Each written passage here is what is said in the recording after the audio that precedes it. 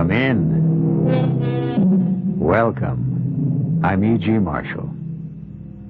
I forget who, but someone once said that fate is like a madman with an axe waiting for us around the next corner.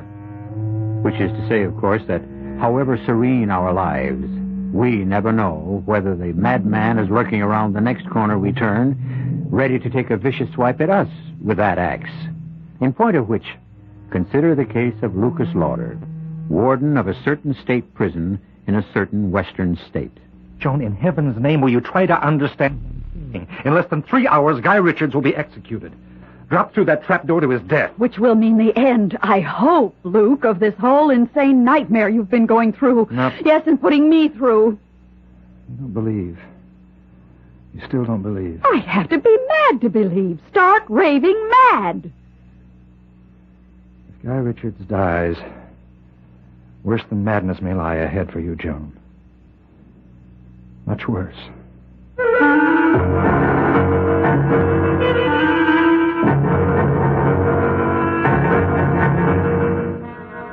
Our mystery drama, The Strange Case of Lucas Lauder, was written especially for the Mystery Theater by George Lothar and stars Robert Lansing.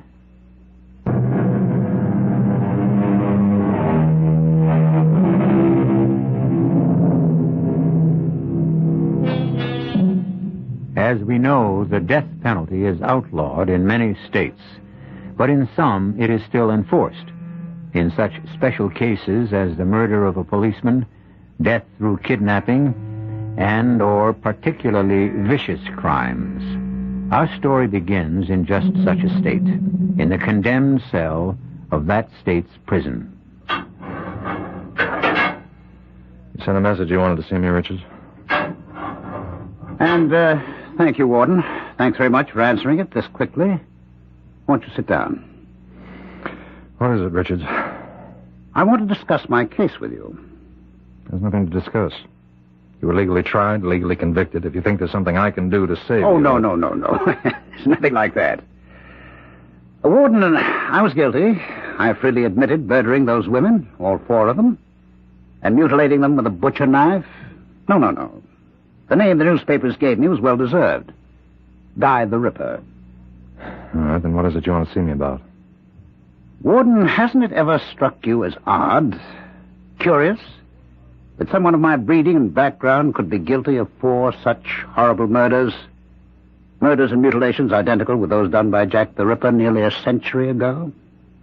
Yeah, as a matter of fact, it has. Me and quite a few others. If you'd been judged insane... But I wasn't so judged. Nor was I insane. No, I am as sane as the next one. For whatever that's worth. Richards, I'm a very busy man. And prefer to spend as little time as possible in the company of anyone as vicious and depraved as Guy Richards. Yes, I know. But that's exactly why I asked you to come and see me. Warden, before very long, you're going to be spending all your time in my company.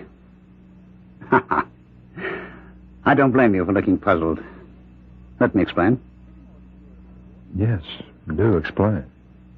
A little more than a year ago, Warden, I was a professor of parapsychology at the university. I was happily married, successful, and deeply involved in my work. And then suddenly, shockingly, for no apparent reason, I became, well, the embodiment, you might say, of a man who has been dead for many, many years. Jack the Ripper. It began, Warden, it all began one morning in my office at State University. Come in. Well, Eric Nordling. It's good to see you. Good to be back, Guy. Good to have you back. I can't tell you how much I've missed you this past month. It's like missing my right arm. Oh, nonsense. I'll be frank with you. When you went into the hospital for those tests a month ago, I didn't expect I'd miss you as much at all. Well, why should you? I'm just an assistant professor. Ah, but what an assistant. You remember when you left, you and the class were analyzing those strange, gruesome murders that had taken place? The 3 women? Remember? I remember. Well, I took over for you, and believe me, the class soon let me know that I just wasn't in it with you. They said no one, not even me, could touch you when it came to explaining the murderer's drives and motivations. In fact, they said you understood and explained them so well, they wouldn't be surprised if you were the murderer. Well, what is it, Eric? Eric? Guy, I am the murderer. Well, I can see you're not joking, Eric. I'm not. I also know that you haven't been well. In fact, I'm very sick. Guy, I'm dying. But none of that changes the simple truth that I murdered those women and mutilated them. Guy, I'm Jack the Ripper. No, I'm not crazy. As a professor of parapsychology, you do believe that people can be possessed by the spirits of the dead? I keep an open mind, or try to. Well, I can tell you that possession is a fact. For some time now, I have been possessed by the spirit of Jack the Ripper. Eric, if I didn't know you better, I'd say that you're really possessed of a dose of LSD. But since I... Guy, believe me. What I'm telling you is the truth. Believe me, because you're about to become Jack the Ripper. Eric, you're ill. I can tell from looking at you. You're seriously I ill. am. I'm dying. I told you that. They've given me less than 2 months to live. Oh, Eric. It's terminal. In less than 2 months, I'll be dead. And the day I die, the instant I die, the Ripper's spirit will leave my body and enter yours. You don't believe me, do you? Of course not. Well, then I'll have to prove it. You've taken your penknife out of your pocket, and you're opening the blade. Well, yes, to clean out my pipe. What's so unusual about that? Does your pipe need cleaning? Well, no, but, You acted on impulse. Sudden, inexplicable desire. Desire to hold a knife in your hand. Oh, now, of all the senseless... It isn't senseless. And if you think so, try to put the knife back in your pocket. Well, go ahead. Close the blade. Put the knife back in your pocket. Well, I haven't done what I intended to do, clean out my pipe. Is that what you intended to do? Oh, in heaven's name, Guy, be honest with yourself, is it? No. Now, what do you intend to do with that knife? What do you want to do with it? I want to kill with it. To strike and slash. What is this? What? It's Jack the Ripper. Using your body. You needed proof, and I just gave it to you. I took possession of you for a few moments. But when Eric Nordling dies, I'll become Guy Richards. Till he dies. And after that... Oh, no, it's madness. You deny you felt an overwhelming urge to strike and slash? No, but there's got to be some explanation. There is. You can pick up your knife and put it away. Or clean your pipe. If you really want to. Well, Warden, those were Eric Nordling's words. Almost his identical words. Just before he told me what I'm about to tell you. Mm-hmm. That I'm about to become Jack the Ripper. The day, the instant, I die. Yes. Is there anything further you want? Now, wait, don't go. Now, look, Richard, your time is short, and Yours is. And I want to do everything I can to make the next few days easy for you. But when it comes to listening to the kind of story you just told me, I haven't the time. You don't believe it either, huh? Even I didn't. With all my knowledge of the occult, the psychic, I couldn't bring myself to believe in anything so impossible. Seemingly impossible. Nutty is the word. You think I've gone a little, what do they call it here, stir-crazy? No, you haven't been in long enough for that. I'm not calling it anything. I'm not thinking anything. Look, you wanted to get something off your chest, you got it off. I'll be going. No, please. Richards, I don't Listen have time. for just 1 minute more. At 6 in the morning, 2 days from now, I'll be hanged for murders every bit as revolting as those of Jack the Ripper.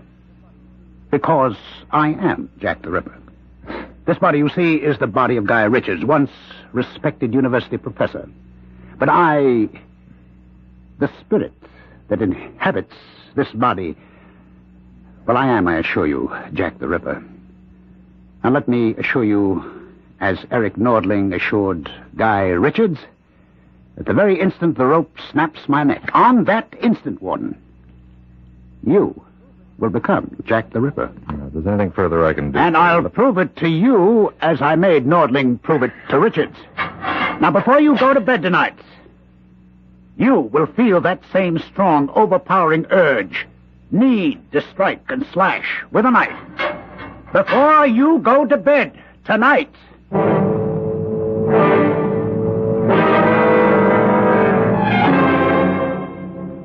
That's really one of the strangest stories you've ever brought home with you.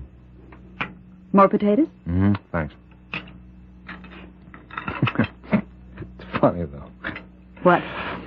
Well, and don't ask me why I did this. I certainly didn't believe a word of Richard's story. Not a word, but I guess curiosity got the better of me. What? Well, I checked at the university. Richards did have an assistant named Eric Nordling, and he did die when Richards said he did. Doesn't mean anything. And still, that part of Richard's story was true. Joni, what do you think? What do I think? Well, you're kind of interested in that stuff, yoga and astrology and the psychic and all Oh, that. not really. Yeah, but you do have an interest. And not a serious interest. Still, what do you think? I think I'd like another piece of roast beef. That's what I think. Okay. I'll try not to be so heavy-handed this time. Oh, you weren't heavy-handed. Just slice it a smidgen thinner, that's all. Just a smidgen. Smidgen it is, and easily done with a knife as razor sharp as this. Won't be done at all if you don't stop staring at that knife and cut me a slice. Luke? What? It's nothing. I was just thinking. Thinking what? The way Richards talked this afternoon, you'd have thought I was going to grab at the first chance I got to carve up some likely female. You, for instance. Don't say things like that, Luke, not even jokingly. I'm sorry. But can you imagine anyone like me, for instance, starting to cut a slice of roast beef and then changing my mind and deciding to carve a few slices out of you? No, I can't, and I'd just as soon not. Up on the table like this, and holding the carving knife in my hand, this razor-sharp carving knife, I'd come around the table toward you. Luke, please. And when I got to you, I'd stand over you. I'd look deep into your eyes, and then raise the knife high over my head and plunge it. Luke! Luke, what's come over you? If this is a joke, it isn't your kind of joke. It was a joke, wasn't it? Wasn't it? Sure. It was a joke. What else?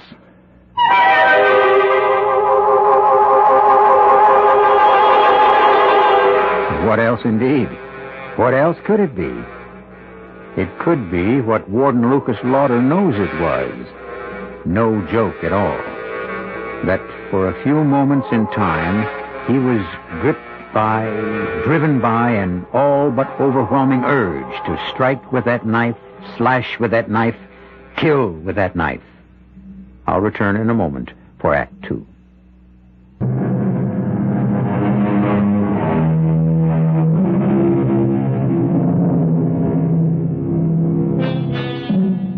As I said earlier, fate is sometimes likened to a madman with an axe.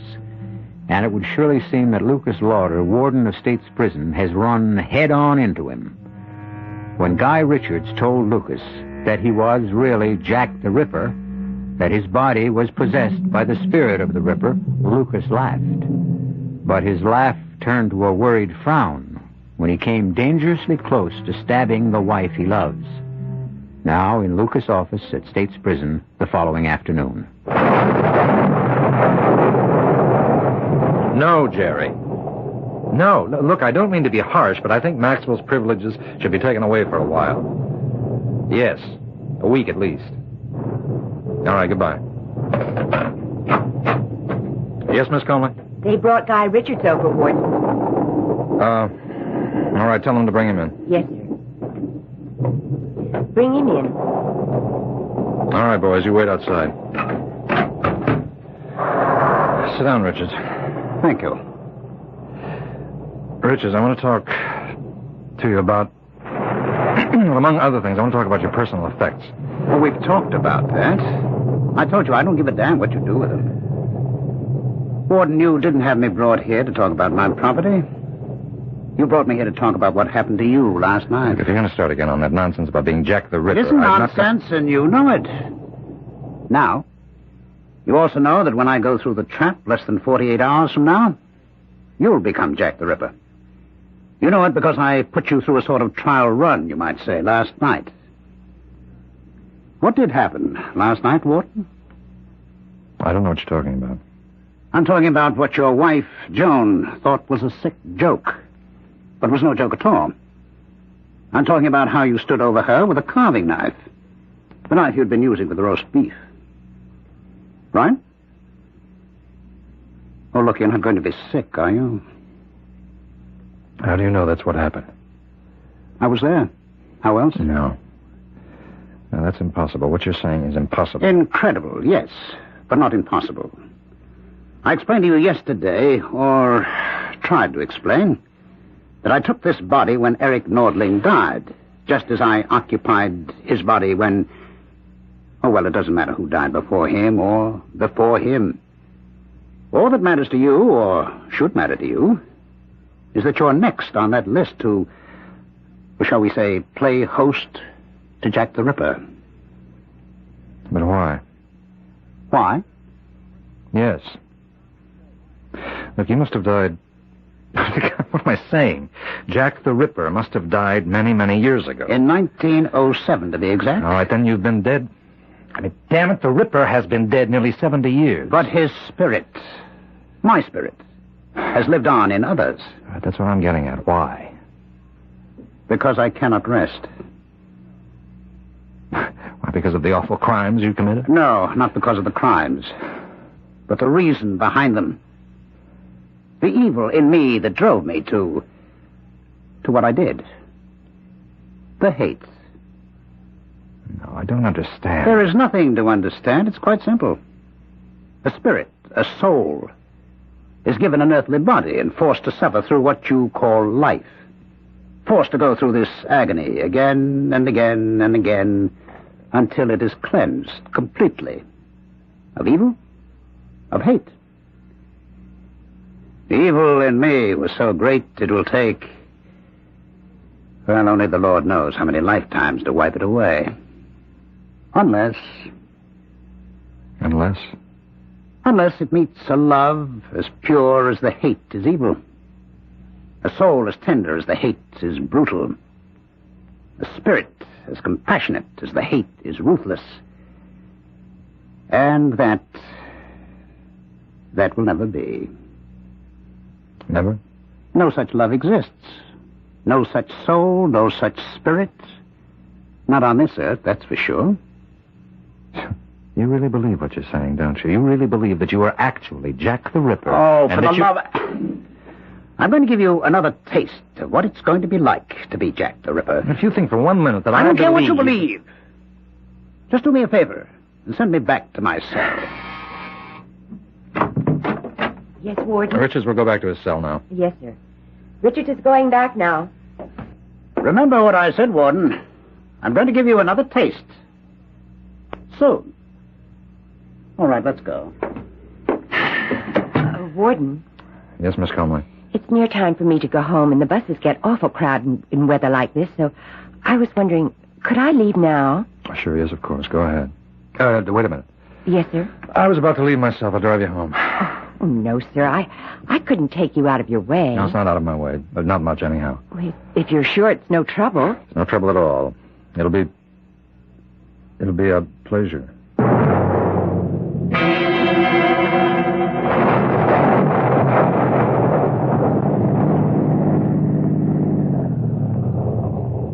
Thanks, Warden. Awfully nice of you. I'll see to your door. Oh, no need for that. No, I insist. There have been a lot of muggings in this neighborhood. Some. So I want to be sure that you get to your apartment safe and sound.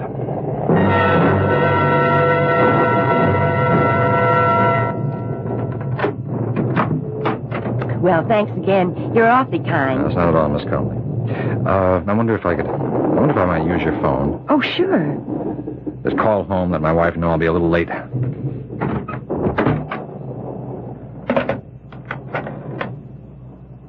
Now, second thought, there's no sense in calling. I won't be that late. Oh, only 5 or 10 minutes. Boy, look at the rain and the wind against the window. Chills me to the bone just looking at it. Why, I couldn't give you a drink, could I, sir? Oh, Miss Conley, I wasn't hinting, you know. Oh, I didn't think you were, but, well, if you would like a drink. Why not? I'd love one. I keep the liquor in the kitchen. It's scotch, isn't it? Just a short one. I won't be a minute. I'll come with you, if you don't mind. Oh, of course not. Never been in your apartment before. I'd like to see how my secretary lives. Oh, not very fancy, I'm afraid. It looks nice. It's comfortable. You live alone? Yes, I tried living with someone else, but it just didn't work out. Here you are. Yeah, thanks. That's good scotch. Glad you like it. Where'd you get those knives? Knives? Yeah, the knife set on the wall. Oh, those are... I don't know. I've had them so long. Why? Oh, I like knives. Good ones, that is. Those look good. Do you mind if I... No. Be my guest. It's beautiful. Beautiful. Feel that edge. You don't often see knives kept in this good condition. This sharp. It's no thanks to me. I just use them, never sharpen them. Razor. Sharp. Fit in the hand perfectly. Those are the most beautiful knives I've seen in over 70 years. Jane.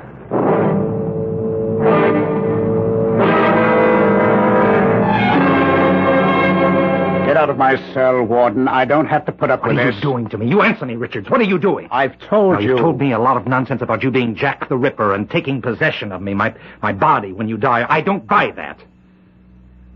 But you're up to something. You've done something to me. And I'm not leaving this cell till you tell me what it is. You're scared, Warden? Of what you came dangerously close to doing to your secretary yesterday?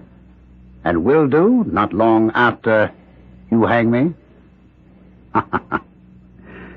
The urge, the nearly overpowering urge. I stayed your head, not you. To plunge the knife into her? To slash... Stop it. See, Stop it! All right, now you listen to me. I'm no fool. Yesterday I nearly murdered that girl. And somehow you know all about it. But I stayed my hand, not you, because I'm not a killer. Then how do I know what went on in that kitchen? I don't know how you've devoted your life to parapsychology, and you know all there is to know about things like ESP, thought transference, hypnotism. That's it. Hypnotism. Like Nordling, you're a hypnotist. Somehow or other, I don't know how, you managed to hypnotize me when I was talking to you. You put ideas in my head. Post-hypnotic suggestion, I think it's called. You cannot give a post-hypnotic command that's contrary to the subject's normal fiber. Warden, it would be impossible for me or anyone to command you to kill. It isn't in you to kill. But that will all change when I am in you. At approximately a second or two after 6 o'clock tomorrow morning. Oh, which reminds me, I have a gift for you. Here. A knife? A knife. Where did you get this? It was made for me in the prison machine shop from a soup ladle. A soup ladle carefully ground down at the edges, skillfully shaped into a knife. expertly sharpened. How did you manage to have this made? How did you manage to have this made? Calm, Warden. You know your prison as well as I, or you should, and obviously don't. Anything can be done in a prison if you know the ropes. Here, the knife. Take it. Ed. Ed? You take that knife from Richards and get rid of it. See me in my office later and you explain how he got it. Oh, now, wait a minute. Here, give it to me. I'll get rid of it. Not until you've used it. Not till I, the Ripper, have used it. Again. And again, and again. Ed, I don't want to see this man again until his execution tomorrow morning at 6. If he has any last-minute requests, you handle them. If he has any questions, you answer them. If he wants to see me for any reasons, no. Tomorrow morning, Richards, I'll see you then, and not until then. 6 o'clock. On the scaffold, Richards.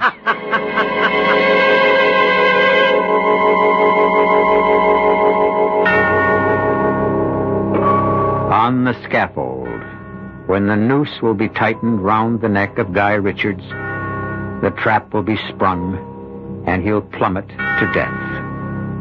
Or will it be life? Another life to be lived out in the body of Warden Lucas Lauder.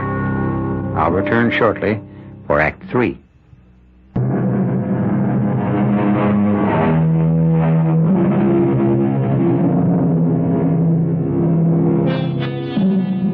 There's much talk these days about possession, the control of a human being by an evil spirit. Probably such talk has gone on since man can remember.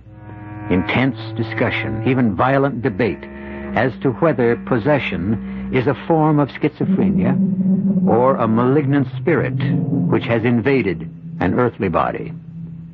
For Lucas Lauder, warden of State's Prison, it isn't a subject for idle debate, but a frightening reality. In the bedroom of his home, a short distance from the prison itself.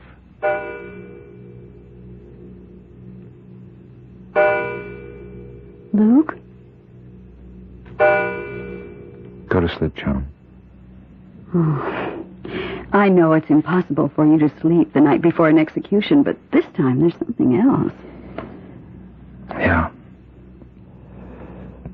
Joan, I'm scared. Of what, dear? I haven't just been sitting here in this chair watching you while you slept. Yes? I've been fighting an urge. A powerful urge to kill you. Kill me? Yeah, with this. Where did you get that? Richards gave it to me. Ugly-looking knife, isn't it? Somehow he managed to get it made in the machine shop and have it smuggled to him. He gave it to me as a present. It's a strange kind of present. No, it's not a present to me, Joan. It's to himself. Oh, that nonsense. Nonsense? About him being the reincarnation of Jack the Ripper. Oh, he is. He is. I laughed, too, at first, but he is the Ripper. In possession of Guy Richards' body. And at 6 this morning, less than 3 hours from now, he'll be in possession of mine. Luke, darling, you can't be serious. You don't really believe that. After what's happened, I'd be a fool if I didn't. What has happened? I had to bring myself to talk about it. He told me he was going to take possession of me temporarily for a short time to prepare me for what's to come after he hangs. Well, you didn't take that seriously. No, not then, but within an hour, I nearly stabbed Miss Conley to death. Your secretary? I drove her home on that storm day before yesterday. I invited myself in. Mm-hmm. Pretended I wanted to use the phone to call you, but I had no intention of using that phone. I just wanted to get into her apartment to... To kill her? I didn't know it then. I didn't know why I tricked my way in, but... Well, then I sort of led her into offering me a drink, and I went with her into the kitchen where she keeps the liquor. While she was making the drink, I noticed a set of knives, kitchen knives, on the wall. I pretended to admire them, and I took one to examine it only. Only I wasn't examining it. I was thinking... Luke, my darling. Now, don't touch me. Don't touch me. Don't even come near me. It's dangerous. Dangerous?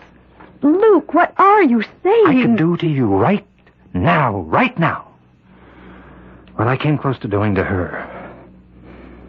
The urge was powerful then, but it's even more powerful now. It's almost as if the closer I get to Richard's hanging, the more the urge grows inside me. Luke. I don't have any control. Joan, no control anymore. This knife, I gave it to the guard to get rid of. No, I started to give it to him, and then I changed my mind. I mean, I was forced to change it by a power stronger than me, and so I kept it and brought it home. I've been sitting here for hours holding it in my hand, fighting off a terrible obsession to kill you with it. Oh, my poor darling, to think what you've been going through, and I never knew. How can you think of me when you're the one who's in danger? Well, because I don't believe I am in danger, not from you. John, I just told you. I don't care what you told me. I care about what I know, and I know you love me. Oh, yes, I love you, but He'll be dead in a few hours. Dead!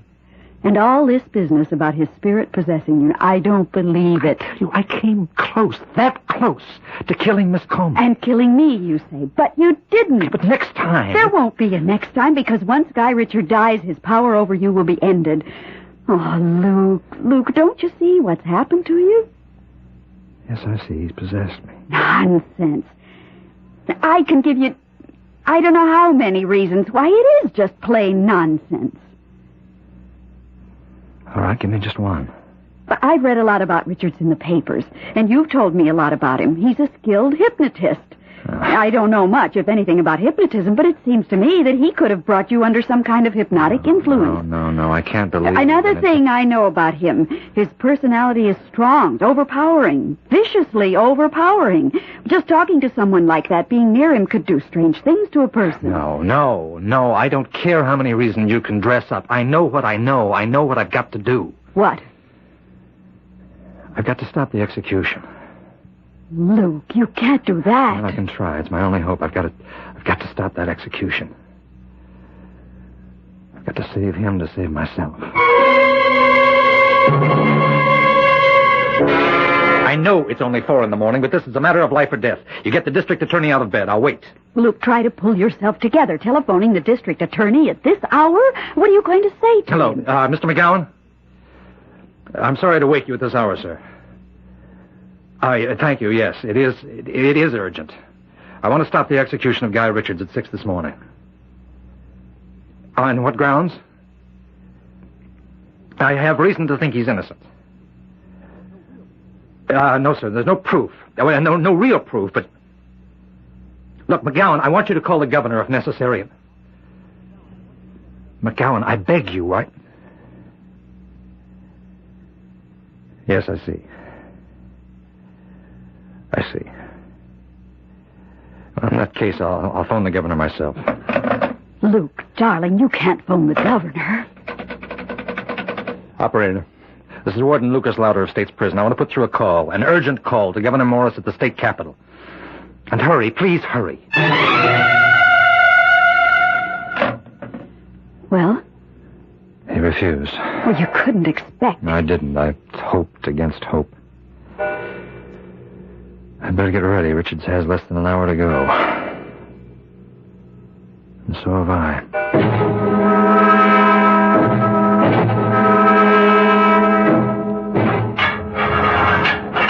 It's time, Richards. Huh. You're telling me. If you're ready. Question is, are you? Come on, let's go. You look tired, Warden. No sleep, eh? Well, don't worry about it. You'll sleep just fine tonight. The Ripper always sleeps well. Afterward. After what? Having killed. Well, I didn't know there'd be an audience to see the end of Guy Richards. The press. Straight ahead to the scaffold, Richards. You're sweating, Warden. Calm down. Make you feel any better, there's no pain to this. Over in an instant, you know. I've been through it once before. The man whose body I took before Eric Nortling's. Well, here we are. A moment in destiny. For us both. All right, Ed. Oh, do we really need the hood? Well, yes, I guess we do. Spare the feelings of our audience. Go ahead. Just, one thing to say, Warden, before you pull the trap. Yes? This isn't goodbye. I'll be with you again. Soon.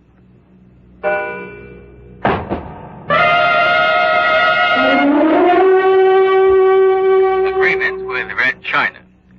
That's the latest news from the nation's capital. Guy Richards, the notorious Guy the Ripper, was executed this morning at State's Prison. That's enough news for one day. I'm for bed. You, Luke? Luke? What? It's after 11. Time for bed. Oh. Yeah, Joan, Yes, dear? where did you put it? Put what? The knife. Come on, don't look at me as though you didn't know what I was talking about. The knife Richards gave me. I know what knife you're talking about, but I don't know why you're asking me where I put it. You didn't take it? I put it in the top drawer of this table. You saw me put it there. I put it there so you could get rid of it. You didn't? No. I can't believe you'd take the chance to... You didn't. The knife is here. Yes, it is. Look, I gave you a chance to get rid of it. Why didn't you? Why didn't you? If you wanted to be rid of it, why didn't you simply throw it away? I don't know. I think I do. You were testing me, testing my love for you. Testing your love? If I had done what you thought I'd do, it would have shown that my love for you isn't as strong as I said it was. And it's quite possible you really might have tried to kill me. You could always get another knife. Yeah, but thanks to you, I have this one. Then use it, if you can. What? Luke, we're going to come to this sooner or later. I don't know how Guy Richards persuaded you he was Jack the Ripper, and that he would possess you once he died, but he did. You said last night that the urge to kill was growing stronger in you, and you were convinced once Richard was hanged, it would become so strong you'd never be able to control it. It's been doing that all day. It's growing in me. Filling me with a need, a lust to take this knife. I know. And unless this obsession of yours is smashed now, right now, you'll kill. Sooner or later, you will kill. Well, if you're going to do it, do it. Do it. And get it over with. You're taunting me. You're taunting me because, like all women, you have contempt for me. I love you. Oh, you're lying. You don't love. You don't know the meaning of love. Hate? Oh, that's something else again. That's something you know all about. You think I'm not on to you, all of you? Well, let me tell you something. I've spent months, years watching you and the likes of you. Luke, boy. Playing your little tricks, luring men, and... Oh, don't think I didn't see you today, this very day in Leicester Square, flaunting your charms. Leicester Square? Leicester Square, Piccadilly, Fleet Street, wherever you could sell yourself. Luke, now snap out of it. Pull yourself together. Look about you. Take your last long look before you die. You see that gas light at the end of the alley? Well, you see it for the last time. Gas light? Listen. You hear the carriages and the coaches, the horses, for the last time. And then you feel the point of this knife against your throat. Feel the cold steel against your skin before the Ripper plunges it deep into your dirty little neck. Plunges it now! I can't. I want to. I can't.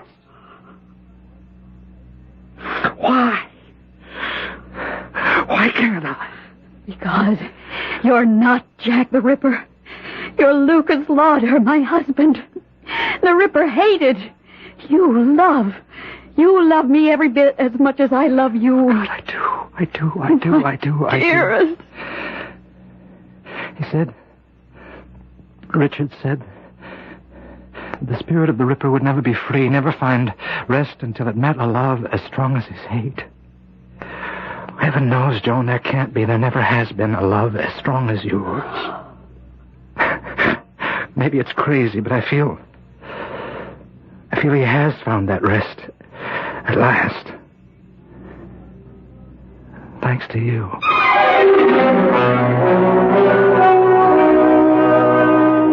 Well, if you're puzzled by this strange happening to Lucas Lauder, you've got nothing on me. Did Guy Richards in some way place Warden Lauder under an hypnotic influence? Did Richards believe he was truly Jack the Ripper? Was he? What do you think? I'll be back shortly.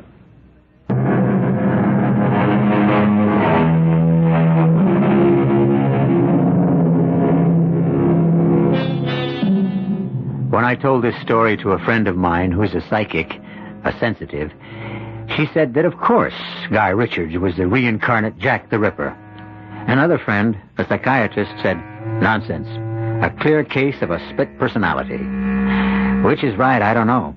Maybe the truth lies somewhere in between. Wherever it lies, it makes a good story. I hope you enjoyed it. Our cast included Robert Lansing, Linka Peterson, Ralph Bell, Ira Lewis, and Patricia Pearden. The entire production was under the direction of Hyman Brown. This is E.G. Marshall inviting you to return to our Mystery Theater for another adventure in the macabre.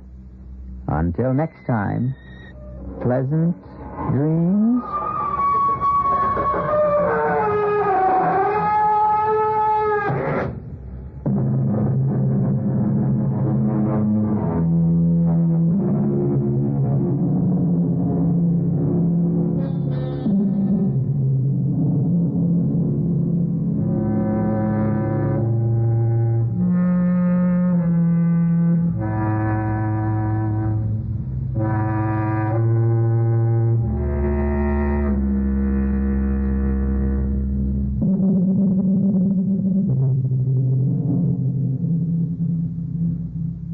The CBS Radio Mystery Theater presents...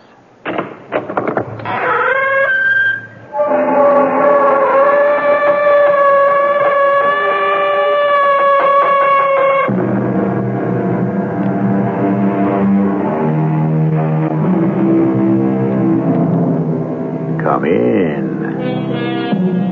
Welcome. I'm E.G. Marshall. The greatest discoveries are not of the new, but of the old. When the 15th and 16th century navigators discovered that the Earth was round, it wasn't because the Earth had suddenly decided to turn itself into the shape of a ball. The Earth has always been round. We talk about discovering the secrets of the atom, but all the forces that make up the atom have always been there. Therefore, what we call discovery is usually a matter of looking more closely and seeing more clearly. After all, the Bible tells us there's nothing new under the sun. No new birds, just new feathers. But $25,000 is all I have in the world. Let me invest it for you. It is my life's savings. I'll make it grow. But I hardly know you. Let me have the money, madam. Oh, don't look at me like that. Just trust me. Please, when you look at me like that... Believe me. I am helpless. This is for your own good. Oh, you can do with me whatever you want. You'll never be sorry. Oh, take from me whatever you want.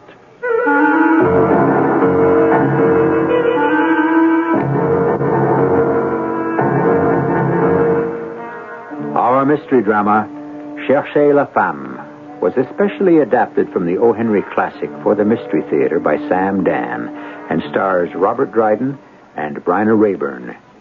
It is sponsored in part by Buick Motor Division. I'll be back shortly with Act One.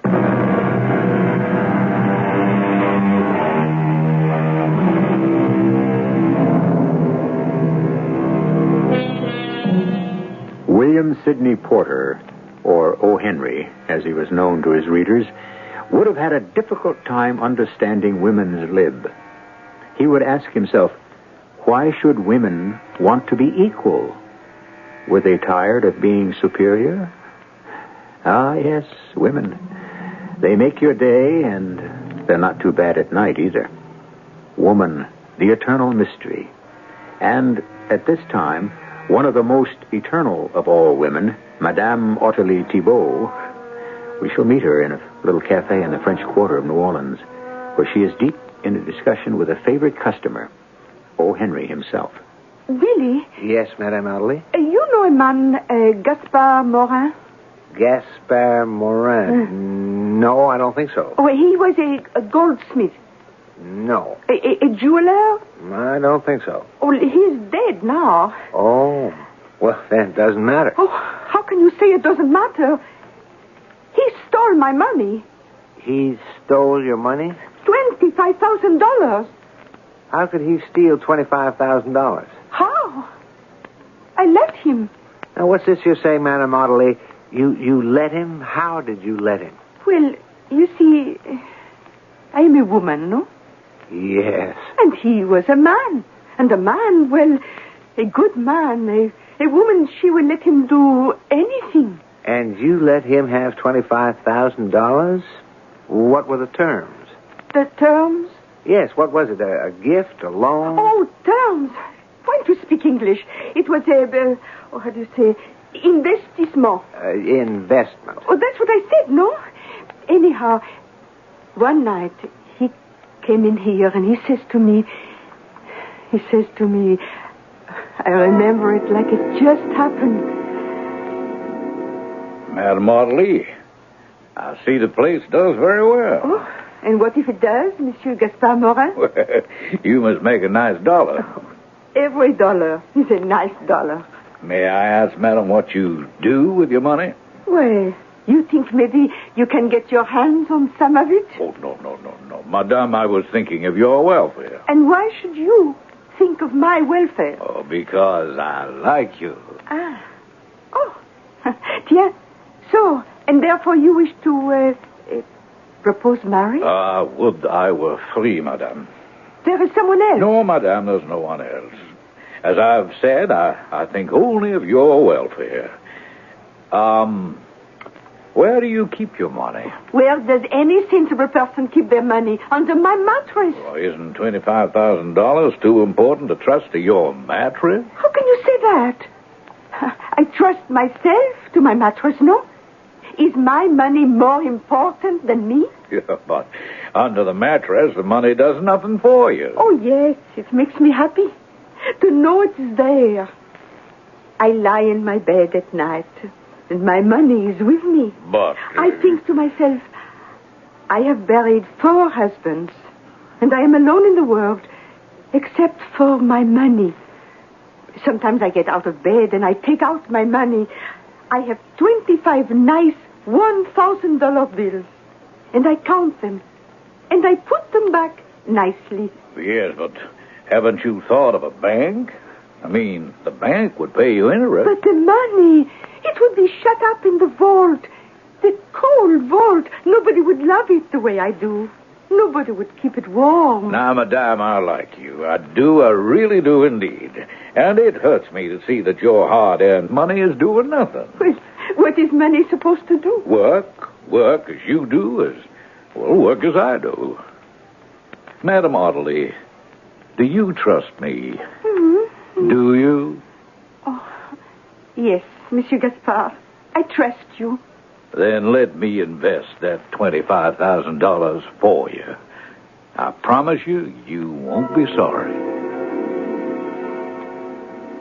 And do you mean to tell me, Madame Ottilie, that you gave him the money? Of course I gave him the money. Yeah, but why? Why?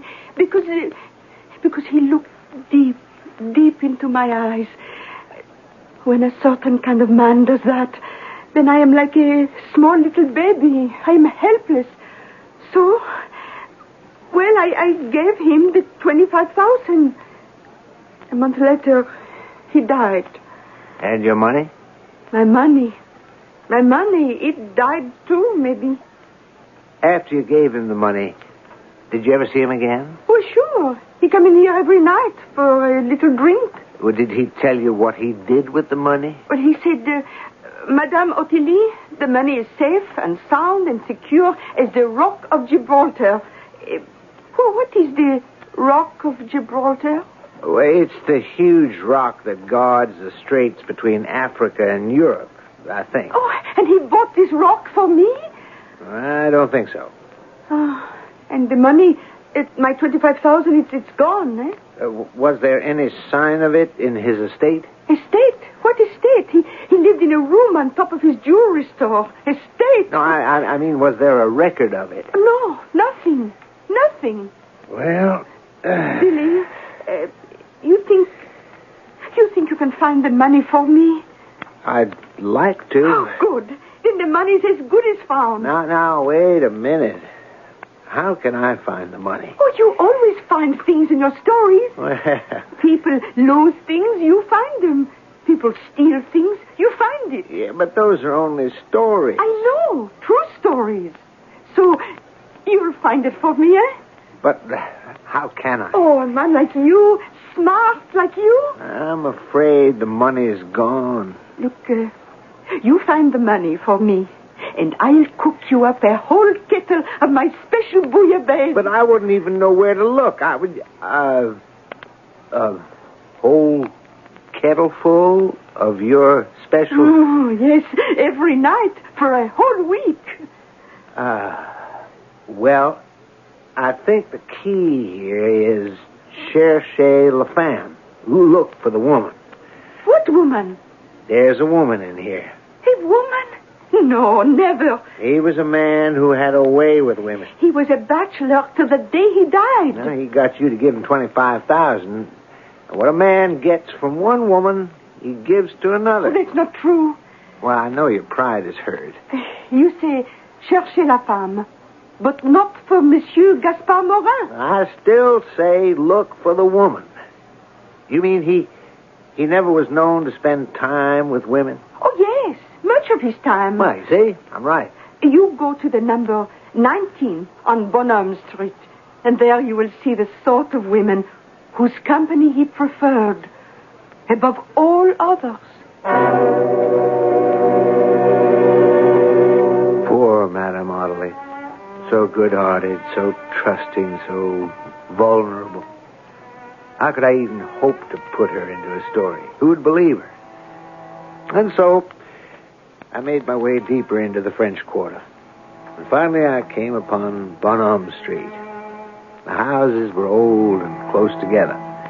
And here was 15 and 17 and 19. I pulled at the old-fashioned bell. After a wait, the door was opened by a woman. A tall, tragic-looking woman. But she wore the severe black gown and the stark white bonnet of a nun. Then I saw in a flash the crucifix on the wall and the faded letters, the Little Sisters of Samaria. Yes. Oh, excuse me, sister. I must have come to the wrong place. Are you sure this is the wrong place? Well, you see, I was looking for number 19. This is number 19. Well, then my directions were wrong. Why do you say that?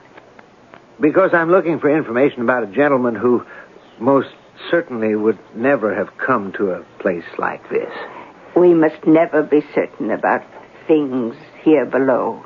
I agree, sister, in principle. But I think we may both be certain that a gentleman named Gaspard Morin would never come here. Gaspard Morin.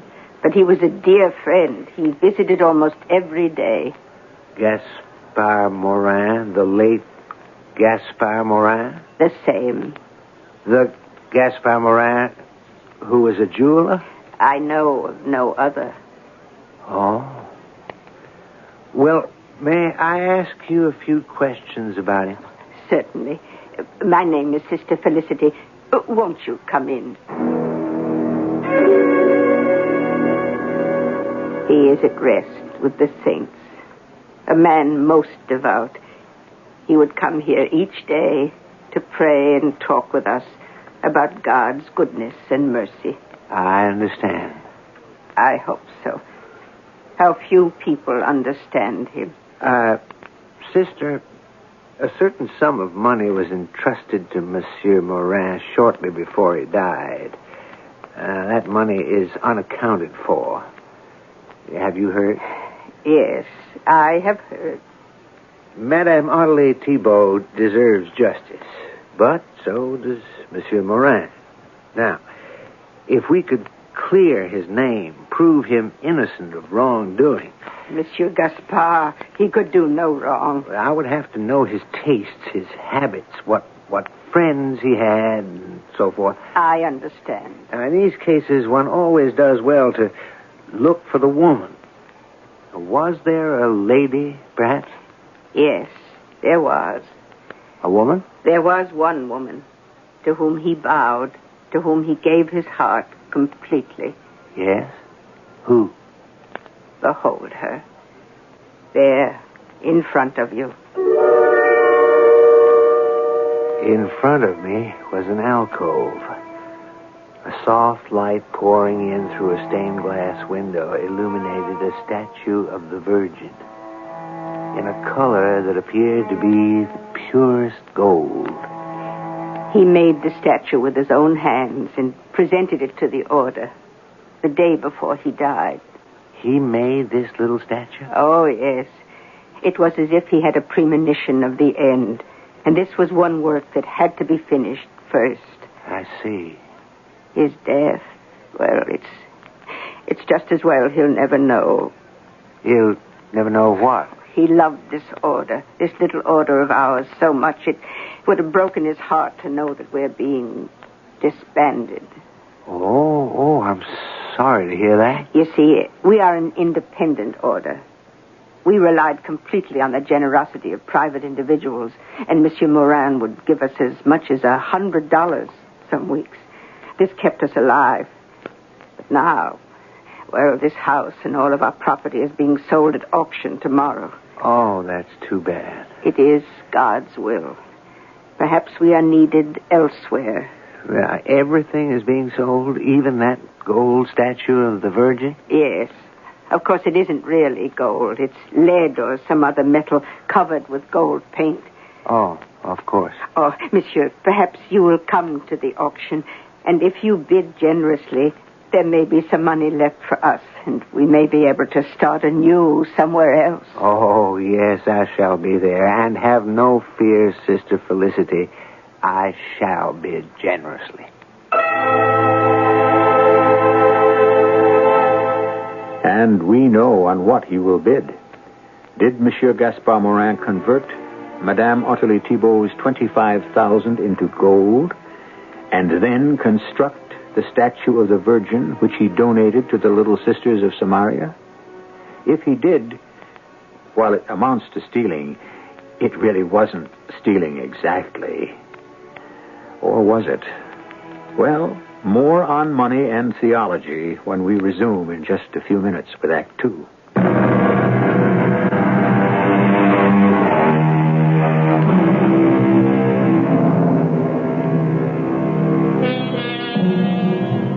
While all that glitters may not be gold, there are times when gold itself doesn't glitter either.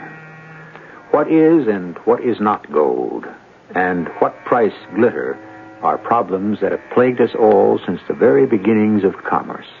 And it's a problem we face as our second act begins. What do you mean, this statue? Well, don't you see what he did? He bought $25,000 worth of gold with your money and made a statue of the Virgin. Oh. Now, the question is, what do you want to do about it? Do? You can let matters stay as they are, or you can decide you want your money back. So, Monsieur Gaspard, he made a gold statue of the Virgin. I told you he was a man with great holiness. Well, yes. So it was not for selfish things, not for women or for drink or the gambling. No, it was for the saints, for devotion. It was the gift of a heart that was pure. You could look at it that way. I will have my money back. Let him buy his forgiveness. Let him buy his glory with his own money. Come, we will get the statue. Yeah, but we can't prove it's yours. Everyone knows I gave him 25,000. But we cannot prove that this was how he used it. Then how can we prove? We can't. But we don't have to. We don't have to? They'll give us the statue? No, they'll sell us the statue.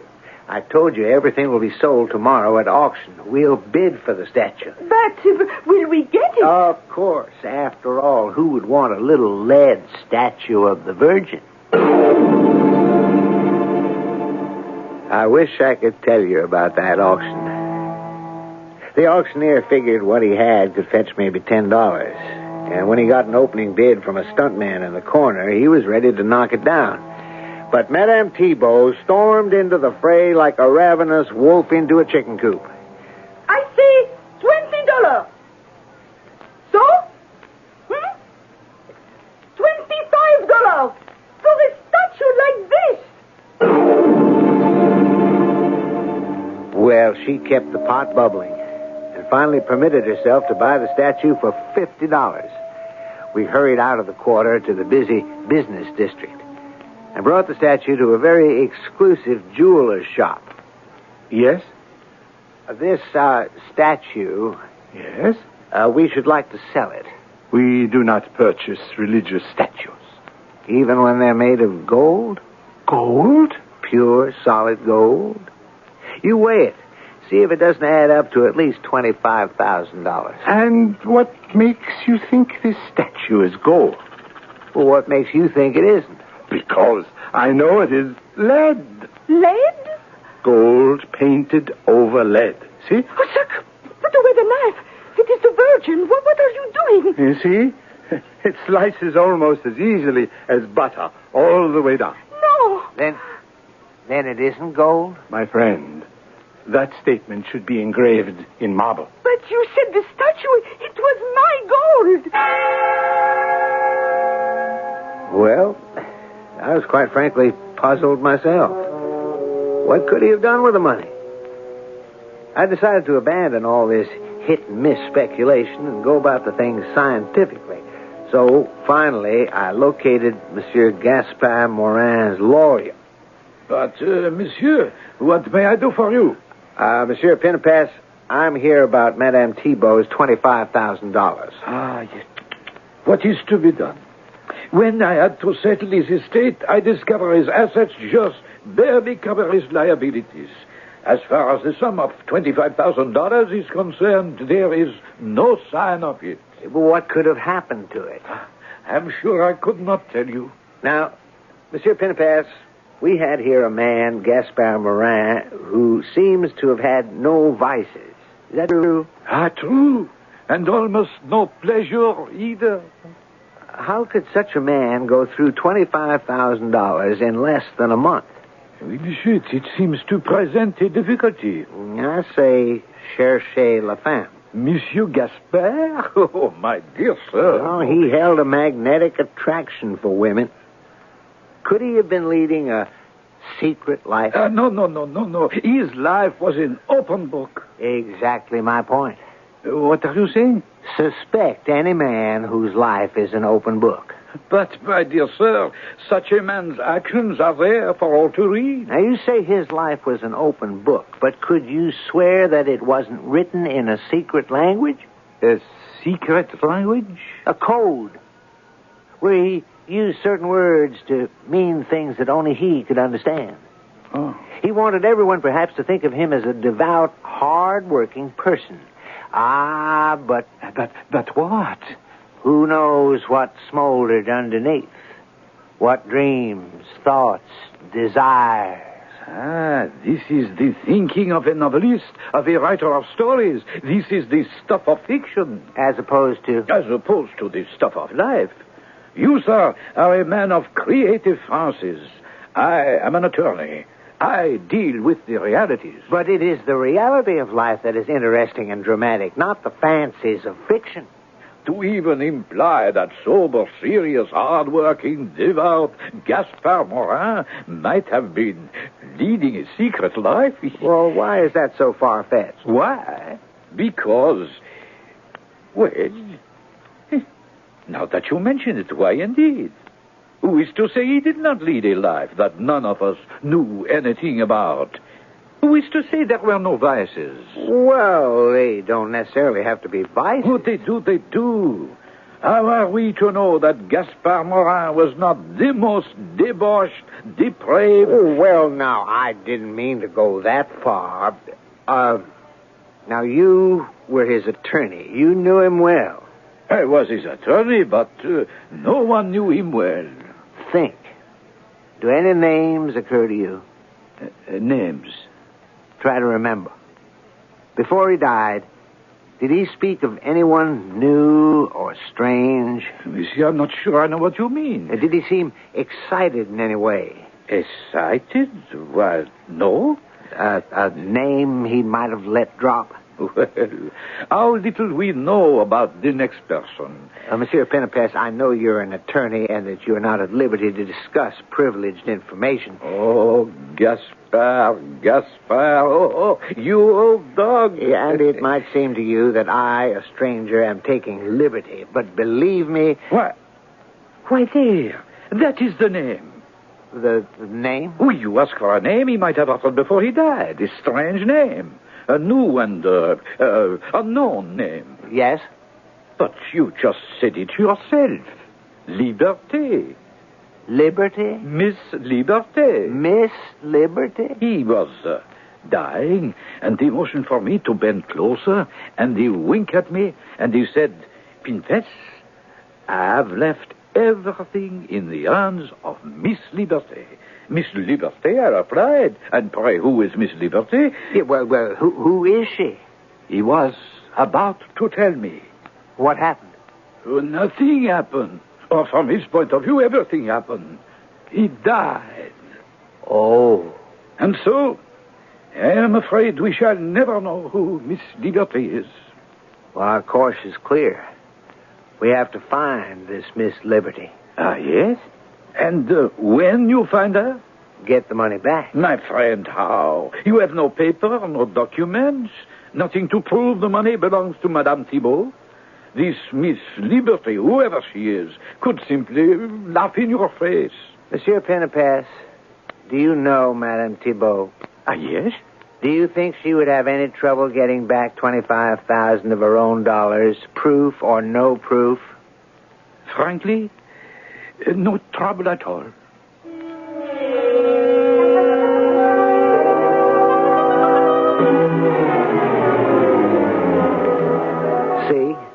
See, I told you to look for the woman. Miss Liberty, but who is Miss Liberty? Well, first we have to find her. I don't know anyone named Liberty. Miss, Mrs., or Mr. even. That's the name Mr. Penepes mentioned. Mr. Penepes.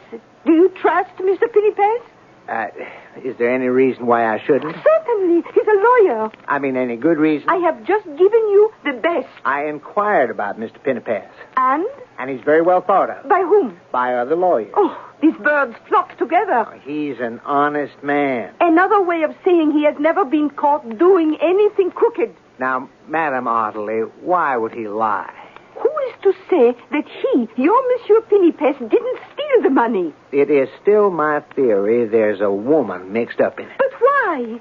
Well, because it's a rule. Huh? What kind of rule?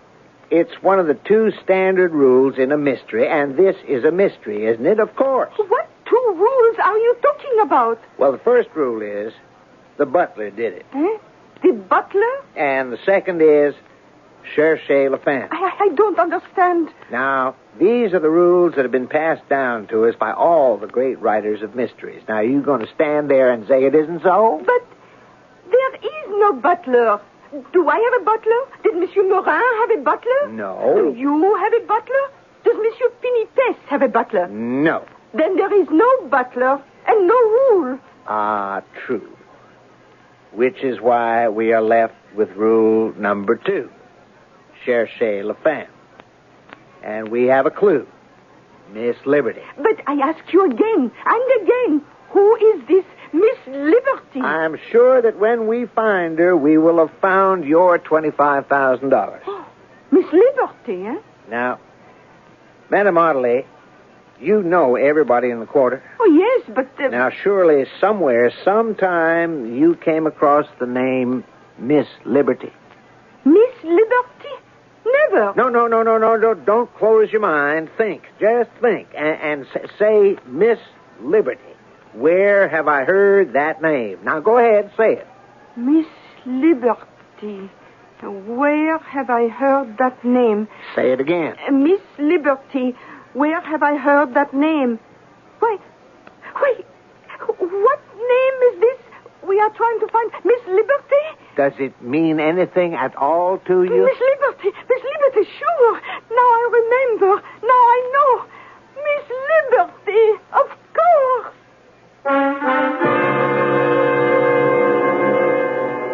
Maybe this isn't the time you would pick to lower the curtain on the ending of an act, but we, on the other hand, want to make sure that you stay fresh and keyed up for our messages. So, Act 3 in just a few minutes.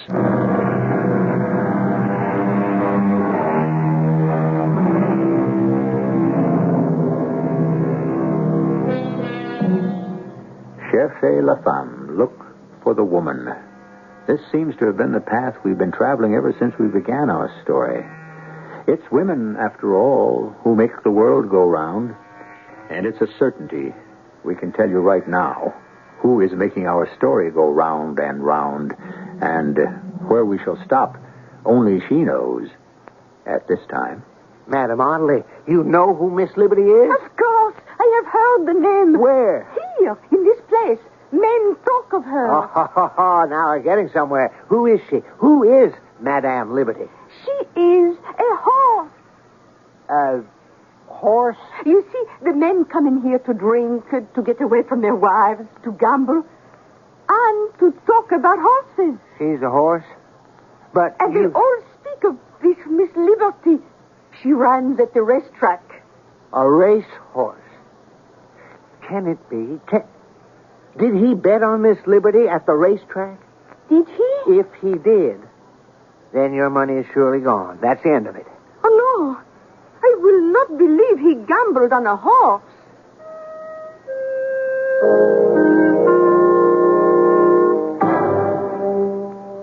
It was now a time of delicate negotiations.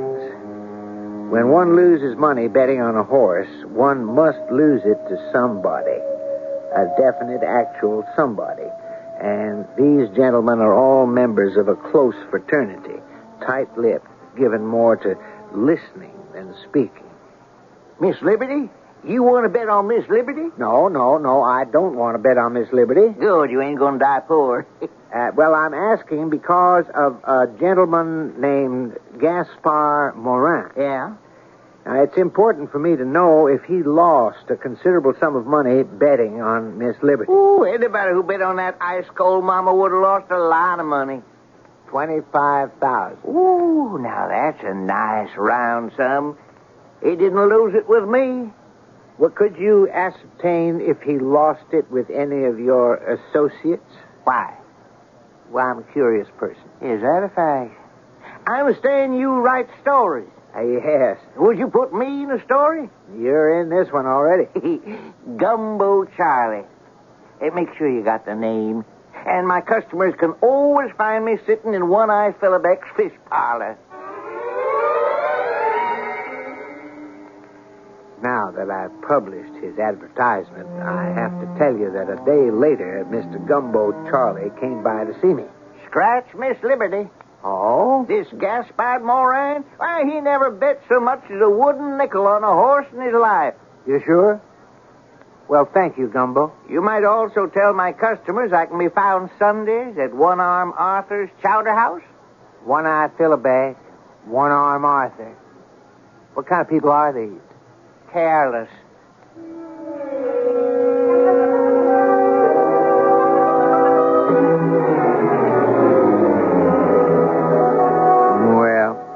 That idea fizzled out, too. But I kept remembering Monsieur Pinnipes's statement. Monsieur Morin said to me, I left everything in the hands of Miss Liberty. Those were his exact words? Ah, but yes, I am a lawyer. The exact words are of crucial importance. So it couldn't have been a racehorse. A racehorse named Miss Liberty, because a horse has no hand. That is correct. And he winked, you said? Oh, yes. Which meant he must have been happy. As happy as a man can be on his deathbed. So he thought he had found an ideal solution, Miss Liberty. Who could Miss Liberty be? That was the first time you ever heard him mention that name? It's the very first. Miss Liberty. The aunt of Miss Liberty. Is it possible? Can it be possible? Can what be possible? No. It's too... It's beyond the realm of... Of what? Who is Miss Liberty? Well, we have already established she is a racehorse. Miss Liberty. Now, please, Monsieur Pennepass, think. Of what? Think of New York. Why should I think of New York? Of New York Harbor. Miss Liberty. The great statue. A statue? The Statue of Liberty. It is called Miss Liberty. Oh, is that a fact? It's been standing there since 1886. And why was I not informed? And it was presented to the people of America by the people of France. For what reason? Frenchmen do not normally give things away. As a gesture of friendship. To commemorate the 100th anniversary of our independence in 1876. And it took 10 years before it could. 10 years, huh? Well, it's a large statue, the largest in the world. It's 151 feet high. It weighs 225 tons. The entire affair sounds somewhat suspicious to me. But, Monsieur Pennepass, you yourself said Morin told you he had left everything in the hands of Miss Liberty. Now, that's true, isn't it? Yes. Well, Miss Liberty stands high above New York Harbor, and I suppose we shall just have to look at her hands. What can I do? I'm the prisoner of a logical mind. A man is entrusted with a sum of money. On his deathbed, he says he left it in the hands of Miss Liberty. Miss Liberty is the famous statue in the harbor of New York. Well, like it or not, reasonable or not, the clue had to be followed to its logical or illogical conclusion. I boarded a train to New York City. I discovered that the statue was in the custody of the War Department. Through a friend of a friend who had a friend, I was introduced to Colonel Ramrod. Look at the statue's hands. Well, sir, You realize that her hands are some 300 feet above the water. Yes, sir, Is it necessary that you look at her hands? Absolutely necessary, sir. May I ask if there's a reason? Well, I'm trying to recover Madame Thibault's $25,000. Oh, you've mentioned two good reasons. A woman and money. On his deathbed, he said he had left everything in the hands of Miss Liberty. Well, how do you get up there to do it? I wouldn't be able to answer that, Colonel. You look a bit old to climb up and out onto her hands. Well, I'm not quite as old as I look. Yes, I'm allowing for that. And you appear somewhat portly. I have to follow this clue to its logical conclusion. The Army likes to cooperate with the citizenry. We can have you swung up and out there with block and tackle.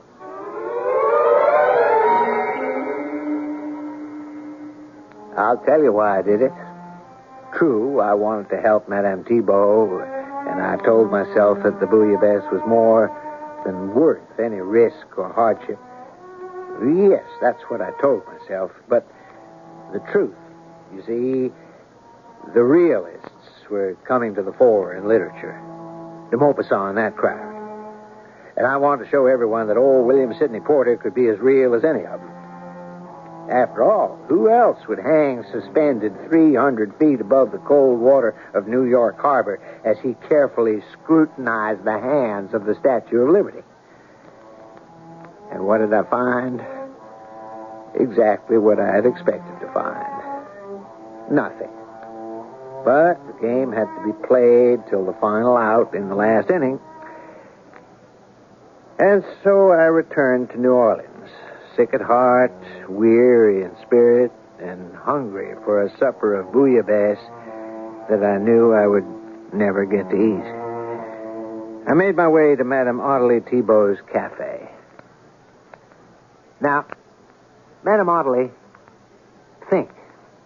We try to think, did Monsieur Morin ever say anything at all about what he would do with the money? Oh, he said this and he said that, and I couldn't understand one word. Well, there's a woman in this thing somewhere, but I can't find her. Oh, you mustn't bother your head anymore. The money, it comes and goes.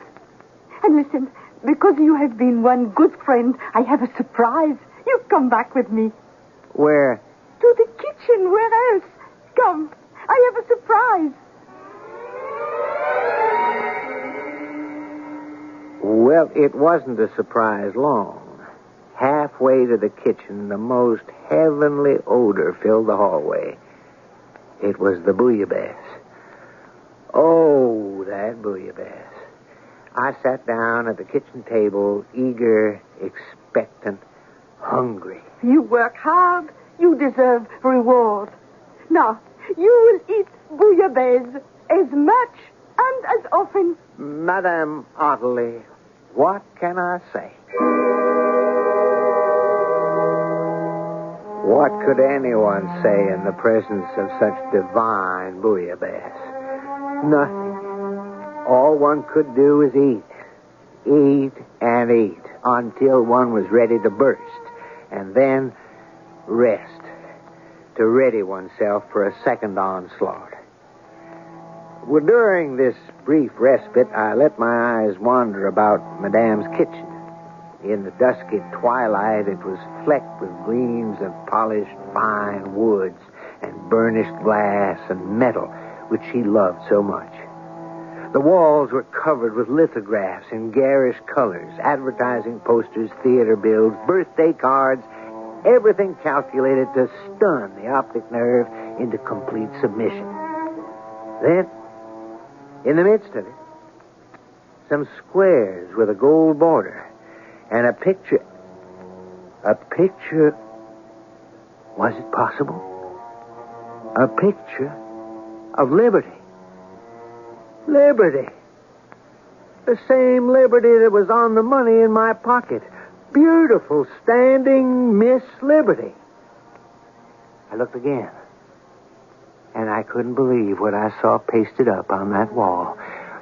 Madame, since when are you in the habit of papering your walls with $5,000 United States bonds? Bonds? Look on the wall. $5,000 bonds with coupons attached. Well, here's your money. Oh, but that is not money. Those are just pretty pieces of paper. Madame. Monsieur Morin, he gave me these pretty pieces of paper after he said he would invest the money I gave him. Well, didn't he explain what these were? All I know is I gave him money, and he gave me these little pieces of paper with that woman's picture in it. Yeah, but this is also money. Well, how could it be money? Money has a man's picture on it, not a woman's. Madam, now listen to me. Do you know a good paper hanger? Of course. Well, get him to peel these off very carefully. Oh, but they hide a hole in the wall. With these bonds, you can buy a new wall, a new house. With these pieces of paper? With the woman's picture in it? That's what he meant when he said it was in the hands of Miss Liberty. Oh. Madame, when in doubt, Cherchez la Femme.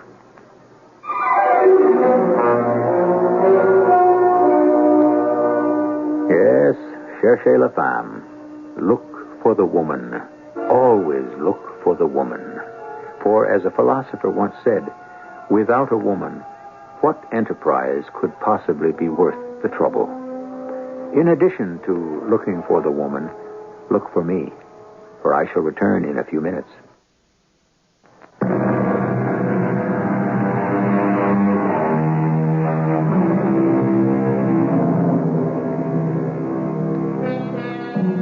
Madame Ottilie Thibault used the $25,000 in U.S. bonds to cover a bad spot on her walls.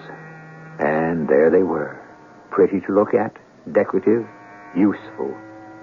You may say that's rather expensive for a wall covering, but can you think of many people who spent $25,000 on projects that brought them far less satisfaction, pleasure, and use? Our cast included Robert Dryden, Bryna Rayburn, Ian Martin, and Bill Griffiths. The entire production was under the direction of Hyman Brown. And now, a preview of our next tale. Well, you see, there's such a thing as overprotection. Yes, I'm sure there is. Is there a time lock? Yes. A time lock? Well, like I say, I don't really know much about it, but I've heard of bank vaults that had time locks. Oh, that's window dressing. Doesn't mean a thing. Oh, yes, I'm sure you're right, sir. Of course I'm right. And I bet my life on this vault. Did you ever hear of a fella called Jimmy Valentine? Jimmy Valentine? No, I don't believe I ever did. You never heard of Jimmy Valentine? No, who's he supposed to be? He's only supposed to be the most famous safecracker in these United States of America. Oh. I'm willing to wager that even the great Jimmy Valentine himself would find it impossible to break into this here vault. This is E.G. Marshall inviting you to return to our Mystery Theater for another adventure in the macabre. Until next time, pleasant dreams.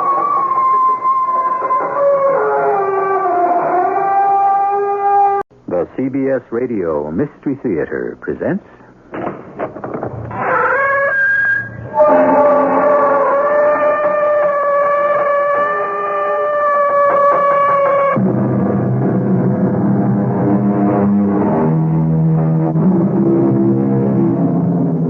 Come in. Welcome. I'm E.G. Marshall. The mandrake is a plant with a darkly colorful history. In ancient times, it was used as a narcotic for healing bones and as an anesthetic. It was also considered to form the basis for an excellent love potion. But there was just one problem. When torn from the ground, so folklore has it, it would emit such a piercing scream that any living mortal hearing it went mad or died. What was that? Inspector, we must go to the manor at once. I'm afraid we may be too late. You think someone else has been lured to his death? Yes. That's just an old wives' tale, Inspector. I say those people are being murdered.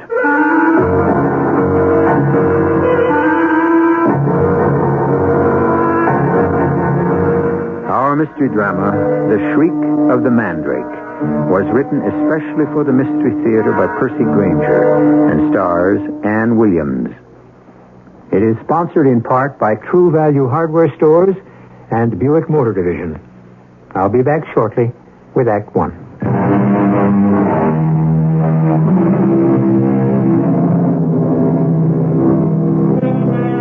There is no remedy for love but to love more, said Thoreau. It's a pretty sentiment, but hardly helpful to the person who finds himself or herself ensnared in a destructive affair in which the only possible happiness can be escape. But how does one escape from the headstrong and irrational demands of the heart? New relationships? Travel? Work? Our story is about a prominent young woman who would seem to have all these distractions going for her. Good evening. I'm Virginia Stewart. Yes, I recognize you from your films. Come right in. Oh, thank you. You must be Mr. Coombs. Oh, what a lovely, quaint little inn this is. You know, this is my first trip to England. Your room is upstairs. That's all the baggage you have? Yes. Well, I never thought a film star would travel so light. All right, follow me. I suppose the rest of the cast and crew has already arrived. They've gone to dinner in the village, all except that William Boyer all the women drool over. He ain't arrived yet. Well, we drove up together from London. Oh. So where is he then? He's gone to have a look at the old manor where we'll be making the film. By himself? Yes. Oh. If he knows what's good for him, he won't stay there long. Why? Here's your room. The bath's at the end of the hall, and sorry for the inconvenience. Oh, you're not happy we're here, are you? No, I'm not.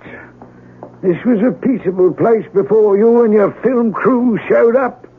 Now we'll be overrun by all manner of curiosity seekers. Well, it should be good for business, at least. Well, there's more to life than business. Hello. May I come in? Oh. I'm sorry, I didn't mean to startle you. I'm Denton Norris.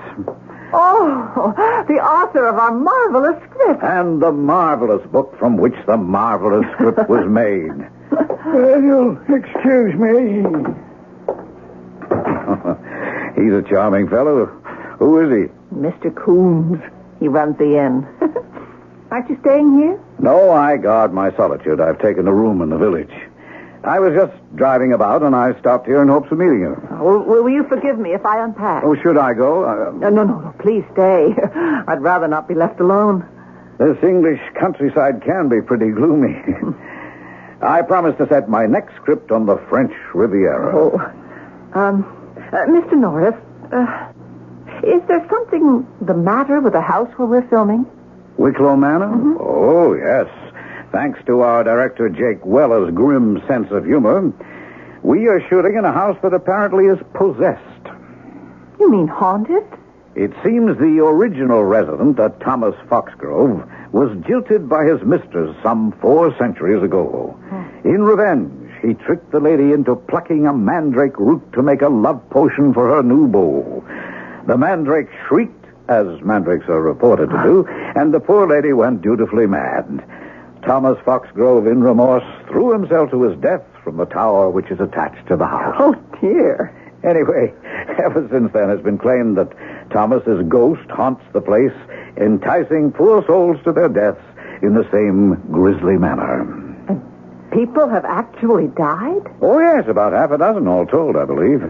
And always, so the legend goes, the mandrake's shriek is heard to echo across the moors. If you ask me, I'd say the stories have been exploited by persons looking for a convenient way to do in their enemies. You were seeing a lot of William Boyer in London, weren't you? What? Oh, yes, he likes to be on intimate terms with all his leading ladies. Oh, and you? I made it clear to him I'm here to work. The last thing I want now is an emotional attachment. In that case, you have nothing to fear from the legend of Wicklow Manor. Why? Well, apparently the only people vulnerable to the ghost's suicidal invitation are those unhappy in love. Oh. Something wrong? No, nothing. Oh, but something in your suitcase there, that photograph. It's only... I didn't know it was there. Just the sort of thing he would do. That's a handsome man. No, I'm afraid the photograph doesn't tell the full story. He's your boyfriend? Was. You don't sound very convinced. Well, Larry is the kind of person one can't easily forget. He was demanding, self-centered, ruthless. But utterly charming. Yes. I think I know the type. Impossible, but irresistible. Worst of all, he was impossibly jealous. Oh, please, let's talk of something else. Oh, I am so nervous about starting this new film. I've never worked with Jake Weller before. Is he anything like his reputation? Well, if you like to play poker and shoot pool, the two of you will get on just fine. Oh, Mr. Norris, I think you've written a beautiful script. It's rare, even in this day and age, to find a story in which the heroine controls her own destiny. Well, thanks. I try to keep up. Well, I'm the one who owes you thanks. It was your script that finally gave me the courage to confront Larry. I guess I'd known all along it could never work out between us. His kind is incapable of forming genuine attachments. But he's so passionate and persuasive. Miss Stewart, are you in there? Who's that? Sounds like Jake Weller, our director. I'll get it. Hello, Jake. Denton, what are you doing here? Oh, I came by to introduce myself to Miss Stewart. Inspector, come on up. I've got 2 of them. Inspector? Jake, what's wrong? It looks like we're going to have a delay in our shooting schedule. Oh, in here, Inspector. This is Denton Norris. He wrote the script, and that's Virginia Stewart. She's an actress. This is Inspector Havisham. He's the local constabulary. Well, is something wrong? William Boyer is dead. What? What happened? It appears to have been a suicide, Miss Stewart. Suicide? William Boyer? He was found at the base of Wicklow Tower. He fell? So it seems. Miss Stewart, Mr. Weller says that you and Mr. Boyer drove up together from London. Yes. You were probably the last person to see him alive. What sort of spirits was he in? Oh, he was very excited about starting work tomorrow. What about his personal life? His personal life? Well, anything that might possibly have been a source of frustration? No. I'll tell you exactly what happened, Inspector. He was murdered. An athletic guy like Boyer wouldn't slip. And he was too healthy-minded to take his own life. Murder is, of course, a possibility. Mr. Norris, did you know the deceased? Well, Boyer starred in my last script, but I don't kill people for failing to understand my characters, Inspector. Can you account for your whereabouts in the past 2 hours, Mr. Norris? Well, I've been with Miss Stewart for perhaps 15 minutes. And before that? I was driving about the countryside. Alone? Yes. Did you stop anywhere? Is there anyone who might be able to verify your movements? Why, no, Inspector. There isn't. Mr. Weller, is there anyone else connected with your company? No, the rest of the cast and crew were all with me at dinner in the village. Inspector, who found William's body? Mr. Perkins. He's a retired ornithologist. He was in the woods near the manor, making tape recordings of the birds there when he heard a piercing shriek from the direction of Wicklow Manor. Went to investigate and found the body. Well, did Mr. Perkins get a recording of this shriek? He did. He gave it to me here in his tape machine. Could we hear it? Certainly.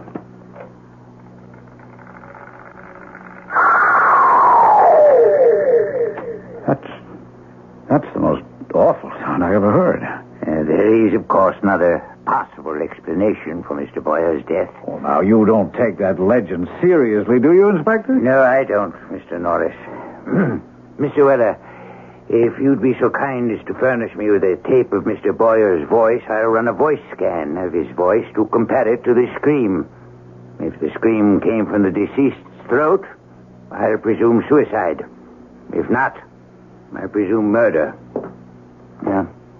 Good evening. Oh, it's terrible. Now what are we going to do, Jake? Yeah, we'll hold a memorial service tomorrow morning and begin shooting in the afternoon. Begin shooting? How can you? Simple. We'll film around Boyer's scenes until we come up with a replacement. I believe you would have preferred James Cadell in the role all along, wouldn't you, Denton? See you in the morning. How can he be so callous? Oh, he's covering Virginia. Jake liked Bill Boyer a lot. He wasn't much of an actor. Oh, forgive my saying so at a time like this. But he was one heck of a man. Jake sometimes gets the two confused. What do you suppose could have happened? I don't know. But I sure am glad the script I wrote only calls for daytime shooting.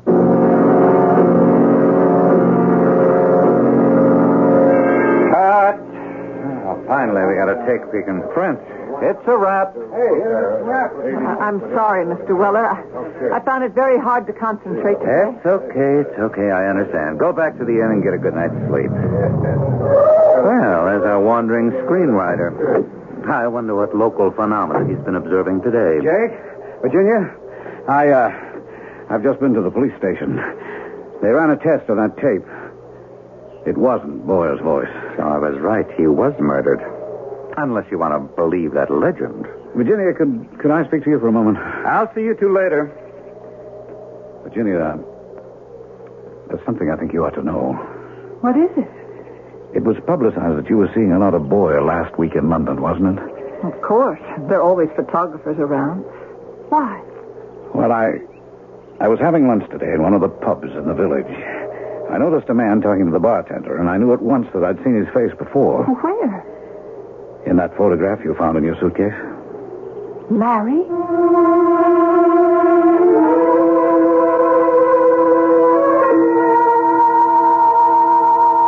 If Virginia Stewart had come to England hoping to close the book on the previous chapter of her life, it would appear she has not been successful.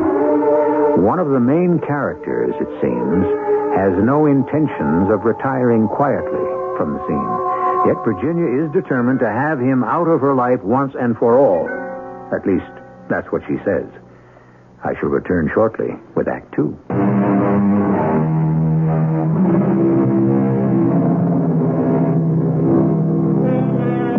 An old English manor house with its very own ghost. A ghost reputed to have the ultimate persuasive power, that of enticing certain suggestible persons to their deaths. A young woman attempting to put behind her an unhappy love affair, one man dead in the precise manner prescribed by legend, another man fleetingly glimpsed who might be the woman's estranged lover. We enter Act Two with a number of possibilities. Oh, Mr. Norris, you have to be mistaken. It couldn't have been Larry you saw. Virginia, I don't forget faces. Observing people is second nature to me. But Larry is in California. Besides, you only saw his photograph. Look, be honest with me. Is the photograph a good likeness? Well, yes. And is this the sort of thing he would do, follow you like this? No, he's not the kind to give up easily, Mr. Norris. He's very proud.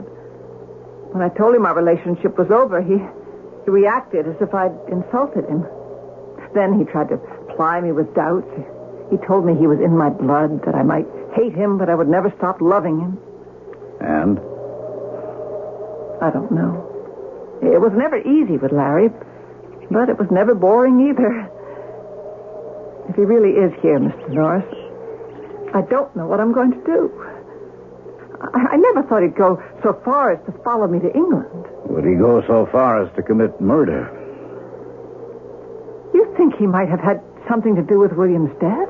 Virginia, you told me yourself he was insanely possessive. I didn't say insanely. And it was in the society pages of all the London papers that you and Boyer were seeing each other. Yes, but there was nothing romantic about it. Larry wouldn't have had any way of knowing that. I even remember reading an interview you did in the Morning Telegraph, in which you stated you thought your working relationship with William Boyer was going to be better than any of your previous male co-stars.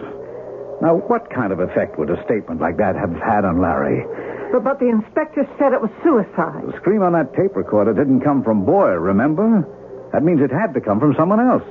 Or something else. Now, you don't believe Thomas Foxgrove's ghost really inhabits that tower, do you? I went up there today. Virginia, Jake gave specific orders that no one was to go into that tower until we had the film. I know, but I couldn't resist. Something seemed to draw me there. There is something up there. I felt it. Well, you were foolish to go. I stood there in front of the French windows where William must have stood just before.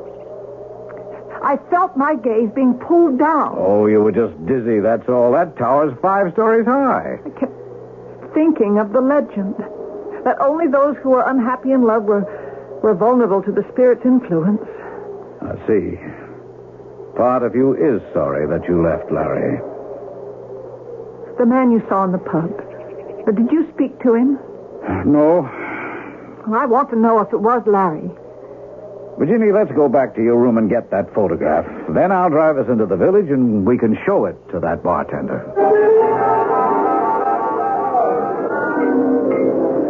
Evening. Oh, good evening. I wonder if we could have a word with you. Oh, you'll have to make it a quick one, Cub. You can see my trade is heavy tonight. Well, I had lunch here this afternoon, and I noticed you talking to a gentleman. He was about my height, but very swarthy. Oh, I talked to a lot of people. We have his photograph here. You recognize him? He was wearing a tweed blazer with a dark turtleneck. Yes, the well-dressed chap. Had on a fancy cologne, too. It was the same man as in the picture? Yeah, I'd say so. Not likely to forget those eyes. And do you remember what you were talking about? Well, he just dropped round to thank me. He'd been asking me about places of interest here in the Shire. Oh, this wasn't the first time you'd seen him then. Oh, no. He'd been in a couple of days ago, making all manner of inquiry. But he's not from these parts. No, I'd say he was an American. Are you certain of that? Oh, yes, ma'am. Mr. Pisa. Yes, Mr. Pisa. What kind of inquiries was he making? Well, mostly about various buildings of interest in the area. The 8th century abbey down the road, the Blanchard House. And Wicklow Manor? Oh, yes. Oh, he seemed particularly interested in that one, especially the legend. He quizzed me real close as to the particulars of that bit of superstition. Sure. I say, ain't it awful what happened to that actor? But did he mention his name? A gentleman? No. Did he happen to mention where he was staying? No, I'm afraid not. Should I tell him you were looking for him if he comes in again? Oh, no. That's all right. Thanks, Mr. Pisa. You've been very helpful. Yeah, you'd be surprised how often this happens. What's that?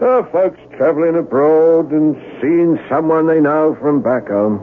And you know, the funny thing is, most of the time you can tell that they'd rather not have run into each other at all.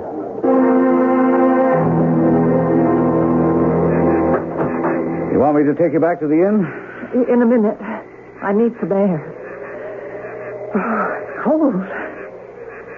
Virginia, what do you think? But did you tell Inspector Havisham about this? No. I thought I should tell you first. What do we do now? Well, I think you know the answer to that as well as I do. Turn this photograph over to Inspector Havisham and tell him everything. And just what is everything? If what you've told me about Larry is true, he has not only the motive, but the temperament to have killed William Boyle. Well, that's a lie. No, Larry would never do such a thing. But, Virginia, I know... How can you possibly think you know him on the basis of a few words I spoke in anger? It seemed to me you were anything but angry, that you weighed your words pretty carefully. Oh, it's my fault we broke up. I should have been willing to give it another chance. Larry knows that. He knows I'll be back. So why should he want to kill anyone, even if he were capable of it? Nevertheless, if he's here, we have an obligation to inform the police. Yes. Well, now that's the key word, isn't it, Mr. Norris? If. You showed the photograph to Mr. Pisa yourself. You saw his reaction. Yes, I did. Didn't I? That was very nicely executed. What? Well, how do I know you didn't just plan this all out in advance? Now, why would I want to do a thing like that? All my life, everyone has always thought they knew what was best for me. Every man I dated wanted to improve my mind. You know why I love Larry? Because at least he accepted me for who I am. Sometimes that's not enough. Even my closest friends never understood. I was always having to justify and apologize. Well, I am tired of doing that. And I won't listen to you, a perfect stranger, stand there and presume to tell me my own mind. I want to go back to the inn.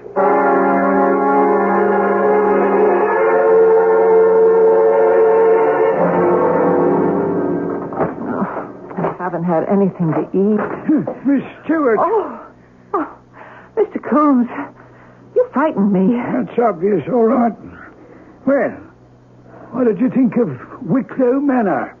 I don't think I'm any happier about us being here than you are. Good night, Mr. Coombs. I've got a note for you. Who is it from? Mr. Weller. I was on my way to put it under your door.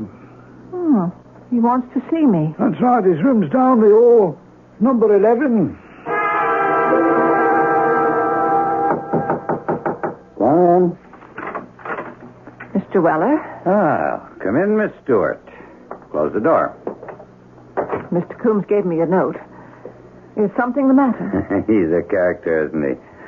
He obviously despises every one of us. Well, at least you know where you stand with someone like that, don't you? What do you mean? You don't think a great deal of me, do you? Well, I've always admired your work as a director. But as a person? I don't think I've met you yet as a person. I see things that perhaps you wouldn't give me credit for noticing, Miss Stewart. Mr. Weller, I'm very tired. And I could see that you didn't think much of the way I reacted to the news of Bill's death. Well, Mr. Norris enlightened me. Norris? Mm-hmm. What did he say? You're just not the type given to displays of sentiment. That's true. I don't wear my heart on my sleeve. No, excuse me. Would you care for a drink? Oh, no. No, thank you. I don't drink while I'm working. Yes. You have that reputation. What? Of turning into something of a cold fish when you're involved in a film. I have that reputation. You save all that famous Virginia Stewart appealing innocence for the cameras, don't you?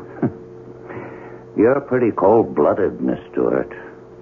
In fact, I'd say we're two fish from the same pond.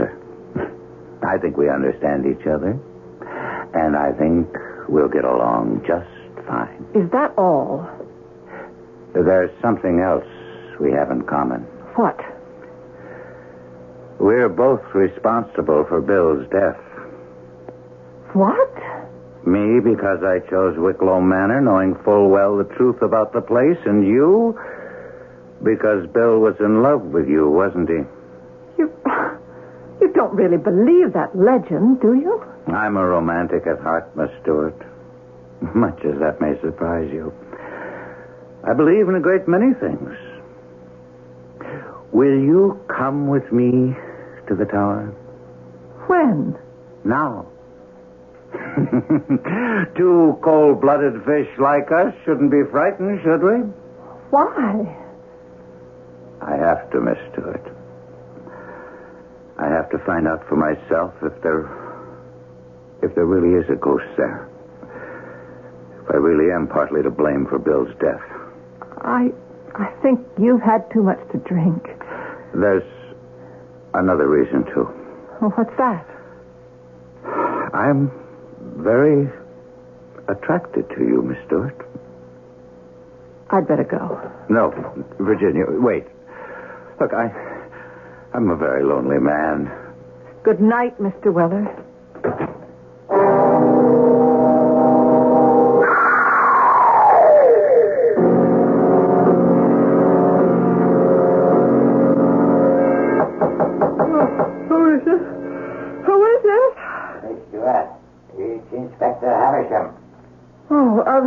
Just a moment. It's almost midnight, Inspector. What do you want? You didn't hear anything? Well, I'm a very sound sleeper. You're what? The Mandrake Shriek. What? Mr. Jake Weller is dead. He was found at the base of Wicklow Tower. No. I'm afraid I have to ask you to come down to police headquarters. Me? Why? Mr. Coombs says that you went to see Mr. Weller in his room earlier this evening. Yes? In the span of barely 24 hours, 2 men have died identical deaths. In both instances, you were the last person to see them alive.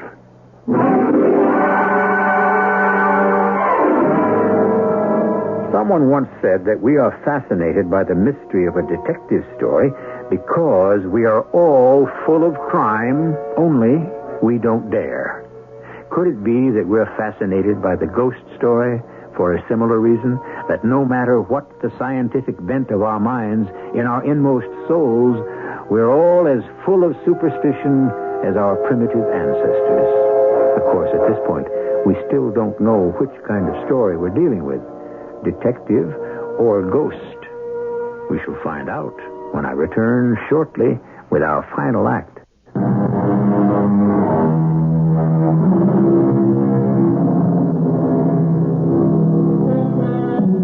Be kind to the people you meet on the way up, because you never know who you might meet on the way down. That's an old show business maxim. We have no way of knowing if Jake Weller's and William Boyer's conduct during their rise to fame was exemplary, but more to the point, we don't know who they met on the way down, or rather, who or what they encountered at Wicklow Tower that precipitated their untimely falls. Inspector Havisham has taken Virginia to police headquarters and has sent for Denton Norris. Inspector, I came as quickly as I could. Your man told me what happened. Sorry to have to arouse you at such an unseemly hour, Mr. Norris. Oh, Virginia, what are you doing here? The inspector thinks I'm the murderess. I didn't say that, Miss Stewart.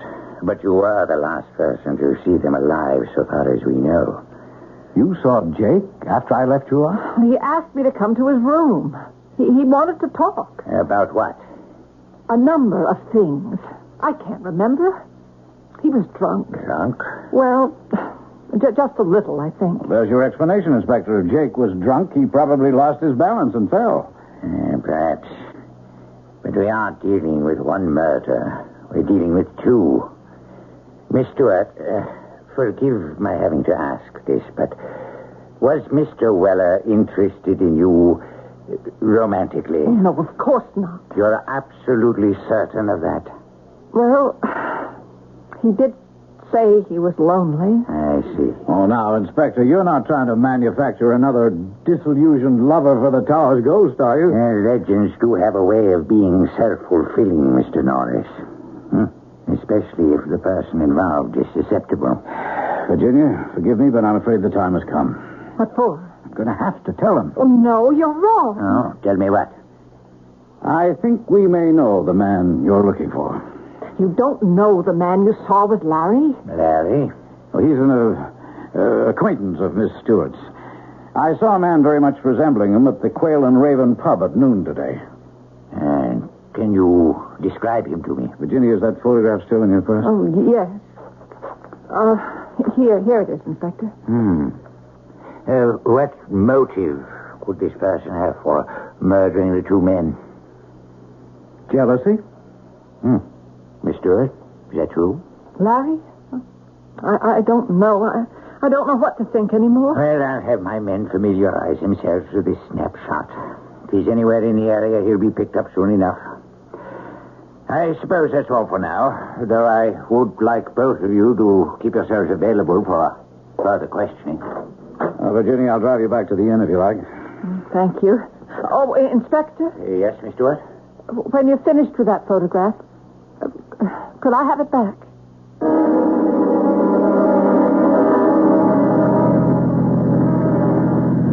Well, I guess they'll have to cancel the film now. I don't care. I just want to get away from this place. I'm sorry, Virginia. I had to tell him. Oh, it's okay. You did what you thought was right. I couldn't bear to have you mad at me. If Larry is here, he could be questioned. And if he's innocent, he has nothing to fear. You are upset. Oh, of course I'm upset. To think the man I've loved might be capable of murder. Well, under the right circumstances, I think all of us are capable. Do you? Oh, yes. But if Larry did kill them because he was jealous, I don't understand it. What? Well, I've spent as much time with you as anyone. If Larry is watching me, why hasn't he tried to kill you? I haven't gone to the tower. Still, it's almost enough to make one believe the legend. Oh, why? William and Mr. Weller both wanted something from me. But you don't. Mr. Norris, I want to apologize for my outburst this afternoon. I have no right to lose my temper. Oh, it's all right. I should have been more tactful. No. Your suspicions are very honest. You've been kind to me. I need that just now. Oh. What's the matter? Darn, I meant to take that turn off we just passed. Why? To approach your inn from the other direction. Well, I mean, this way we'll go right past Wicklow Manor, and I shouldn't think you'd want to see it now in the middle of the night. I'll just back up. No, don't. Look. You can see it from here. Now, Virginia, you're only going to scare yourself. Mr. Norris, I want to climb that tower. Oh, don't be silly. Well, I couldn't get back to sleep now. Not after what's happened. Why? I can't stand this uncertainty. I think I'm being driven mad.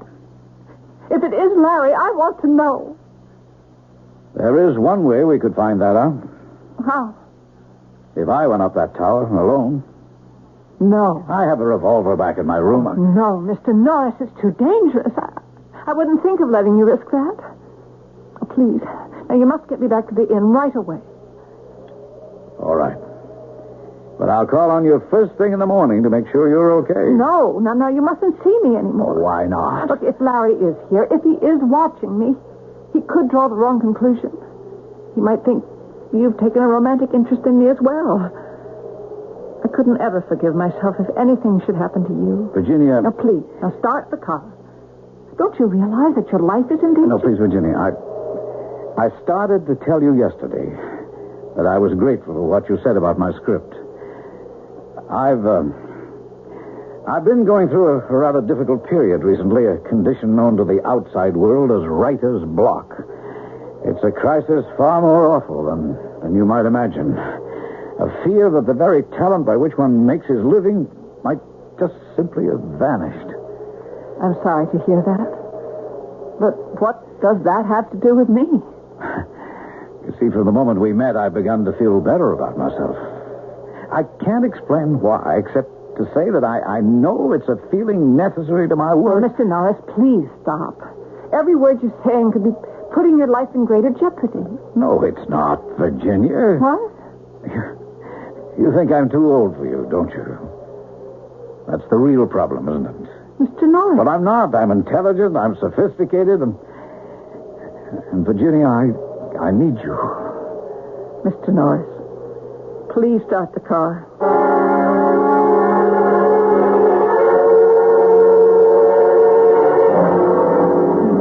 Where's my key? Hey, Stuart, finally you're back. Thank you, Mr. Coombs. I must have left my outside key upstairs. I suppose you people will have to stop making that film now, won't you? Now that you lost your leading man and your director. Well, that should make you very happy, shouldn't it? Does indeed, Jim. I'm sorry if I woke you up. Oh, that's all right. I've been waiting for you. You have? You had a caller. A caller? At this hour? That's right. He came by to see you shortly after you left with the inspector. It was a man? Oh, yes. What was his name? Well, he wouldn't say, but he left a message.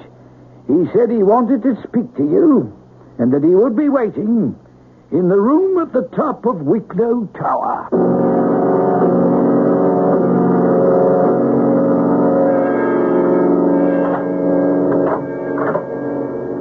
Hello? Is anyone here? Hello? Hi, sweetheart. Who's that? Don't be afraid, Ginny. It's only me. Larry? Oh, Larry, it is you. Why, did you expect it to be someone else? No, it's just... Well, so it is true. You did follow me all the way from California. Now, don't let it go to your head, Ginny. I wasn't going to let you leave me like that. Since when did I ever let you have the last word?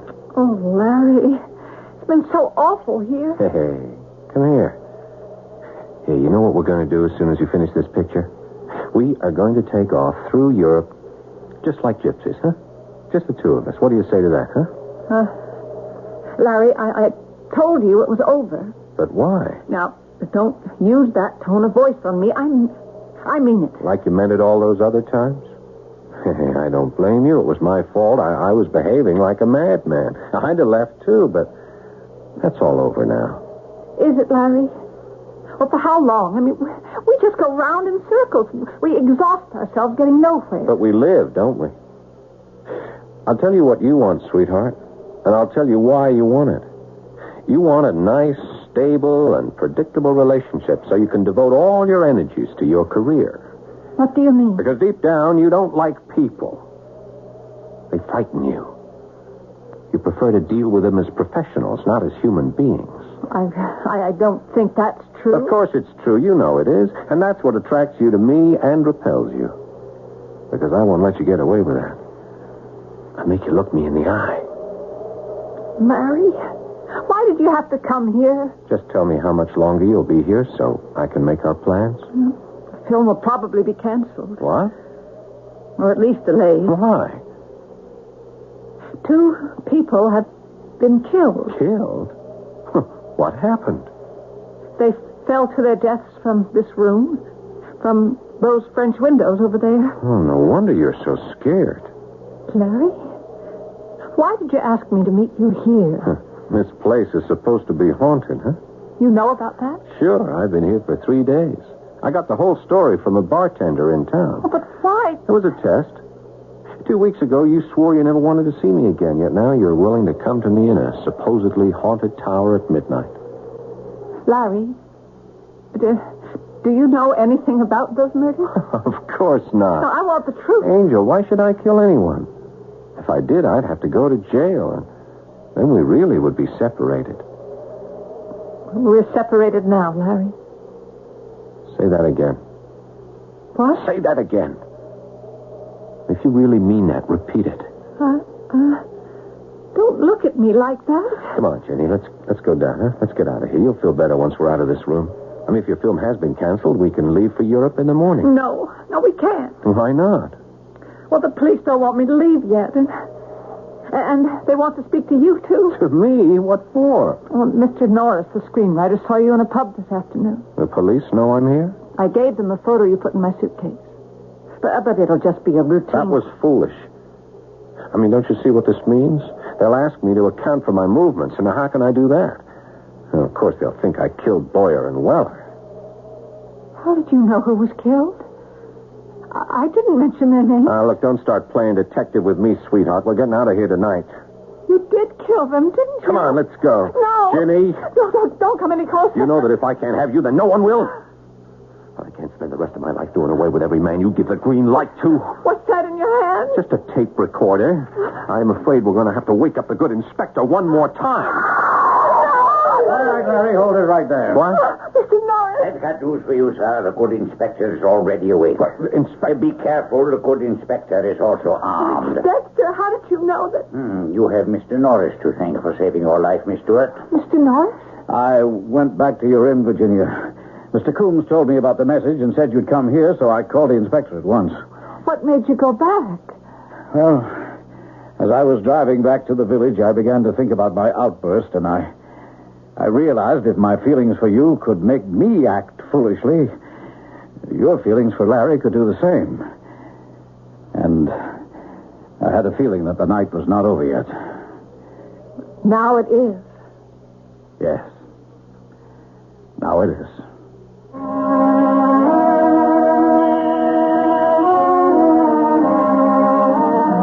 Denton Norris was a writer, and writers, like actors, rely on their powers of empathy to put them in touch with their fellow man, the better to create the characters they write about or portray.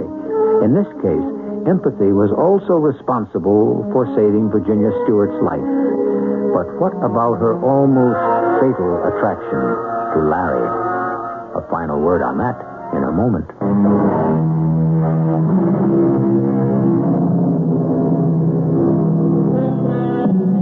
What is it that sometimes attracts us to the sinister in people? Excitement? Danger? I'm not sure.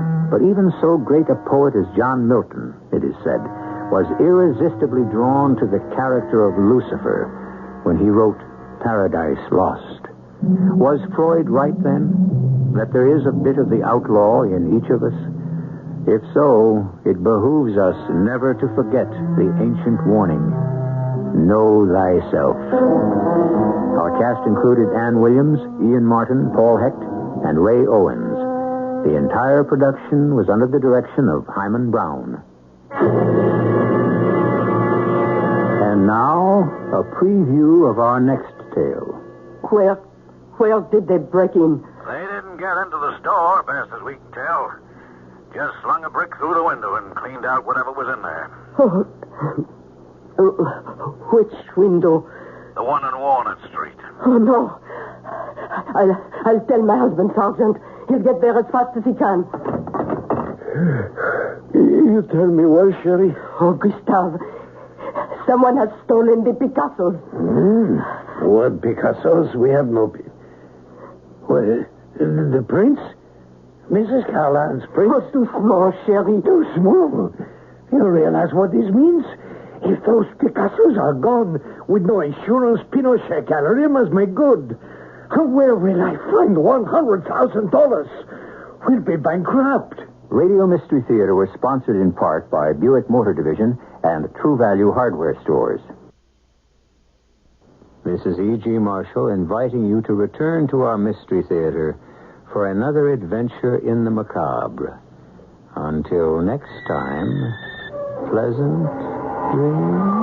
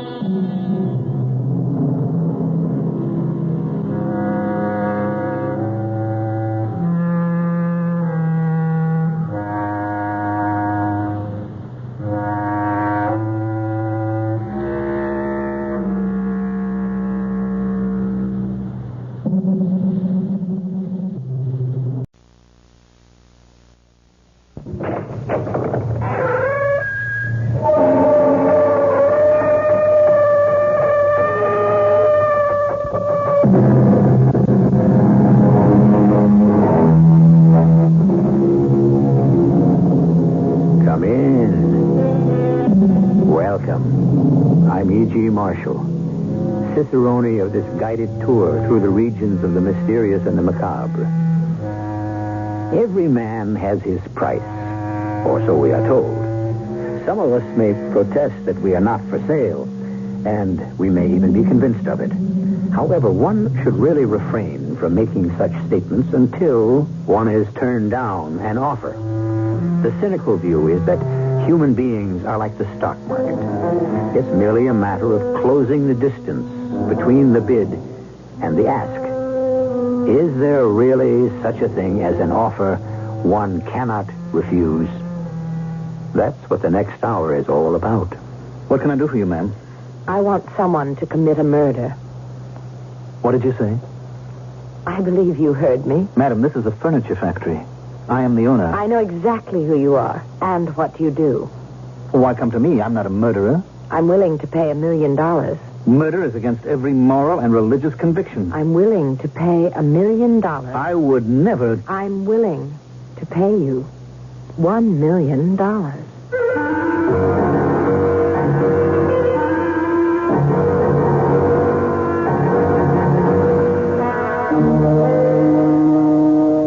Our mystery drama, $1 Million Murder, was written especially for the Mystery Theater by Sam Dan and stars Mandel Kramer.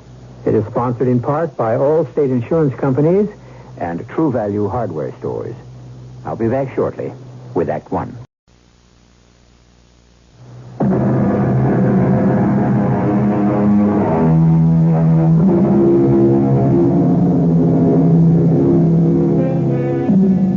Luck, as you know, is fortune. Of course, that's good luck. On the other hand, we have bad luck. The way it works, most people average out, which brings us to the law of averages, which says that over the course of your lifetime, you can expect luck to break 50-50. Well, some people can get each 50% all at once. Here we have Richard F. Nelson. Till recently, he's had nothing but good luck. But these past several months, he's taken one blow after another. He's 35, half his allotted 70. Is bad luck to be the pattern for the rest of his life? Come in. Jerry, come on in. Sit down. Dick, What's the matter? What's the long face? Well, I guess there's no other way to say it except to say it. I'm leaving. You're what? I got another offer. You're walking out on me in the middle of the season? Dick, I can't turn it down. The money's twice as good. I taught you everything you know. I made you my production foreman. Got my future to think about. What are you giving me? 2 weeks. As far as I'm concerned, you can walk out of here right now. Pick up your money and beat it. Okay, Dick, if that's the way you feel. Jerry, wait a minute. I'm sorry. I had no right to talk to you like that. Actually, I should be happy that you're getting a break. Dick, believe me, if it wasn't for the money... Come on. You're not supposed to spend your life out here in the sticks. You don't really owe me anything. Where's the job? Imperial Furniture. Oh, that's big time. I don't even know how they ever heard of me. Well, word gets around. You're a top man, Jerry. Well, I sort of felt you'd be glad for me, Dick, because that's the kind of guy you are. It's just that so many things have been going wrong lately. I guess I'm just a little off stride, that's all. Well, you know, my assistant's a pretty good man. Well, don't worry about it. We'll survive. Anyhow, good luck. Thanks, Dick. And let's have dinner one night before you go. Well, I'm going to be working overtime to the last minute. I want to leave you in good shape. Oh, by the way, that northern cherry wood I wanted to use for the sofa frames, it didn't come in. What do you mean didn't come in? We should have had delivery a week ago. Look, you get back to the shop. I'll handle it. Sure. Yes? Millie, get me George Cawley, please. Yes, Mr. Nelson. And I have a call from Edward Jerome of Western States Merchandisers. Will you talk to him? Will I talk to him? What do you think? Yes, sir. I have Mr. Nelson for you now, Mr. Jerome. Hello, Dick. Eddie, what's you? Dick, I'm calling to tell you that we have to cancel. What? I just got word this morning. Cancel? It's direct from the 8th floor. Eddie, we made a lot of those chairs to your particular specifications. Well, that was just part of, an informal understanding. But why, Eddie? I don't know. I guess all of a sudden classic is out and modern is in. Eddie, practically all of it is made, packed, ready to ship. Believe me, Dick, I understand. Do you know what I've got tied up in that order? Yeah, I know, and I'm sorry. Look, well, can't you salvage even a piece of it for me? I tried. Dick, you know I tried. But they shot me down. I'm really sorry, Dick. I'll be talking to you. Yeah, okay. I could almost believe it's a plot. What now? Yes? I have Mr. George Cawley. Oh, thanks. Go ahead, Mr. Cawley. Hi, Dick. What's on your mind? Where in blazes is my cherry wood? Oh, Well? Well, Dick, I'm sorry. What happened is there's no record of your ordering any. No, what do you mean? It's a standing order. Well, actually, it's kind of an understood order. I don't care what it is. I've been getting that shipment every month for over a year. Look, here's what happened. My oldest got his master's in business administration, and he's come in with me, and he set up procedures. George, all I want is the cherry wood. Nothing can get shipped unless there's a written order. And the shipping clerk must have forgotten to tell him. Dick, I'm really embarrassed. Well, look, forget it. How quickly can you load a truck and get it out here? Well, that's the problem, Dick. I don't think I've got 10 feet left in the warehouse. George, I have to fill a special order for a New York chain. I'm sorry. It was a terrible misunderstanding, but I'll make sure you're taken care of next month. Next month? I have to wait 30 days? Well, I hope it's only 30 days. You know how scarce that stuff is getting. All right. Thanks, Dick. For what? Well, for being so understanding. The average guy would have flipped his lid. Sure. Goodbye, George. Yes, Mr. Nelson. Millie, for the rest of the day, I don't want to hear any bad news. You understand? Please, Mr. Nelson, it isn't my fault. I'm going to the club for lunch. What could happen to me there?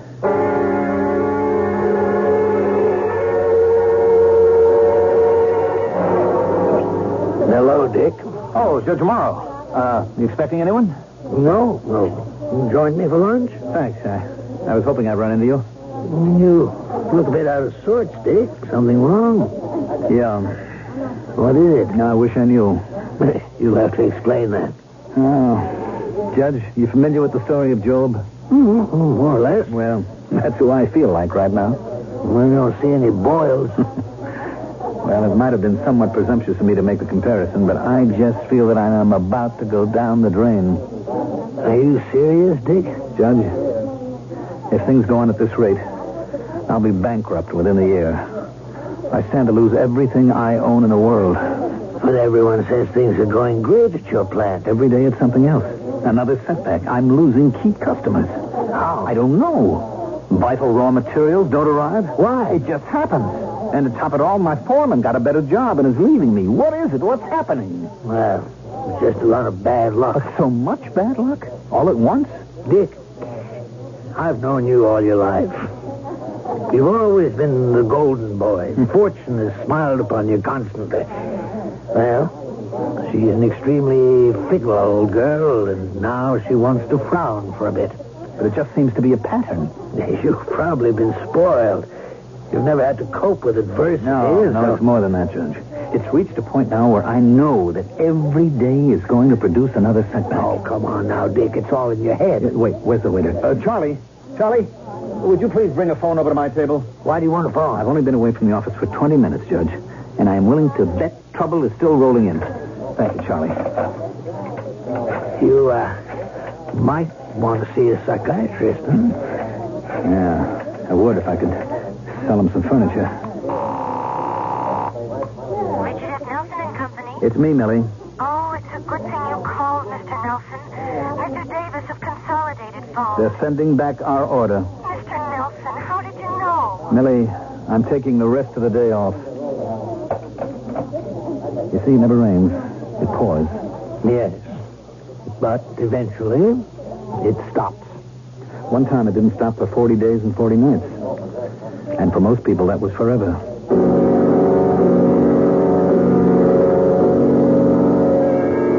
You don't have to let Jerry Lyons go, according to the union contract. I know. I can keep him for a full year on a technicality, but what's the good of it? He'd be unhappy. And why did you let George Coley off the hook? Dorothy, what was there I could do? You know what probably happened. Somebody needed that wood badly, offered him a higher price. Oh, come on, George Coley isn't that kind of a guy. You're not that kind of a guy. And so you want to believe the best about everyone else. And Eddie Jerome? Maybe the time has come to reach a certain understanding with Eddie. What are you talking about?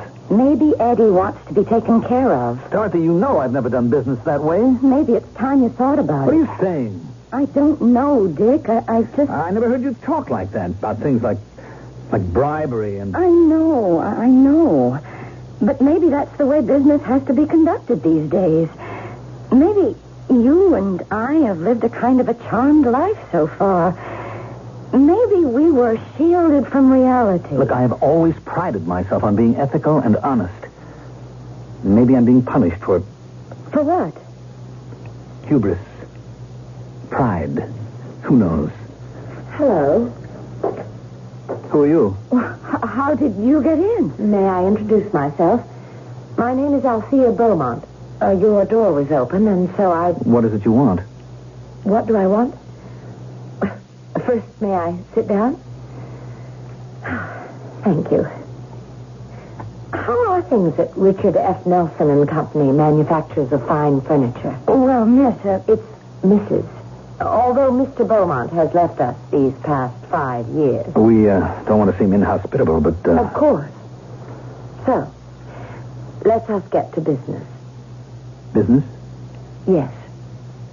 That's why I'm here. Are you a furniture buyer, Mrs. Beaumont?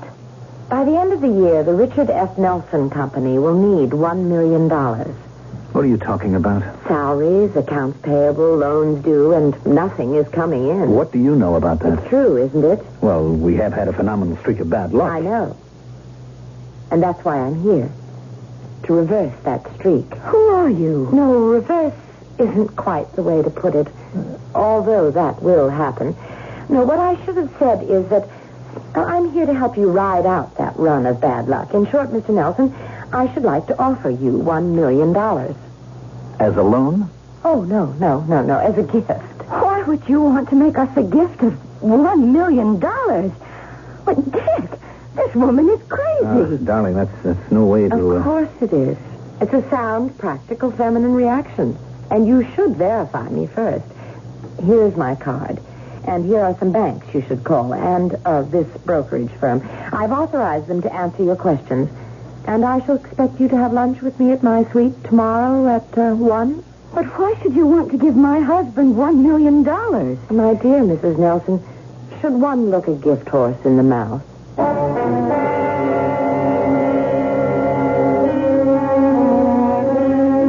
There are two schools of thought on that subject. People like St. Jerome and Miguel Cervantes said no. On the other hand, had the men of ancient Troy been more scrupulous in the inspection of their gift horse, the Greeks would have lost the Trojan War. But who is this Mrs. Althea Beaumont who intends to offer $1 million to a complete stranger and for no apparent reason? We'll know more when I return in just a few moments with Act Two.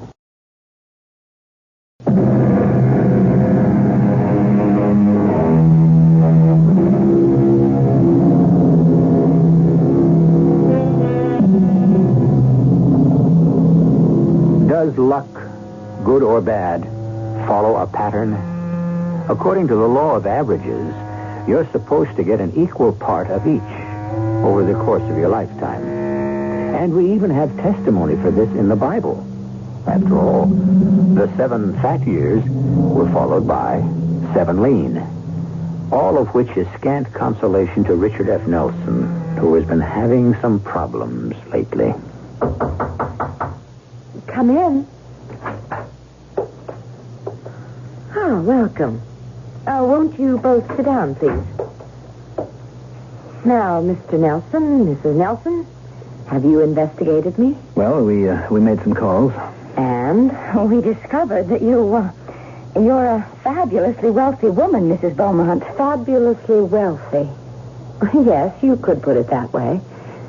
And so, you have ascertained that I am capable of giving you $1 million if I choose. Yes, but we can't understand why should you choose... Well, I expect you to perform a small service for me in return, of course. Are we supposed to sell our souls to the devil? Dorothy. What a remarkable notion. Oh, please. I didn't mean it to sound that way, but what am I supposed to think? Out of a clear blue sky, a stranger offers us $1 million. And, well, these things only happen in books or plays where you have to make a bargain with the devil, don't they? You need that $1 million, don't you, Mr. Nelson? Yes. You said something about performing a small service. Oh, yes. And I don't think it's too much to ask, considering that I'm willing to pay $1 million for it. What do you want us to do? Do you know Judge Walter K. Morrow? No, he's my dearest, closest friend. The judge has been like a father to Dick all these years. What about the judge? I want you to kill him. Oh. What did you say?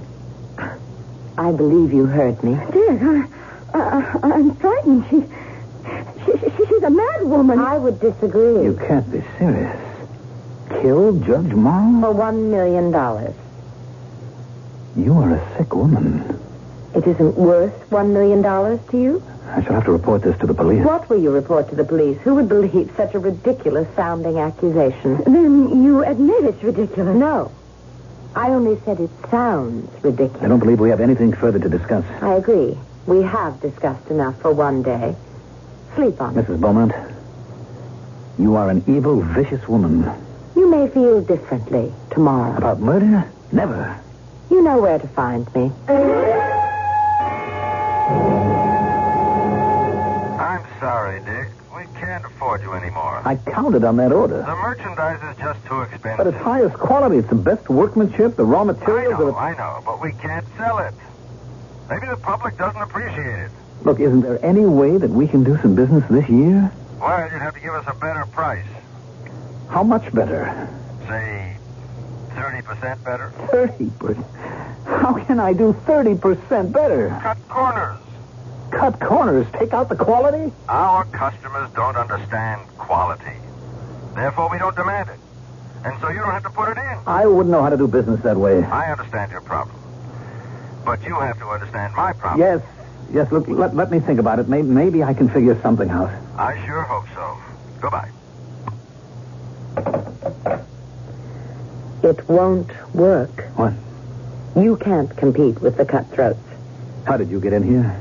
You didn't come to see me. I have nothing to see you about. So I decided to make it easier for you. I came to your office. Tell me, why do you want Judge Morrow murdered? I don't like him. And for that reason? I can afford to indulge my emotions. But why offer me $1 million to do it? Surely you could hire some gangster to do it for a lot less money. It has to do with what you were just talking about on the phone. Quality. Quality?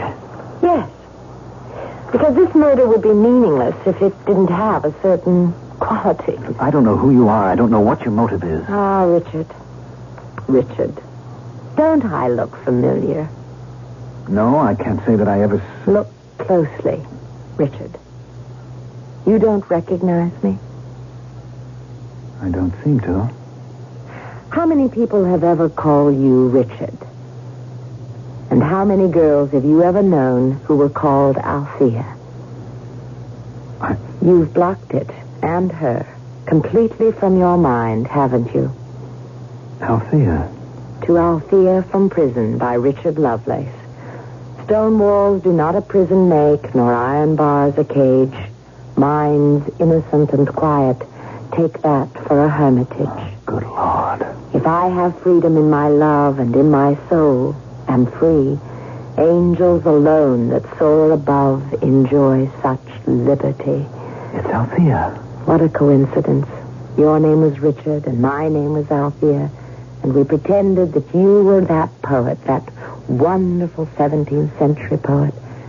How old were we? Althea. Just 18. You can't be Althea. You, the wealthy college boy, and I, only a townie who worked at the coffee shop. Oh, how I loved you, Richard. You were so different from every boy I'd ever known. Please, Althea. You introduced me to art, music, poetry, and now you don't even remember. I do. I remember. Do you remember the day that I told you Althea, that don't. I loved you so much, Richard? I loved you Please. so much. Althea. Let me refresh your memory. No, Althea, please. We were walking in the woods, and we came to our favorite spot. Althea, darling. Tell me you love me, Richard. Oh, tell me. I love you. Richard. What's the matter, darling? What is it? Well, Something wrong? I guess it all depends on the way you look at it. You're acting so mysterious. I suppose I am. It is the eternal mystery, the age-old mystery, the ever-new mystery of life and birth. Althea, what are you saying? I'm saying that you and I are going to... Althea. Are you sorry, Richard? Sorry? Oh, my darling. Darling, I'm so happy.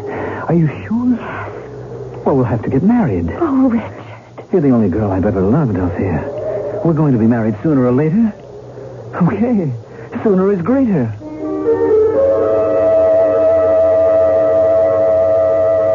That was on a Sunday. I remember it. It was my day off. And you said that you were going home to break the news to your legal guardian, Judge Morrow. And the following week you came back, and the distinguished jurist. He was with you. Must have been quite a week, because... At 18, marriage is out of the question for Richard. But we're going to have a baby. Richard, aren't you going to say anything? Why, dear girl, you gambled and lost. What does that mean? Don't force me to be blunt. Richard, what we did was because we were in love. Tell him that, Richard. Richard cannot and must not marry you. It will destroy his career and the plans I've made for him. Richard, aren't you going to say anything? Richard and I have discussed this matter from every viewpoint, and we have reached the same conclusion. Richard, please, Richard, I won't let you leave me. I won't give you up. I'll kill myself. Althea, no. Be quiet, Richard. We have here a determined and consummate little actress. Judge, Richard, we discussed this thoroughly.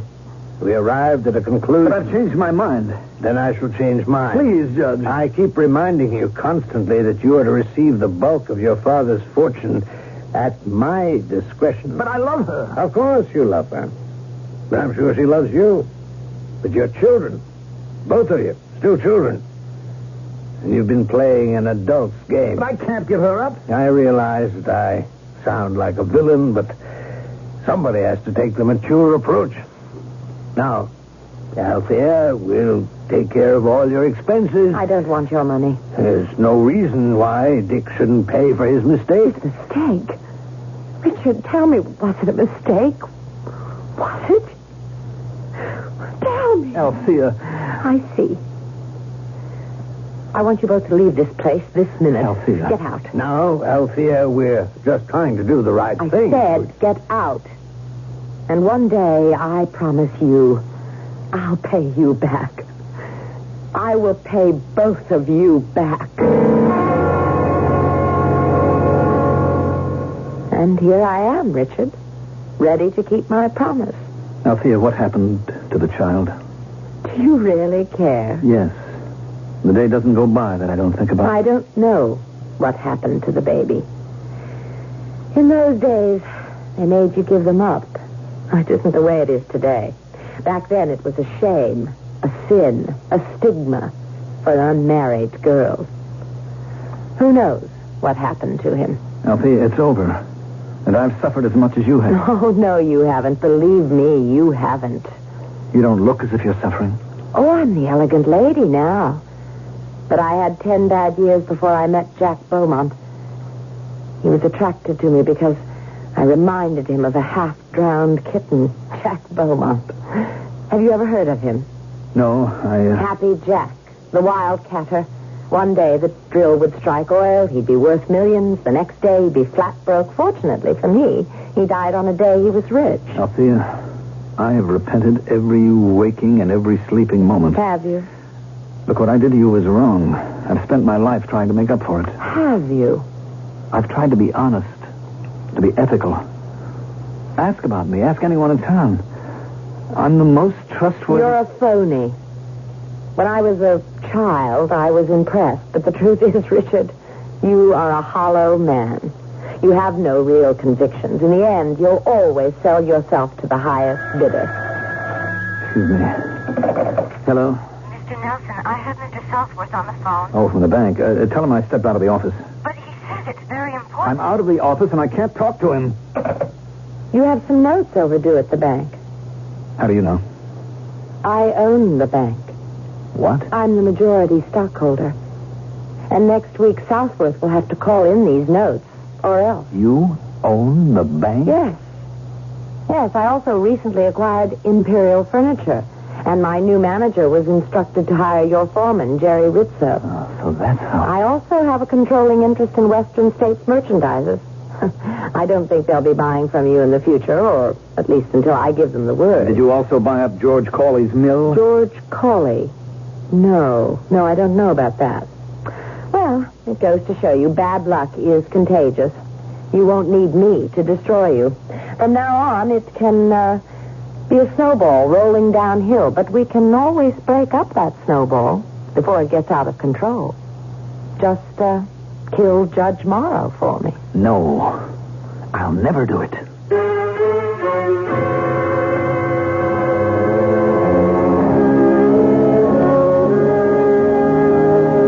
Never, as we all know, is a long, long time. Actually, it's the same as forever. And things have a way of falling into different perspectives, and circumstances can alter cases. Man is nothing if not flexible. Well, will he or won't he? The third act is coming up in just a few moments.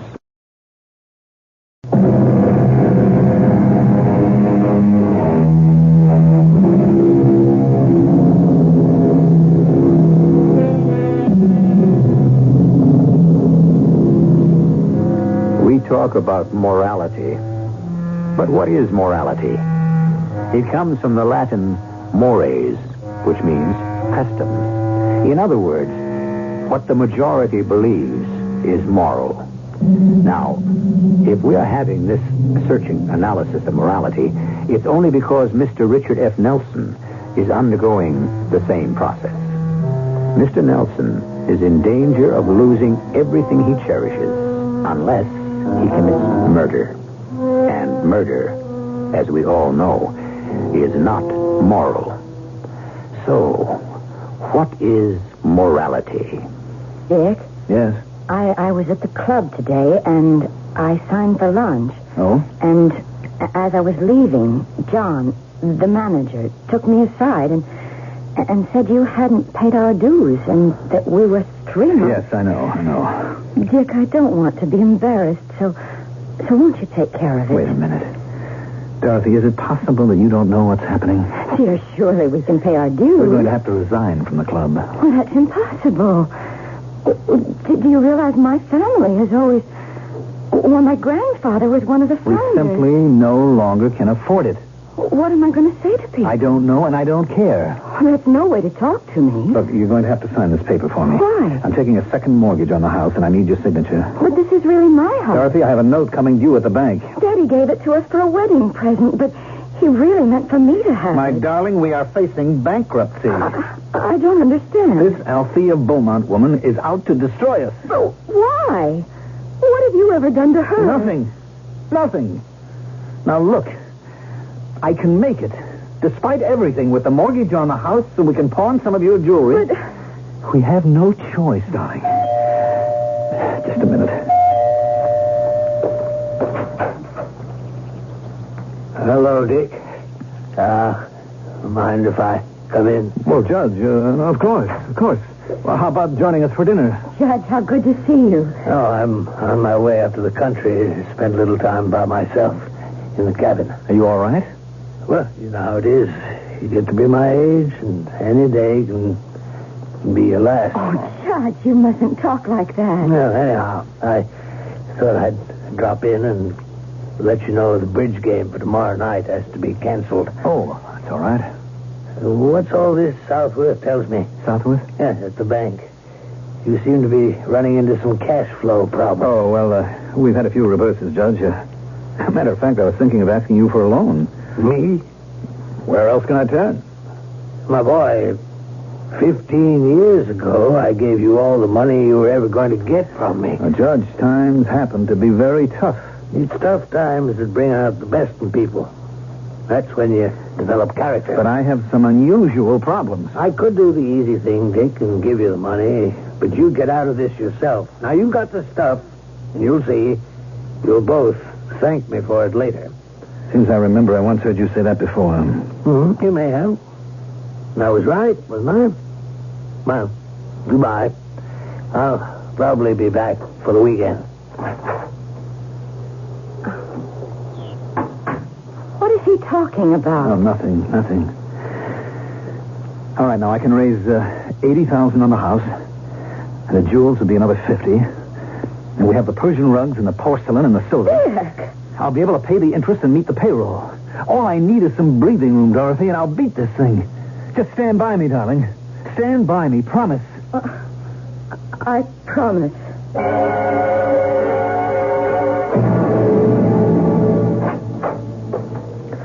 Mrs. Nelson. Mrs. Richard F. Nelson. May I come in, Mrs. Beaumont? Oh, forgive me. Of course.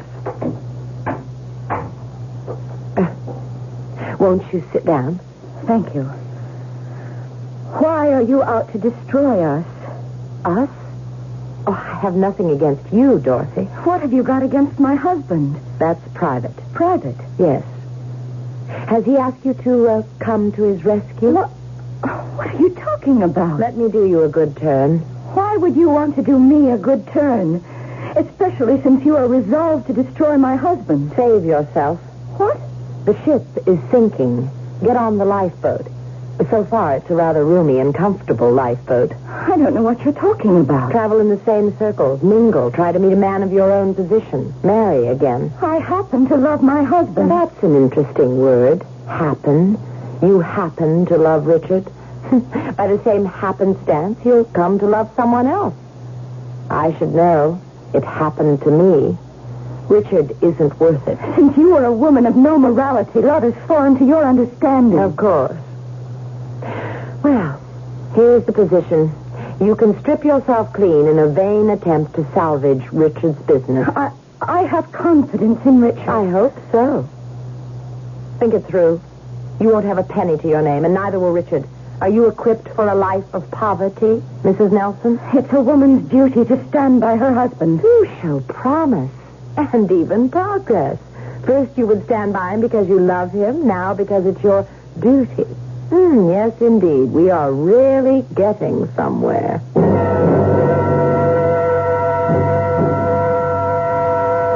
You lied to me. Why? Why did you lie to me? How could I tell you the truth? You were the father of her child. Oh, good Lord, it sounds like a melodrama. I was young, stupid. Now you're older and not much wiser. Didn't you ever make a mistake? Yes, I married you. Dorothy. I guessed wrong. I never had the courage to bring it out into the open. But now I can face it. My share of our money won't save you. Dorothy, you have to help me. I have nowhere else to go. Yes, you have. What are you saying? You know what I'm saying. Are you telling me to kill Judge Morrow? I'm only saying you have an alternative. Do you think for one moment that I would? I don't know. I just can't stand any more of this. It's impossible for me to stay with you any longer. Just as it was impossible for you to stay with her once.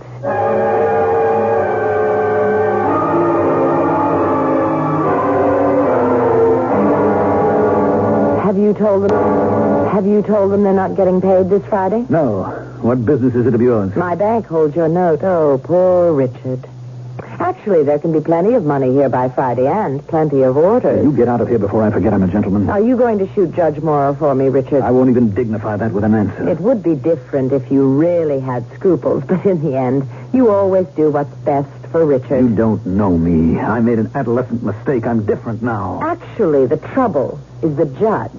He talked you out of marrying me. What business was it of his? You married Dorothy. Did she really love you? Well, yes, in her way. But where is she now, Richard? You're in a jam. The judge could help you. Has he offered to lend you even one copper penny? I'll starve if I have to. Brave word. And I mean them. I'll get a job. Doing what? Anything. Oh, those anything jobs won't support you at the country club. I don't need the club. I won't commit murder. Southworth will have to close you down on Friday. Let him close me then and be damned. Richard F. Nelson and Company, fine furniture, the end of 4 generations. So be it. Hello? Dick, Oh, yes, Judge. I'm feeling kind of poorly. What's wrong? Well, old age, mostly, I guess. Why don't you take a run up here tomorrow and keep me company a bit? Well, Judge, I really appreciate it. All right. Good boy, Dick.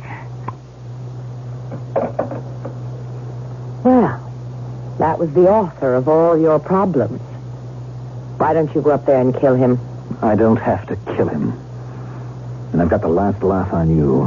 It looks like he's going to die soon, and he's leaving everything to me. Oh, I'm afraid he isn't. Oh, but he promised me. Did he? Barrows and Connolly are his attorneys. They also represent a company of mine. I've been able to ascertain that most of his money is going into a foundation to help needy law students. What? But He's not going to leave you anything. But why should you care? After all, you still have your integrity. Why do you want me to kill him? He deserves to die. He's an evil, meddling old man. That's not for us to judge. I know, but we do it all the time. Althea, isn't there any tenderness left? Any memory at all of the sweet times we knew when we were young? The judge will die soon anyhow. He has to. He's sick. It isn't as if you were robbing a man of full, rich life. I don't want to hear anymore. Who's to know? Who's to suspect? They'll think it was some prowler, a burglar. There's no one up there. I don't even have a gun. I do. I have it ready and waiting. Althea, this is monstrous. Of course. But it's not your first. After all, you abandoned me, didn't you? How do I know I can trust you? You can trust me. How do I know? I keep my promises, don't I? Years ago, I promised I'd pay both of you back. I'm keeping it. Althea, isn't there any way... We're wasting time. Tonight is when we should do it. When we get there, I'll give you the revolver, and I'll tell you exactly what to say.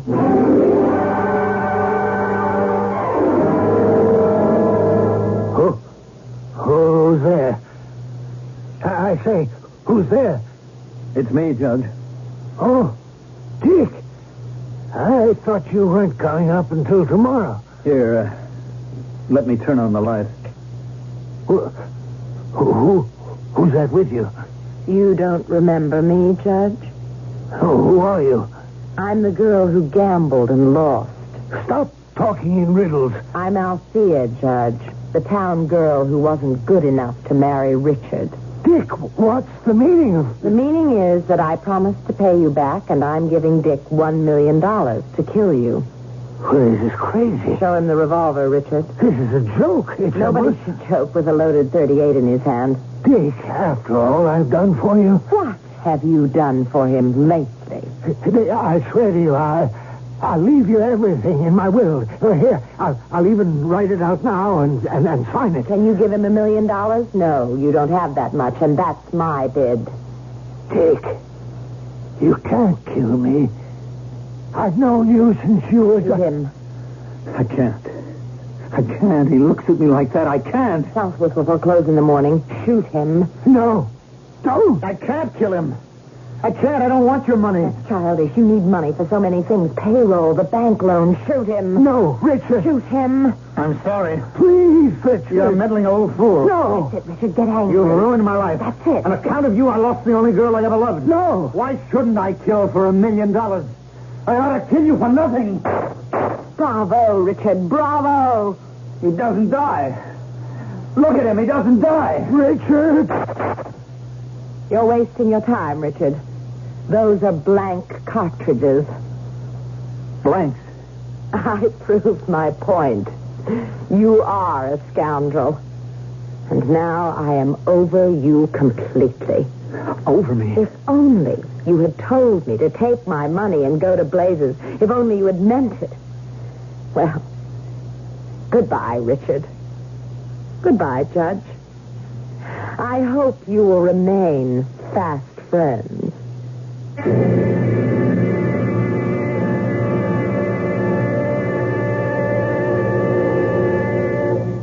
No, they didn't. And Richard's wife left him, too. But you know, Althea did pay him the $1 million.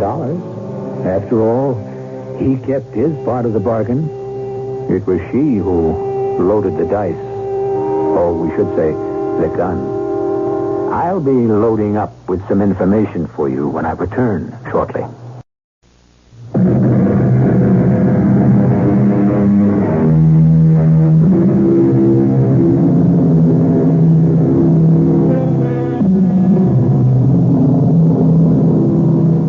I wouldn't do it for $1 million.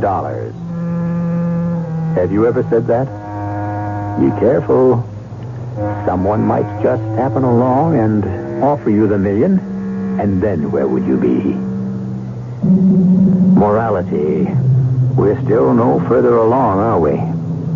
Does it go deep, or is it a veneer? I suppose it all depends. We have these and similar problems that are aired here 7 times each week. Our cast included Mandel Kramer, Patricia Elliott, Catherine Byers, Robert Dryden, and Matt Poland. The entire production was under the direction of Hyman Brown. And now, a preview of our next tale. Yes? It's Gino. You alone? Yeah. Oh, Gino, you... Hold it, baby. Hold it. Just tell me one thing. Only after you tell me. Are you all right? I'm fine. Now it's your turn. What bank do I use? Honey, are you still all cooped Never up? mind that. What bank? Second National, but I want to Okay, know... babe. All I need to know. The vault manager recognized me, and the sheet I had to sign had earlier signatures on it by Gino himself. And what I forged was close enough, and the box had just what I figured. I didn't stop to count the money. What was more interesting was a list of names and the whole structure of the organization. And what was most interesting after I put the box back and came out was reading myself. Radio Mystery Theater was sponsored in part by Sign-Off, the Sinus Medicines, and Buick Motor Division. This is E.G. Marshall inviting you to return to our Mystery Theater for another adventure in the macabre. Until next time, pleasant dreams.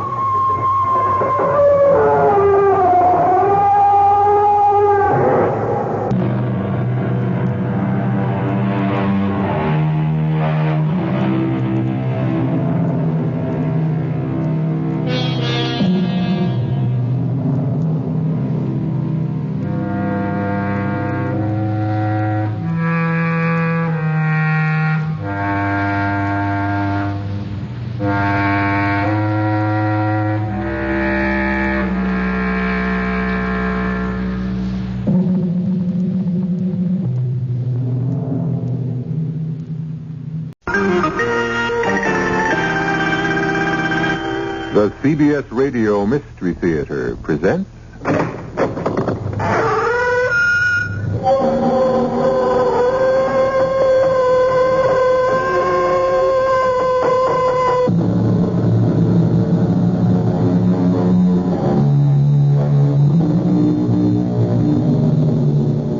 Come in. Welcome. I'm E.G. Marshall. Someone once said that we are what we eat. A statement I'd not dispute. But I think we might go a step further and say, at least with equal accuracy, that we are what we think. Curiously, though, our thoughts shape our lives, our very destinies.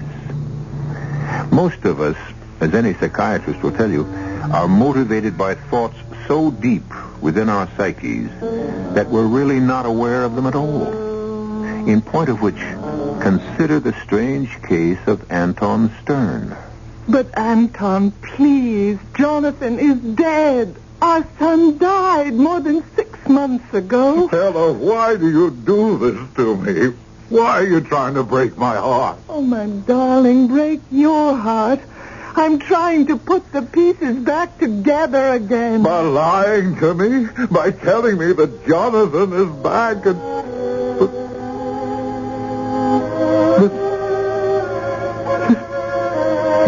He's playing now. In the studio.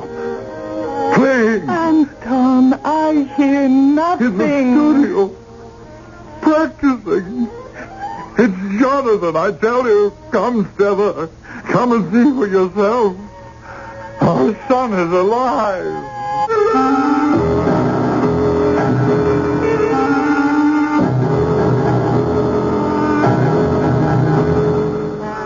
Our mystery drama, Concerto in Death, was written especially for the Mystery Theater by George Lauder and stars Marion Seldes and Ian Martin. It is sponsored in part by Sign-Off, the sinus medicines, and imported Vigna Rosé wine. I'll be back shortly with Act One. Here's...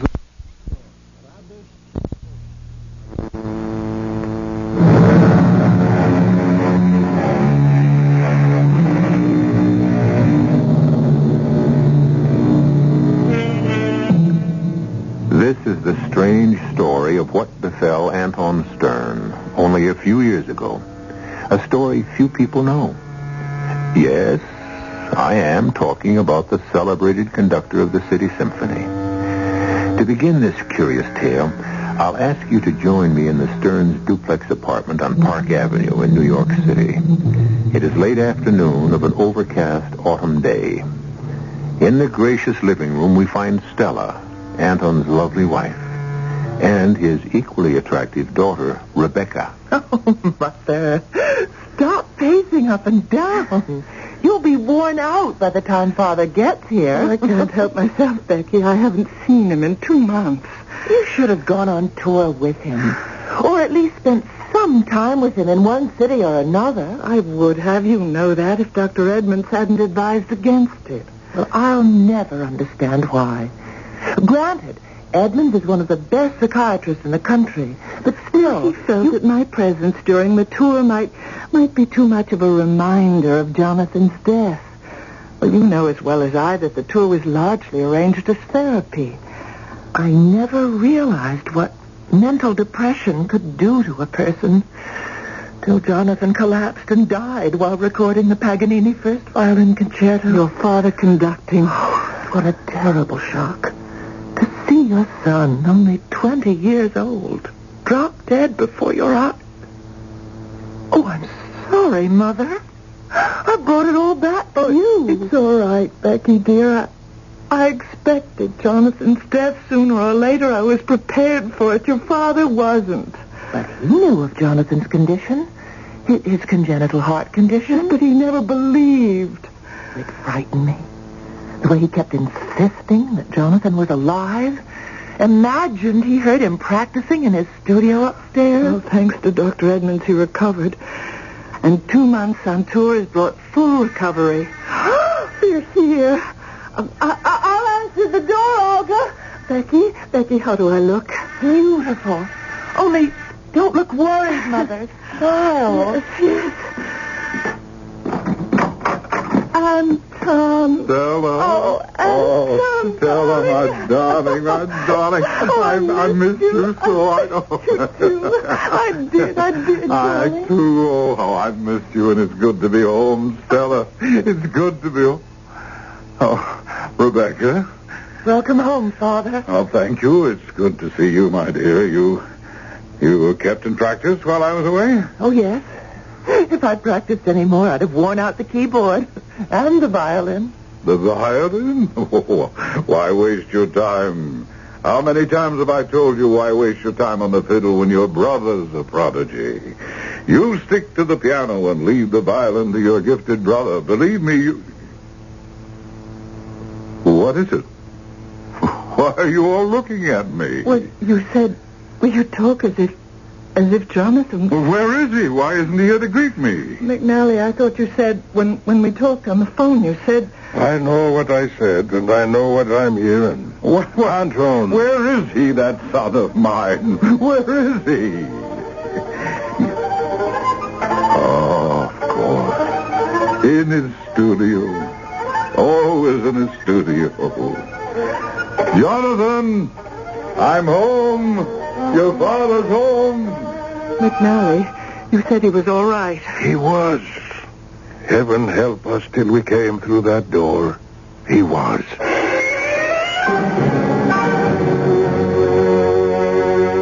Anton? Come in, Stella. All of you, come in. Are you all right, Anton? What? It's all right, Nah? To know that my only son is dead, that's all right. You do know, then? Oh, yes. But for an instant there, a few moments, I was sure I heard him practice. Just as he used to. And I rushed up here to the studio only to find emptiness. And then again, I knew he's dead. Dead. Do you want us to call Dr. Edmund? I'm all right. I'm recovered. As fully recovered as anyone can be after the death. His only son. You understand that? Your only son? Yes, I understand. What happened just now is just one of those things. Coming home after 2 months away got to me, that's all. How about a drink, Anton? It's been a long time and day for you. The plane trip from Seattle. Yes. A drink would be good. Let's all go down and have one. Come along, then, dear. Stradivarius. Jonathan Stradivarius. Who moved it? Who? Well, don't just stare at me, all of you. The case, I placed it here on the table just so, with a bowl of flowers there and his photograph there, and it's been moved. Who's been touching this case, touching Jonathan's violin? Well, I didn't know that you... Wanted it untouched. But I said so. I made it clear. No other hand was ever to touch the strand. You? Father, I didn't know. I didn't? Father, it's got to be kept in condition. It's a priceless Stradivarius. It's got to be played. And you played it. You played Jonathan's violin? Anton. It was never to be touched. I said that. I made it clear never to be touched. But Becky is your daughter, Jonathan's sister. She's not Jonathan. No. But I love you too, Father. Every bit as much as Jonathan did. I love you, Rebecca, but I never touch this again, please. It was his. It's all I have left to remember him. It's sacred to me. Promise me you'll never touch it again. I promise.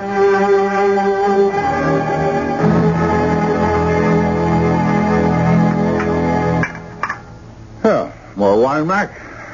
Thanks, Anton, of course. It goes well with the beef.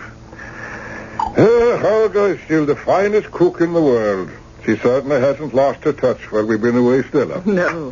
And so long as she keeps her touch, I must be careful to keep her. You'd be astounded, McNally, at how many of our friends offer her more money to leave us for them. Well, competition is competition. We'll ask Vladimir Oblensky, thanks to it. The man who replaced Jonathan. Blast that's out of my hand. That was clumsy of me. No, of me. I'm sorry. Because you mentioned Jonathan? Huh, nonsense. I tell you, I'm perfectly recovered. Yes, Father. We did lose Oblensky, as Mac says. He was not the finest concert master we ever had. Jonathan was that. No one can ever take his place, but Oblensky was good. Very good, very good. He left us in Seattle. Tomorrow I must try out another a woman, Saskia, what's her name again? Rubens. Better than Oblensky, ask me. No, not as good as Jonathan. No one will ever replace him in the orchestra. Or in my heart. Speaking of Jonathan, Anton, Bakewell has asked me to talk to you again about releasing the Paganini First Violin Concerto. You know my answer? But, Anton, it was, if not the finest, certainly one of the finest things that Jonathan ever did. And it killed him. Anton, you can't. I can and I do, Stella. As for you, Mac, it was without doubt the finest thing he ever did. You know why? Because he wanted it to be. He practiced and practiced and practiced until I warned him that he would kill himself if he didn't stop. His heart. I knew his heart wouldn't take it. But the heart attack, it could have struck at any time, anywhere. Oh, he was determined, my son Mac, determined to play it to perfection. Perfection. And he did. And because of it, he died in front of my very eyes. Oh, Father. Father. Leave me alone. But, Father... Rebecca! Sorry. I'm sorry. Anton, she loves you as much as Jonathan did, perhaps even more. More? Impossible. No one ever loved me as much as Jonathan. But perhaps you never gave anyone else, gave Becky the chance. Oh, why are you badgering me like this? Anton, where are you going? To the studio. And please, leave me alone there. I'm sorry, Stella. It's not your fault. You know how it's always been. With Anton, the sun rose and set on Jonathan. Becky, she was always second in his affections. And now, with Jonathan gone, she wants to be first. Huh? No, I don't think that. I think... I don't know. A young girl yearning for, reaching out for her father's love, that's all. She loves him. She wants him to love her, that's all. Is it all? What do you mean? Jonathan is gone, Stella. But you know as well as I, he still stands between Becky and her father.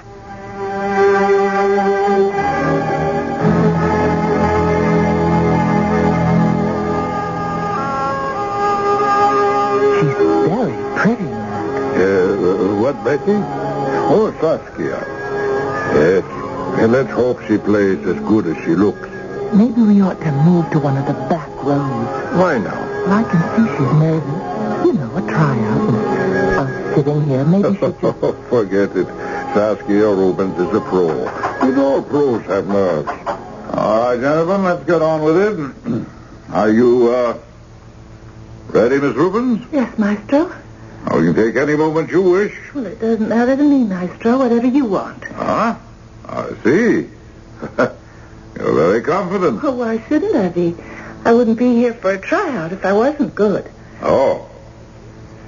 Very well, we'll try the first movement after the introduction.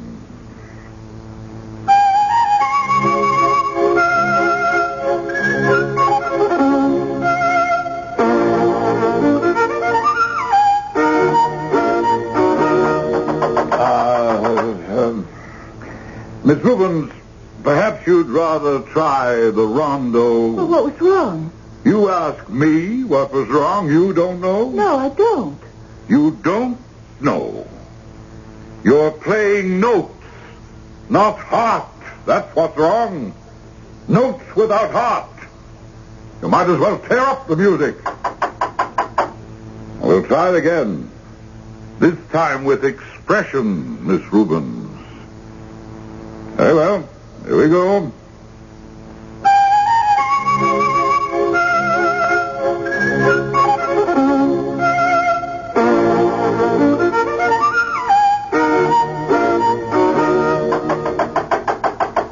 What now? I don't know. Miss Rubens. That fingering. Yes, Maestro. Where did you get it from? Get it from? Why, I don't know. I suppose I've always used that fingering. You copied it. I beg your pardon. You heard my son, or a recording in which he used that fingering. Well, of course I've heard your son. I've heard every recording he ever made, but I've never copied. Well, unconsciously, perhaps unconsciously. Maestro, I have never copied anyone, including your son. Ah. Well, then again, we'll try it again.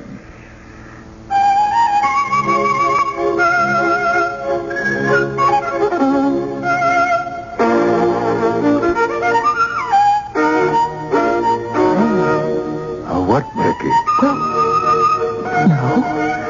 no one ever played that passage with exactly that fingering but Jonathan, because no one else could. By heaven, I think you're right. But if you are, Becky, what does this mean? I don't know what it means, Mac. I wish I did.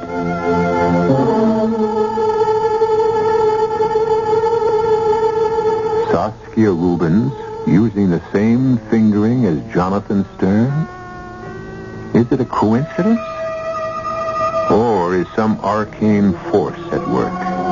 Even Rebecca Stern is confused and unable to say what is taking place. Well, perhaps matters will be clarified when I return shortly for Act 2.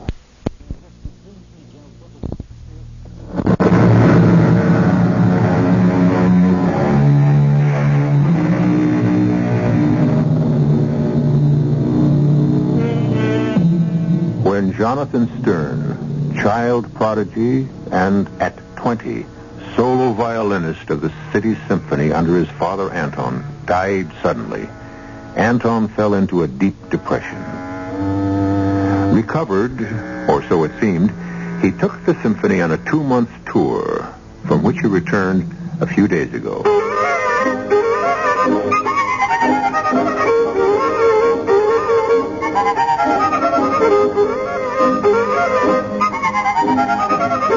Now in the City Concert Hall, as Anton tries out a new solo violinist, Saskia Rubens, something strange and baffling seems to be happening. Stop! Stop! Is this some kind of joke, Miss Rubens? Some kind of grisly joke? I don't know what you mean, Mac. No one has ever fingered that passage, played it the way you are, except my son, my dead son. I've told you I don't know anything about that. If I am using his fingering, it's an accident, a coincidence. Accident? Coincidence? Mac! Yes, Santo. You heard, is she using Jonathan's fingering or not? Well, she seems to be, yes. But, Father... And Mac, has anyone but Jonathan ever used that fingering? Not that I know of. Father! If this was an accident, Miss Rubens, it's the kind of accident I won't stomach. And I warn you not to repeat it. You needn't worry about that, Maestro. I won't be here to repeat it. That's fine with me. You can get out. Father, will you listen to me? What, Rebecca, what? You've forgotten something. Jonathan was the only one who ever used that fingering because no one else ever could until now. Well, yes, you're right. Only a prodigy, a genius like Jonathan could... How could I forget? Well, you were shocked and upset. But she Reuben, she... As I said, it's just an accident. No, Rebecca, not that at all. Don't you see, daughter? Don't you see? Well, of course. By the greatest good fortune, you found someone else to replace Jonathan as a soloist. Replacement? She's no replacement. She is Jonathan. What do you mean? Yes, what do you mean? Oh, he's returned. His spirit. That wasn't Saskia Rubens playing. That was Jonathan. And the fingering. Her hand, but Jonathan's spirit in that hand. Why, don't you see? It was Jonathan's way of telling me he's returned. Mac, get her, Rubens, get her back for me. Oh, now, the way she stormed out, I'm not sure I can. You can, you will, Mac. You must.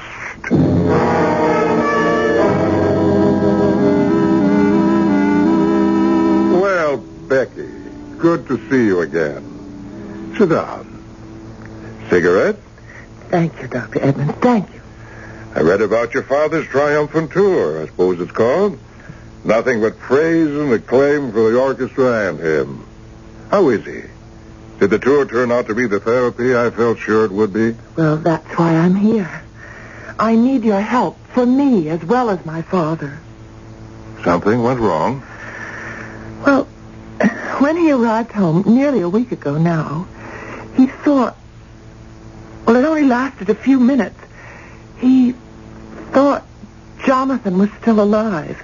That he could hear him practicing in the studio. Well, of course, when he went to the studio and Jonathan wasn't there, he realized it was just his imagination. Well, these relapses do happen. Yes, but the strangest thing happened yesterday afternoon. He was trying out a new violinist, Saskia Rubens. Yes, I've heard of her. Well, during the tryout, she played a passage the way Jonathan played it when he was alive, and she used the identical fingering that only Jonathan could use. And my father saw it, heard it. Another little relapse? Huh? I saw it and heard it too. Oh? Father thinks that Jonathan has returned to him. That using Saskia's body, his spirit and his genius has come back. And you? What do you think? Well, I don't know what to think. I've never been so confused. That's why I'm here. Well, I treated your father's melancholia. Then when he went on tour, treated you for a milder, much milder depression. And once you faced the reason for your depression, you snapped out of it. Becky, what was... Tell me again, put it into words. What was the reason for your depression? Come now, Becky, say it. I was glad Jonathan was dead. Why? Because he always stood between my father and me. That my father loved him more than me. He did. He did. All my life I've wanted my father's love. And when Jonathan died, I thought at last I'd have it. But I haven't. Especially now that he believes. That he believes. That he believes Jonathan has returned. Yes. And that, Becky, is why you're confused, unhappy. You've allowed your brain to recreate the ghost we got rid of together, you and I. Becky, Jonathan has not returned. Rubens, this fingering of hers or whatever, she plays that way, that's all. As simple as that. Oh, you can convince me. But no one will ever convince my father. Yes, well, someone, if not me, someone else had better. Because if he doesn't realize what he's come to believe just isn't so, Yes. If he doesn't. he'll lose his mind, Becky.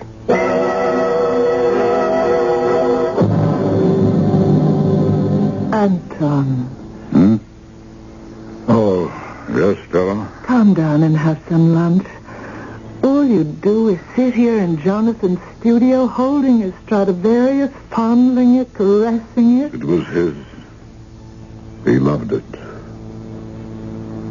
I love it. Yes, I know, but... And I've had a thought. Sitting here holding the Strad, it's brought Jonathan closer, helping him to communicate. Anton. He gave me the thought. What thought, Father? Oh, Becky. At the concert tomorrow night, Saskia Rubens will play this Stradivarius. Jonathan's Stradivarius. But you said no one must ever play it again. That no other hand but Jonathan's must ever touch it again. It will be Jonathan's hand that plays it tomorrow. Anton, my dear. It will help Jonathan, his spirit, help it to return. Why, don't you understand? It's only Saskia's body that sits there, but it's Jonathan who plays. Her hands become his. It will be his hands that hold the Strad. Play it tomorrow night. No. Huh? It will not be Jonathan's hands. It will be Saskia Rubens. I tell you... Betty, you're deluding yourself, and worse, you're letting your mind, your emotions get out of control again and play you tricks. And if these tricks go on, you will go mad. Oh, you sound like Dr. Edmonds. Well, I'm telling you what Dr. Edmonds said. I've just come from seeing him. Seeing Edmonds? You? Yes. I needed help for a depression of my own. Oh. Oh, well, I'm glad you went to Edmonds. Oh, why should that upset me? After all, we were all saddened by Jonathan's death. I was not saddened. I was glad. Becky, oh, my God. You were glad? Glad Jonathan was dead? Yes. Yes. And I'm sorry I was glad. I'm sorrier than I can tell you, but I couldn't help myself. You've got to understand. Understand? And what kind of sister were you to rejoice in her brother's death? What kind of woman are you to be happy at anyone's death? What kind of daughter to take pleasure in my sorrow? Oh, Father! Get out. Get out of the studio and never, do you hear me? Never set foot in it again. Father! Out of the studio. Yes, and out of my life.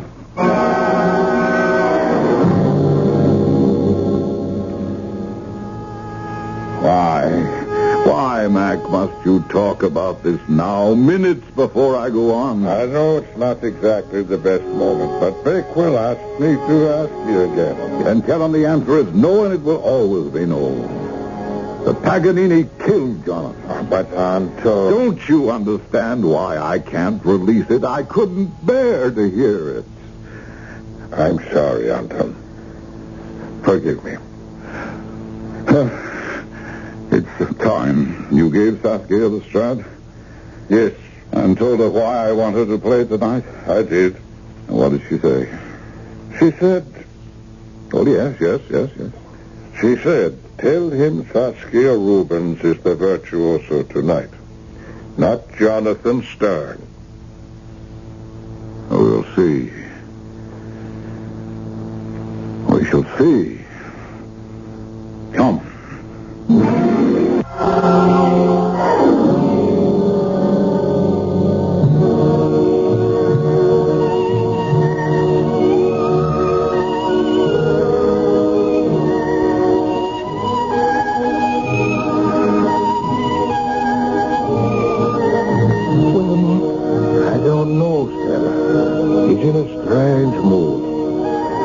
Seen him like this. What do you mean? I don't know. One minute he's irrational, I guess that's the word. And then the next, Talked about maybe he's to blame that Becky felt about Jonathan the way she felt. He was. To a large extent, he was.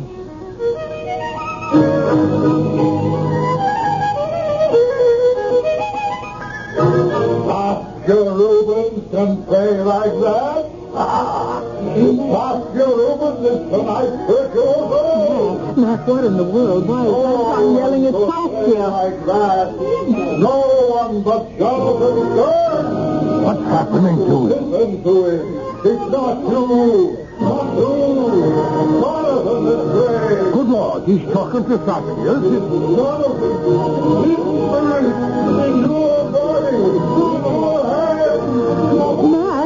Mac, he's gone crazy. Mac, he's out of his mind. Good Lord.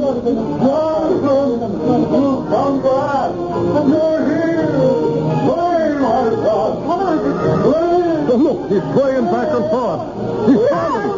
Somebody catch him. Anton!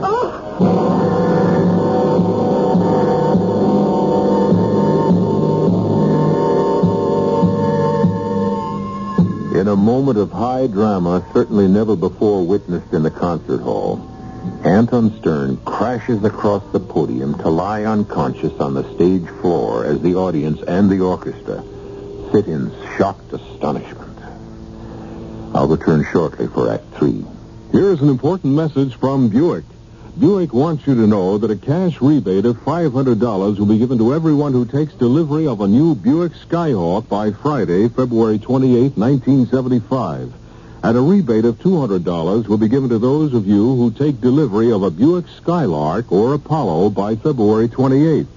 Buick's cash rebate program is just one of many reasons for buying a free-spirited 1975 Skyhawk, Skylark, or Apollo. So see your Buick dealer. Many families would like to visit their relatives in the upstate prisons, but they cannot afford it. So a few churches and other organizations got together to provide the buses and lodging so they may visit their relatives upstate. The God we worship expects us to remember our neighbors and to help them. Join with others at your local church or synagogue and start treating your brothers and sisters like brothers and sisters. A public service of Religion in American Life, the Advertising Council, and this station. Hello, I'm Helen Hayes. There's something very important happening in this country. High school students from 60 nations are living here for a year in the United States. They're learning about us, about our families, our schools, our communities. And we're learning from them. It happens through American Field Service, AFS, and the thousands of people who give their time to help others. Volunteers help find families to host students. They arrange activities in the community and help raise scholarship funds. AFS is an exciting and rewarding activity that deserves a place in your town or your city. To find out how you can help bring an international experience to your school and community, write AFS 313 East 43rd Street, New York, New York. That's AFS 313 East 43rd Street, New York, New York. This is WBBM Chicago. News Radio 78, the time 11:07, 26 degrees at Midway Airport. Unable to face the death of his son, Anton Stern, conductor of the City Symphony, vacillates between reality when he knows Jonathan to be dead and fantasy when only minutes ago he believed Jonathan's spirit had taken possession of violinist Saskia Rubens in the rendition of the Mendelssohn Violin Concerto. Now, in Anton's dressing room, He lay him on the couch. Now, gently, lads. Thank you, boys. You'll close the door as you go out, will you? Mark?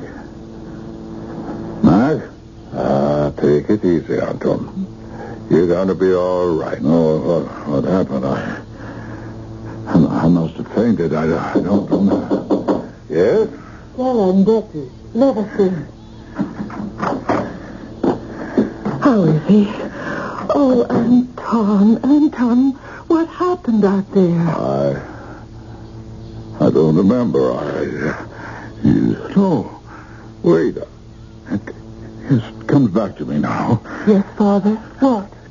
Jonathan. It worked. It worked.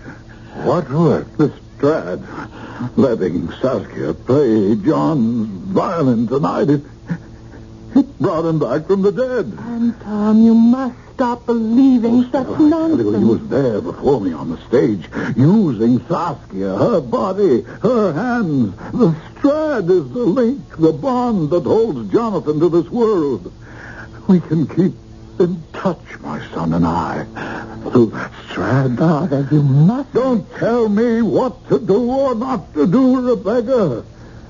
You think I don't know what you're up to? Up to? You wish to keep us apart, your brother and I. No. Because you were always jealous of him, envious of him. No. You told me, admitted you were glad he was dead. Anton, she never meant that. He said it. Get her out of here. Anton. Out of my sight. Out. In heaven's name, Anton. It's all right, Mac. I'd better go. He's out of his mind, Mac. He's out of his mind. Get the Strad from Saskia, Mac. Just as soon as... No. Get it now.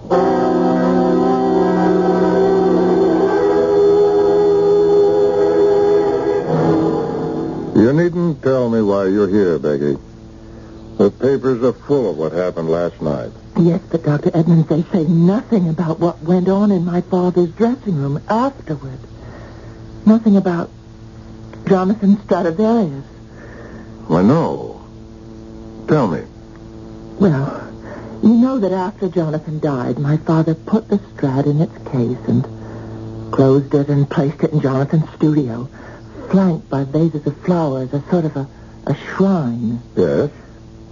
And also it was his intention that no one should ever play it again. Yes, so it came as a shock to us all when he decided to let Rubens play it at last night's concert. Why did he do a thing like He that? got it into his head that Jonathan was using Rubens' body to return to Earth.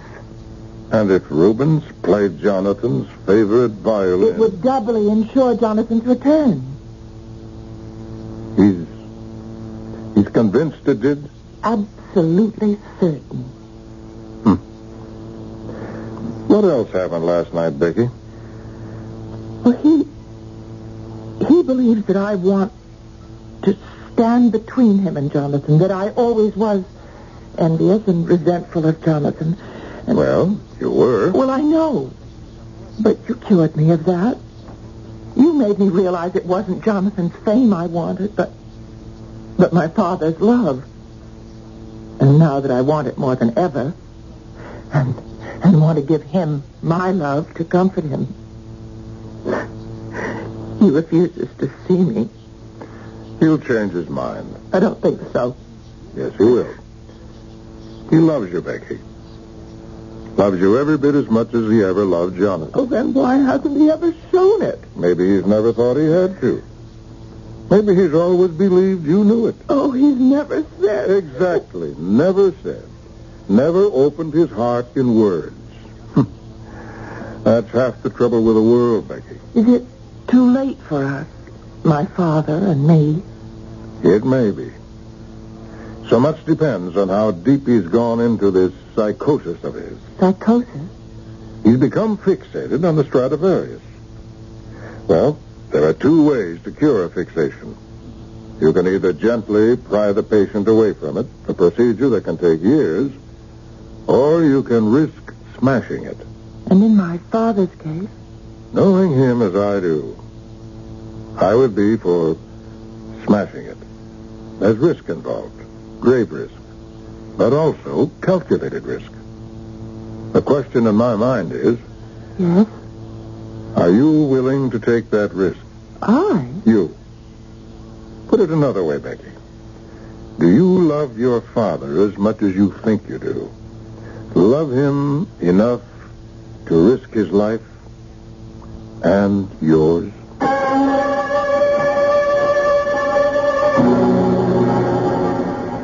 Anton, put the Stradivarius back on the table. Stop holding it, fondling it, caressing it. It will bring him back to me. He He'll come.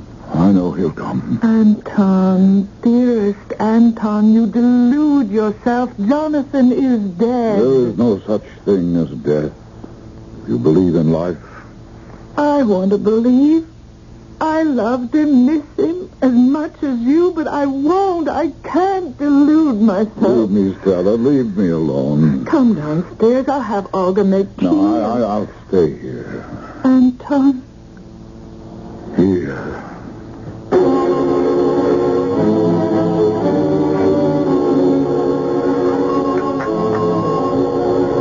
Thank you, Olga. I'll pour. Mac, you'd rather not have a drink? Oh, no, Stella. Tea's fine. If we could only persuade him to see Edmund again. Oh, I tried. It's no use. I lay it on the line, Stella. This could mean the end of Anton's career. Don't say that, Mac. Every penny had to be refunded for the concert the other night. The board of directors called me on the carpet this morning. They know there's something seriously wrong with Anton. Well, I'm afraid we know that, too. And then there's Bakewell. He says the recording company will sue if Anton goes on refusing to release Jonathan's last recording. Oh, Becky. Mother. Mac? Oh, boy, get those eyes. Oh, you poor kid. This has really got you down, hasn't it? But not out, Mac. I've just come from seeing Dr. Edmonds. Well, why did you go to see Edmonds? What good can he do? Your mother's right, Becky. Now, don't get me wrong. Edmonds did his best, but it wasn't good enough. He's upstairs, brooding in Jonathan's room. If he isn't already mad, Becky, he soon will be. But that's why we've got to do something drastic. What do you mean, drastic? Edmund says that Father's become fixated on Jonathan's violin, the Strad, because, in effect, it replaces Jonathan physically. It's all that's left of Jonathan. Well, I think we're all aware of that. Yes, well, Edmund says there are two courses open to us. One would be the treatment that would take years and might not be successful. And the other is to take the drastic action that I just mentioned and smash the fixation. Smash it? To bits. But if we take the second course, in Edmund's words, it could kill Father and me. What do you mean? I mean that if I fail... You will do this, whatever it is? I'm the only one who can. If I succeed, Father will be well again, and in another way, in a special way, so will I. But if I fail, he can... Well, he very likely will be driven into hopeless insanity, in which case he'd be better off dead. And you? Becky, you... Oh, I'd be better off dead, too.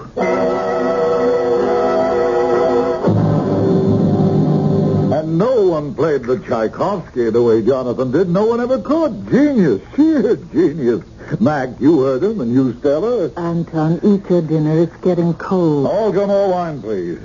You're drinking, too. And even practicing. Why, when he practiced up there in the studio, I would listen for hours on end. Such sweetness of intonation, such delicacy of fingering and bowing, and why, I can hear that now. So clearly, so sweetly, I would almost swear he was in the studio now, practicing this very minute, practicing. I enjoyed his practice, too. Why, it was a privilege to hear him, Anton. You know, if I shut my eyes, I believe I could almost hear him. Anton? I do hear him. What? No, listen.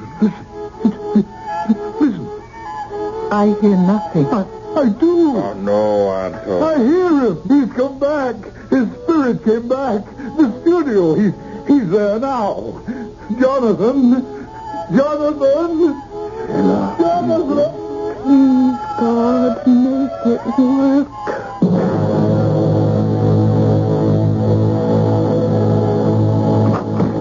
Jonathan! What is this? What? I'm practicing. What else?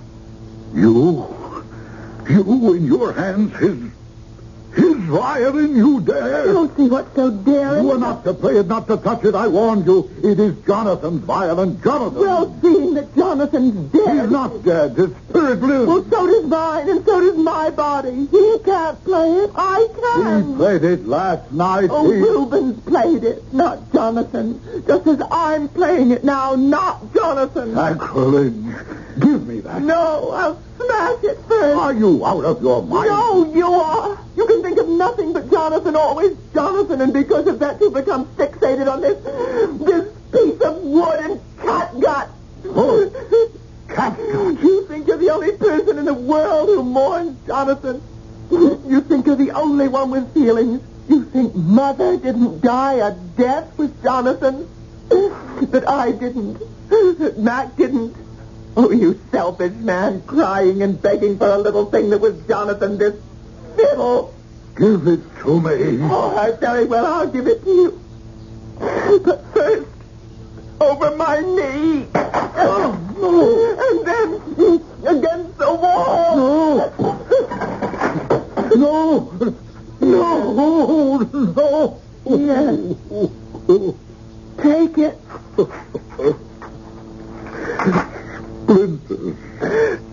Pieces. Becky.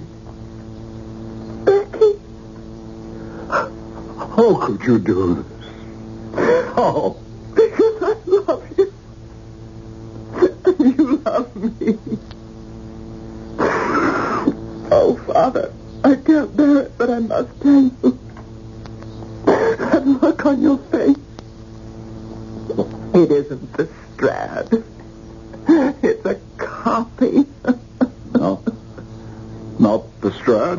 Jonathan Strad? Could I destroy that? But even if I could, there was no need. It wasn't a violin that had to be destroyed, only what it meant to you. I didn't break a violin. I broke your madness. Do you know? I think you did. When you smashed it, splintered it, inside me, something, I don't know, it's smashed and splintered too. But it might not have. You might have been smashed and splintered. It was a risk I had to take. And you took it, Becky. Because you love me. I've always loved you. Didn't you know that? Yes. And I love you. Only what? Till now, I never knew how much.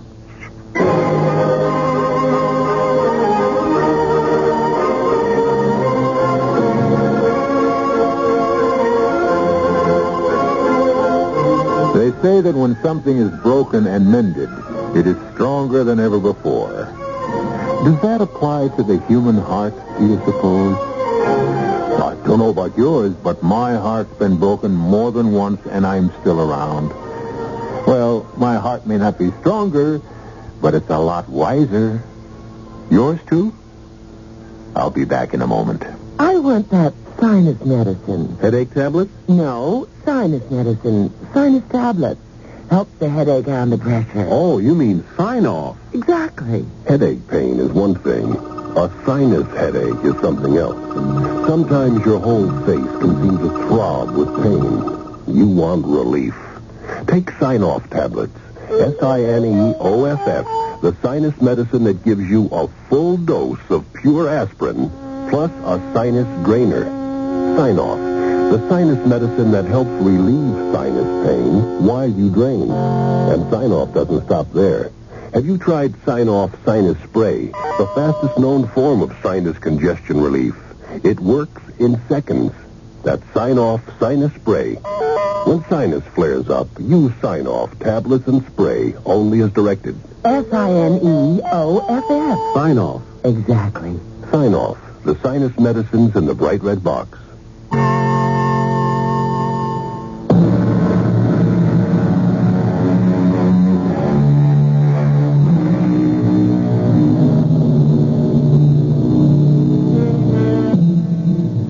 of wiser hearts, as we were, Anton Stearns is much wiser.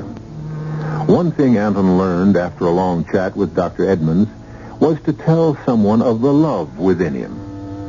Honestly, we just don't do it enough, none of us. Our cast included Ian Martin, Marion Seldes, Carol Teitel, and Lon Clark.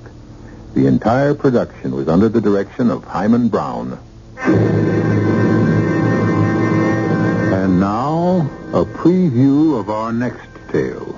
I can't understand why you keep asking people to take you away with them, Lucas. I think you ought to make up your mind to get out of here, Mr. Alberton, not just so as you can take me with you, but for your own good.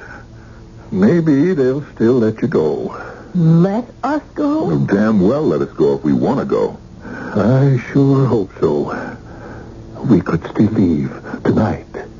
Better chance to get away after dark than in the daytime. Now, look, you're going to have to explain that, Lucas. If you want us to take you away with us in case we go, well, you're going to have to tell us what is going on here. Well, they're all dead, you know. Not me. I don't think. But all the rest of them's dead as dead can be. Been dead for years. Radio Mystery Theater was sponsored in part by Buick Motor Division. This is E.G. Marshall inviting you to return to our Mystery Theater for another adventure in the macabre. Until next time, pleasant dreams.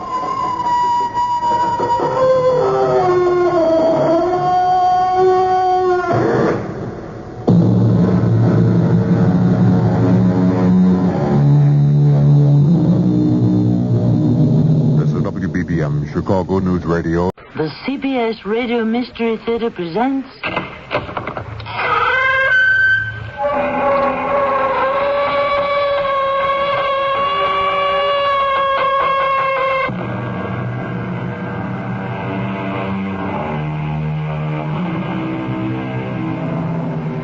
Welcome. Come in. I'm Tammy Grimes with another tale of the macabre. Our stories are found off the beaten track because they're about experiences uncommon to most of us. They range from strange twists of fate to supernatural experiences. Today's story is one of the latter. Gilbert Lang, a man of 50, lies in bed close to death. His 28-year-old wife is furious with Dr. Ned Eaton, who has refused her admission to Lang's locked room. Mrs. Lang has an axe in her hand. Open that door, Doctor. I'll break it down. Donna, put that axe down. Gil is dead, and you killed him. Give that to me. Don't you order me around. This is my house now, and I want you out of it, and I want to see Gil at once.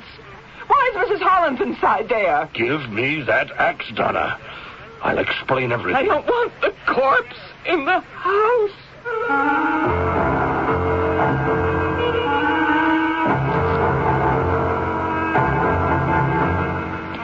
Our mystery story, The Pale Horse, was written especially for the Mystery Theater by Roy Windsor. It stars Earl Hammond and Mandel Kramer. I will return shortly with Act One.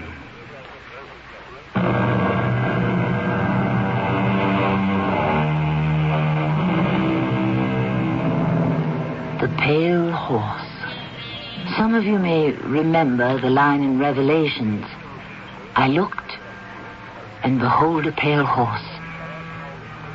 And his name that sat on him was Death. Yes, that is our theme. But I do not want to mislead you. The title pertains to the subject, but with a difference. There is no dispensation from death. It is inevitable, and we know not when or how it will occur. It is one of two impenetrable mysteries, the other being life itself. Gilbert Lang is very ill. The 50-year-old man is comatose, a victim of viral pneumonia. His friend, Dr. Ned Eaton, is at his bedside. Donna, I can't deny it. I am very concerned. He should have been moved to the hospital. No. Gil wanted to be here.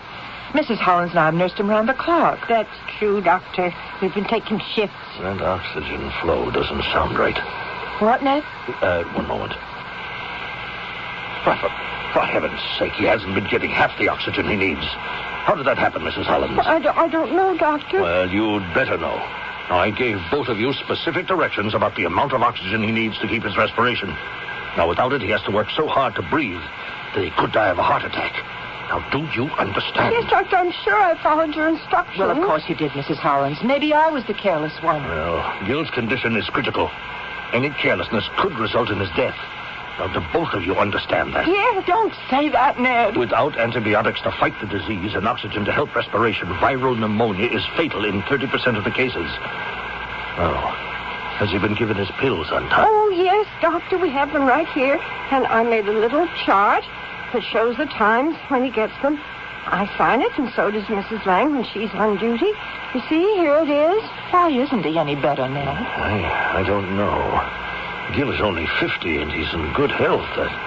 Until the cold developed into pneumonia, he hasn't responded to penicillin or to tetracycline. Oh, I'll bring in another doctor tomorrow. Are you on the night shift, Mrs. Hollins? Yes, sir. Well, mind you stay awake. If there's any change in Mr. Lang's condition, will you telephone me? Yes, sir. May I see you downstairs, Donna? Of course. If you need me, Addie, you just let me know. Donna? It's Addie, Mr. Lang. Where's Donna? She's with Dr. Eaton downstairs. Not to worry. Now, don't you talk. You just rest. I'll stay with you all night long. Thank you, Addie. You're so kind. You always have been. You save your strength and rest. I'm so weak, Addie. I keep slipping away. I'm so weak.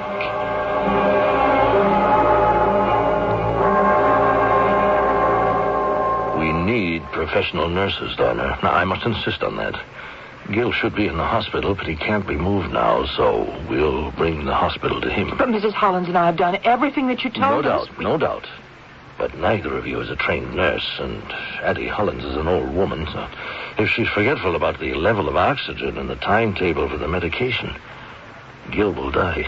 Don't say that. Well, I have to, because it's true. Now, both of you are worn out, and that's when mistakes occur. You need rest.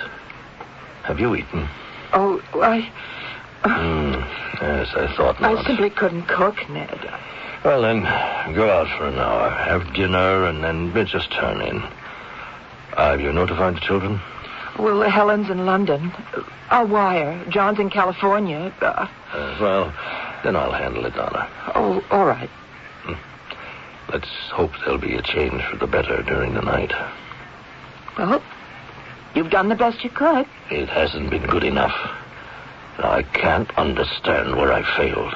I regret that. My best friend, and I haven't been able to help him.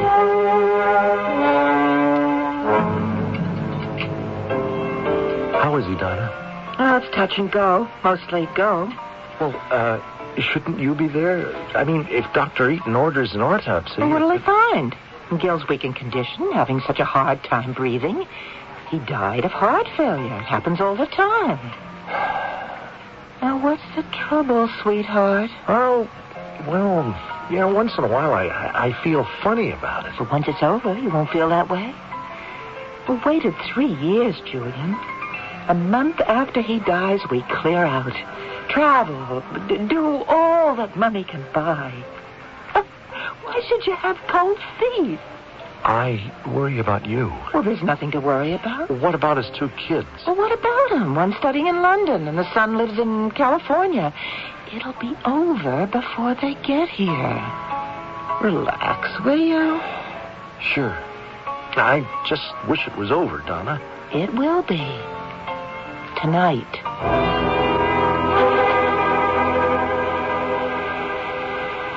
Your pill, Miss Lang. What? Oh, Addie. Mm-hmm. My pill. There, now you look better. I was dead, Addie. Dead? Disembodied. I was out of my body. What? I looked down on me lying here in bed. I saw me in the oxygen tent. And I saw you and the doctor. And Donna. I heard him and he was angry about the oxygen. Then he did something with the valve. And I don't remember anything more.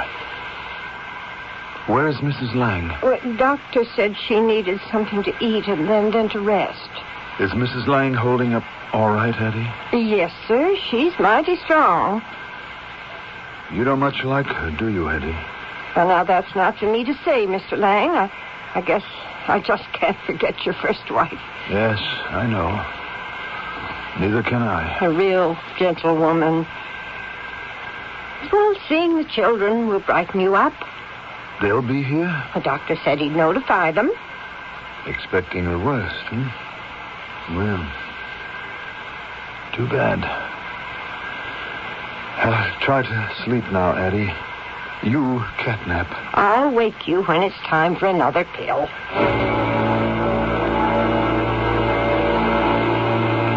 How is he, Mrs. Hollins? Oh, about the same.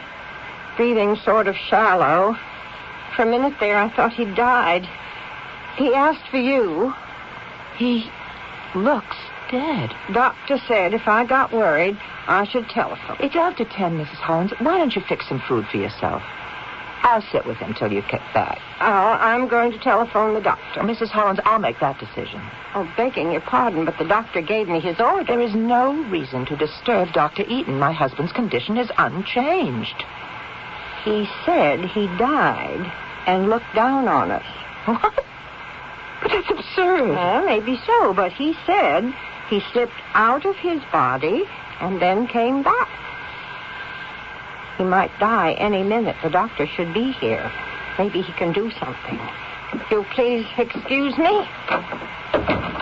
Donna? Gil? Gil, it's me, Donna. I can't breathe, Donna. I have to fight to breathe. We thought you died. I don't think I can make it, Donna. I'll sit with you, Gil. Now just go to sleep now. Dr. Eaton's on his way. You'd best have some rest, Mrs. Lang. You're the one who needs the rest, Mrs. Hollins. Well, I'm on the night shift. No, I'll stay with Mr. Lang. You wait downstairs for the doctor. Please. I'm wide awake. There's nothing to worry about. Oh, all right. If you'd sponge him off? Yes, yeah. He can't hold out. Now, the pills, I'll switch them later. I have to remember that. Why did she phone that fool doctor?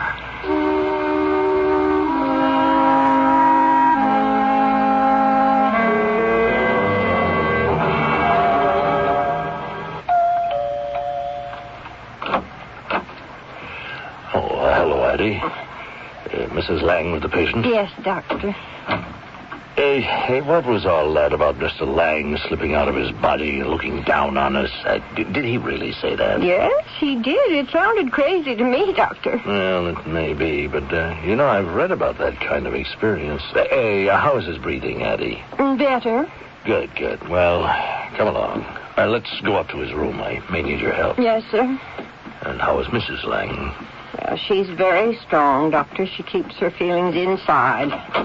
Oh, Ned, I think he's dead. What? Step aside, please. It's cold. No pulse. Hand me my bag, Mrs. Collins. Yes. Thank you. What is that, Ned? Adrenaline. Hypodermic injection. Then I will massage his heart. I can't stand it. Please excuse me. Nothing's happening, doctor. I am aware of that.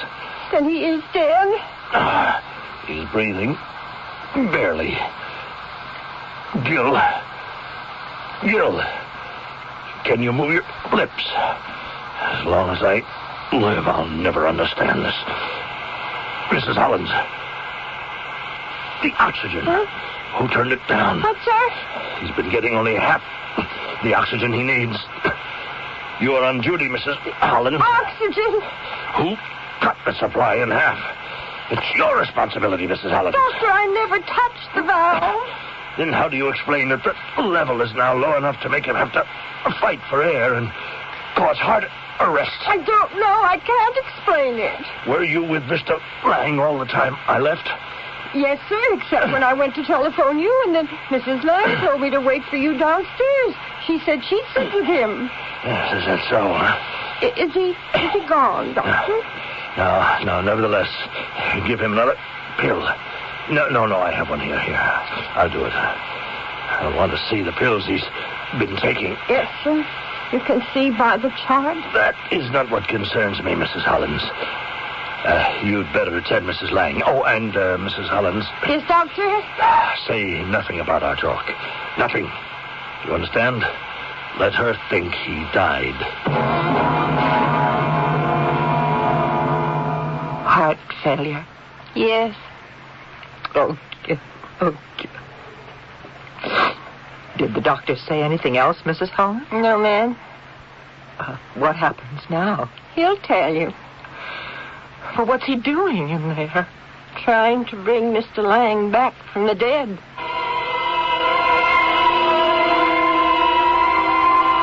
There are many motives for murder. Here, it seems we have two. A vicious, greedy woman's determination to inherit a fortune, and a love for a man her own age. Even he, a man we know only as Julian, feels uneasy about her premeditated plan. In appearance, Donna Lang is a beautiful, desirable woman who is attractive to all men. The truth is that she is deranged, because no sane person plans a murder. When I return shortly with Act 2, we will learn if Gilbert Lang survives the scheme to kill him.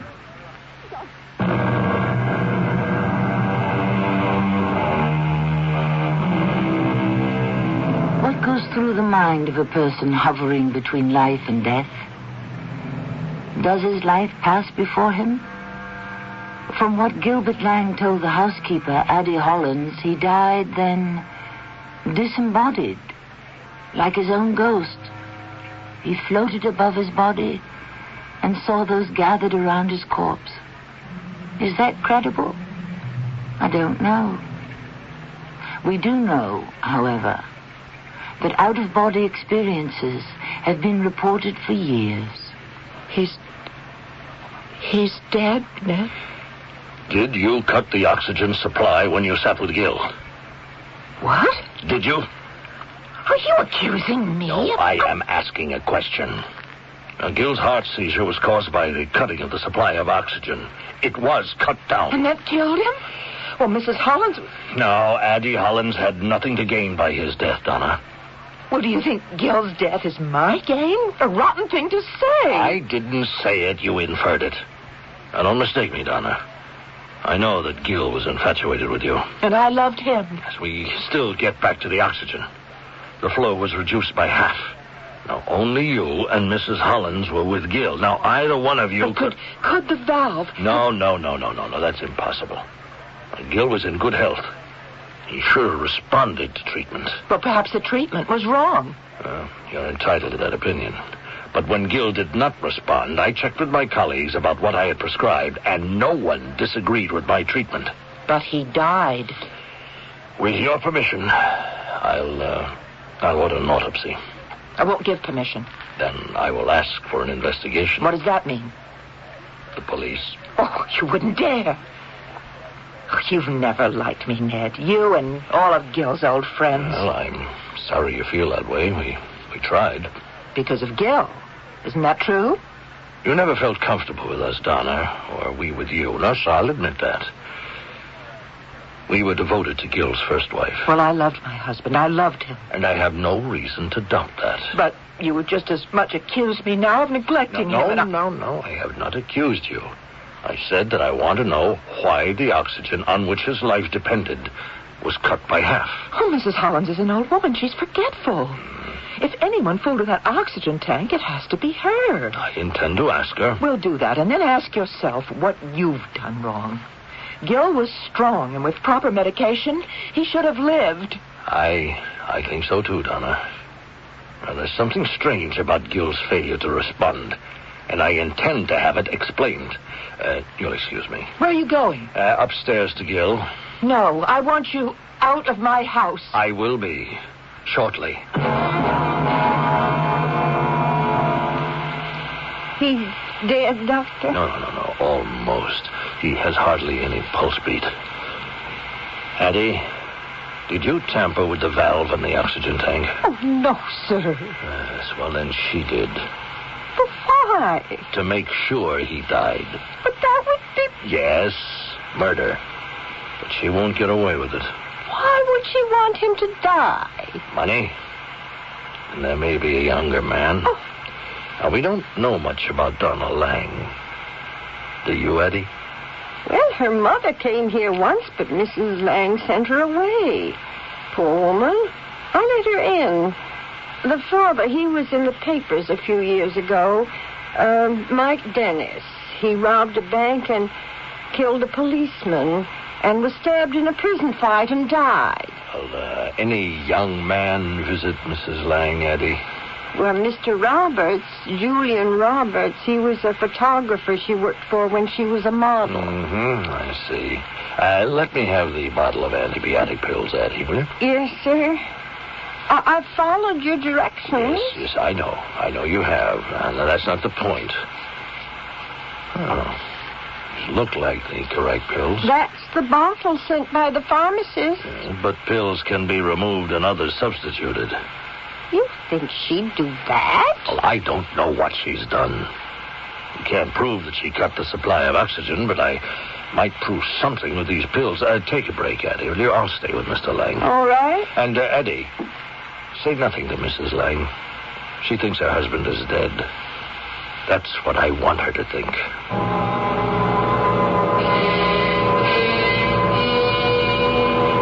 Addie. Donna. It's Ned. Ned Aiken-Gill. I can breathe, Ned. I can see you. I'm looking down on you. I see you and I see me lying in bed, not breathing. I'm dead. Gill? I'm on a road, Ned. It's dark outside, clouds moving across the moon. There's a coach and 4 horses moving, coming toward me. A black coach, and the horses are black. Well, get in or get out. Make up your mind. Is this a dream? It's no dream, Mr. Lang. Well, then what is it? I heard they call it the pale horse. Death. So I did die. How do you know my name, young man? I'd rather not say. Yeah, why not? Tell him, Julian. No. Who are you? You won't believe it, Mr. Lang. I'm Mike Dennis. That mean anything to you? My wife's maiden name is Dennis. First name Donna, right? Yes. Would you be her father? I'm sorry to say I am. And this young man, Julian. Julian Roberts. I never knew him. I should hope not, or you'd thrown a tramp out of your house. Tramp? That's a serious accusation, Mr. Dennis. I don't think it isn't true. 15 on, she was on the streets. She ran away. Broke her old lady's heart. Good riddance, I said. I didn't know any of this. Of course not. We were down and out. The old lady asked Donna for help. She was a model then. Told us to drop dead. And that's when I made a mistake. I helped a guy pull off a robbery, and I shot a cop, and it was curtains. Well, how did you come here? You didn't read about it, Mr. Lang? Well, I guess you didn't. See, Mike was sent to a high-security prison upstate, and he got into a fight, and he was knifed. Yeah, saved the state a bundle. And you come along, Mr. Lang. This is all news to me. Oh, there's more. When Donna hooked you, the old lady thought she'd be on easy street. I'd already been arrested and things were tough for her. So she went to Donna, and Donna threw her out. Said she had no family, never wanted to see the old lady or relatives ever again. And she never bothered Donna again. We got some pride. Where are we going? Well, they shift us around from time to time. I've been in this rig for years. I'm kind of a greeter. Well, this is the death coach? Yep. Well, is it always night? Donna's in for some shot. I hope it knocks her out. You knew my wife, Mr. Roberts? I did, yes, sir. And? I regret the whole thing. Meaning what? She never loved you, Mr. Lang. Didn't you know that? I didn't want to know it. Or perhaps I sensed it. She did love me. Before she met you, we were going to get married. I was a photographer, and I photographed her many times, and we just fell in love. But she married me, Mr. Roberts. And planned somehow to get rid of you and then marry me. It's unbelievable. Yes, I know, but that is the way it was. Mr. Roberts. Yeah? Tell me about the murder plan. Well, it was simple. It's the best kind, I guess. It's just a matter of the right time. You know, you catch the flu, and then she prevents you from recovering. How? Well, the flu develops into pneumonia, and by substituting phony pills for the real ones, you get worse. Placebos? Yeah, I guess that's what they're called. So instead of treating pneumonia with antibiotics, I was treated with placebos. Yeah, you were a dead duck. Then, when she got the chance, she cut the oxygen way down and hoped you'd have heart failure. That's a nasty story, Mr. Roberts. I had nothing to do with it, and what Donna was doing made me uncomfortable. Now, I said so last night when I had dinner with her. May I ask why you were here? Wait till you hear this, Mr. Lang. After dinner, Donna took a taxi home, and this whole thing was on my mind. I guess I missed a traffic light and got hit, and I was killed. Good Lord. You get it, Mr. Lang? She kills you to get your money and Julian, and he gets himself killed. What do you call that? Irony, I would say. So she left with the money, but without a lover boy. I say it couldn't have happened to anyone worse. Let her wring her heart out. Hey, where you going, Mr. Lang? Mr. Lang! I still have an ounce of life in me, gentlemen. It has been an extraordinary experience meeting you. Goodbye. That's a new one on me, Julian. I don't think he was really dead.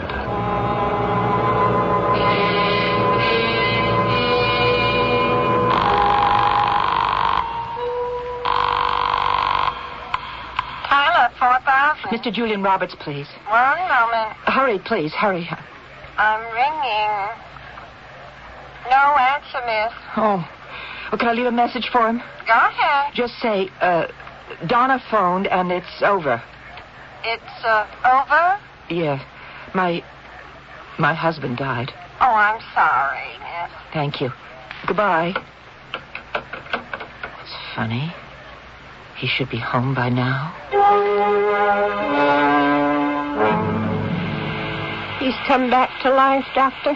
My bag, Addie. Is that for his heart? No. I'm giving him an injection of an antibiotic. The pills? Worthless. That's my guess. Oh, will he live? Yes. Now, lock the bedroom door, Addie. I don't want her coming in here. Yes, Doctor. Gil. She tried to murder me, Ned. Yes, I know that. Don't let her come near me. Oh, Mr. Lang. I met the pale horse. 4 horses and a black carriage. There were 2 men in it. Donna's dead father and Julian Roberts. He was just killed in an automobile accident. He was her lover. I was dead, and then I came back to life, Ned. He came back from the dead? He was legally dead, Addie. And now he's alive. How can that be? just fantasy. Many persons would deny it. No one really knows what happens after death. But there have been too many instances of out-of-body experiences to dismiss them as nonsense. Mr. Lang's testimony is not enough to convict his wife of attempted murder. And Dr. Eaton cannot prove that she tampered with the oxygen supply. Can she be forced to confess? We will learn that when I return with Act 3.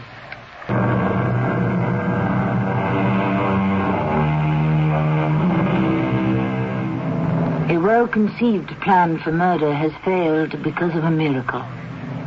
An experience that a dying man has had that transcends the known laws of nature. To catch in what I just said is known laws. We do not know all the laws. There are unknown laws, and we have heard about one of them. Life restored after an out-of-body experience. It is moments later. Addie, I have to visit the hospital now. I won't be long. Mr. Lang's condition is still serious, but he will live. I am almost certain of that. Well, I'm thankful for that. What about that woman? I don't want her in this room. Now, when I leave, I want you to lock the door. Don't open it except to me. Now, that is an order, Addie. I won't let her in. I never want to see her again. I'd like to kill her. Well, so would I, but we'll leave that to the law. Get out of my way, Ned. Sorry, Donna. No one's going into that bedroom until I return. Who do you think you are giving orders to? I am Gil's doctor. He doesn't need a doctor. He needs an undertaker. Well, you can arrange that later. Now, I have to leave for a short time, but I will be back. Until then, Mrs. Hollins has orders to keep the door locked. Well, what's that old fool doing with him? He's now at peace. Even you should respect that. I'll telephone the police. Have you lost your mind? My husband, my house, and you tell...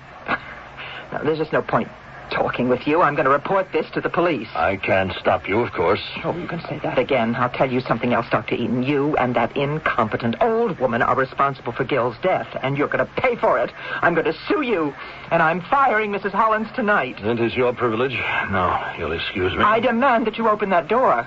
I am almost sorry for you, Donna. I will call the police. No, there must be an accident.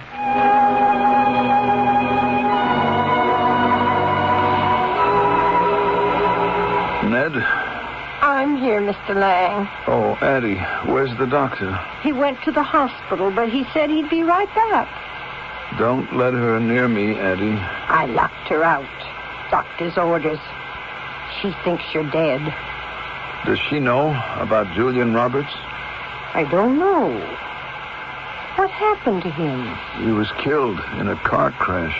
How do you know that? I met him when I was half dead, Addie. You don't believe me, do you? Well, after seeing you dead and then coming back to life, I'd believe anything.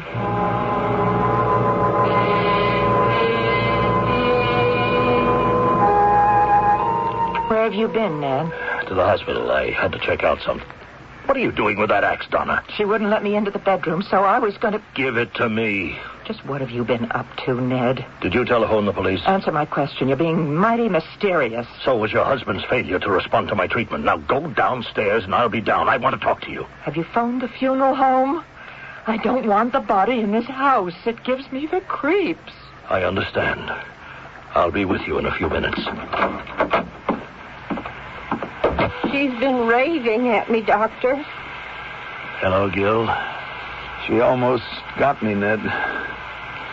What a fool I've been. I've had those pills analyzed. Addie, are these the pills you've been giving Mr. Lang? If that's the bottle I gave you, yes, Doctor. And you and Mrs. Lang gave him one every 4 hours? I did. I don't know what she did. She gave me pills, Ned.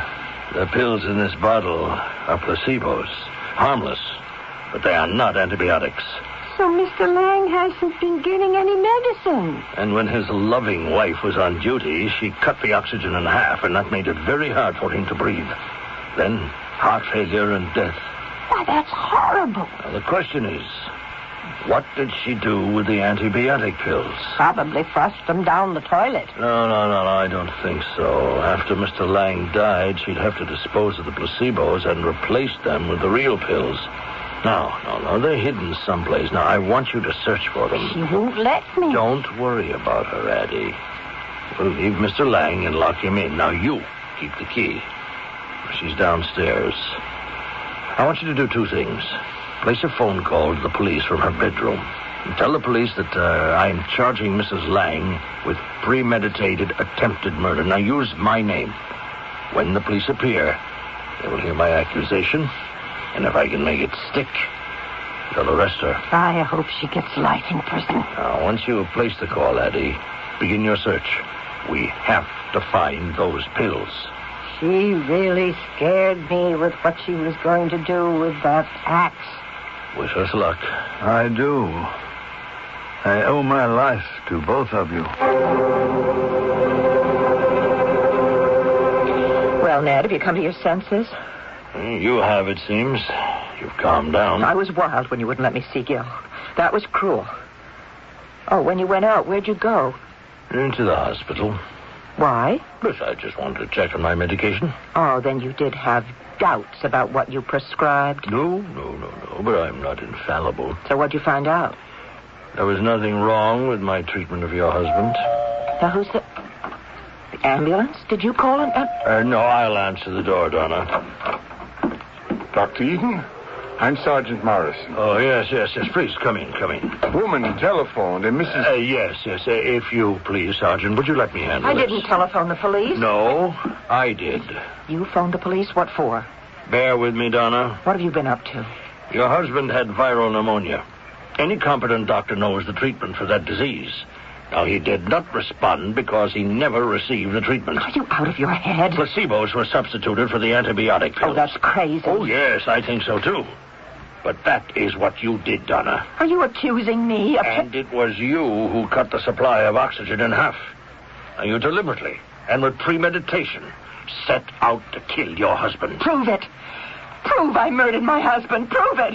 Will that restore him to life? Your husband isn't dead, my dear Donna. What? Now, that's a lie. You yourself just said... No, I never said he was dead. He was legally dead for a brief interval, and then... miraculously, he came alive. He is alive. And he will recover. Is this true, Ned? Yes. And so is what I said about you substituting the pills and cutting off the oxygen. I went to the hospital to have the pills analyzed. They were placebos. Mrs. Hollins wouldn't know the difference. And as for the oxygen, Mrs. Hollins would never have done that. She's loved Gilbert Lang since he was a boy. And on that flimsy evidence, you're accusing me of attempted murder? You're ridiculous. When we find the antibiotic pills, and we will, you'll have to explain the substitution. And Gil saw you turn down the oxygen supply. Well, now I know you're crazy. Gil was unconscious. But he was hovering over his body, and he saw you turn it down. What is this, science fiction? An out-of-the-body experience. I can't explain it. Well, I'll say you can't. Who would believe such rubbish? Gil saw something else. Are you enjoying this, Sergeant? He met your father. Oh, that's a real trick. My old man's been dead for years. So Gil discovered. Your father never did have a very high regard for you, Donna. No comment. Can you believe this, Sergeant? My husband talking to the dead? Well, what old Mike have to say, It wasn't flattering. Oh, go on, then. Gil also had an embarrassing talk with Julian. Who? The photographer you were going to marry before you met Gil Lang and his money. Julian? Sorry, I don't know any Julian. You had dinner with him just a few hours ago. Oh, this gets wilder by the minute. You're making a fool of yourself, Ned. Now, you send the sergeant away and you go home. I'm worn out with your lies. If Gil's alive, you're not lying about that. He's alive. Then I'm going up to see him. Doctor, I found them. Bring them to me out of here, Gil. Here are the pills, Doctor. Where were they? Kept loose in a rolled-up pair of socks. Yes, they look like the antibiotics. Well, Donna, explain this, please. You had Mrs. Hollins snooping in my room? I knew you wouldn't dispose of the real pills. Once Gill was dead, you'd replace the placebos with these. Where did you get them, Donna? I have nothing to say. I'll have them traced. The police will locate the pharmacist who made these up for you. Sergeant, I'll turn these pills over to you. I'm certain that they are the antibiotic pills. And here is the bottle of pills that were in Mr. Lang's bedroom. The pills he was given by Mrs. Hollins and Mrs. Lang. Now, I want them tested by the police. Guard them. They're evidence. All right, Doctor. Mrs. Hollins didn't know anything about them? No. Well, you say Mr. Lang saw his wife turn the valve on the oxygen tank? Yes, Sergeant. And he said something about the pills? Yes, that's right. This was when he was dead? I don't get it.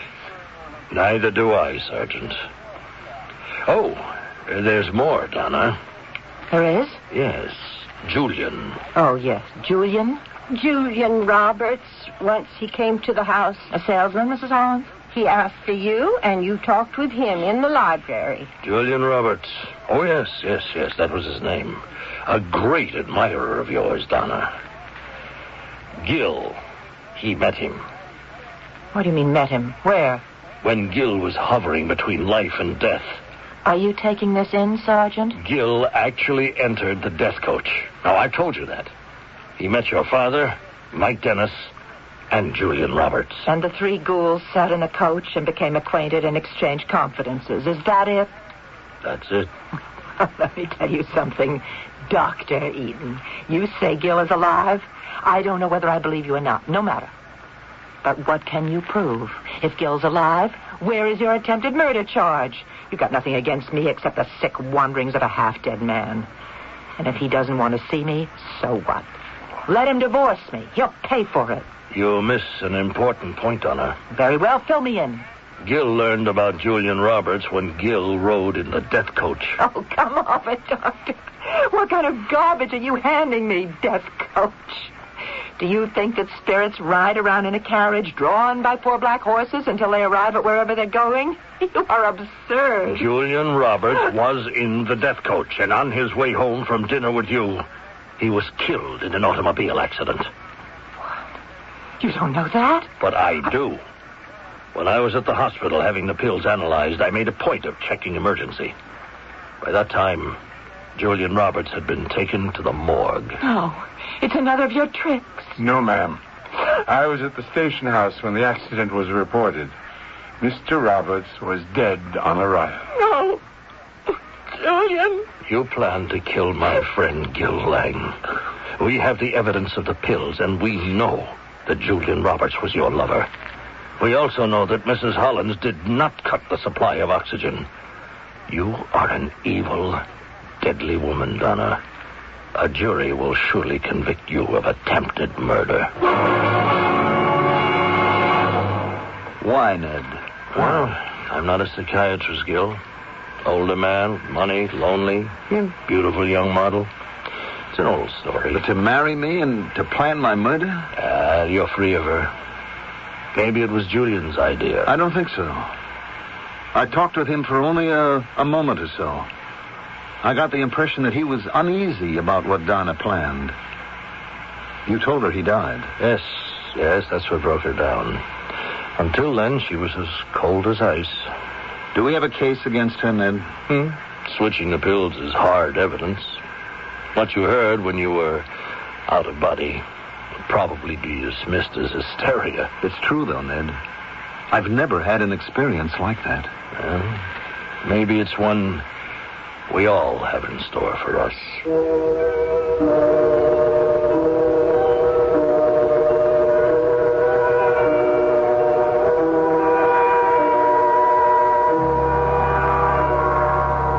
And so the death coach with Mike Dennis and Julian Roberts, but not with Gilbert Lang, goes on its spectral way. Where, no one knows. A man wrote that murder, like talent, seems occasionally to run in families.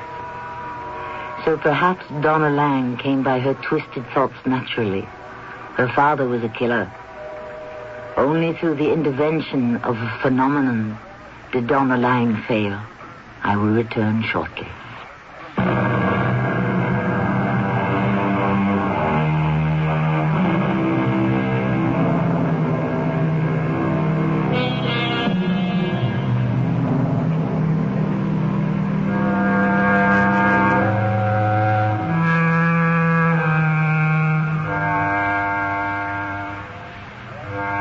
You cannot read a newspaper or listen to the news without encountering murder.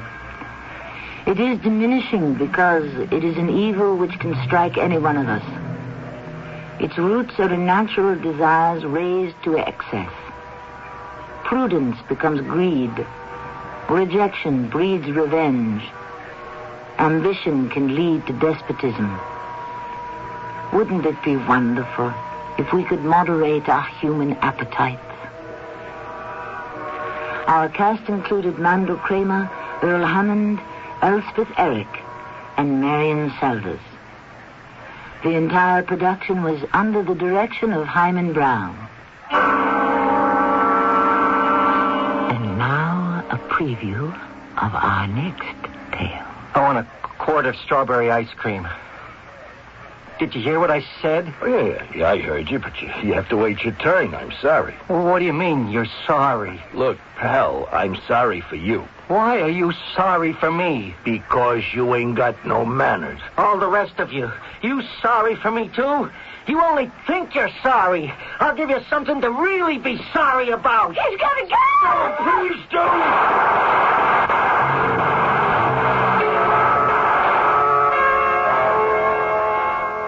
The gun is one of those 9mm automatics, so popular today with assassins.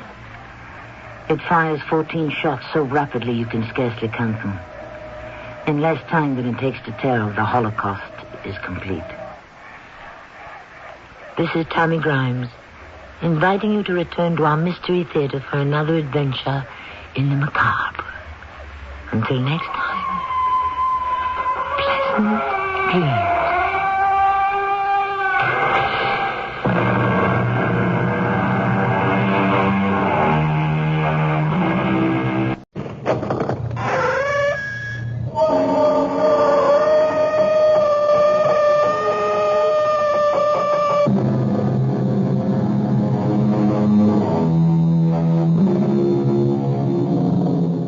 Come in. Welcome. I'm E.G. Marshall. Where do people go when they disappear? We're not talking about those folk who have every good reason and understandable motive to drop from sight. No, we mean people who were on their way somewhere and who never showed up and have never been heard of again. And the people we're talking about were solid, substantial, dependable people. A well-known judge, a famous aviatrix, a United States naval vessel, a patrol of Air Force bombers, a commercial airliner, and others too numerous to mention. What happened to them? Is there an explanation? Our mystery drama, The Triangle, was written especially for the Mystery Theater by Sam Dan and stars Mercedes McCambridge. It is sponsored in part by Sign-Off, the sinus medicines, and by the Florida orange growers. I'll be back shortly with Act One.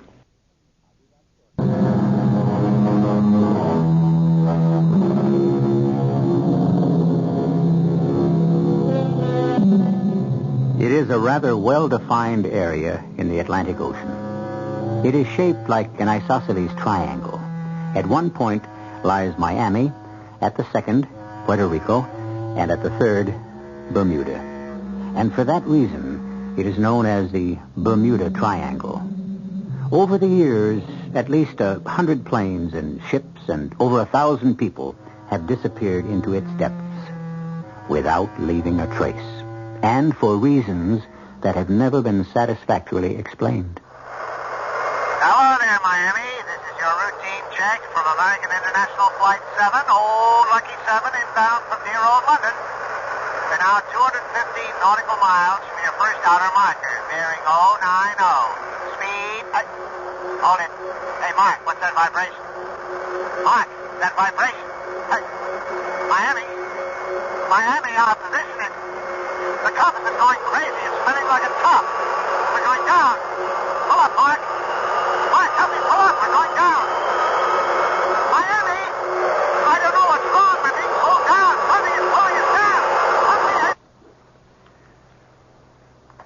We don't have to hear the tape again, Lieutenant. I'm very much afraid, Pete, that we'll just have to chalk this one up. There were 110 people aboard that plane, and we'll just have to... Oh, excuse me, sir. Admiral Ingram's headquarters, Lieutenant Nelson. One moment, sir. It's Commander Bates. No, you know what he wants, don't you? He wants to know if I'm ready to release the word. Will you talk to him, sir? I'll call him back. Okay. The Admiral will call you back, sir. Are you ready to call off the search, sir? Damn it. 110 people. Yes, sir. We knew his bearing. We could practically pinpoint his location. We combed that area as much as you can hope to comb water for 5 whole days. We organized the greatest peacetime assemblage of ships, planes, and men. Yes, sir.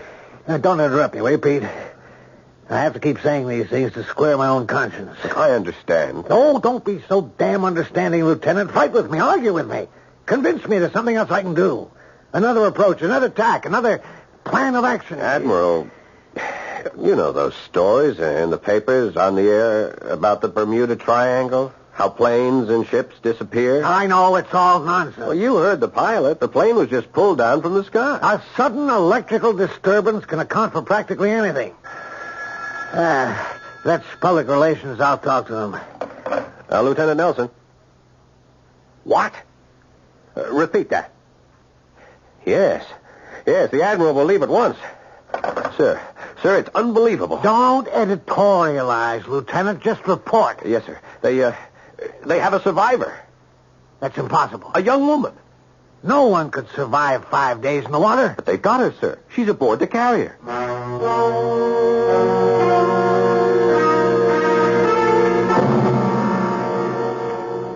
Miss Roberts, I'm Admiral Ingram. This is Lieutenant Nelson. The doctor said you could talk to us. Yes. It must have been a harrowing experience. I'm all right. Yes, I see that. Miss Roberts, you know you're the sole survivor. That's what I've been told. Can you tell us what happened? I don't know what happened. Well, surely you can remember something. I don't remember anything. Yes, well, perhaps this isn't a good time to talk to you. No, that doesn't matter. I just can't tell you anything. Miss Roberts, your plane went down 5 days ago. Yes, according to the calendar. And you were just picked out of the water this morning. Yes. And you claim to be Judy Roberts. I am Judy Roberts. The Judy Roberts who was a passenger aboard American International Flight 7 from London to Miami on June the 15th. Yes. Admiral, may I talk to you a moment? How could she live 5 days in that shark-infested sea? Well, she was lucky. She could survive without food, without water? Obviously. Well, why doesn't she look it? Why isn't she all shriveled up and dehydrated? Why isn't her skin burned and raw? Why isn't she hysterical or delirious? She looks as if she just stepped out of a heated swimming pool at a country club. Yes, I thought of that, too. We sent her fingerprints for confirmation. We checked out her teeth with a dentist. She's Judy Roberts. Miss Roberts, why won't you tell us what happened? I told you I don't remember. Well, could you tell us everything you do remember? I was sitting in my seat. I'd fallen asleep. Yes? And I was conscious of a loud roaring sound. I don't know if I was still asleep or awake. I had the frightening feeling that I was falling, that the plane was out of control. And then I must have fainted, because the very next thing I knew, I was here in this bed, and I was told that I'd been rescued after 5 days in the water. And I'm now on an aircraft carrier. And that's all you know? That's all I know. You have no memory of the crash? No. You remember how you got out of the plane? No. The life belt you were wearing, do you remember inflating it, putting it on? No. Well, how about the 5 days you spent in the water? I don't remember being in the water. Miss Roberts, look, may I say something? Yes, if you like. We have 3 possibilities here. First, you're not Judy Roberts. I am Judy Roberts. Second, you never got on the plane. I was on the plane. The ticket man at the gate would remember me because I almost missed it, and they held it for me. He put me on board himself. And besides, if I wasn't on that plane, How did I wind up in the water? What's your third possibility? You're lying. About what? You didn't spend 5 days in the water.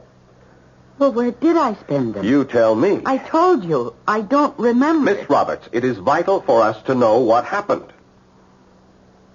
And were there any strange noises? There was just this roaring sound. What kind of roar? Oh, it sounded like the engine. But look, how did you survive so long in the water? Surely we can learn something from that. I told you I don't remember being in the water. Well, you don't look as if you've been in the water for 5 days. Well, that's where your helicopter pilot found me. Now, Lieutenant, if you have no other questions, I would like to rest for a while. All right, Pete. She didn't spend 5 days swimming in the water. Would the Admiral know how she spent them? She was floating in the water. On what? Her seat was just to the rear of the galley. A portion of it probably broke off and afforded her a kind of raft. The portion may have contained food and canned drinks. She could have had blankets to shield her from the sun. Sir, how does it happen that this so-called raft was never spotted? Well, Lieutenant Miller, who sighted her, says his attention was attracted at first by something shiny that looked like a painted part of a fuselage. Well, why wasn't it there when he arrived? Well, it probably sunk. Yes, sir.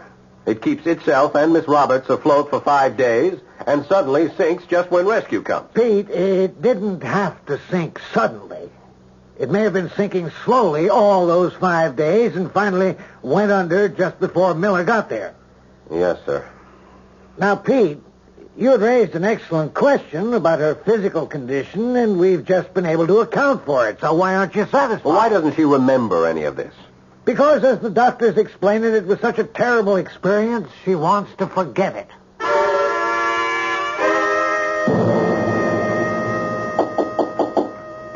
Come in.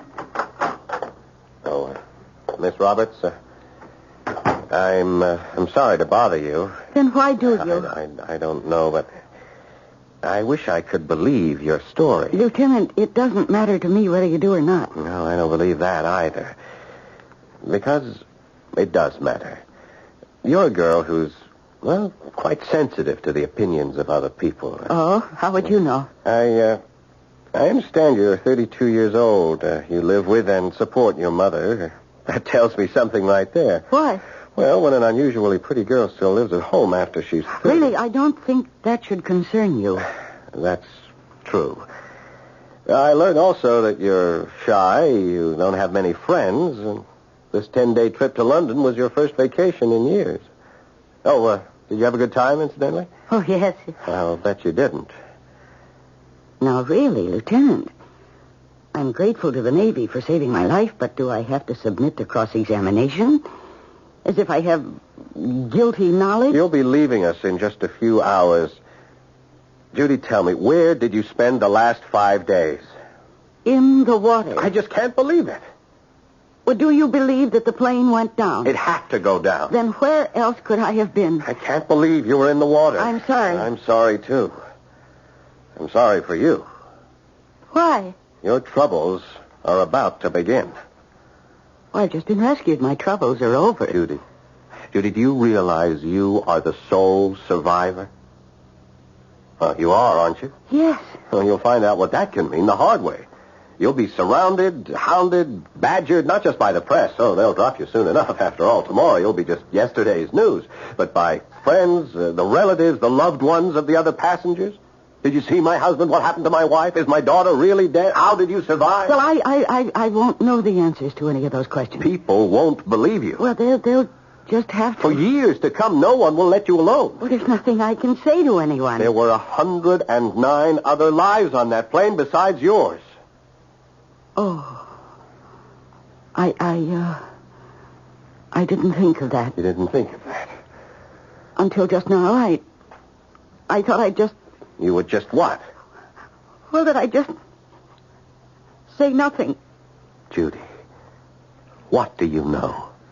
Well, now I realize I can't let those people go on grieving. I'll simply have to tell them, because at least they'll be comforted. Why didn't you tell us the truth in the first place? Because I was afraid no one would believe me. But that doesn't matter now. Because I have no choice. I've got to tell the world exactly what happened. It began when we'd just flown high over Bermuda.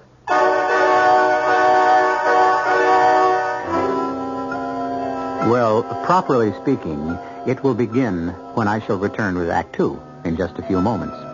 Some of you strict constructionists might grumble, why couldn't she tell it to us in the beginning of Act One? To which I have but one answer. It's her story, and she's telling it in her own way. But however it's told, I assure you, it's well worth waiting for.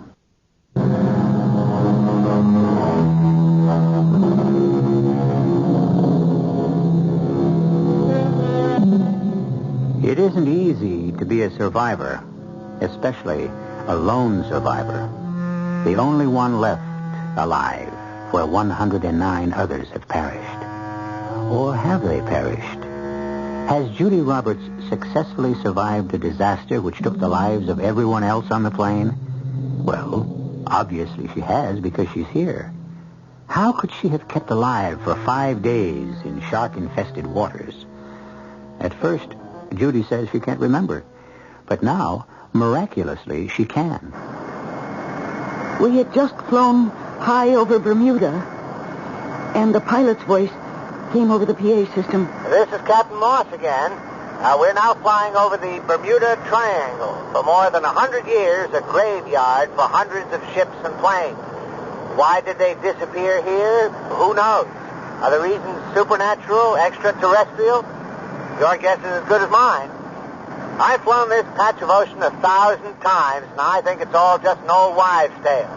I just mention it because folks talk about it, and the next time somebody does, you can say, I actually flew over it and nothing happened to me. He went on and on, now, just talking about it, and I must have fallen asleep again. And then I wasn't sure. You know how it is in a dream sometimes? You have visions of falling, and it's also real. But I knew that I was falling. And I woke up. And there was this terrible roar. And I looked out the window, and we were on the water. We were on the water. We must have come down and crashed. But nothing was broken. Nobody was hurt. Everybody seemed paralyzed. And then there was a voice. A woman's voice. It was very soft, very sweet. And it said, welcome home. Welcome home again to all of you. I didn't know what to think. Were we dead? Were we all killed in the crash? Was this heaven? And then the voice said, my name is Aura. I'm your guide. Please don't be frightened. Everything is fine. In just a moment or two, you will adjust. You will resume your natural, normal lives as citizens of the city. Everything you think you feel now, all the ties that bind you to the illusory world you've just left, will disappear. You are coming home. Home where you belong. I looked out the window. A bright sun was shining in a deep blue sky. We were somewhere. I didn't know where.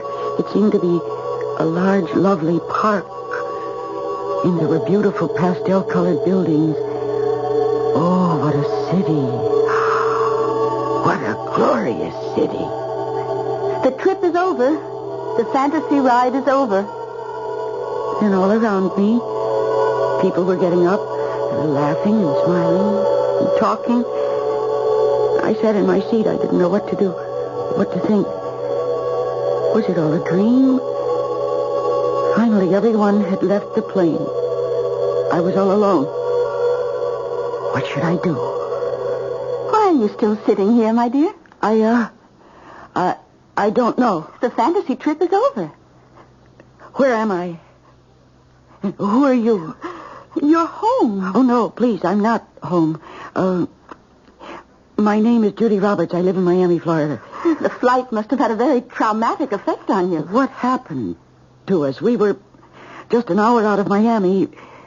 and the plane went down. Oh, the plane, as you call it, has come home, my dear. Why did everybody just get up and leave? Well, what else are they supposed to do? It's over. But the plane crashed. It fell into the sea. I know. No, my dear, come here. No, I'm not crazy. I know what happened. Everybody else is crazy. You're very upset. Here, drink this. You'll feel better.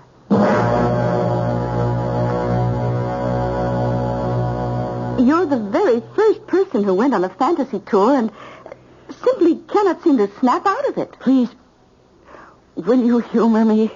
Tell me who I'm supposed to be. My dear, you're a citizen of our city. What city? The city. The city of the people. Which people? The people. Your people. Who am I? Your name is Allah. Where's my mother? Your mother? There's no record of your having a mother. Oh, dear. Arda, please come in. Hello, Allah, darling. Well, you're our pilot. You're Captain Moss. Darling, what are you saying? You're our pilot. The pilot on Flight 7. American International Airlines, Flight 7, London, Miami.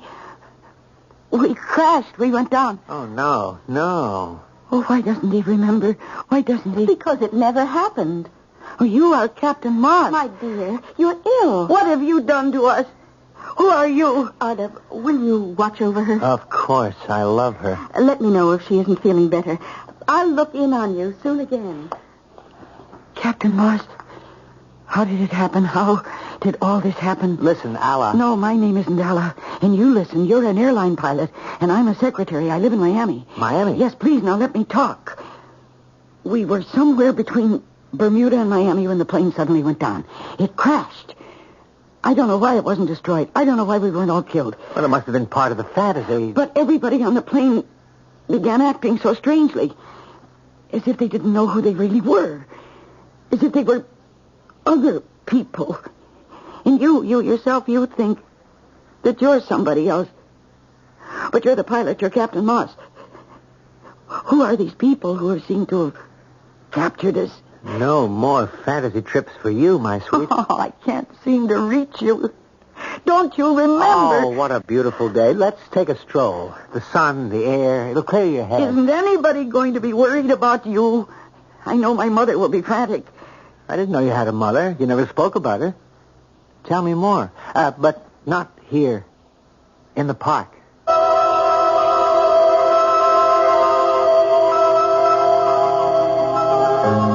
Isn't it wonderful? Isn't it lovely how happy everybody is? In all of the universe, is there a city like ours? I wish somehow I could get through to you. Oh, look. See the people. Every face here is happy. Except yours. I must know what has happened to me. We're so fortunate. We have no hunger, no poverty, no disease. Now, I have an impression from some of the fantasy trips that there are other worlds not as lucky as ours. Captain Moss. Why do you call me Captain Moss? My name is Arda. You chose it. I chose it.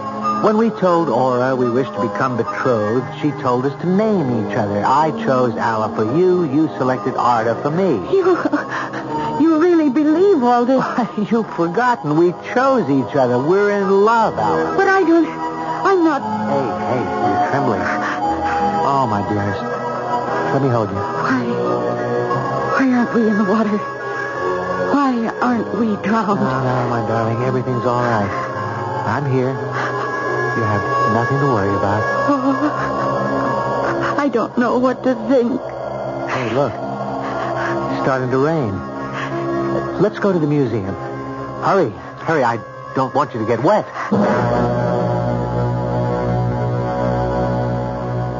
Isn't this museum a wonderful place? I see the people with their children. One day we'll come here with little ones, too. Captain Moss, listen to me. I am Judy Roberts.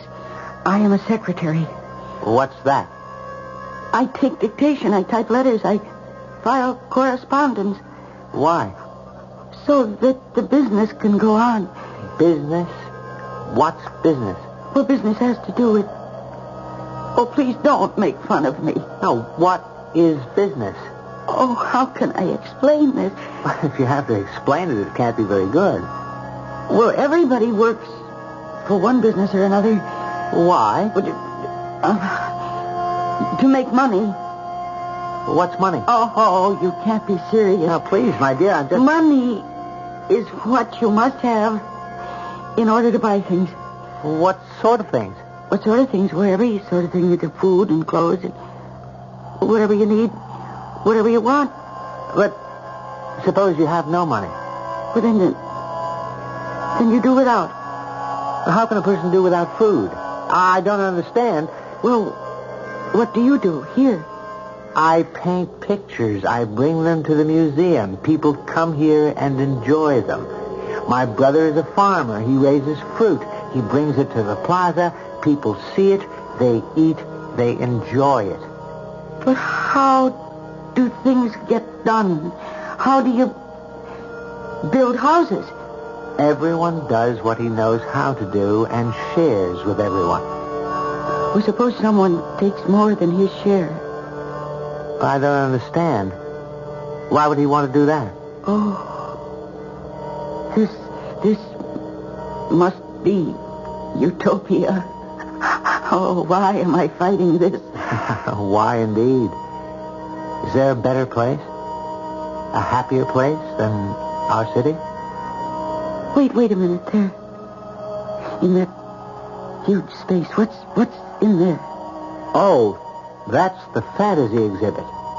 The fantasy exhibit? Yes. Artifacts from fantasy trips. Look. Those are ships and planes. Well, that's what you want to call them. Look at that ship. That's a naval vessel. What? Yes, you can read the name. The USS Cyclops. It's a Navy ship that disappeared in the Bermuda Triangle. The Bermuda Triangle? Yes, you know what it is. You spoke to us about it on the intercom before we crashed. Now, my darling, and you have... See, those Navy planes. Those 5 old-fashioned Navy planes. You even said what they were. Torpedo bombers. And that freighter. You even told us her name. The Marine Sulphur Queen. No. It's no fantasy. Those are real. And I'm real. And you are real. What are we doing here? What is this place?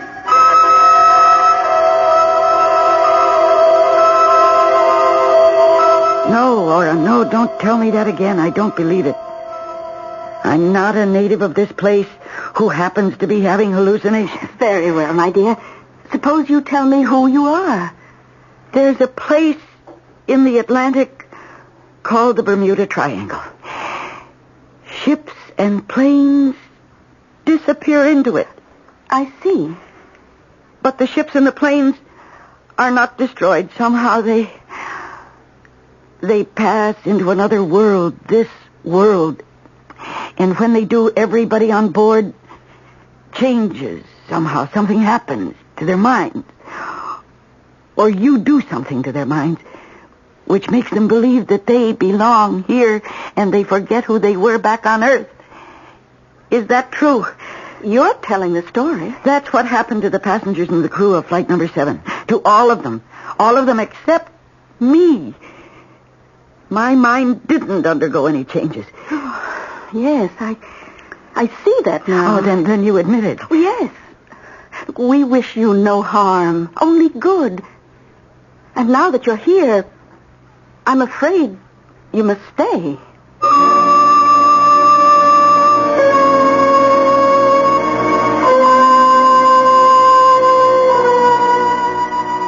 Well, in all matters of this kind, getting out is always more difficult than getting in.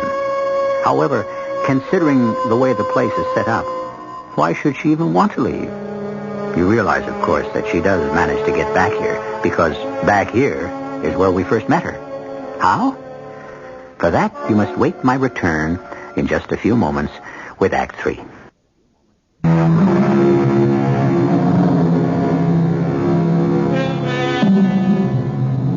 There's an area in the Atlantic known as the Bermuda Triangle. And why ships and planes disappear there is anyone's guess. What you're listening to now is the story being told by Judy Roberts, sole survivor of a plane that disappeared over the triangle. And she insists that it's a gateway to another world, a world she has become desperate to leave. Please, I must go back. I'm sorry. It can't be done. Well, you brought me here. Why can't you send me back? Well, we've never tried it before. No one has ever asked to leave. I must go back. Why? Look at what you have here. Peace, plenty. It's a paradise. Yes. And most important, love. Who loves you? What man loves you back in your other world? No one. Here, Arda. Very well, I should call him Captain Moss. He loves you, and you love him. I don't know. You fell in love with each other on the plane. Neither of you knew it. Had you gone on to land in Miami, you would have parted forever. We could feel this love. That's why we brought down your plane, so that your love could live. Are you saying that you brought down a plane, 110 people just because of me and the pilot? But where will you find a better reason than love? But the people, the other people, they will be happier here too. No, I can't stay. I can't. My mother, she's old. Oh, not that old. And she's ill, and she needs me. So does Captain Moss. Well, if I could forget the way all the others did, it would be right for me to stay, but I can't forget. I can't. Whatever it is you do to us, whatever it is you use, it doesn't seem to work with me. And as long as I know who I am, I can't be happy here. In time, perhaps. No. Don't take that chance. A chance? For your own sake. Every face I see here is smiling. But my face would be the different one. Everybody here is happy. I'm sad. Perhaps I would introduce this unhappiness, this sadness, this discontent into your city. Perhaps because of me, there would be trouble. If you go back, you will live to regret your decision. Oh, I regret it already. But please, let me go back. Oh, my dear. Please. Even if I'm wrong, I can't help it. That's me. That's how I am. Very well.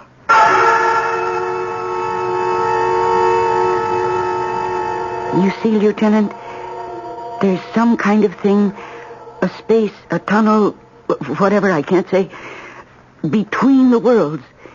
And they took me to it. And then when they saw a helicopter off in the distance, they knew that I'd be safe. So they just sent me back. And that is what happened. Well, Lieutenant Nelson, can't you say anything? Wow. Is that all you can say? No, I can say this. Stick with your first story.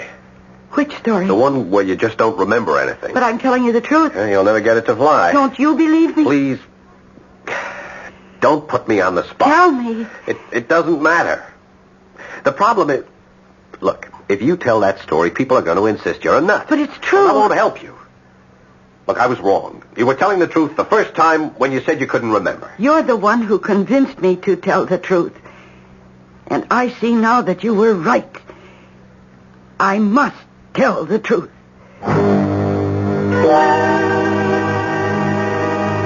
Admiral, we have to do something. Yes, well, what can we do, Pete? Remember, she's not a prisoner. But look, Admiral... We've got to bring her to shore. And she's free to go. You heard her story? Yes. Would you know what will happen when she tells it? Yes. People will say, poor girl, she's undergone such a terrible ordeal. No wonder it affected her mind.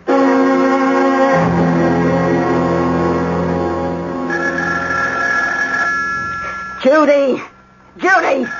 Yes, Mama. Do something about that confounded phone. I can't, Mama. It'll just keep ringing. Well, take the receiver off the hook or something.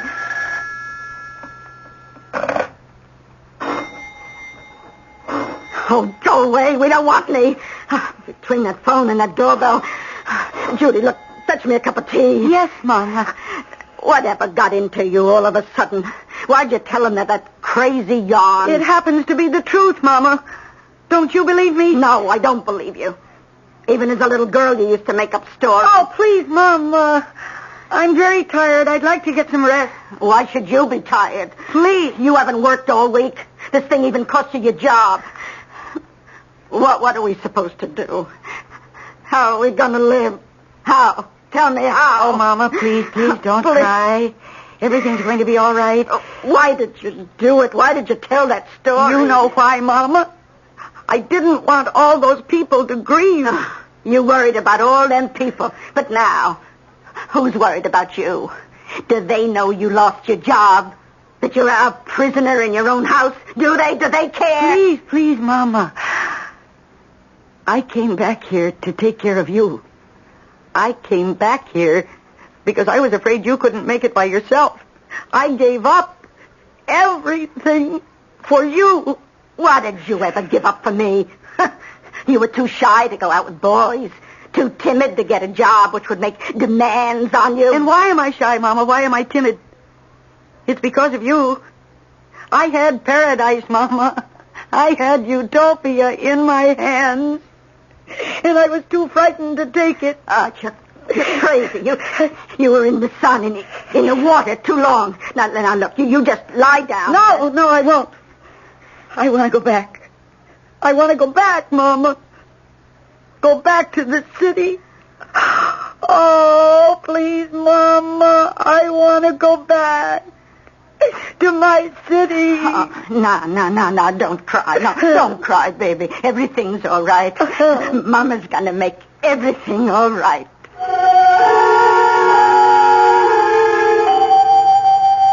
There's nothing further on Judy Roberts' disappearance. She left from the rest home in which she was staying early this evening. Admiral, I think the police could find her if they checked out the local boatyards. Is that so, Lieutenant? Yes. Look, I would say she rented herself a boat, and she's gone out to look for her city again. Yeah, there's a possibility. Is there any way the Navy could be interested? Well, not officially, Lieutenant. You see, we can't search for anyone until after it's assumed they're on the water, or in it. And then we have to be asked or ordered. Yes, I was afraid of that. Are you qualified in torpedo boats? What? No, sir. Well, if you want to log in some time... Oh, yes, I understand, sir. As a matter of fact, I might just come along for the ride.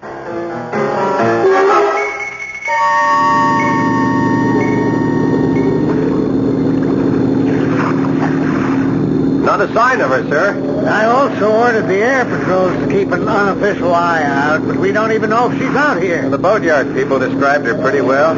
If she's this far out, she's in trouble if we don't find her. She can't have enough fuel to come back. Admiral, she doesn't want to come back. Well, if she doesn't, we really have no right to compel her. Of course, if she's out of fuel and food and water and in danger of sinking. And ill, besides. Admiral, look, up ahead. Dead ahead. Is that a small boat? Steady. Hold her steady. Yeah, that's good. Look, that's her. There, she's lying on the bottom. bottom. Hold her steady there. Corman, we'll need some blankets and something hot to drink. I'll go into the boat and get her. All right, let's do it quickly, Pete. I don't like the shape of those clouds. Hold that boat steady. Judy. Oh, no. Go away. Judy, you'll die out here. There's a storm coming.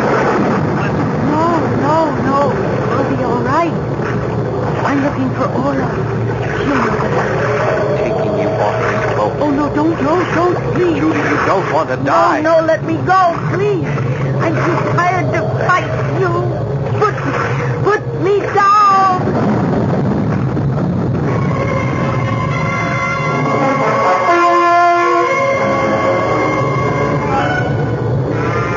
You're all right now, Judy. You'll be all right. No, please let me go. Go where? You're a couple of 100 miles from land. We're in the middle of a storm. I'll jump overboard. Oh, that's crazy. Listen. Can you hear it? Do you hear it? That roar. That roar that I told you about. I heard it on the plane. We're falling. We're falling. Don't you feel it? Something wrong with the boat. We must have been swamped. We're being pulled down. I gotta get you up on deck. We gotta get out of here. No. It's all right. Come, we gotta get out. We're only falling. You'll be all right. It's only a fantasy trip. Don't be afraid.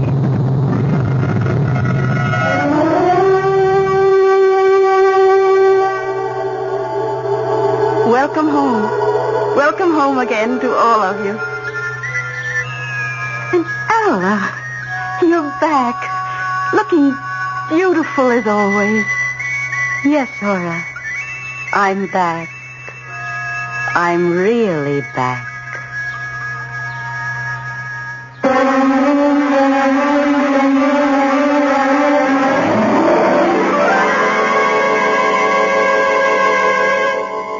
According to the papers and the broadcasts, a torpedo boat went down in a violent storm with all hands. It's true the storm raged in the area of the Bermuda Triangle, but, well, what does that mean? Ships and planes have a habit of disappearing. So do I, but only for a few moments. I, at least, shall return shortly.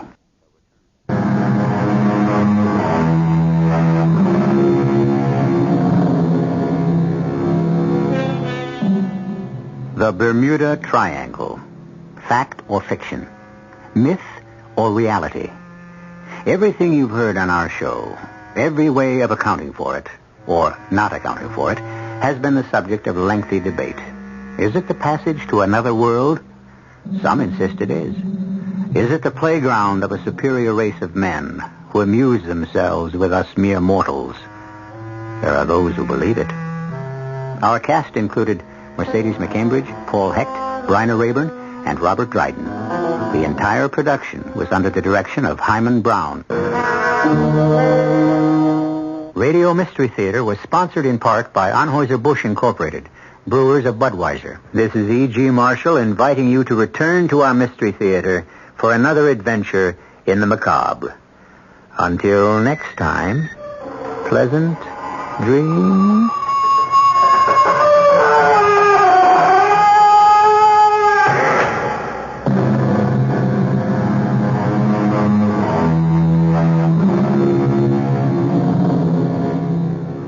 Tonight's WOR Mystery Theater was brought to you in part by ShopRite Supermarkets, where you get a lot more for a little less. The preceding program is furnished by CBS. The CBS Radio Mystery Theater presents...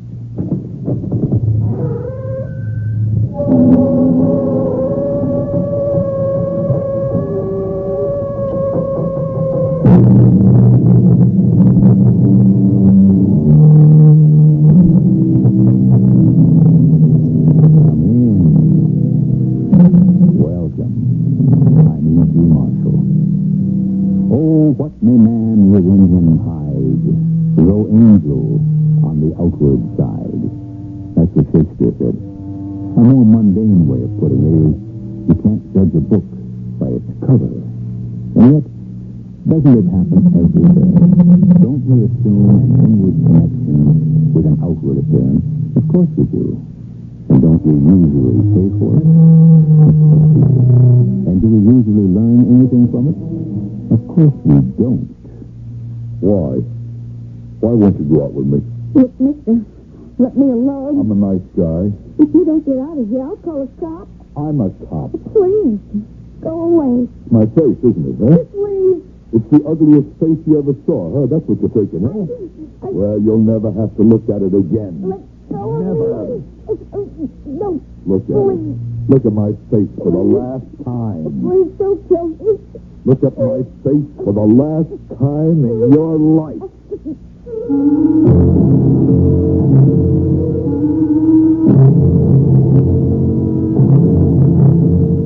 Our mystery drama, Somebody Stop Me, was written especially for the Mystery Theater by Sam Dan and stars Howard Da Silva.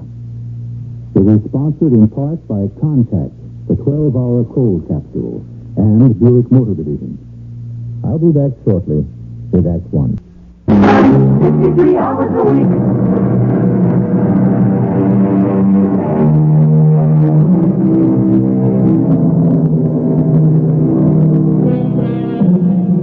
It has been written, Everybody is born with a taste for pudding. But the problem is, not everyone is born with the means to satisfy it. It's all very well to say a cat may look at a queen. But what about a cat that isn't content merely to look? You examine the ads that show people in love. The men are so handsome. The women so attractive. The way things are, this world was made for the beautiful people. What do the homely people do? You finished, Bert? Yes, Mom. And I'll start on the dishes. I wish you'd let me buy you a dishwasher. What for? You must be the only one in town still washes by hand. That way I'm sure to get them clean. Yeah. Mom, it's been proved the machine does a better job. Pass me your plate, Bert. Okay. The old-fashioned ways are best. I guess they are. Oh, Mom, I just remembered. I got a date. You're going out with a girl. No, not that kind of date.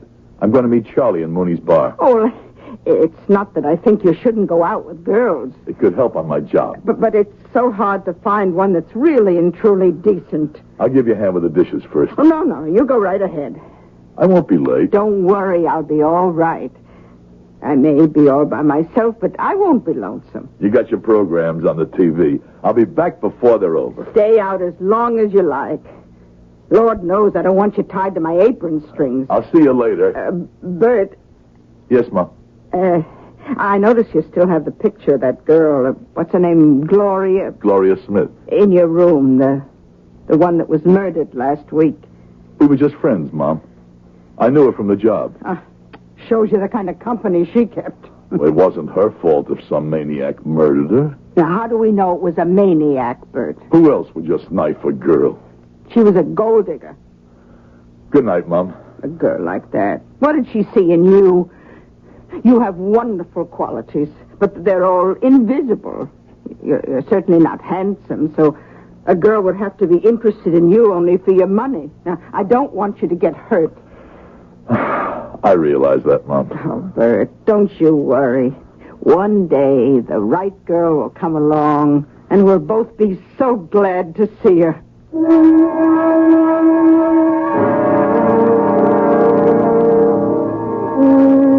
Give me a beer, Inez.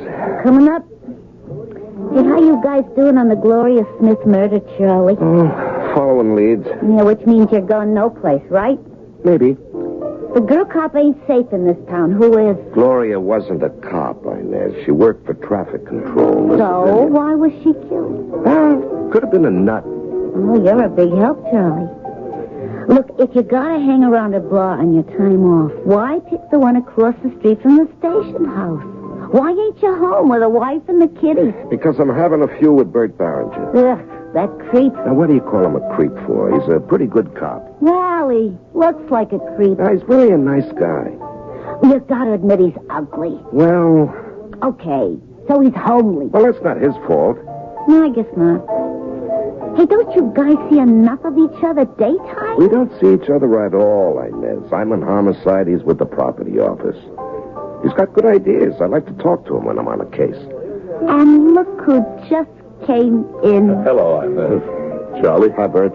Pour one for my friend Inez, huh? Coming up. Sorry I'm late, Charlie. No, it's okay. Supper was delayed at the house. It's all right. I know you wanted to get home early tonight. Bert, you don't have to apologize all the time to everybody about everything. Here you are. Thanks. You look very pretty tonight, Inez. If there's nothing else, I'll leave you gentlemen to your conversation. She really is a good-looking girl. Hey, Bert, why don't you ask her out? Me? You're crazy, Charlie. Well, why am I crazy?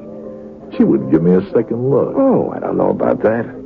She doesn't even give me a first look. Well, ask her, why don't you? No. Now, guys like you don't understand. Now, what do you mean, guys like me? Good-looking guys like you. Oh, come on, Bert. She'd go out with you if you'd asked her. Well, why would I ask her? I'm married, and with 3 kids, she knows that. How can she go out with me? Well, she would, or she wouldn't, depending. On what? On how she felt. She might or might not be in the mood. Or if she turned you down, it would be for a good reason. And if she turned you down, it wouldn't be for a good reason? No. No, if she turned me down, it would be because I'm ugly. Oh, we're gonna go through this again, Bert. No, let's drop it. No, let's not. Now look at some of the movie stars today. Are they handsome? What our parents used to call Colorado handsome? No. They're some of the homeliest guys in the world. That isn't true. But they have personality. And when you talk to a girl, you just kind of mope around. You bring her down. That's why they won't go out with you, Bert.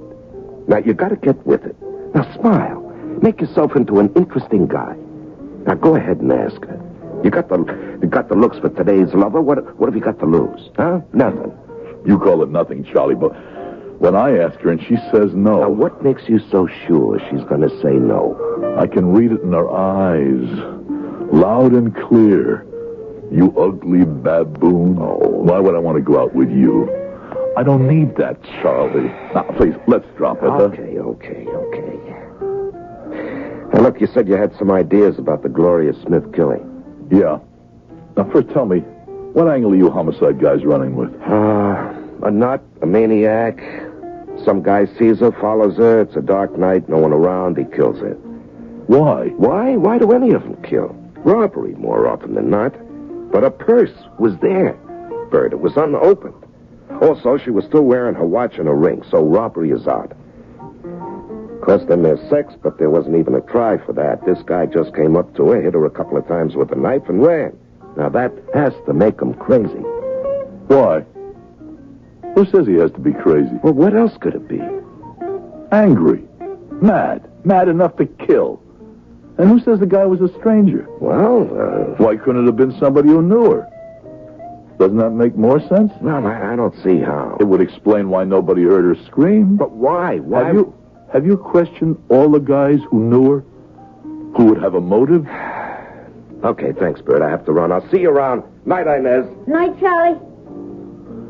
Inez, Yeah? I'll have another. Okay. Could I buy you one? No. It's quiet this evening. Yeah. Is old man Mooney off tonight? Mm-hmm. Look, Well? You want to go out Saturday night? No. Oh? I got a date. How about Sunday? Sunday night? I like to stay home. Monday? Well, this next week I'm working every night. Oh. A week after next week? Well, look, it's hard to tell. I don't know the work schedule. Yeah. Well, I just, hey, it's getting kind of late. It sure is. I got an early day tomorrow.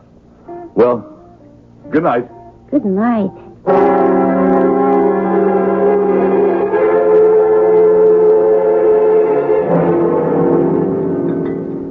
More salad, Bert.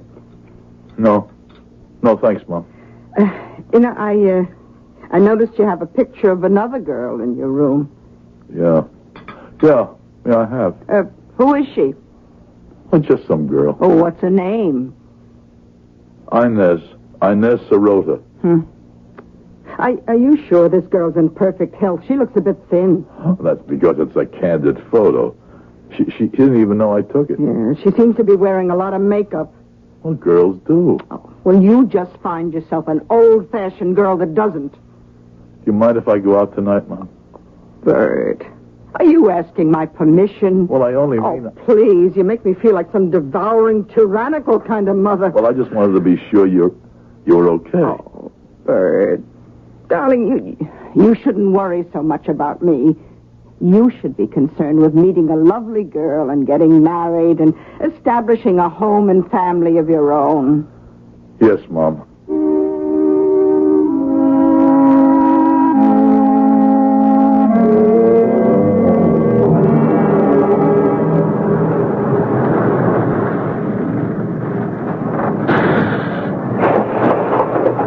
Night, Jerry.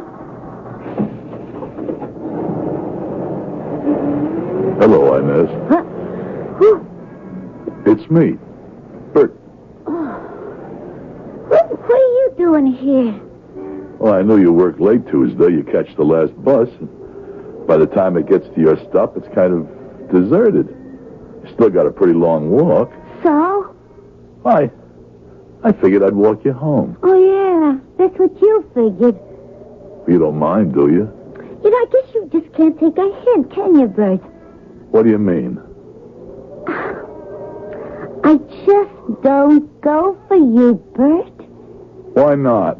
Oh, look, I don't have to explain it. It's because you don't like the way I look, right? You want to lay it on the line? Sure.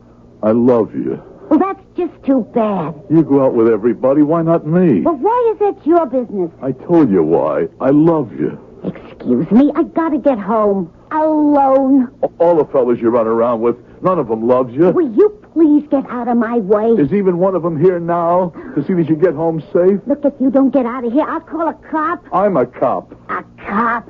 Yeah, you push a pencil in a new office. You're a clerk. I love you. But I don't love you. Why? I don't even like you. Why? Because you give me the creeps. My face gives you the creeps, huh? Now you're talking. I'm ugly, huh? I'm the ugliest man you ever seen, huh? In spades. I can get a nightmare just looking at you. All right. Would you like to never see my face anymore? Oh, that'd be asking too much. I can arrange for you never to see me again. Never. What do you... You'll never see anybody's face No, anymore. Please don't. No, with a knife. Please. No. Oh. You'll never see anybody's face again. Even the handsome ones. Never. Never again.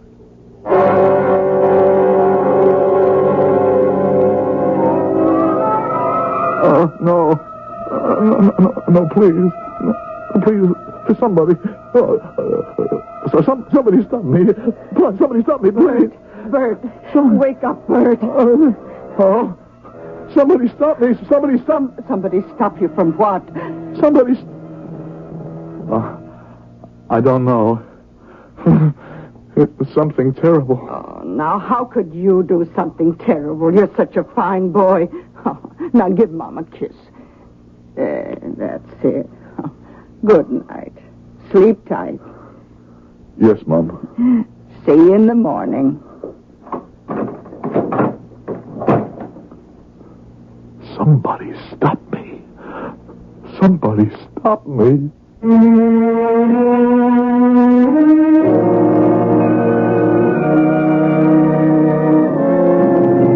You know what they once said about Cleopatra?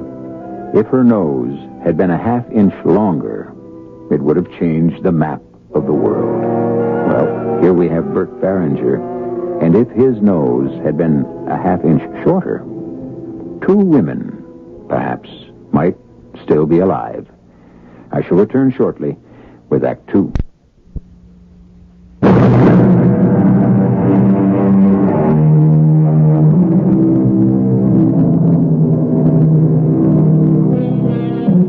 Love makes the world go round.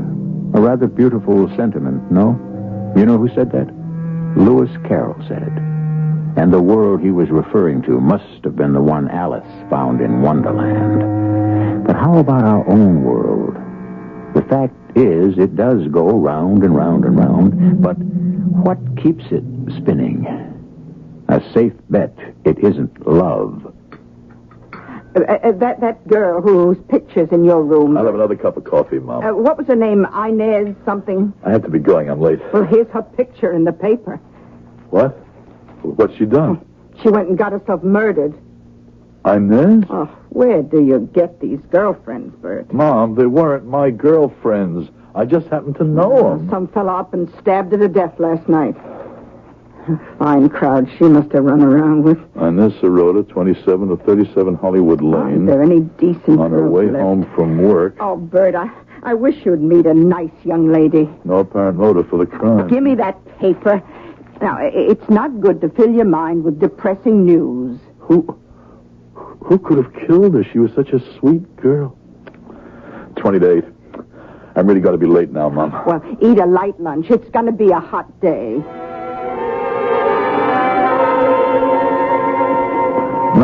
No, according to my receipt, you signed for a flashlight. I can't issue you a new one till you bring in the old one.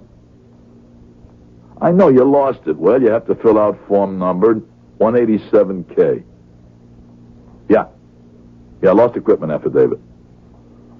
6 weeks. You're very welcome, I'm sure. Morning, Bert. Oh, hello, Charlie. Hear about Inez? Yeah. Gee, it's a shame. You going to work on it? Well, I'm still on Gloria Smith. You know, maybe they could be connected. Some guy who knew them both. Why would it have to be somebody who knew him? Why couldn't it be a random thing? You got some nut running loose who just came across both of them. You ever stop to think of something, Charlie? Both girls knew each other, right? Yeah. Gloria worked in this building, and Inez worked in Mooney's across the street. Bert, what are you trying to bring out? I don't know. Both girls are in the same neighborhood. Maybe the killer's from the neighborhood, too. Well, anything's possible.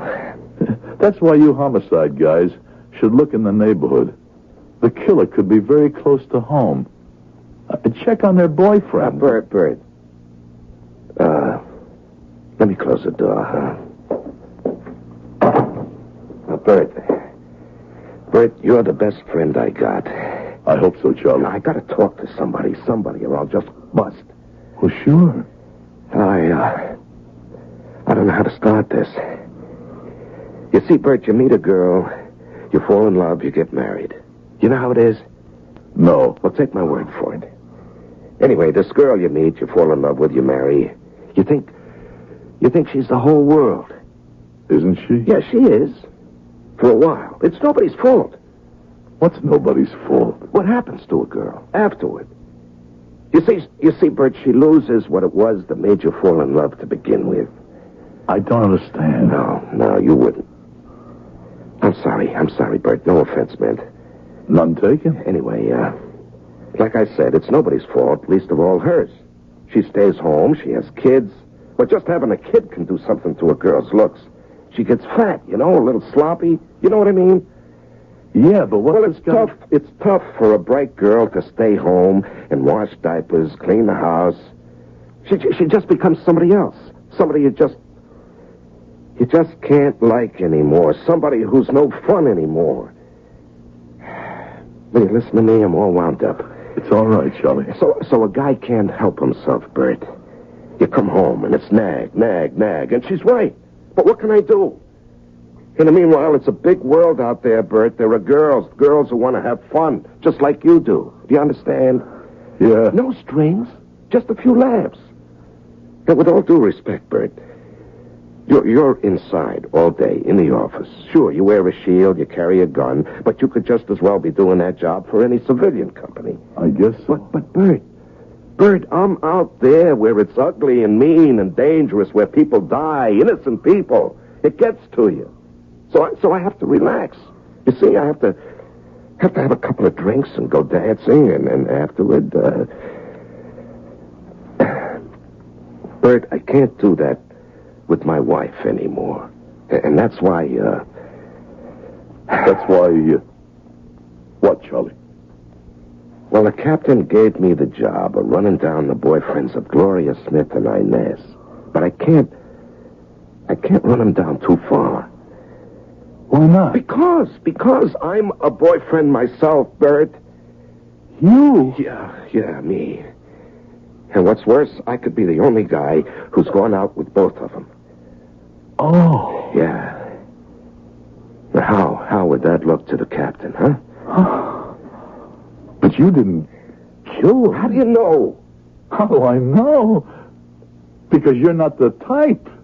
Well, what is the type, Ed?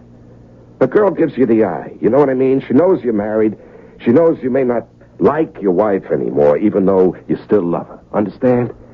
Yeah. No, I don't think you do. No. Anyway, she knows it's got no real future. But you straighten all that out before the first date. It's all only for a few laughs, but the laughs get fewer and fewer, and then the crying begins, and out of nowhere it's serious. Do you see what I mean? Yeah. And they want you to divorce your wife and do what? Marry them. But what good is that? If you marry him, you're back where you started. Couldn't you just say no? No, that's impossible. It's impossible to make a woman hear the word no when the only word she wants to hear is yes. Oh? Okay, it could be embarrassing, but what are you really worried about? You didn't kill him, did you? I don't know. Charlie. I don't know, Bert. I don't. But a thing like that, a guy who kills, he has to know. How could you not know? Bert, listen to me. Each one of them, they threatened me. They threatened that they'd go to my wife. They'd go to the department. You want to keep your voice down, Charlie? I mean, you can never tell who's standing outside the door. Yeah, all right. You're right. Anyway, each one of them in turn laid it on the line. You're going to marry me or else. They got me so mad I couldn't see any way out. And then Gloria got killed. Gloria Smith. Oh, Lord, she was beautiful, wasn't she, Bert? Oh, yeah. Oh, what a break, I said to myself. Somebody, somehow, some mad killer got me off the hook. And I can't tell you how grateful I was. To a killer? But, Bert, he took her life, but he saved mine. I had nowhere to go except maybe to the holster, and one bullet would have ended my troubles forever. No, Charlie, not you. No, you don't know. You don't know what dames can do to you, Bert. No, just give thanks that you're not good looking. You're better off out of it, Bert. But I forget. And before I knew it, I was running around with Inez. Didn't you learn your lesson, Charlie? What lesson? Who learns, Bert? It got involved just as deep. And it was the same thing, just as I'm about to end it all, she turns up dead. Okay. How? Why? A maniac? No, Bert. You're just saying that to make me feel better. Your original theory is right. What theory? A boyfriend. And I am the boyfriend. I'm the one who had the motive, the opportunity. Therefore, I'm the one who must have done it. Charlie, are you confessing? I don't know. But surely you should know if you kill those girls. No, you can do it without knowing it. I can't believe that. Well, sure, in that psychology course I was taking at night. You see, you can want to do something very badly, but if it's against your moral code, like murder, you can make yourself do it without knowing it. Oh, no, I can't believe that. It's true, Bert. Now, why do you think people walk in their sleep? No, but murder... You can make yourself live a whole other life without being aware of it, Bert. Now, I could have killed Gloria. I could have killed Inez. I was at the end of my rope. No, Charlie. No. Well, who else had a motive? What do you want to do? I don't know. Let's go have a drink. Well, not across the street, okay? I could never walk into that joint again. Well, let's go cross town someplace where we've never been before. Yeah. The further away, the better.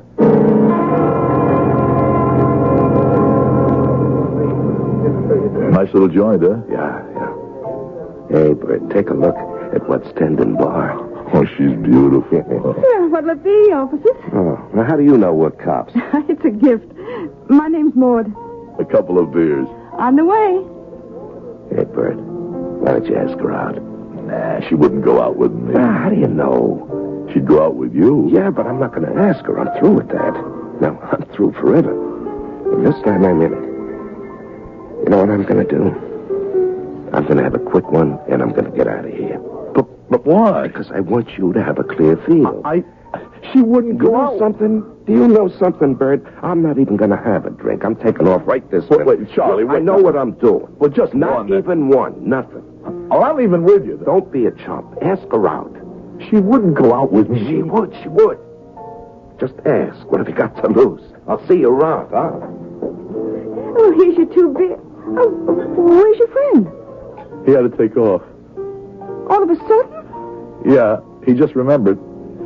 He had to meet his wife. Oh, wouldn't you know it? Wouldn't I know what? Guys like him, they're always married. Well, I'm not married. The two of you're pretty good friends, huh? Oh, yeah. Listen, I was just wondering... I would say he's about 30 years old, right? If you weren't doing anything some night... How long's he been married? It doesn't have to be a Saturday night. It could does be... he have any kids? Like any night happen to be free, huh? I'll tell you one thing. His wife is lucky. Would you like to go out with me? Listen, tell your pal anytime he wants to come in, first drink's always on the house. Yeah.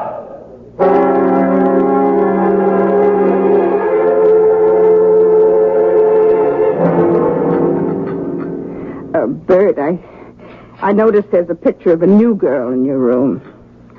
I didn't know you were attracted to redheads with freckles and large staring eyes. She's really much prettier in person, Mom. If she is, she should photograph much better. Oh, this is just a candid. She didn't even know I took it. What's her name? Maud. Maud what? Maud Lasinski. Sounds like one of those foreigners. I never asked. Is she your new girlfriend? Oh, Mom, she's just some girl I met. Well, I hope she doesn't end up like all the others.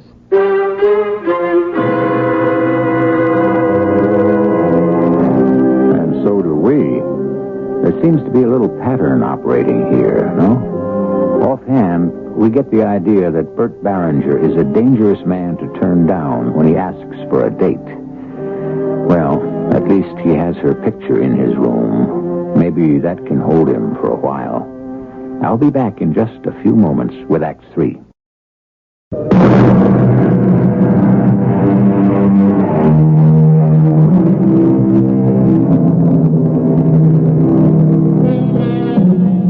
Every man is the center of a circle whose fatal circumference he cannot break. Well, maybe and maybe not. There are those of us who somehow manage to go beyond our own circumference, beyond the psychological limits of our own morality. In other words, there are some people who simply do not know what they are doing. Hello. Hi. You don't remember me, huh? Oh. I was in here a couple of nights ago with another guy, and even though we were in plain clothes, you spotted us for cops right off. Charlie. No, I'm not Charlie. I'm Bert. Oh, I know. How's Charlie? He doesn't get out much at night, what with being a married guy and all. When's the last time you were with Charlie? Listen, I was thinking... Does he have a girlfriend? Do you like to go see shows? There's this great musical playing downtown, right from Broadway in New York. You just can't get tickets, but a friend of mine, he was able to get a pair, and it turns out he can't go. So I can have them. It's for tomorrow night. Are you doing anything? You want to go? What do you say, huh? Oh, what do I say to what? Nothing. No, I don't want to. Stop me. Somebody stop me, please. Somebody stop me. Stop me. Bert, dear, wake up. Somebody stop me. Stop me. Bert, get up. Stop. What? Oh, darling, you were having a nightmare. What were you dreaming about? About them, Mama. I dream about them.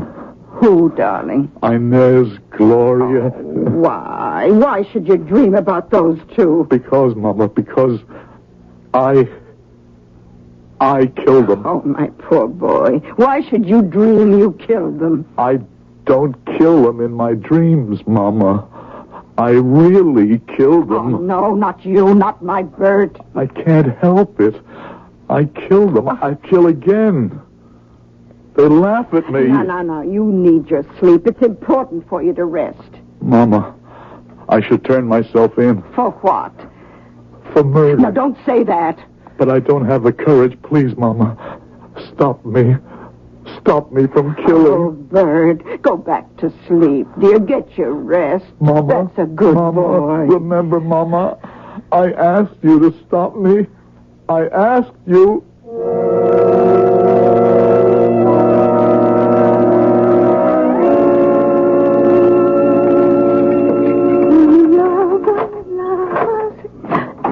Say, what are you doing in my apartment? What do you want? I want you to notice me. Yeah? Well, consider yourself noticed. Now beat it. I want you to look at me. Listen to me. Okay. Now take off before I call a cop. I'm a cop. Yeah? Don't you remember me? But why would I remember you? I remember you. My name is Bert. Bert?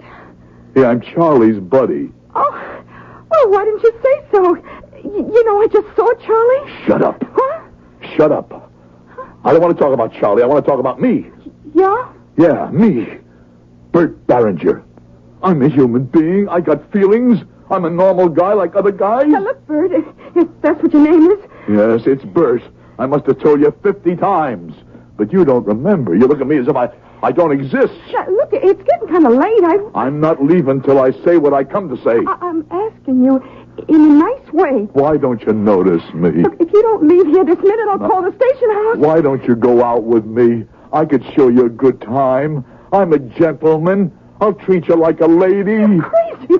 Dinner in the finest restaurant, afterwards a show. Hey, that sure sounds great. Well, we'll do it tomorrow. No, we'll do it tonight. Oh, but I can't. Will you what? I... You're trying to get rid of me, huh? No, it's just that I'm tired. You don't want to go out with me. Tell the truth. Oh, please, don't come closer. We'll go out tomorrow. We'll never go out. You think I'm a creep, No, huh? please. You're joking. An ugly creep, huh? That's what you think I am? That's why you don't want to look at me? Well, you won't have to look at me anymore. Please don't. Nothing. See?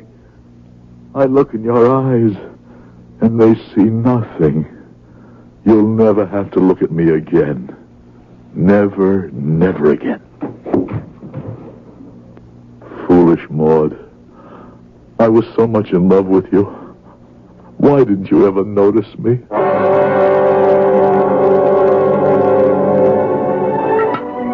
Bert, here are your eggs. You were out late last night, weren't you? Did you have a date? No, Mom. Oh, you don't have to be afraid to tell me. My goodness, even if you did go out with that pop-eyed redhead, where do you get such an atrocious taste in women? We interrupt our morning musicale for a bulletin. Another mysterious murder. The latest victim of a mad killer is Miss Maud Lisinski. Maud Lisinski? The one whose picture is in your room? She was found strangled to death in her apartment just a few hours ago. So far, there seems to be no apparent motive for the murder. We'll bring you more details as they come in. Oh, who could have killed her? Mama, now listen to me. Oh, Bert, now don't talk nonsense. We go through this every day, I told you. Fill out a lost property form, 187A. Okay? Yeah, well, the same to you. Hi, Bert. Hello, Charlie. You got a minute? Sure. Sit down. You heard about Maud? Yeah, it's a shame. You got any leads? Bert, I know who did it. I got the killer. That's terrific. Who is it? Me. Oh, come on, Charlie. Bert, don't say anything, please. I'm here because you're the only one I can really talk to. With Gloria, I can only suspect. With Inez, I was pretty sure. With Maud, I'm positive. But why? Well, for starters, Bert, I knew all three of them. Now, who else did? Well, me? You don't count. I mean... I know what you mean. Well, even so, you didn't want to kill them, any of them. What reason would you have, Bert? Me, I lost control. I remember I wanted to shoot Gloria. She was found dead. I wanted to stab Inez right through the heart. It happened to her. And Maud was the worst. What I wanted to do was choke her to death with my bare hands, and that's just how she died. But you told me before. You didn't know for a fact that you're the killer. I have to be. I am the killer. And I'm going to pay for it. Oh, you're going to turn yourself in? Bert, I have a wife, kids. How can I go to jail? They'd be disgraced for life. Now, the only thing I can do is kill myself. No, Charlie, you're not the killer. I know you're not. Oh, yeah, how do you know? Because I'm the killer. What? I'm the killer. Oh, Bert, I thought I knew what friendship was, but not until just now. You take the rap for me, Bert. I killed them, Charlie. I couldn't help myself. Believe me. Yeah, sure, pal. I'm too scared now to confess, too frightened to sign a statement, but I will. No, pal. Don't try to save me. I have to get caught sooner or later. I can't go on getting tied up with names and being forced to kill them to break free. Charlie, it isn't you. It's me. Bert, don't try to save me. I'm not worth it. I don't learn. Gloria, Inez, Maud, and if a good-looking dame was to give me the eye right this minute, I'd be off and running. Charlie, you've got to believe me. No, I know what I've got to do. My conscience won't let me do anything else. Promise me you won't do anything foolish. Promise. Sure, Bert, sure.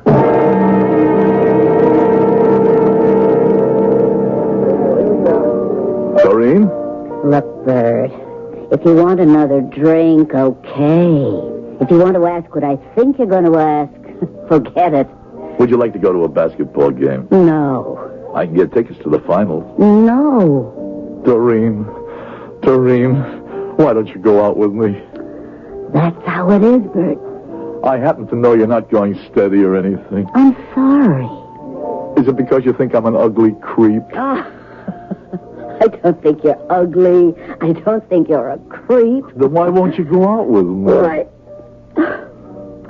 Oh, I guess you could just say the chemistry isn't right. Oh, excuse me, Bert. I have to serve those folks at the other end, okay?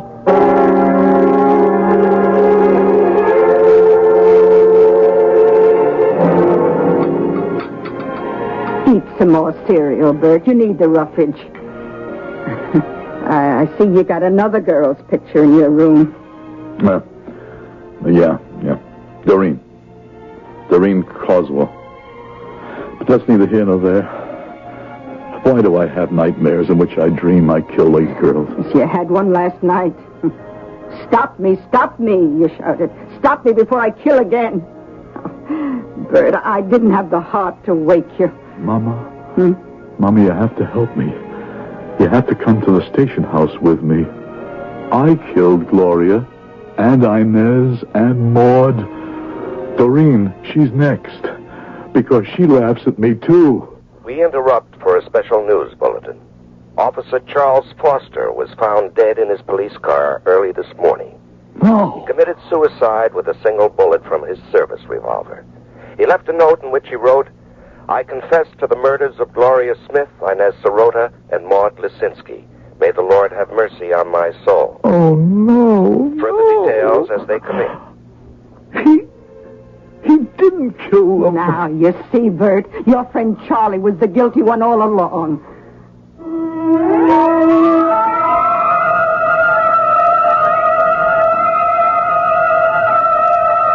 Stop me. Please, Mama, stop me. Wake up, Bert, wake up. What? Oh, now, that's enough nonsense. Stop me, Mama. I don't want to kill again. Your friend Charlie, your handsome friend, did it. Oh, you envy him his good looks, so you make up for it by trying to accept the blame. You're being childish. Mama, help me. Yes, of course, but first, relax. Yes, some nice, quiet, soothing music to relax your nerves. Stop me, Mama. It's over. It's all over. Charlie confessed. But I killed them. Oh, darling, you didn't kill anybody. My son couldn't kill anybody. A special report. The body of a young lady was found in her apartment late this evening. I begged you, Mama. She was strangled. She was identified as Miss Doreen Caswell. I begged you to stop me. Doreen Caswell? We will have further details on the hour. I killed her, Mama. No, Bert. She laughed at me. Bert. Call the station. No. Please, Mama, help me. Take me to the station house, please. Oh, my poor little boy. Yes, Mama. I'm your little boy. My little boy who never grew up. Call the station house. Bert, Dial the number, Mama. Bert, you... I'm afraid to go by myself. But if you go with me, everything will be all right. Ask for Captain Halliday. He'll know what to do. Hello. May I have Captain Halliday? Thank you, Mama. Thank you.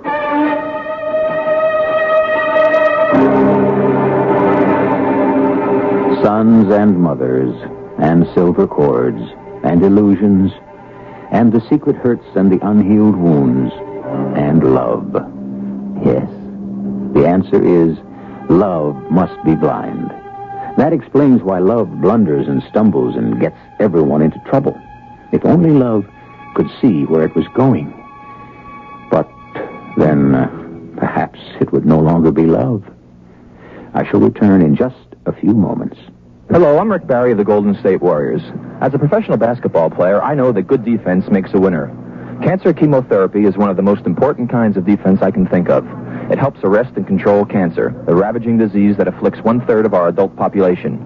Chemotherapy treatment, which means the medicinal use of chemical agents, can control some of the most common forms of cancer. Proper and timely use of this treatment can result in patients leading extended and productive lives. But scientists have only begun to tap the pool of therapeutic drugs at their disposal. To continue this costly process, your support is needed. Send a check today to Chemotherapy, Box 8, New York 10028. Remember, the best offense against cancer is a good defense, like chemotherapy. Rick Barry is right. Chemotherapy can relieve suffering from cancer while it checks the growth of the runaway cancer cells. Your donation will continue this relief. Think about it. Then send a check to Chemotherapy, Box 8, New York 10028.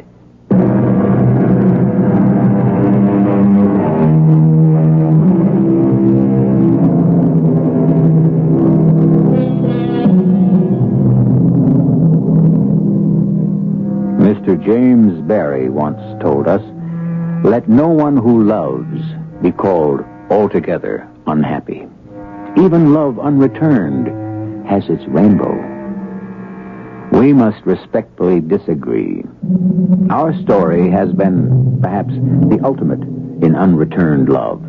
And look at what happened to all the lovers in it. Well, that's one of the hazards that accompany love, which is certainly far and away the most dangerous pastime or occupation known to man and woman. Our cast included Howard Da Silva, Larry Haynes, Bryna Rayburn, and E.V. Juster. The entire production was under the direction of Hyman Brown.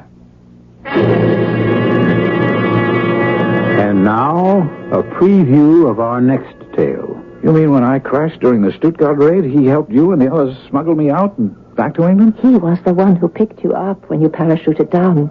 He risked his life for you, dragging an unconscious man in daylight right under the noses of the Germans to one of our hideouts. Oh, so my hat's off to him, but these are different times. What different times?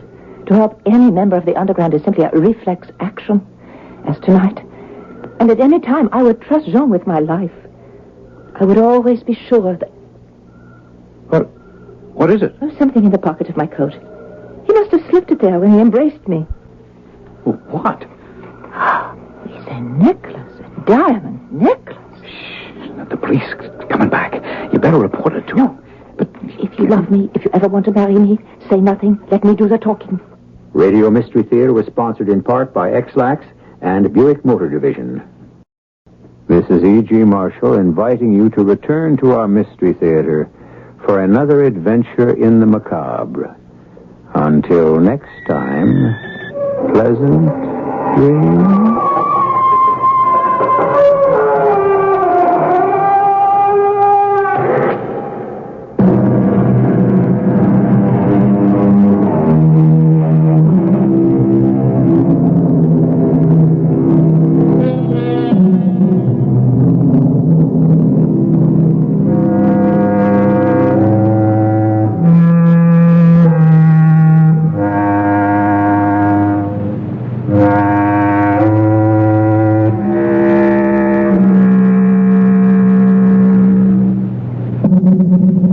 CBS Radio Mystery Theater presents...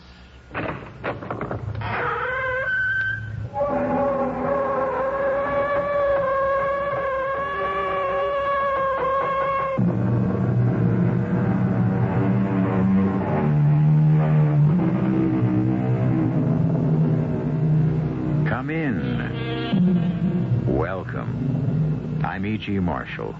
I'd invite you to sit down, but at the moment we're in a laboratory. The laboratory of Dr. John Gilbert and Stephen Kaplan, two research scientists at State University. Nothing but sinks and test tubes and Bunsen burners, and only one chair at a desk where Dr. Gilbert is now sitting alone, talking into a small tape recorder. I think without disturbing him, we might just listen. Tape 26, 4 p.m. Friday, February 17. Tomorrow, we will make the supreme test.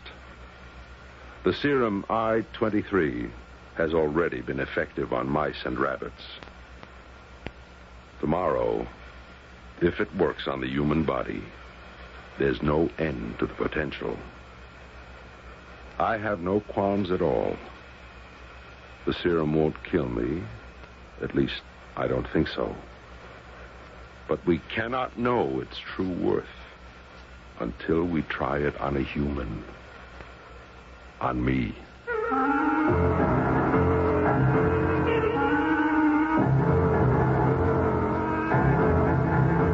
Our mystery drama, I Thought I Saw a Shadow, was written especially for the Mystery Theater by Bob Juran and stars Nat Poland. It is sponsored in part by True Value Hardware Stores and Contact, the 12-hour cold capsule. I'll be back shortly with Act One.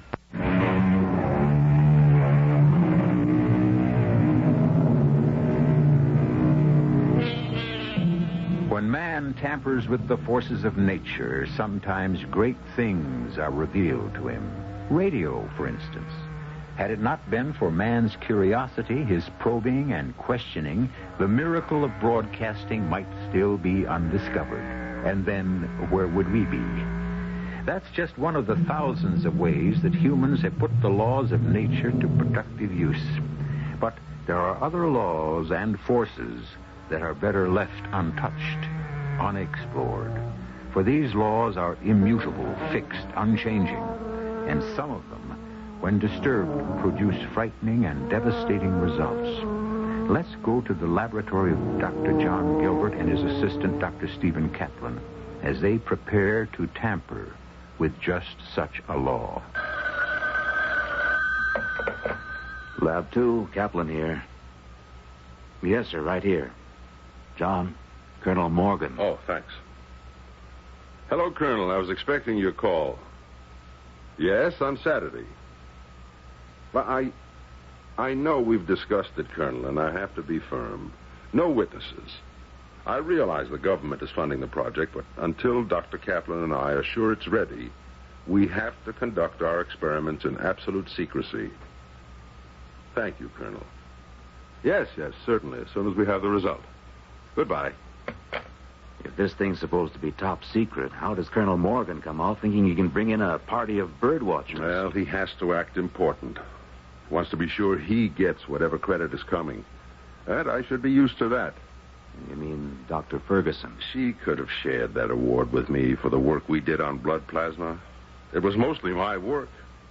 She could have given me some recognition, even though I was only her student. Well, forget her.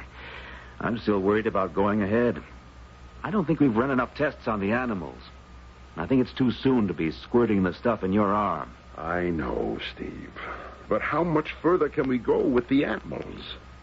We can't get a subjective reaction. We know the primary function of the serum works, but we don't know how they feel, how they move under the influence. I know you're right. And I know we're going through with it on Saturday. And I know I'm supposed to be a level-headed scientist. And I know I'm damn scared. I'll get it. Lab 2, Gilbert. Hello, John. I'm not interrupting. Margot. Oh, I'm sorry to bother you at the lab, but I never get an answer to the apartment. I know. I'm not there much anymore. You were never there much any time. But that's past, John. I wonder if I could see you. Of course, Margot. This project's taking all your time. You name it. Well, I could meet you tonight. Do you want to come to the apartment? No, I'd rather you came here. Want to make a dinner? That'd be nice. How about 7? All right, I'll be there. Goodbye, John. See you later, Margot. No comment. She's still my wife, Steve. In name only. I hate to see your concentration broken by another meeting. Particularly now, 2 days before... I'm not a teenager, Steve. I can control my emotions. John, does Margot know about our work? No. I've kept it top secret even from her, which wasn't difficult since we see each other so seldom now. Are you going to tell her? Why should I? I don't know, really, but if something goes wrong... What would telling her in advance accomplish? I think, as your wife, she ought to know there's a chance she may never see you again.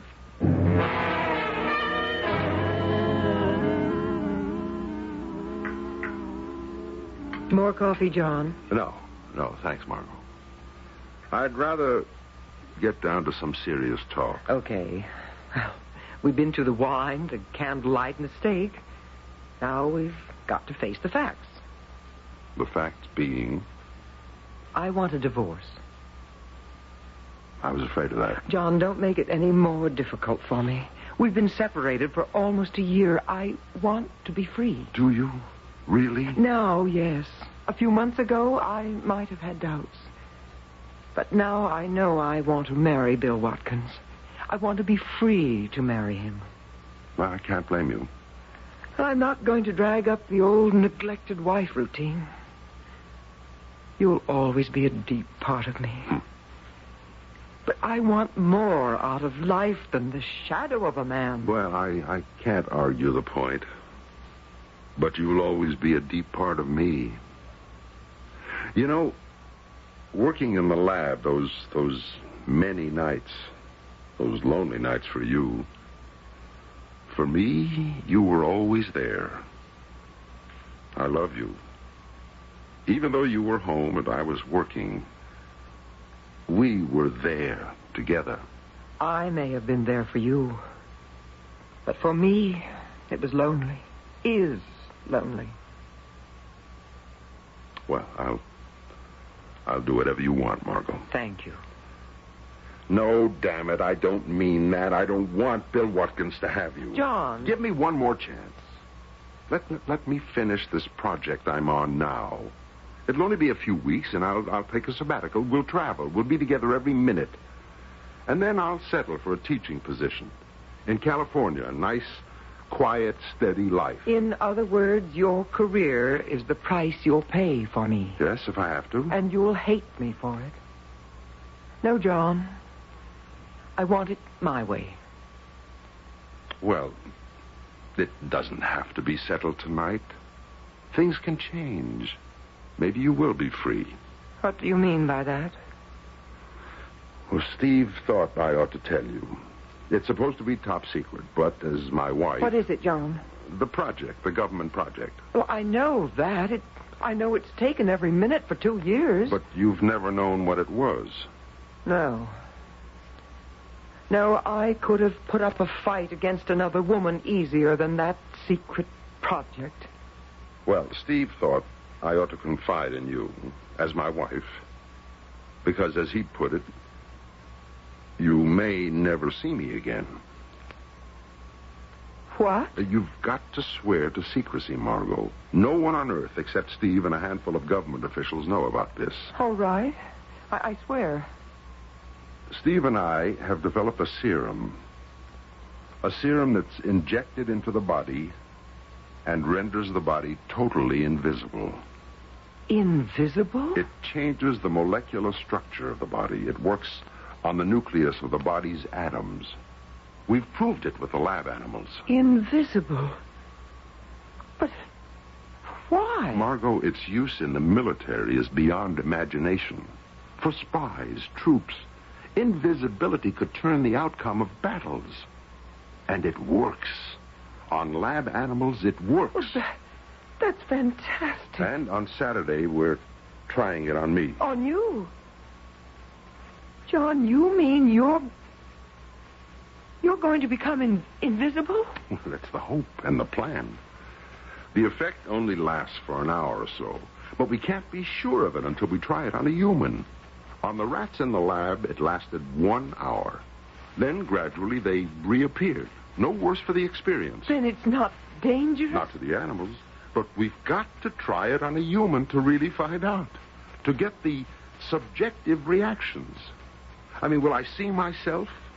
Or will I look down and see nothing but space? How will I move? My body will still be there. I won't be able to walk through things like a ghost, or will I?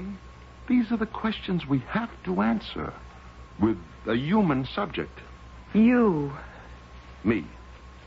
You'll come out of it all right. We hope and expect so. The effect has to wear off. And if it doesn't? You'll never see me again. Oh, you seem to be making light of it. I have confidence in the serum. I admit I'm trifle nervous about the sensations, the unknown. But to a scientist, the thrill of the unknown is the whole reason for being. Oh, how well I know. But it's not dangerous. If it were, those rats and rabbits would have been dead, or worse. But you'll have to take a much larger dose than you gave the animals, won't you?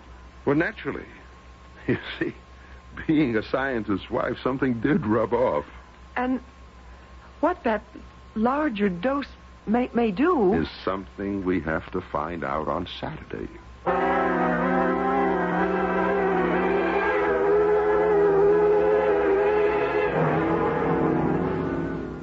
Are you ready, John?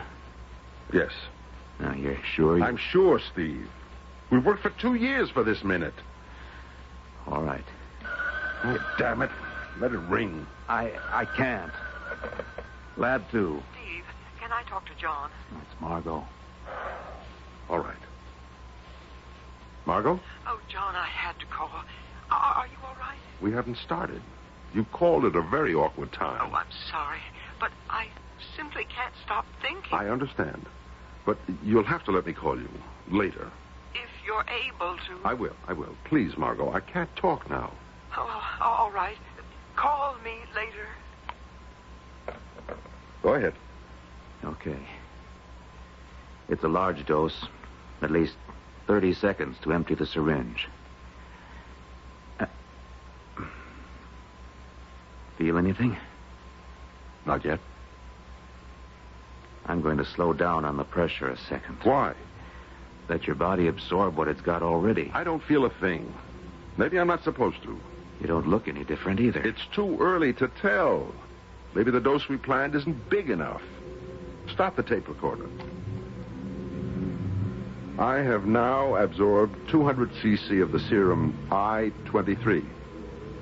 The 23rd formula, which Dr. Kaplan and I feel to be the effective limit for invisibility. I have no sensation. 20 seconds have passed since the beginning of the injection. In our experiments with mice, invisibility began within the first 10 seconds and was complete by 30. Taking into account the difference in size and body tissue, I should begin to disappear within 2 minutes, and complete invisibility should be effected in 5. 40 seconds have passed. The syringe is empty. Feel any different? Our proportions couldn't have been that much off. It's not likely, but everything's still an X factor. The dosage must have been too small. We don't know that yet. All right. We'll wait 15 minutes.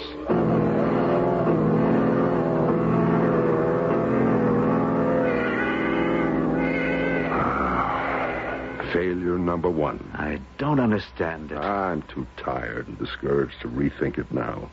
It just doesn't work on human tissue. Larger dosage won't work either. If it's going to be practical for military use, the dose has to be small.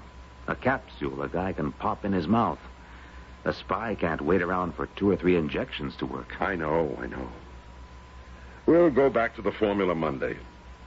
I'm going to forget it for 48 hours. What time is it? 4:10. All right, I'm going out and have the biggest martini I can find. How about you? I'll take 2.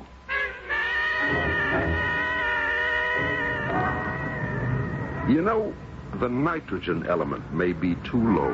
I don't think so. The balance was 80-20 nitrogen over phosphate. More likely it... John, stop a second.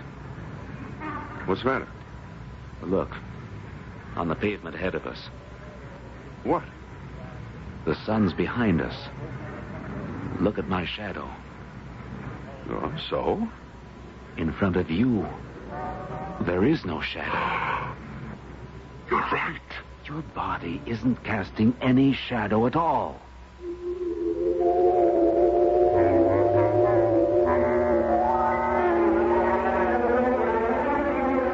No shadow. A curious condition for Dr. John Gilbert. For anyone, for that matter.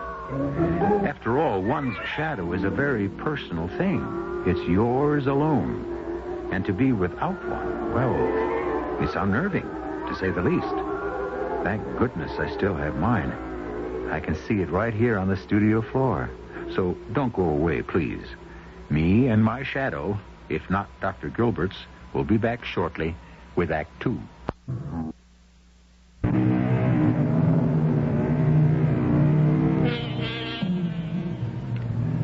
A man without a shadow. Something strange happened to the body of Dr. John Gilbert when he tried to make himself invisible by injecting a serum into his veins. But something stranger still is in store for Dr. Gilbert. For Margot, in fact, for the entire city where Dr. Gilbert lives and works. Let's return to State University. No shadow. Something's happened, Steve. The serum had some effect. It's working. Maybe this is one of the first signs. Come on, back to the lab. I want to make some tests and go over our notes. Now, move the light closer. Closer. That's it. Now circle me. Move back. Raise the light a little.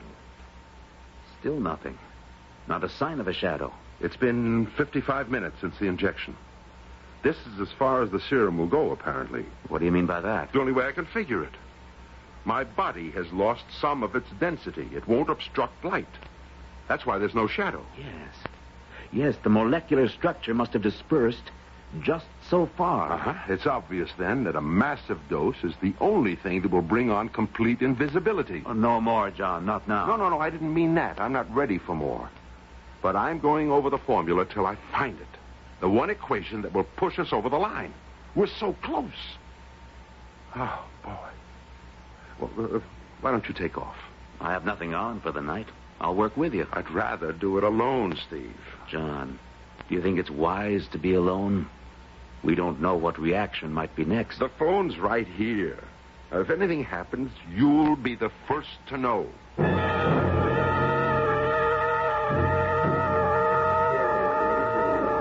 You're not hiding it very well, Margot. I know, Bill. I'm sorry to spoil our supper. Margot, I love you.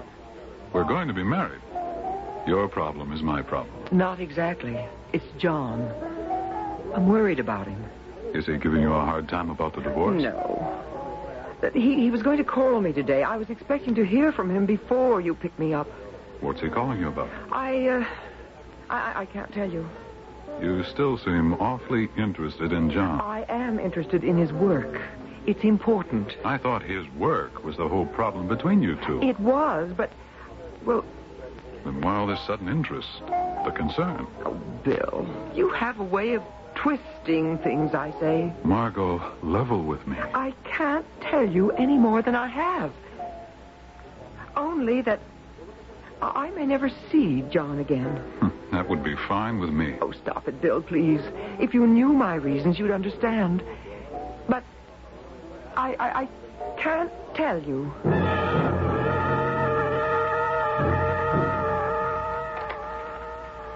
I feel no physical sensation at all. No dizziness. No apparent lessening of muscle tone or tissue structure. No loss of weight. Just loss of shadow. Oh. This will be the last entry for this date. Saturday, February 18. I will resume tomorrow when... Steve? Steve, is that you? Steve? Who's there? I could swear someone came into the lab. New item. It's 10:05 p.m. I have a distinct feeling someone has entered the lab. There was no sound, just this feeling. I will continue taping in case this may prove helpful if anything happens. I know I am not alone. Who's there? Answer me!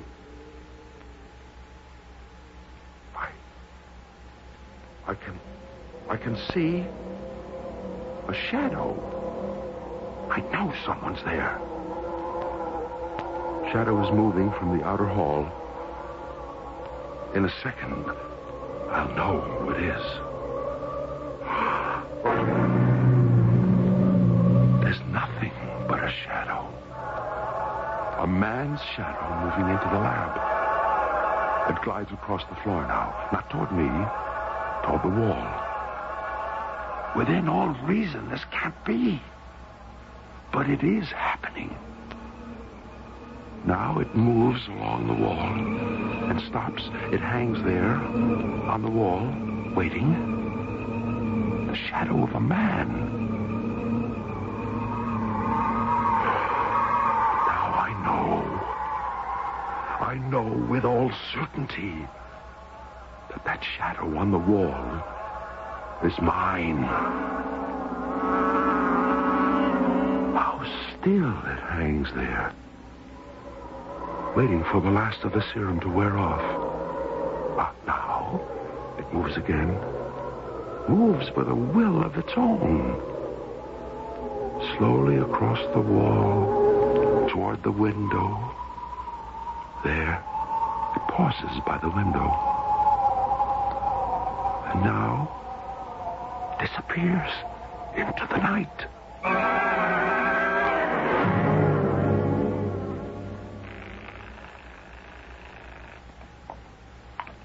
Archives? This is Dr. Ferguson, Judith Ferguson. Yes, Doctor. I'd like to have the 1969 AMA report on cholesterol sent to my office right away. I'm sorry, Dr. Ferguson. The archives are closed. They're never closed to me, young man. I'll accept that report within the half hour. But, Doctor, the files are locked for the night. I have no authority. Then who has? Only Mrs. Abrams, the director. Then get her at home and get me that... Just a minute. Who's out there? Dr. Ferguson? I've got to go. Someone just came into my outer office. Get that report and get it now. Who's there? Funny. Thought I saw a shadow. It is a shadow. But who's there? Answer me. Just a shadow? It can't be. Oh, get away, please! Get away! Don't! No! Stop!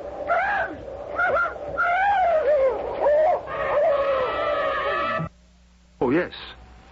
Yes. Steve, something's happened. It sure has. Dr. Judith Ferguson was found dead in her office last night. Dr. Ferguson? It's on all the newscasts. Some clerk from the archives took a report to her office. Said Ferguson insisted on having it last night. He found her. Murder? They don't say. How awful. We'll hear all the lurid details soon enough. I'm more concerned about you. Any side effects through the night? No, it's funny. I can't seem to remember anything after you left me. I think I started to dictate, and I just don't remember. My mind's a blank. Why can't I remember? Another effect of the serum, perhaps. Maybe. Or maybe the tape will tell us. I'll rewind, and then we'll find out what happened to me. Huh, that's strange. There should have been more than that. We'll play it. There are no physical sensations at all. No dizziness. No apparent lessening of muscle tone or tissue structure. Just loss of shadow. This will be the last entry for this date, February 18. I will resume tomorrow when... Well? There's more. There's got to be more. Well, that's all there is. You fell asleep. No, there's something... An impression, something more happened. But why isn't it on the tape? You fell asleep. Why can't I remember? Why? Oh. Lab 2, Kaplan here. May I speak to Dr. Gilbert, please? Who's calling? Lieutenant Healy, 4th Precinct. Oh. The police, John. Police? Why? Hello? Dr. Gilbert, I'm Lieutenant Healy, 4th Precinct. I wonder if I could talk with you this morning. What's wrong? Margot? Oh, it's about a Dr. Judith Ferguson. Dr. Ferguson, oh, yes. My associate just told me. We're asking everyone who know her to help if they can. I understand you're acquainted with her. Yes. Some time ago, I was a student in one of her classes. In about an hour, all right? At your lab. Yes, I'll be here. Thank you, Dr. Gilbert. What's up? He wants to talk to me about Judith. They're asking everyone who knew her. Well, you haven't seen her in how long? Well, I see her in the hospital now and then, but our work together was over 2 years ago. Oh, relax, John. You haven't got anything to worry about. You know Dr. Ferguson how long? Well, Lieutenant, we were actually associated for only a year. I was a graduate student in one of her classes. That was 2 years ago. We wouldn't single you out like this, Dr. Gilbert, but we're told you and Dr. Ferguson were involved in a successful medical project, one that Dr. Ferguson received an award for. Yes, on blood plasma. Well, after working that closely with Dr. Ferguson, can you remember any incident, any friend of hers, anything that might give us a clue to who'd want to kill her? Well, then you do suspect murder. This was no accident. How was she killed, Lieutenant? Nothing's been said. We were keeping that quiet. She was suffocated. Apparently, a clerk from the hospital archives department took a report to her office. She didn't answer his knock, so he got the custodian to open the door. They found her. The office was locked from the inside? Windows, too. Well, then if it was murder, how did the killer get out? That's just one of the problems we've got with this case. Oh? There were no marks on the body, but the room was a shambles. She fought with someone. But we figure whoever tore that room apart has some marks on him. That's why we're talking to anyone we can find who know her. Something will give the killer away. Well, thanks for your time, Doctor. I'll be in touch if we need any more from you. Thank you. Goodbye, Lieutenant. There was a time, I suppose, when I could easily have killed Judith Ferguson myself. My work, her acclaim. But I certainly wouldn't dream of it now. Come on, I'll buy you a drink. It's getting late.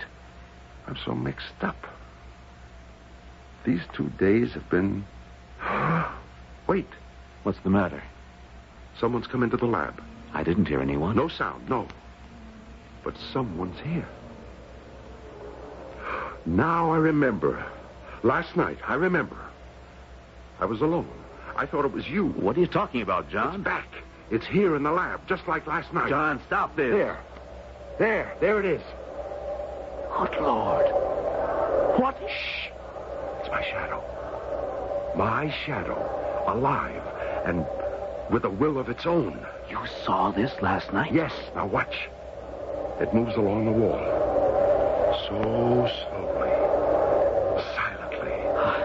I can't believe I'm seeing this. I couldn't believe it either, Steve. There it goes. Look. Along the wall. The drapes. Now, out the window. Just like last night. It's gone. Just like last night. It vanished at the window. And then, Dr. Ferguson. Ferguson? You don't think it was responsible for... It seems to have a will of its own. Steve, where is it going now?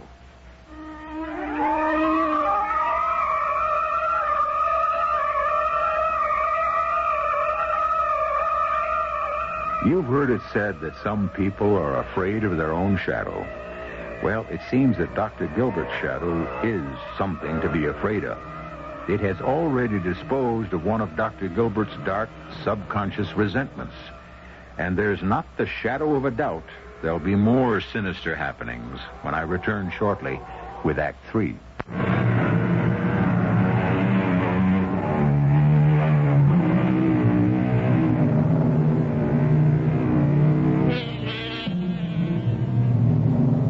A shadow is on the loose. A shadow with a will of its own, now drifting, gliding. And where, indeed, is it going next? What or whom is it after? Both John Gilbert and Steve Kaplan saw it pass through their lab.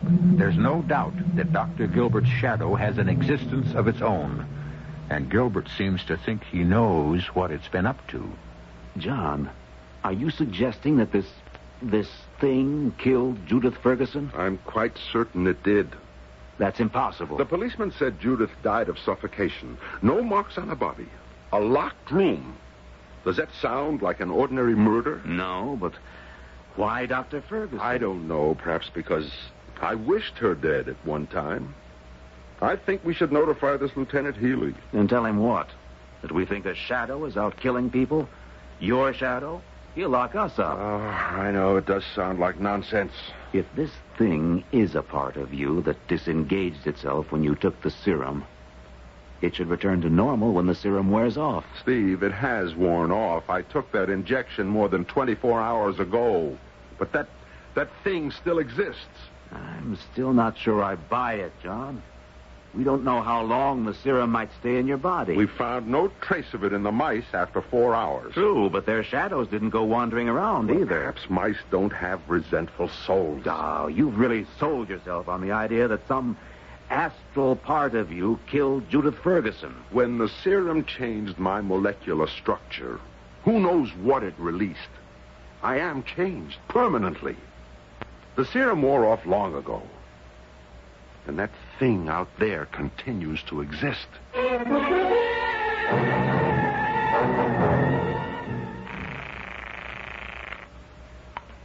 Lab 2, Dr. Kaplan. Oh, Steve, Margot. Is John there? No, he went home around 4 o'clock. Oh, I can reach John at the apartment then. Yes. How is he, Steve? I mean, really, after the experiment. Tired. Very tired. We both are. But there were no serious effects. Oh, I'm glad of that. How did the news of Dr. Ferguson affect him? He was shocked. The police were here this The morning. police? Why? Well, they're questioning everyone who knew her. But why John? They certainly don't suspect him. Of course not. It's routine. Well, I'd better call him. Thanks, Steve. Bye, Margot. That must be Bill. Coming! Come in, Bill. Feeling better today, darling? You were pretty upset last night.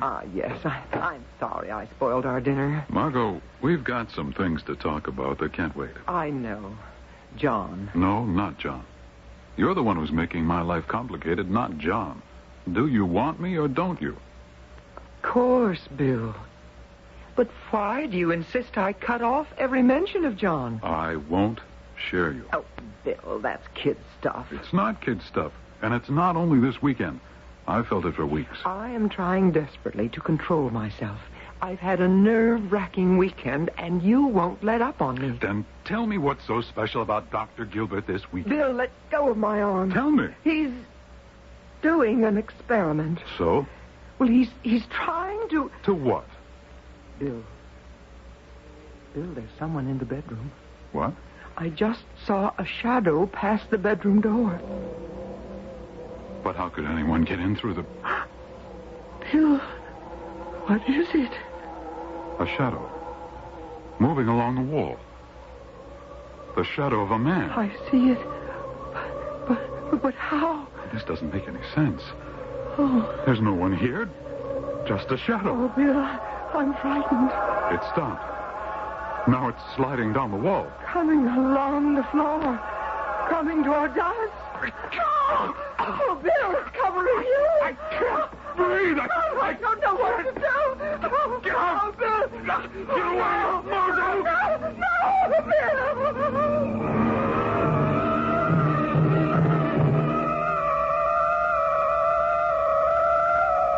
We haven't been able to get a word out of her, Dr. Gilbert. She's in deep shock. Then you don't know what happened in Margot's apartment. I'm hoping you'll be telling me. This smacks of more than coincidence, Dr. Gilbert. 2 people whose lives touched yours, dead within 24 hours of each other, and killed the same way. Are you ready to believe me? Ready? My shadow killed them both. I don't know who will be next. Now look, Dr. Gilbert, if you're going to make light of this, I'll be damn sure you're sorry. Oh, I'm not making light of anything. My shadow is loose, with a will of its own. Now, you may be an eminent scientist. Look at the floor, Lieutenant. Look. There's your shadow. Where's mine? Oh, Well, okay, I've read enough science fiction to believe it, but don't ask me to be putting out an all-points bulletin on your shadow. Shadows don't kill people, Doctor. People do. Is that you, Bill? Margot, it's John. John. Oh, Bill's dead. Relax, Margot. Don't try to talk. Oh, it was so horrible. The shadow on the wall. It came at us. It moved along the floor. And then Bill choked. Mrs. Gilbert, you saw this shadow. Only a shadow. There wasn't anybody there. Nothing but a shadow. A shadow. Well, I'll be outside. I've got to make a phone call. John, how is Margot? She's out of shock. They have her sedated. This Bill Watkins was victim number 2. There's no doubt. She saw the shadow. It enveloped him and slowly suffocated him. What does Lieutenant Healy say? I told him the whole story. He had a hard time accepting it until Margot confirmed the shadow.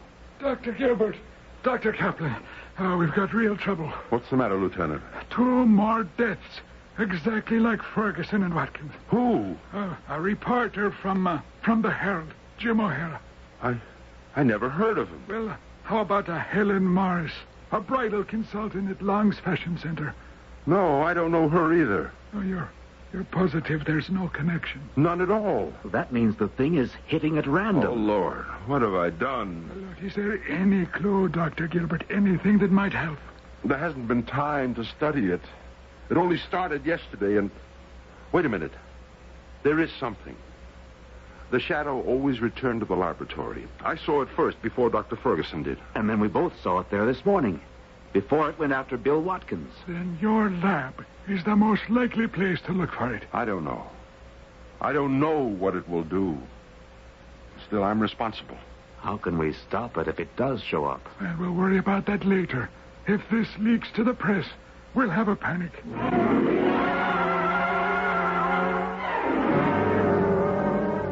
That's right, Captain. Dr. Gilbert thinks it will come back here to his lab. Well, I don't know. Wait a minute. The captain thinks he ought to send a cordon, surround the lab. You wanted to keep this quiet. No cordon's going to catch a shadow. Hello, Captain. The doctors think it'll attract too much attention. I agree. Okay, we'll wait. And keep your line open. Well,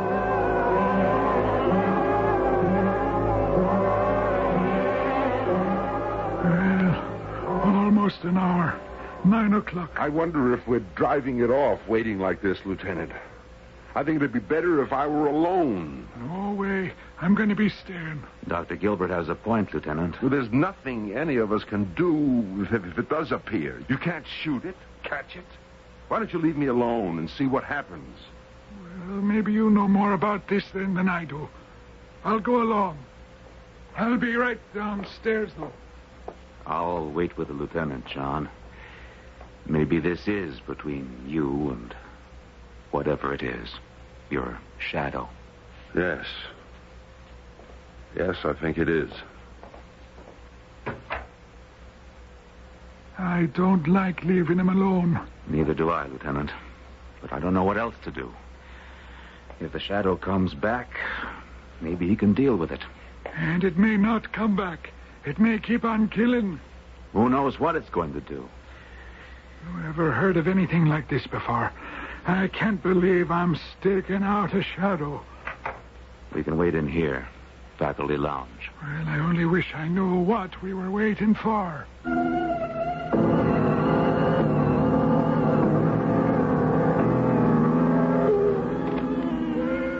Tape 12. Sunday, February 19, 9:30 p.m. There have been no further effects on my body.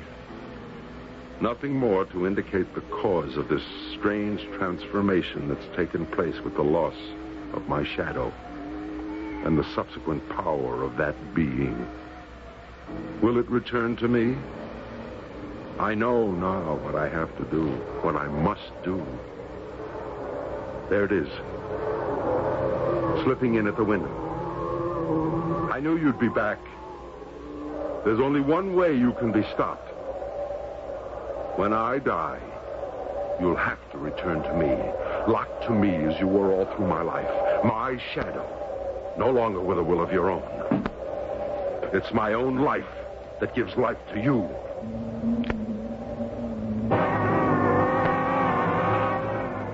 Almost 9:30. I think we ought to go back up. At least we can see if he's okay. Maybe you're right. Come on. I got my doubts about anything happening like this. That's John. I'm getting my gun ready. John! He may still be alive. John! Let me get to the phone. Police emergency. Get me. He's dead. Never mind. The gun's still in his hand. He never fired a shot. And there's not a mark on him. The thing. Just like the others. We'll never know. Oh, John. What are you doing, Doctor? What I should have done long ago. Destroying the formula and everything about this fiendish project. The chemicals, the notebooks, even the tapes. I don't want to know anymore. I hated this thing from the start. I got a call headquarters. That thing may still be on the loose. No. No, it isn't, Lieutenant. Look on the floor. Oh. Yes, I see. Yeah. The shadow of a man slumped over in his chair. Do you have any doubt it's Gilbert's shadow? As still as he is.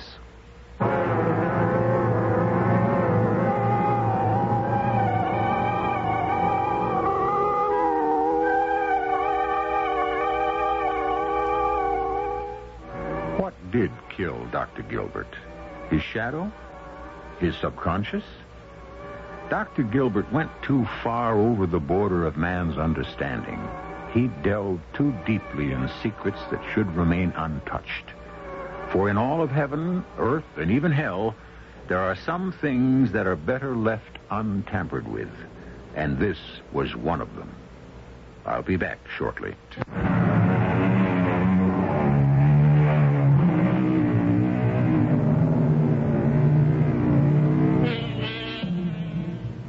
Stand up and take a good look at your shadow. Is it following your every move? Is it really the shadow you're casting, or, look closely now, do you detect a little deviation, a little rebellion, a hint that perhaps your shadow might like to do its own thing?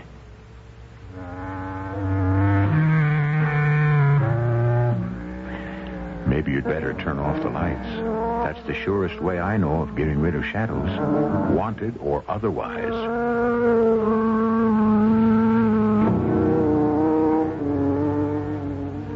Our cast included Nat Polen, Joan Shea, Gordon Gould, and Lloyd Batista. The entire production was under the direction of Hyman Brown. And now, until next time, pleasant dreams.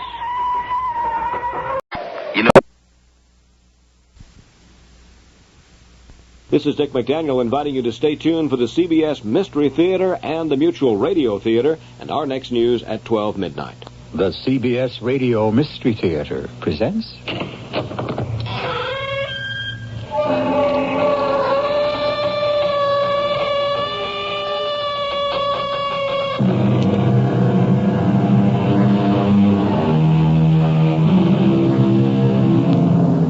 Come in. Welcome. I'm E.G. Marshall. One of the compensations, I'm told, of advanced age is becoming an eccentric. When one is young and on into middle age, eccentricities are regarded with suspicion. We are expected to conform, to be more or less like, or at least similar to others, but in old age, our eccentricities, our oddities and peculiarities are somehow transformed into traits that appear rather dear and delightful, and we can even be loved for them. It's something to look forward to.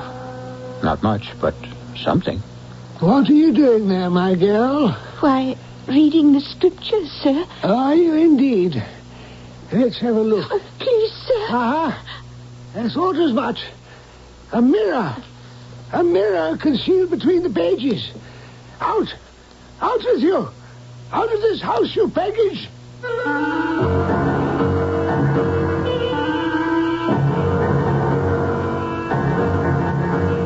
Our mystery drama, House Without Mirrors, was written especially for the Mystery Theater by Elspeth Eric and stars Paul Hecht and Norman Rose. I'll be back shortly with Act One.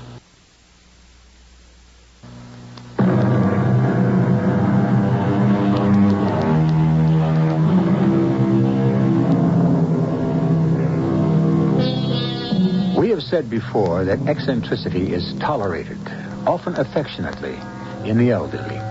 However, the story we bring you now does not concern an elderly person. It's about a man who at the start of our drama is about 35 years of age. But his eccentricity dates back to an earlier time, and it was not tolerated or regarded with affection.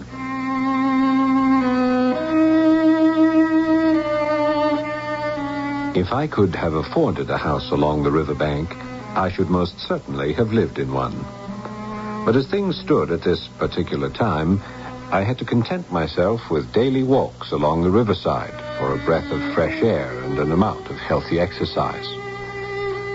So it was that I came to notice and be interested in the man who emerged each morning from one of the houses that so happily overlooked that placidly flowing river.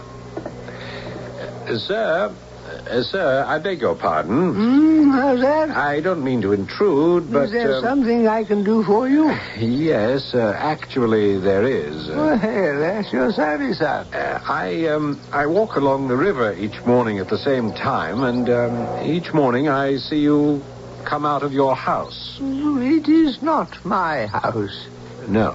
Oh, I thought, well, I assumed that... I am merely a servant in that house. Oh, I didn't know. The house belongs to a gentleman named Mr. Oswald Strange. But I never see Mr. Strange. Of course, he may leave his house at other hours when I am not here to witness his departure. Mr. Strange never leaves the house. Oh, I'm sorry. Is he an invalid? Not precisely. Not precisely. Let us say he is incapacitated. Yes, I understand. Well, anyway, it was yourself who first interested me and has continued to pique my curiosity. Oh, in what way, may I ask? Well, each morning you come out of the house after a great jingling of bolts and door chains, which I cannot help but hear on those occasions when I happen to be directly in front of the house. You appear, you step forward and stand upon the doorstep. Forgive me if you feel I intrude upon your privacy. I do not regard it as an intrusion. There's nothing to forgive. Pray, continue. Thank you. I shall. Well, standing on the doorstep, I see you look around and sniff the air. And then you come forward. You cross the road, look down into the river. You do it, may I say, with the air of a man accomplishing a self-imposed task from which nothing is supposed to come. Not entirely true. But go on. Thank you. Then, having done this, you cross the road again. Turning on the threshold to take a final inhalation of air, you disappear once again into the house, bolting and chaining the door as if there were no possibility of its being reopened for at least a week. And yet, the very next day, you appear again, unbolt, unchain the door, sniff the air, cross the road, look into the river, and the identical performance repeated day after day after day. You cannot censure me for being curious. Curious as to what? As to why you do this each day. I do it to check on my appearance. That's why I do it. to check on your appearance. Is that what you said? That is what I said, to check on my appearance. After all, as valet and companion to a gentleman such as Mr. Oswald Strange, I cannot permit myself to appear unkempt and slovenly. No, but surely it can't be necessary to look at your reflection in the river. I mean, surely there's a looking glass you could employ for the purpose. There isn't a looking glass in all that house, sir. No looking glass?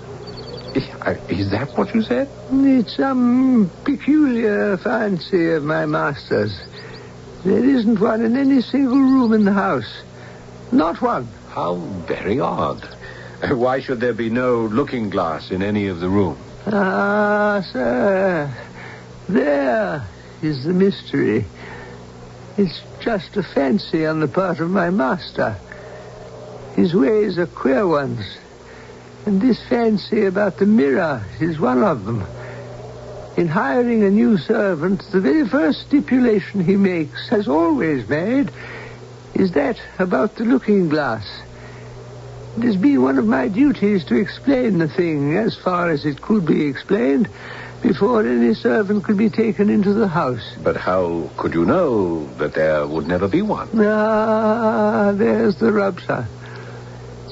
I could never be absolutely positive, especially with the woman servants. What lies they would tell. They would protest that they didn't want to look into a mirror, and all the while the wench would have a looking glass of some kind or another hid away among her clothes upstairs. Sooner or later she would bring it out, and leave it about somewhere, rather, where like as not the master might see it. I well remember one of them. An ugly one she was, marked with the smallpox, something terrible, and forever reading her prayer book at odd times. One day, I came into the kitchen, and there she was, at the table. Arabella? Yes, Mr. Macy? This is the day for polishing the silver, is it not? Yes, Mr. Macy, I believe it is. Then what are you doing here in the kitchen? Doing a bit of studying. Huh? And what are you studying, Arabella? Why, the scriptures, of course. And which part of the Holy Book commands your attention at this hour of the morning when you should be caring for the silverware? Why, Ecclesiastes, Mr. Macy. Oh, a great book. Full of the most meritorious advice. Don't you think so, my girl? Oh, yes, sir. Most instructive. Certainly you won't object if I read a verse or two over your shoulder, eh? Mr. Macy, Ah! I thought as much. A mirror? Oh, Mr. Macy, A mirror concealed between the pages. I needed to check the part in my hair. Did you indeed, my girl? Did you think a neat part in your hair would improve your appearance? Oh, Mr. Macy, please, sir, you wouldn't give me the sack, would you, sir? You wouldn't do that. You fully understood the terms of employment when you took on the position. Oh, yes, sir, but... No mirrors of any kind, shape, or form. Oh, yes, sir, but... No buts. Go upstairs and pack. Be out of the house within the hour.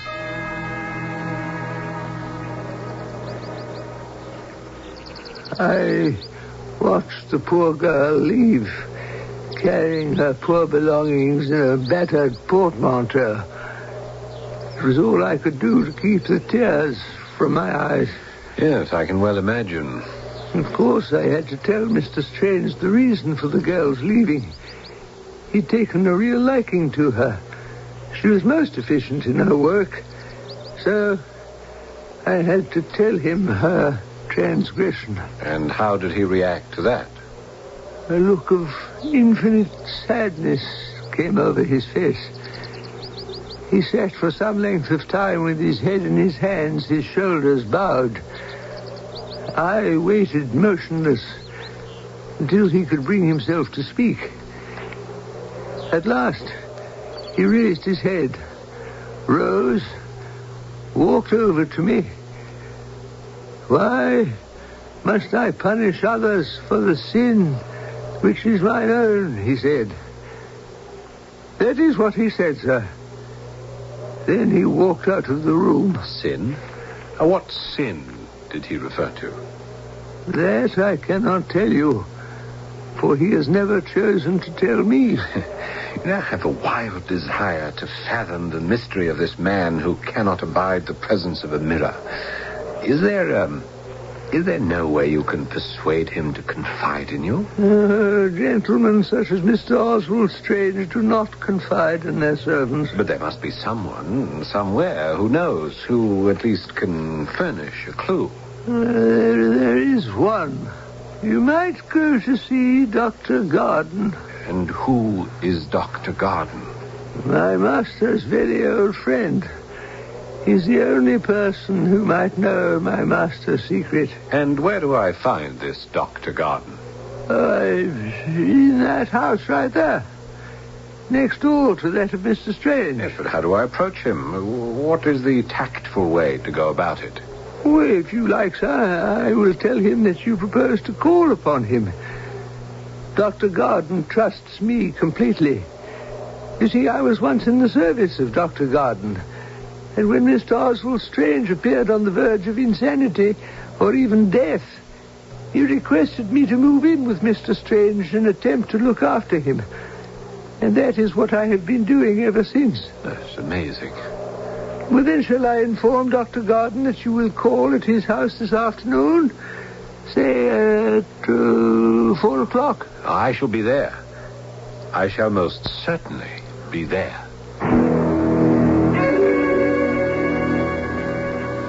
I'm very grateful to you, Dr. Garden, for permitting me to intrude upon you this way. Oh, not at all.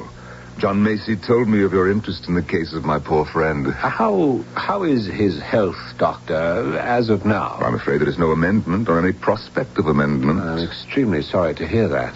Old Macy has told you, I take it, some details of his peculiar condition, has he not? He has told me something, and he says you may know all about it. All about it? No, I'm afraid I don't know all. Perhaps I shall never know. Certainly not unless one day he elects to tell me. I only know what happens when he comes into the presence of a looking glass. But as to the circumstances which have led to his being haunted in the strangest fashion that I have ever heard of, I know no more of them than you do. Haunted? You believe him to be haunted? What else am I to call it? Haunted by the past or some memory of the past? If we could but locate that memory and bring it out into the light, well, perhaps we shall one day, if he lives to tell us. Suppose you tell me how you came to know Oswald Strange, Dr. Garden. It's as well to begin at the beginning. Yes. Our quixotic acquaintance started on board an Italian steamer bound from Civitavecchia to Marseille.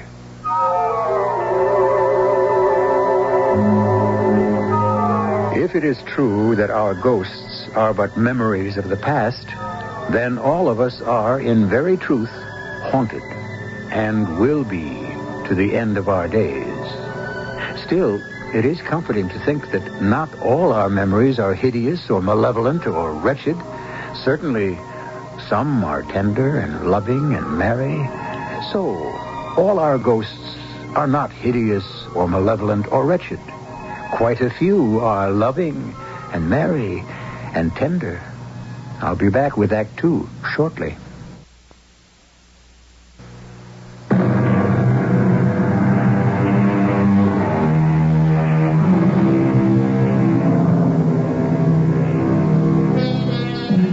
A man accustomed to walk daily along a certain riverbank has become intrigued by another who emerges each day from a certain house at a certain hour to gaze into the flowing river.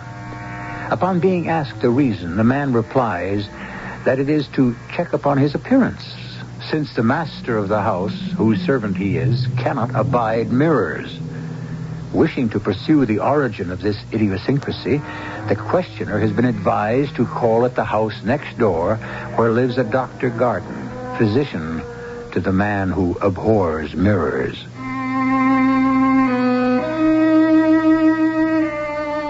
It is appropriate that I interpolate here the fact that I aspired to become a writer, a weaver of tales, Perhaps one day to earn my living by such endeavors. Anything which stirred my imagination was grist to my mill, and the tantalizing bits which I had gleaned from John Macy about the man who permitted no mirrors in his house excited me enormously. So it was that I found myself in Dr. Garden's study, sitting literally on the edge of my chair, waiting for the good doctor to get on with the story of Oswald Strange. Forgive my poor manners. I neglected to ask you if you'd care for some tea. Oh, thank you, no. There's no trouble. I can ring for some. No, I'm so eager to learn what I can about your friendship with Oswald Strange that, truthfully, tea would be a distraction. Our friendship had a most inauspicious beginning, I assure you. The first morning on board the Italian steamer, after a rather uncomfortable night, I was shaving in my cabin. The door was open to improve the quality of the air. Well, sir, suddenly this stranger comes up behind me, glances for a moment into the small mirror before which I was standing, and without a word, tore it from the nail and dashed it to pieces at my feet. Good Lord. At first, his face was livid with passion, a passion of fear, it seemed to me, rather than anger. But it changed after a moment, and he seemed rather ashamed of what he had done. I myself was in a frightful rage. Yes, no wonder. I gave it to him in a style of language which I now regret, but which I hope was excusable at the time. Clumsy, lumbering ox. Do you know you've made me cut myself? What the devil do you think you're about? I didn't mean to. You didn't mean. You walk in here like a madman, come up behind me without a word, look without permission over my shoulder, and seize the mirror I'm using and smash it to bits. And you say you didn't mean to? It's true. It was as deliberate an act as I have ever witnessed. Don't tell me you didn't mean it. But I didn't. Impudent fool. Please, sir, let me speak. You pertinent idiot. Sir, I tender you my most abject apologies.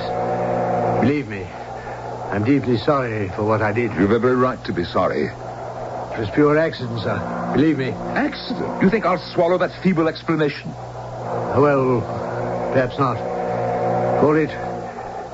Call it an uncontrollable impulse, if you will. A sort of seizure, which comes over me. Now, look here, I'm a doctor. Garden is my name. Dr. Garden. I'm Oswald Strange. What you said interests me. Perhaps on our voyage to Marseille we can spend some time together. Oh, I should be delighted. And take it as some indication that you've pardoned my outburst. Oh, yes, I have. Now I'll just finish shaving my face without, perforce, the benefit of a looking glass. I did not altogether lose sight of Mr. Strange on board, or even after we had completed our sea journey to Marseille. I found him a pleasant companion up to a certain point. Up to a point, you were saying, Doctor? Well, there was always a reserve about him. He was uncommunicative about his past life. Most especially, he would never allude to his travels or his residence in Italy, which, however, I thought I could discern was a long one. He spoke Italian well and seemed familiar with the country, but disliked to talk about it. So you continued your travels with Oswald Strange, did you? Well, more or less, off and on. We would meet and then separate and then meet again. There were times when I, with a pretty large experience, was almost afraid to be with him. Really afraid? Yes, really afraid. His attacks were sudden and violent, and it was one most extraordinary feature connected with them all. Some horrible association of ideas took possession of him when he found himself before a certain object. May I hazard a guess, Doctor? Was that certain object a mirror? Yes, quite so. After we traveled together for some time, I dreaded the sight of a mirror hanging harmlessly against a wall or standing on a dressing table. It begins to sound as though you feared such a sight almost as much as he did. Yes, you are right. I did.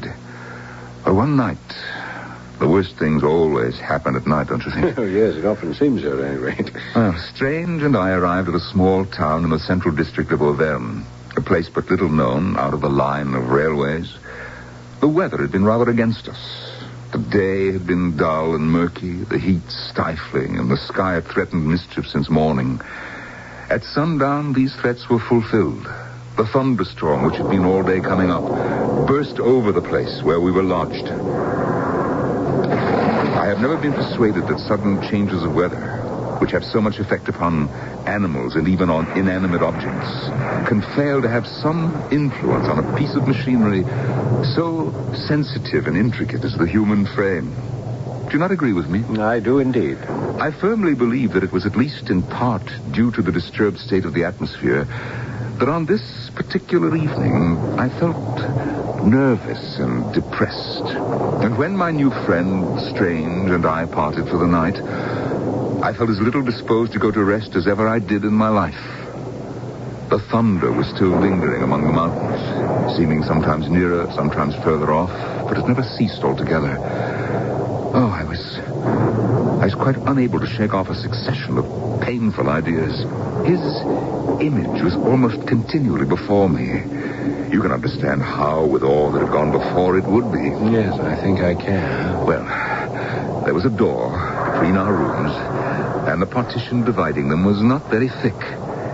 Yet, I heard no sound since I parted from him that he was there at all, much less that he was awake and stirring. I was in a mood, sir, a mood which made the silence terrible to me. I had foolish fancies that, he was lying there dead, or in a fit, or whatnot. And what with the thunder and all my fancies took possession of me.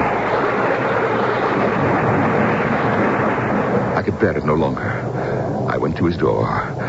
After listening very intently, but quite in vain for any sound, I knocked pretty sharply. There was no answer. The suspense was becoming unendurable. Without further ceremony, I turned the handle of the door and went in. It was a great, bare room, so imperfectly lighted by a single candle that except when the lightning flashed, it was impossible to see into its great, dark corners. But from the moment I entered that room, sir, the action of my senses and the faculties of my mind were held fast by the ghastly figure which sat motionless before a looking glass. Oswald Strange? A looking glass? Aye, sir. Oswald Strange sitting before a mirror. I cannot impress upon you how terrible it was. The weak light of the lone candle shone upon his face, lighting it from below. He was leaning forward, his hands upon the table where stood the mirror. He gazed into the glass with a terrible fixity. The sweat was on his face. His rigid features and his pale lips were horrible in that feeble light. He was completely stupefied and lost. Oswald Strange, it is I, Dr. Garden. Don't you know me? Come away from the table. Come, my friend, come sit in the chair by the bed. Now, don't be frightened. I am here to take care of you. You know that, don't you? No, of course you do. Now sit down. There. No, you are overtired and you feel the weather. Don't you think you ought to be in bed? Now, suppose you lie down and let me try my skill in mixing you a composing draught. How will that be, I'm better now. Yes. Well, that's fine. Now, let me go to my room and fetch some medicines. I'll be right back. No, don't go. In heaven's name, don't go. Don't leave me. Well, all right. If you wish me to stay. I do. Then I shall. Now, tell me what I can do for you. Fetch the mirror. The mirror, you said? That mirror. There, on the table. Very well, if you insist. I do insist. All right. Now, I have it. Now, what shall I do with it? Hold it up to my face. You're sure this is what you want? Directly in front of my face. Very well. Now, look into it. Over my shoulder, look into the mirror. All right. What do you see? Tell me what you see. See? Why, I see a very pale face with sunken cheeks. What? sunken cheeks and two hollow eyes with large pupils. You mean that you see it too? See what? That face. That face, which is not mine. Oh, no. The face I see always instead of my own. My dear man, no. I see you. Only you. It was your face I described as I saw it, none other. Look again. Look in the glass again. Tell me what you see. Whose face is there? Why, yours, of course. Now tell me, whose face do you see? His.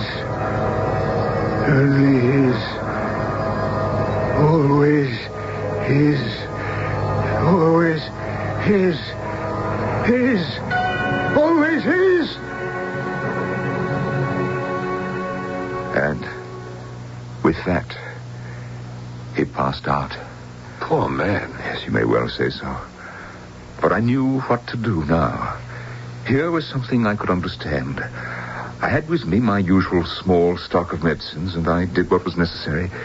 He was very ill, at death's door for some days, and I could not leave him, though there was urgent need for me to be back in London. Now, when he began to mend, I sent to England for my servant, John Macy. Ah, yes, whom I met. I knew I could trust Macy to the utmost. Acquainting him with the outlines of the case, I left him in charge of my patient, with orders that he be brought to this country as soon as he was fit to travel. Which clearly he did. Yes, and with some success. Strange was able to lease the house next to mine. Absolutely incredible. It is nearly a year now since my poor friend took up residence next door to me. For some months now, he's been daily getting weaker and weaker. John Macy has been his constant companion. Oh, were it not for John, well, heaven knows. And in all this time, neither you nor Macy has been able to ascertain what face Oswald Strange sees when he looks into a mirror. Never. Well, has neither of you asked him, pressed him for an explanation? I see you know very little of the nature of hallucination. Little or nothing, I must admit. To the one who hallucinates, the hallucination is quite real. Nothing in this world and no one can persuade him that what he sees, or hears in some cases, is illusory. What he sees, really sees. And what's to be done for the poor man? Very little, I'm afraid, except to wait, to watch him, to make him as comfortable as possible, keep him from getting too excited, ensure him what peace of mind we can, and hope against hope that the hallucination will disappear. Yes, but will it, do you think? I do not know.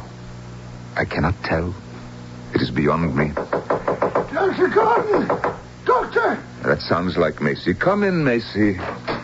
Dr. Gordon, you had best come to Mr. Strange. He needs you badly, sir. Is he worse? I think, sir, that he is dying.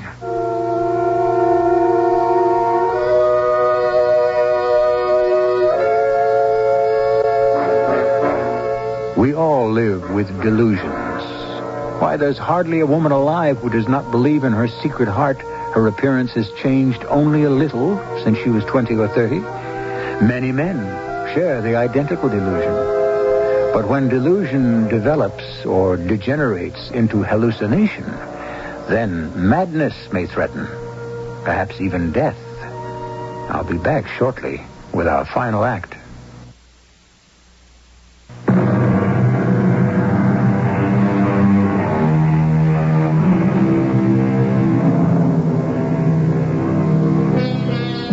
Dr. Garden has been relating to his visitor the story of his erratic friendship with Oswald Strange, the man who cannot endure mirrors.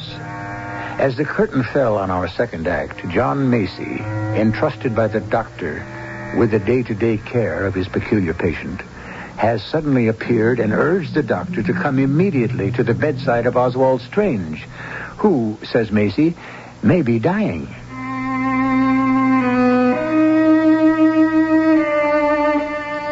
The face of John Macy was ashen pale. A tremor seemed to pass through his frail body. His hands trembled and his voice shook. At this shocking announcement, Dr. Garden sprang to his feet. He, too, was clearly perturbed in the extreme. What's that? What did you say about Mr. Strange? I think, Doctor, he may be dying.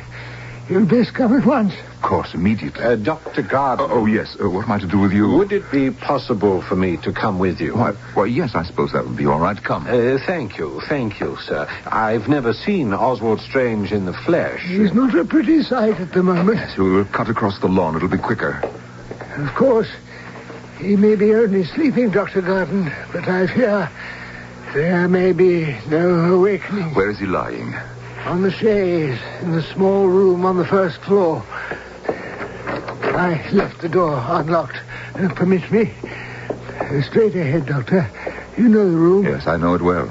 If he still sleeps, we'd best keep our voices down. Yes, quite right. Speak softly. There he is, Dr. Garden. Yes. Oh. Well, he's not dead, Macy. Oh, thank heaven for that. He's opening his eyes. Oswald, it is Dr. Garden. I'm here with you, and so is John Macy. And who is that other? Do you wish him to leave? He knows something of your sufferings and is interested. But he will go away if that's what you want. Let him stay. Very well. Is there anything you want? Anything we can get you? Yes. I want a mirror. A mirror? Are you quite sure you want a mirror? I'm sure. Or do you think it wise? You're in a weakened state. I'm dying. Will you not grant me my final request? Macy, fetch a mirror for Mr. Strange. Yes, but there's no mirror in the house, sir. Well, then fetch one from my house. Yes, sir. Now, Macy has gone to get you a mirror. Ah, good. Prop me up, will you? I speak with difficulty, and I have something to say. We are listening. I loved my wife dearly. Her name was Lucy. She was English. But after we were married, we lived a long time in Italy. She liked the country, and I liked whatever she liked. She liked to sketch, too. Had ambitions to be a painter one day. So I got her a teacher. He was an Italian. I shall not give his name. We called him the Master. Yes, the Master. Little did I know. Oh, now you're growing short of breath, perhaps. Do not interrupt, please. I must finish. Very well. My wife, my Lucy, had a maid. Had it not been for her, I might never have found out what I did find out. And what was that? I'll tell you. Then I can rest. One day, I sent for this maid of my wife's. You wish to speak to me, Mr. Strange? Oh, yes. Is the master in the house at the moment, do you know? Oh, yes, sir. He's in his room. Would you ask him to come down here for a short while? Tell him I'd like to discuss my wife's progress. Oh, he's sure to know all about that. Huh? How's that? What did you say? Nothing, sir. I'm not sure he would wish to be disturbed at the moment, sir. And why not? He's writing a letter. Is there any reason why he cannot break off writing a letter to speak with his employer? Is it a letter of such vast importance? It's a letter to your wife, Mr. Strange. A letter to my wife? But he sees my wife each day. Why would he be writing her a letter? It's a love letter, sir. A love letter? Is that what you said? That is what I said. You're a vile, insidious woman. No, sir. A scandalmonger, a troublemaker. What I know, Mr. Strange. And I know more than I have told. You have told enough. Get out of this room. And out of my employ. I know what I know. How can you possibly know the things you claim to know? Because, Mr. Strange, I was once a victim of the master's wiles in another house than this, under similar circumstances. He seduced my mistress, then he seduced me. A treacherous, insidious man he is, Mr. Strange. Under cover of his artistic profession, he takes advantage of every opportunity to conquer and degrade whatever woman comes under his spell. And his spell is very powerful. Take my word for it. Is it possible that you yourself are still under his powerful spell? That it is the fury of a frustrated girl that prompts you to slander my wife? It's true. I did love him once. I can't believe it. My Lucy. Go upstairs now, Mr. Strange, to the master's room. There you will find the villain writing to your wife. A frenzy took possession of me as I listened to those words. I am naturally vindictive, you must know that. You must remember that. And now my longing for revenge was like a thirst. A thirst. You should rest, Oswald. No. I must go on to the end. If you must. When the woman repeated those words, "He is writing to your wife," I laid hold of my pistols as by an instinct. I managed to get to his room unobserved. When I entered, I saw him immediately. He sat at the only table in the room, writing at a traveling desk by the light of a single candle. It was a rude table at which he sat, and before him, exactly before him, there was a looking glass. A looking glass. I stole up behind him as he sat and wrote by the light of the candle. I looked over his shoulder at the letter, and I read, "Oh, Heavenly Father," I read, "Dearest Lucy, my love, my darling." I pulled the trigger of the pistol I held in my right hand, and I killed him. My poor friend. But before he died, he looked up once, just once. Not at me, oh no. Not at me directly, but at my image before him in the mirror. Oh, my friend. His face, such a face, full of horror and shock. His face has appeared in every mirror ever since that moment.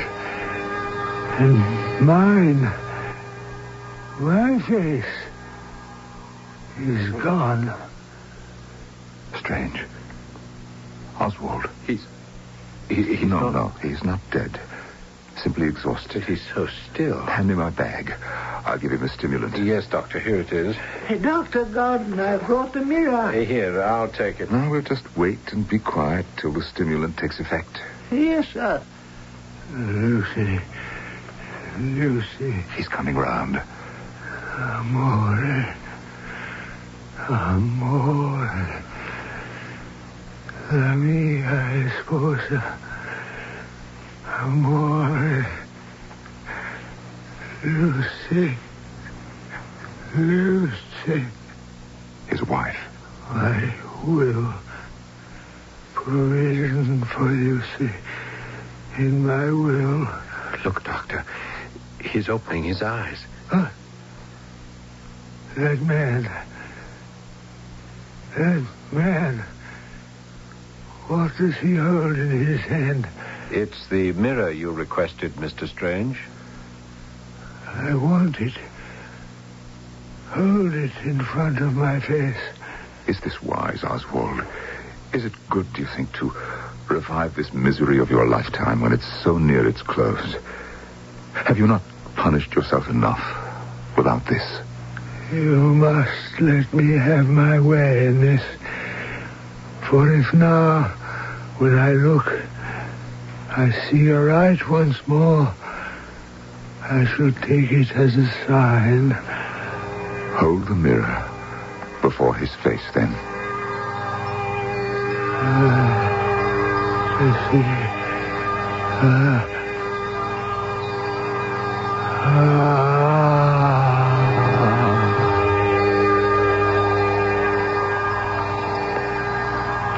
As I held the mirror up to the dying man, as he looked intently into it, the three of us who stood by his bedside saw a look of purest rapture spread over his face, and his frail body relaxed. It left no doubt that the face, which had haunted him for so long, had, in his last hour, disappeared.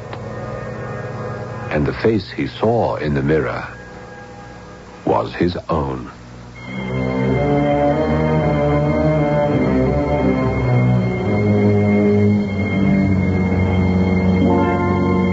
And that is the story of an hallucination.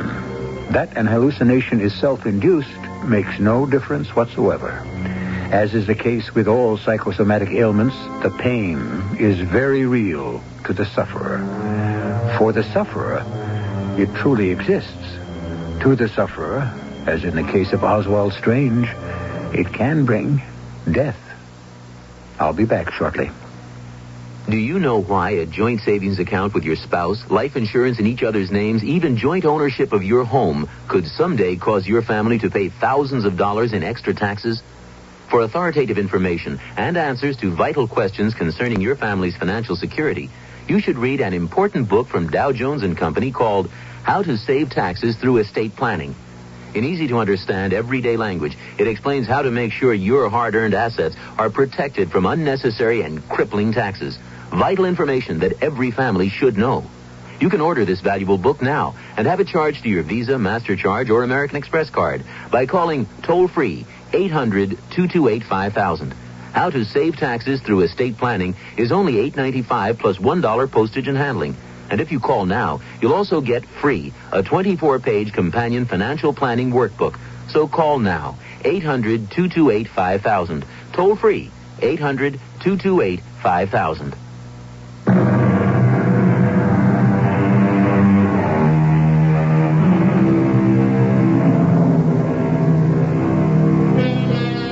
Our drama, House Without Mirrors, was adapted from a short story written by Charles Collins in the year 1866 and originally titled The Compensation House. We've altered a few words, even as we have altered the title, but the plot and essence remain the same as they were more than a century ago. Our cast included Paul Hecht, Norman Rose, Robert Dryden, and Bryna Rayburn. The entire production was under the direction of Hyman Brown.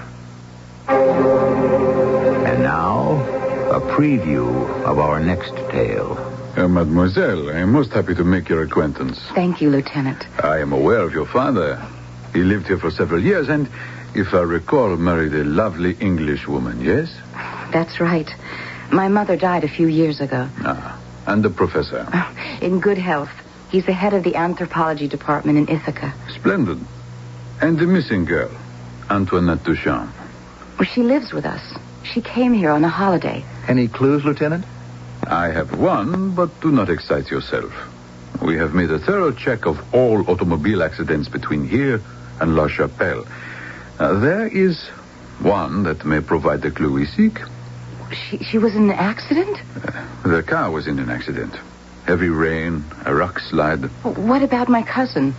And there was no trace of her. This is E.G. Marshall inviting you to return to our Mystery Theater for another adventure in the macabre.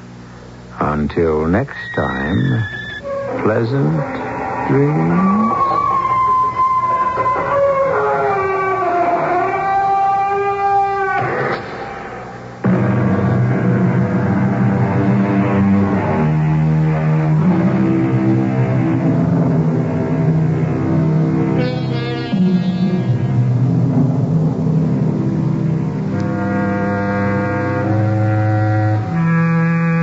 CBS Radio Mystery Theater presents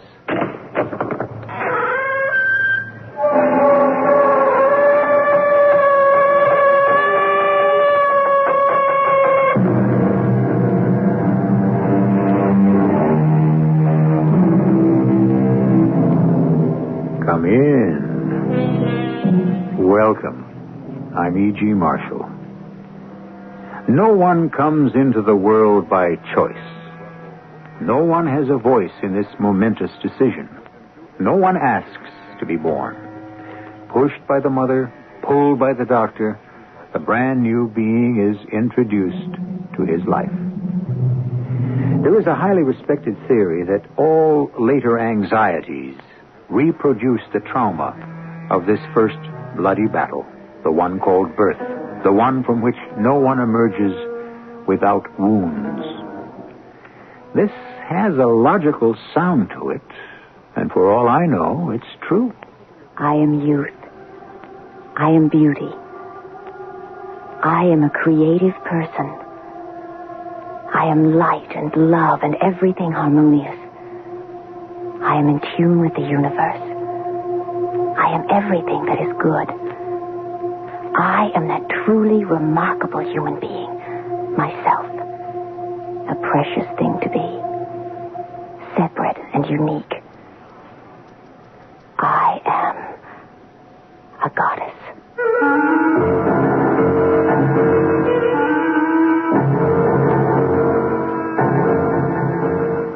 Our mystery drama, I Pronounce You Dead, was written especially for the Mystery Theater by Elspeth Eric and stars Morgan Fairchild. It is sponsored in part by X-Lax and Buick Motor Division. I'll be back shortly with Act One.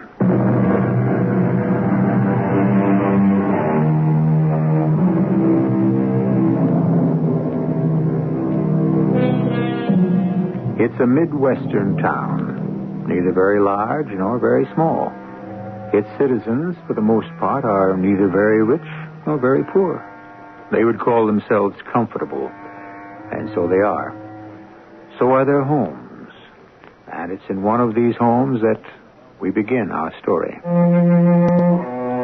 My name is Helen Todd. I live in this big old White House with my mother and my father and my brother Kevin. I'm finishing up my last year in high school. Right now I'm dating Billy Masters, who is tall and good-looking, captain of the football team. I was nominated to be president of my class. Even though I didn't win, it's obvious that I'm popular and well-liked. But is all this important, really? I mean, I don't take any of it seriously because the minute I graduate, I am going to cut out of here and become an actress. And my whole life will change. And nobody knows I'm going to do this. Not my father or my mother or Kevin or even Billy. No one. But I know it. And I know it will be wonderful.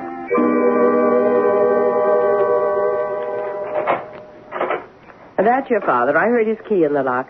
Put the roast on the table. Why can't Kevin do something? Oh, he's out back fixing his motorcycle. He never does anything. Now, that'll be just about enough out of you, young lady. Dinner's on the table, Daddy. Practically. Well, how's my girl? Okay. Kevin? Come inside, dinner. Roast beef, huh? And corn on the cob. Coming through. Hello, dear. Have a good day? So-so. Where's Kevin? Oh, working on his precious motorcycle. Sometimes I'm sorry we bought him that thing. Oh, there you are, Kevin. Dinner ready? Sit down. Oh, before you sit down, get the phone, will you? It's not for me. Now, how do you know? Kevin, get it anyway. Okay. You never want to do anything. No. He gets everything he wants, and he never has to do anything. Well, he's a boy. Kevin, hurry up before everything gets cold. Start carving, dear. And Helen, pass the corn. I told you it wasn't for me. Well, who's it for? You, Your Highness. Oh. Excuse me, I better answer it. It's old creepy Billy Masters. Billy? Helen? Who do you think? Hi, this is Billy. I know. Helen, I called you because, you know the big dance Saturday night? What about it? Well, you see, We are going, aren't we? That's why I called you. Turns out I can't. Can't what? Can't take you. Why not? I haven't been feeling so good, and my mother says... Well, what's the matter with you? Well, nobody knows yet. The doctor isn't sure. Billy, I bought a new dress. What am I supposed to do? We can get somebody else to take you. Well, everybody's got a date by now. Helen, I'm awfully sorry. Never mind. Just never mind.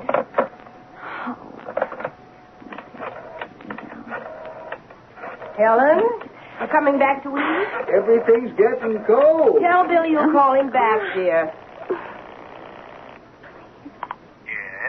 Oh, Mr. Smith? Yes? This is Helen Todd. I have to see you. It's terribly important. Right now? Well, after dinner, if that's all right with you. In about an hour. Yes, that would be fine. I'll see you then. The door will be open. Walk right in. Oh, thank you, Mr. Smith. Helen? Yes, I have to go out right after dinner. Where to? None of your business. Helen, don't be rude. Where are you going? I have to see a friend. Oh, somebody we know? Well, no, I don't think so. It's somebody I just met myself a short while ago. Would you pass the corn, please?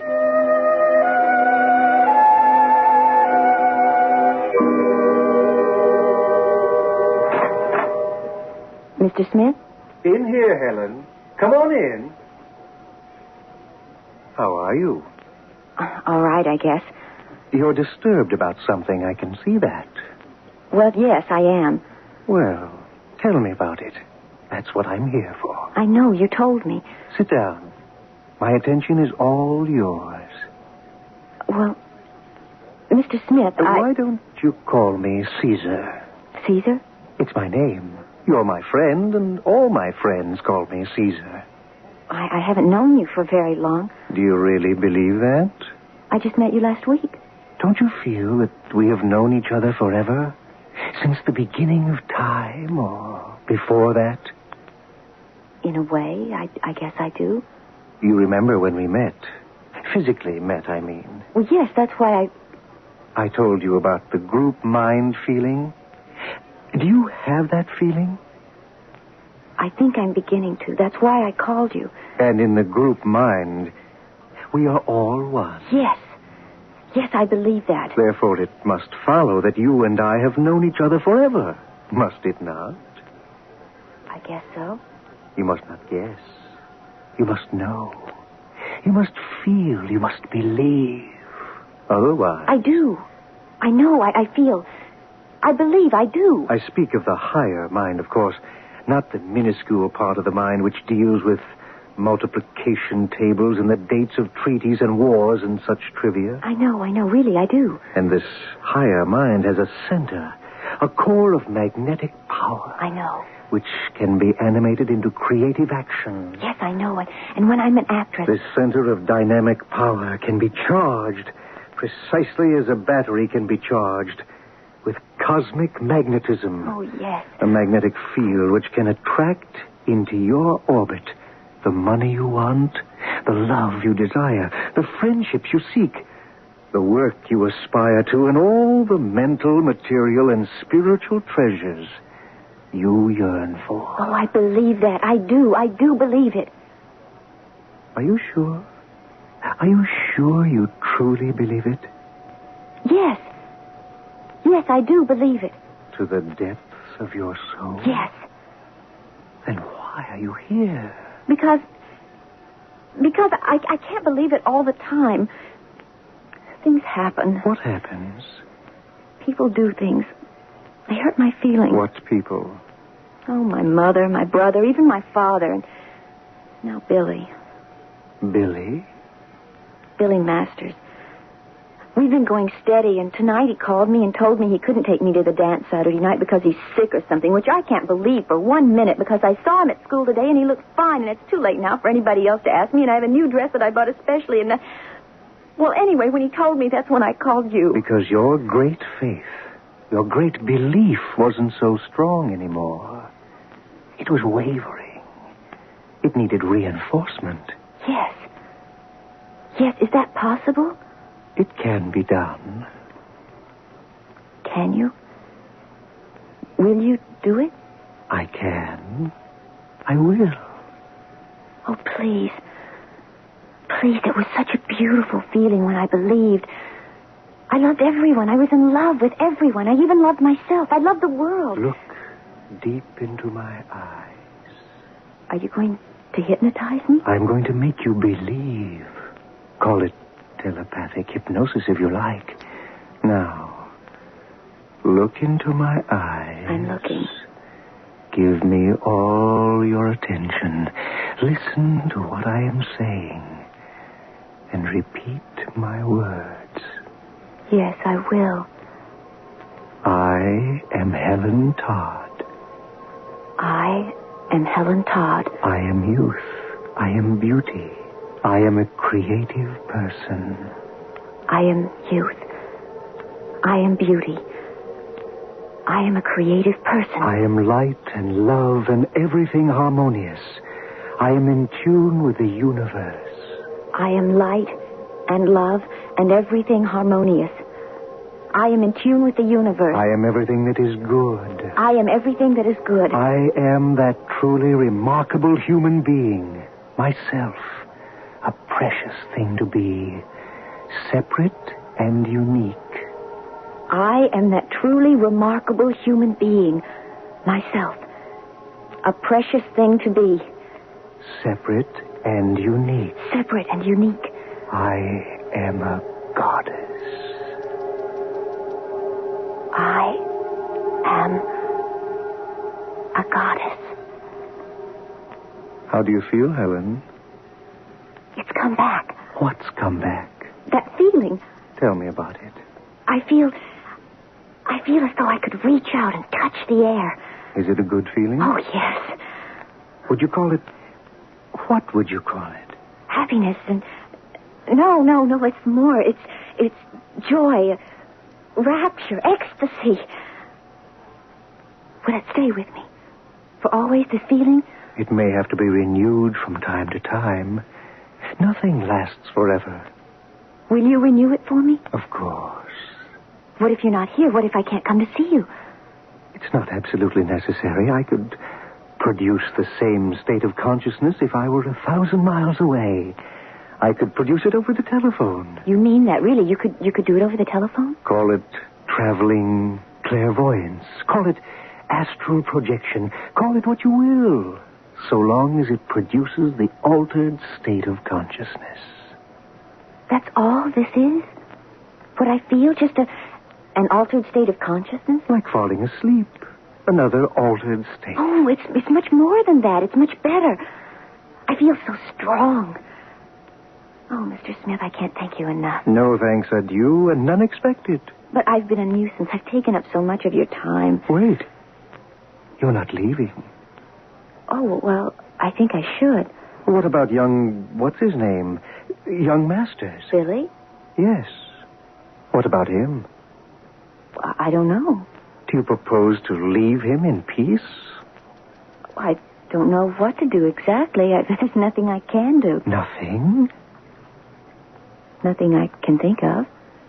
But he has disturbed the peace and quiet of your existence, has he not? Well, he did, but I feel all right now. I feel wonderful. Until he disturbs your tranquility again. Well, Do you think he should be allowed to do this? I don't know. You do.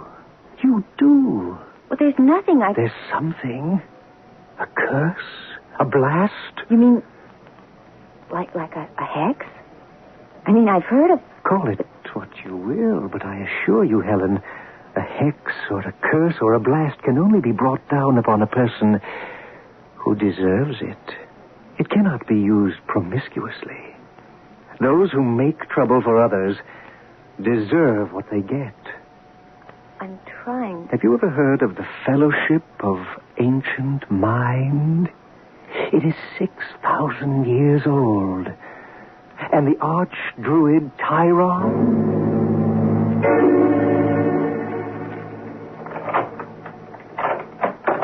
That you, Helen? Yes, Daddy. Well, it's kind of late, isn't it? Oh, it's only 10 o'clock. Have a good time with your friend? Yes, Daddy. That's good. Going to bed now? Yes, Daddy. Well, sleep well. You too. Oh, great archdruid. Great Tyron. Hear me. I want to invoke a curse against one Billy Masters, who richly merits punishment and who knows in his heart he merits it, and in the dark recesses of his mind is waiting for it and longing for it. Oh, great Tyron.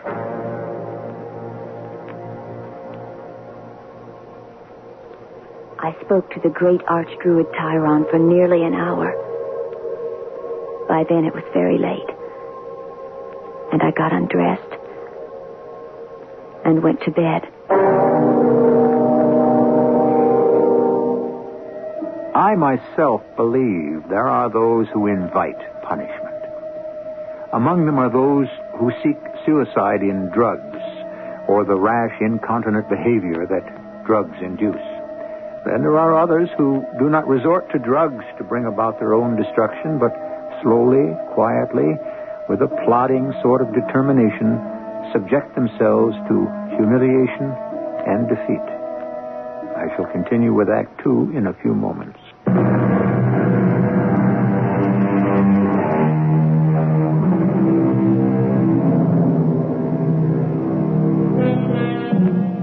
Our little heroine, Helen Todd, 18-year-old high school student and aspiring actress, has been wounded sorely by her boyfriend, Billy Masters. Seeking relief from her hurt, she has gone to see an older man, Caesar Smith, who has produced in her an altered state of consciousness, whose chief trait is a feeling of great power. Close upon this, he has tutored her in the ways of the fellowship of ancient mind and the great archdruid Tyron. O great Tyron, hear me. O holy and revered archdruid, I invoke a blast against Billy Masters, who richly deserves punishment, who knows he deserves it, who in the dark recesses of his mind is waiting for it and longing for it. I spoke to the great archdruid Tyron for nearly an hour. By then it was very late, and I got undressed and went to bed. But I couldn't go to sleep. I stared up into the dark. I was sure now that I would be a famous actress. I repeated the words Caesar Smith had taught me. I am youth. I am beauty. I am a creative person. I am light and love and everything harmonious. I am that truly remarkable human being, myself, separate and unique. I am a goddess. I remembered the first time I'd been on a stage. It was a morality play in the 6th grade. I played the part of Cheerfulness, who introduces the little girl to all her feelings, good and bad, and explains them to her. Everybody clapped hard when the play was over, and then somebody shoved me on the stage to take a bow by myself. I was so surprised. I was so embarrassed. I was so exalted, all at the same time. But afterwards, at home... Boy, did you look stupid. Stupid? That dumb grin on your face. I laughed fit to bust. Kevin, leave your sister alone. But Mother didn't really stick up for me. She never did. Just because Kevin was older and a boy. My mother didn't like girls, I don't think. Anyway, she never really liked me. Not really. Like when she made me that blue taffeta dress. Stand still, Helen. What's this? Oh, it's some plaid I had left over. I thought we'd make a sash. I hate it. I hate the whole thing. It doesn't fit. It makes me look dumpy. Helen, I've worked a week on this. Well, dress. I hate it. Is that the thanks I get? Work and slave and go without? And that's my thanks? You're selfish, Helen, and you're thoughtless. I never liked that dress.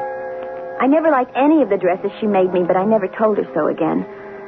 And when I got to high school, she let me buy my own. Well, I don't see why, Mother. I think the dresses you make are pretty. It's just not worth it. She doesn't like anything.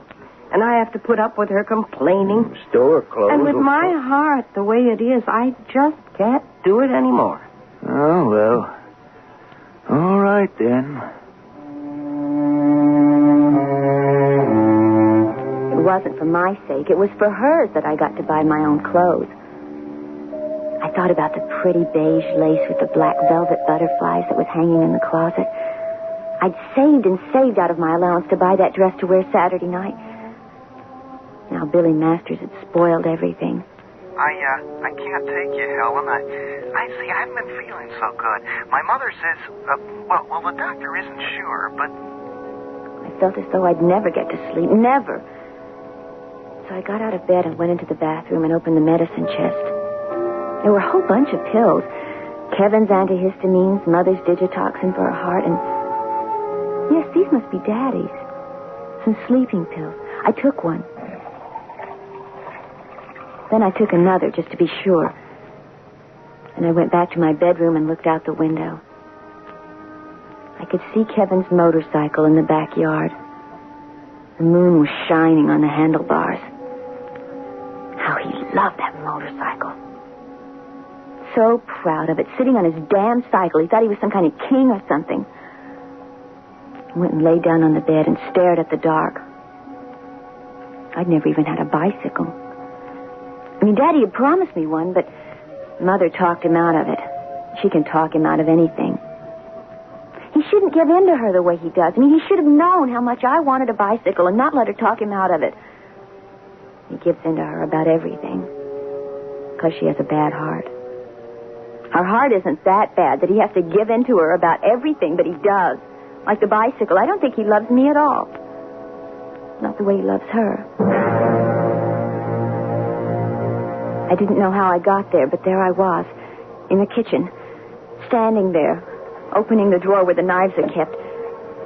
I picked the sharpest knife I could find and went outside. There was Kevin's motorcycle, gleaming and perfect. It looked like a throne, and I hated it. I hated it, and I took the knife. The seat of the motorcycle was blue and white leather, all shiny and new and perfect. And I slashed at it with the knife. I slashed it then from the front and to the back and sideways, and the stuffing came out, and I was slashing. What do you think you're doing? Are you nuts? You are. You're nuts. No. Give me the knife. No, I won't. Stay away from me. Helen. I was back in the kitchen, and I've never felt so sure of myself. The knife was in my hand, and all of a sudden, there was my mother. She just walked in and was standing there. She looked very calm and cool, as though nothing had happened. Helen? Mother? What are you doing with that knife, Helen? That's my best carving knife. What are you doing with it? I cut up Kevin's motorcycle. You what? What did you say about the knife? I cut up Kevin with it. There's Kevin now. Do you know what this rotten kid has done, Mother? You deserved it. You asked for it. My motorcycle. Shut up. Now, Helen. Just shut up and leave me alone. I didn't know I could do it, but I did. I didn't know I was so strong. I brought the knife down on Kevin. He put his hands up to stop me, but it didn't do any good. I didn't even feel him. I just kept stabbing at him and stabbing and stabbing. And I heard my mother behind me screaming wildly. She was screaming, and then Kevin fell down. You killed him. Your brother, Helen. You killed your brother. Oh, Helen. My mother was walking toward me, and then she stopped, and her face got white. And she grabbed at her chest, and she swayed back and forth, and she reached for the table, but she couldn't reach it, and she fell down. I looked at Kevin with all the blood coming out of him, and I looked at my mother, all pale and still. I didn't feel powerful anymore. All my strength had gone out of me. After a little while, I knew what I had to do. I had to call Caesar Smith and have him fix everything back to what it had been before. I am Helen Todd. I am youth. I am beauty. I am light and love and everything that's harmonious. I am everything that is good. I am that truly remarkable human being myself, a precious thing, a separate and unique. And I am a goddess. A goddess. Mr. Smith? It's me. It's Helen Todd. You remember what you said before, that I didn't have to come see you, that you could do it over the telephone? Alter my state of consciousness, you remember? Well, I need it now because I'm losing it. I'm going back. I'm getting confused, and I don't know what to do because I've killed my brother, and my mother is dead, too. She had a heart attack when she saw what I'd done. You see, she loved my brother, and when I stabbed him, she had a heart attack, and they're both lying on the floor here. And I have to bring them back to life. I have to stop Kevin's bleeding. I have to get my mother's heart pills. They're upstairs. Only I can't move. All my strength has gone out of me. I tried saying those words you taught me, but it's not enough. It's just not enough. And I think if you could put me back where I was before, I could save them because I do love them. You see, I really do love them. And And I want them to be alive, and I'm sure I could do it if only you'd... Wait a minute. I hear something. Wait. Mr. Smith, it's my father's key in the lock. I have to hang up now because he'll come out in the kitchen. He always does, and he's going to see what I've done. I'm hanging up now. Daddy? Daddy, that you? It's me. I'm home. Where are you? In the kitchen? Don't come out here. Why not? Because I'm fixing you something special. Oh? What's that? Something, a special drink. Oh? You stay right there, and I'll bring it to you. Well, hurry up. My mind was working like lightning. Like terrible swift lightning. I filled the kettle.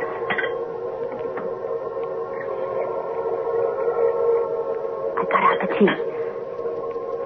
And the brandy.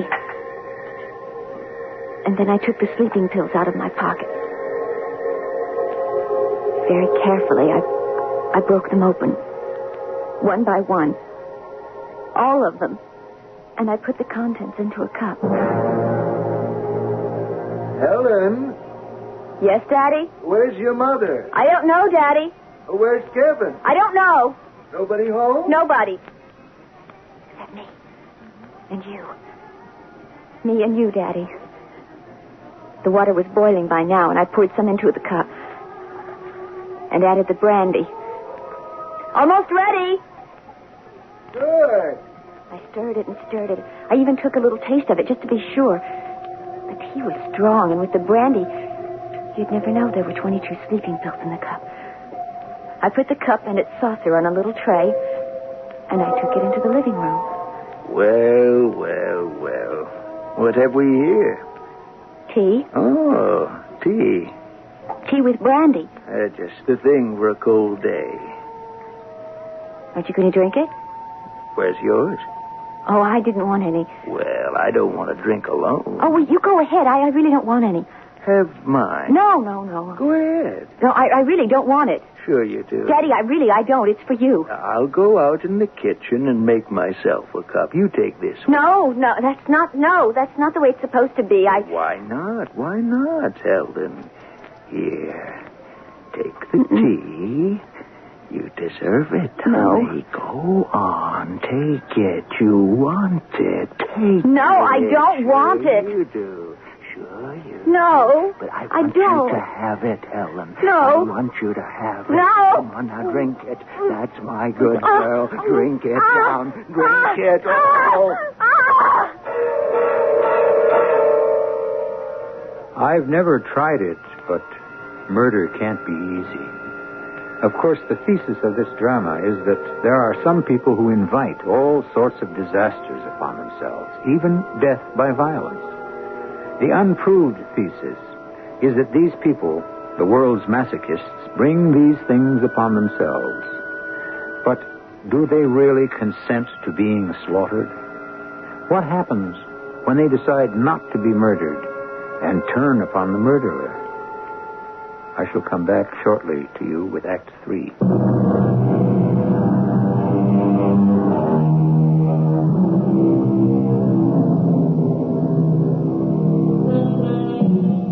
Hurt and humiliated by being rejected by her boyfriend, Billy Masters, our young heroine, Helen Todd, has invoked a curse upon him. She then attacked her brother, Kevin, with a knife. Her mother, entering upon the bloody scene, succumbs to a heart attack. Close upon this, Helen's father comes home. But before she can be found out, Helen prepares a cup of tea for him, into which she puts the contents of 22 sleeping pills. This she offers to her unsuspecting parent. Or does he suspect? Take the tea, Helen. No. You want it. Take it. No, I don't want it. Sure you do. No. I want you to have it, Helen. Come now. Drink it. That's my good girl. Sit down.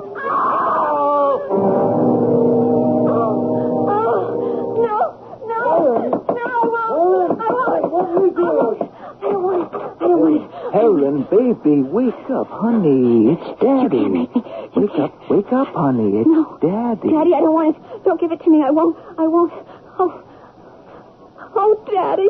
Oh, you had a dream, sweetheart. No, happened? Oh, no, nothing happened except you had a very bad dream. It happened. It did. I did it.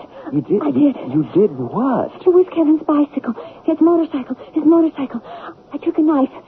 That's how it all started. What? What started? I cut up his motorcycle.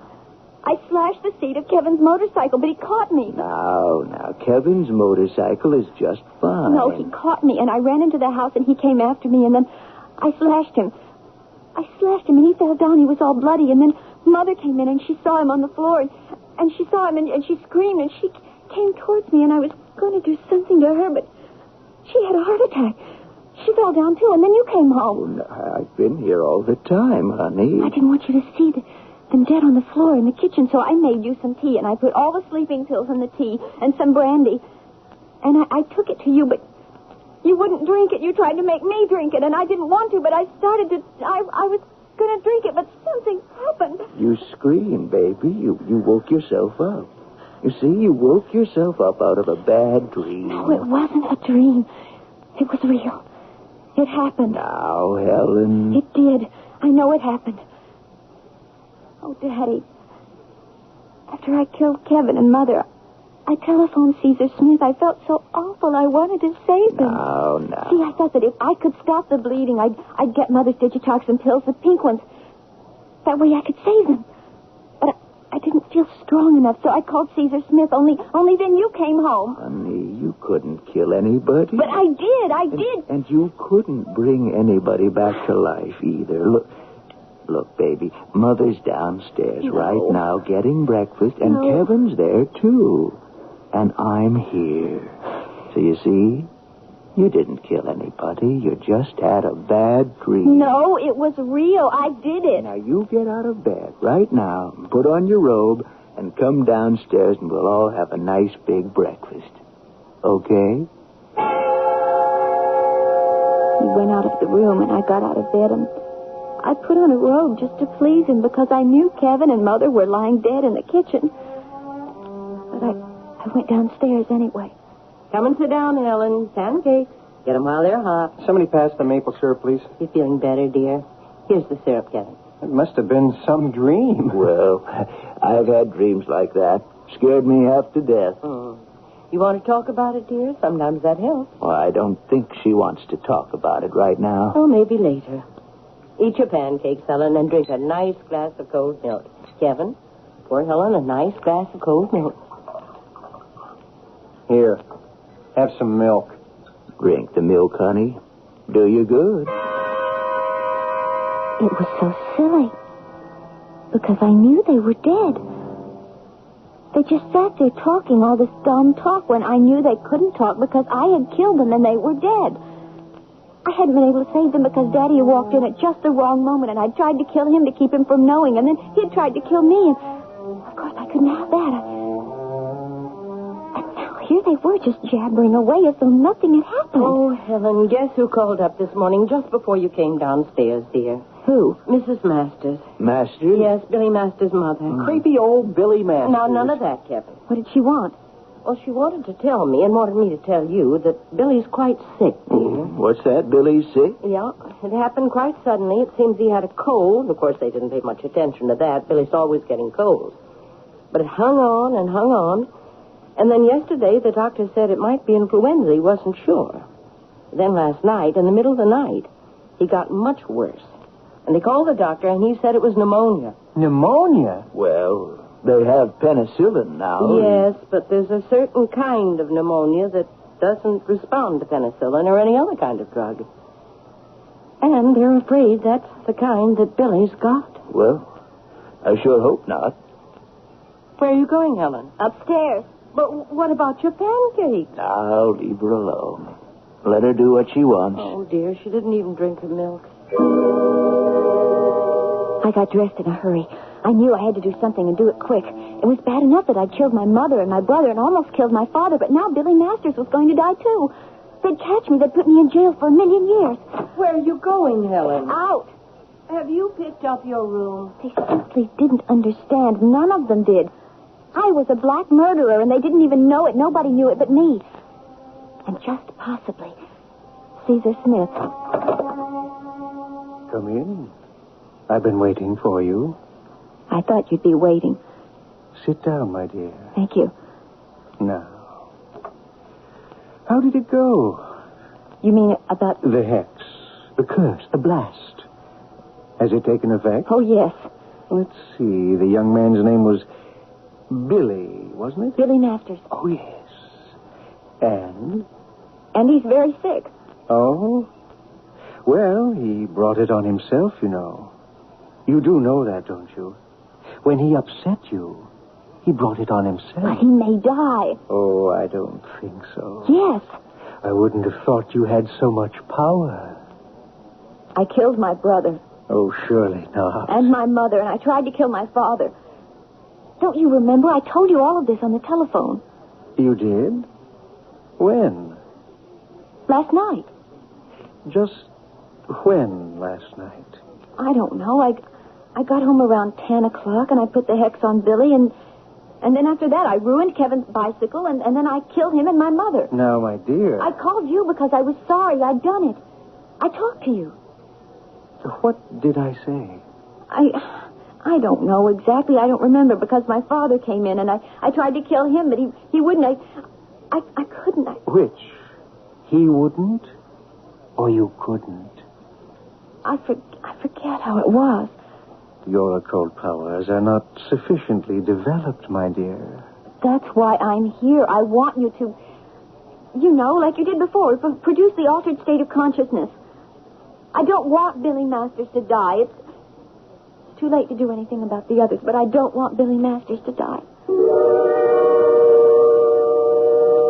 We went through the ritual again. I felt the power coming back. And when I left his house, the words were still ringing in my ears. I am youth. I am beauty. I am that truly remarkable human being, myself, a precious thing to be, separate and unique. I am a goddess. By that time, I was at Billy Masters' house, and his mother let me in to see him. Helen, I'm really sorry about the dance Saturday night. Oh, Billy, don't even think about that. No, but I'm really sorry. You're going to be all right now. I know it. I've got to go home now because your mother said I shouldn't stay more than a minute, but I want you to know, Billy, you're going to get well. I still had my power. I could still feel it in my veins. I was that remarkable human being, myself. A precious thing to be. Separate and unique. A goddess. Yes, absolutely. As soon as I got home, I went up to my room. Oh, great Huron. Oh, great archdruid. Take back the curse I placed on Billy Masters. Let him be well. Let him recover. Let him not die. Let him take me to the dance. Helen? Let him... Well, I have some news for you, Helen. Mrs. Masters just phoned. Billy's much better. His temperature's gone down. It's not normal yet.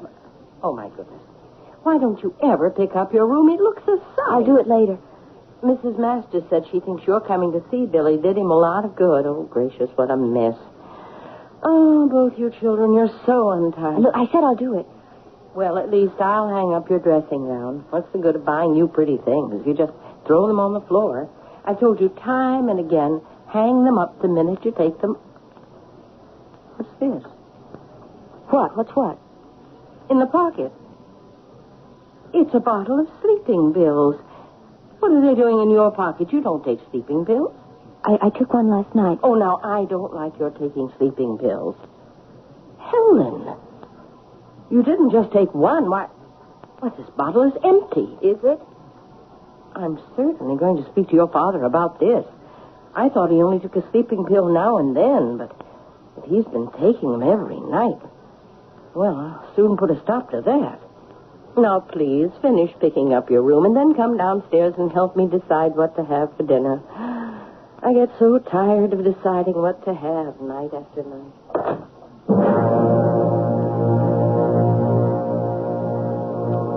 It was weird. listening to her carry on like that about all those trivial things. She didn't know I had the power of life and death over all of them. Even Billy Masters. I thought maybe if he's well enough by Saturday, I'll go to the dance with him and wear my new beige dress with the black velvet butterflies. Then I'll start making plans for my career. I'll go to New York, and I'll become an actress. After all, I am that truly remarkable human being. Myself. Separate and unique. I am a goddess.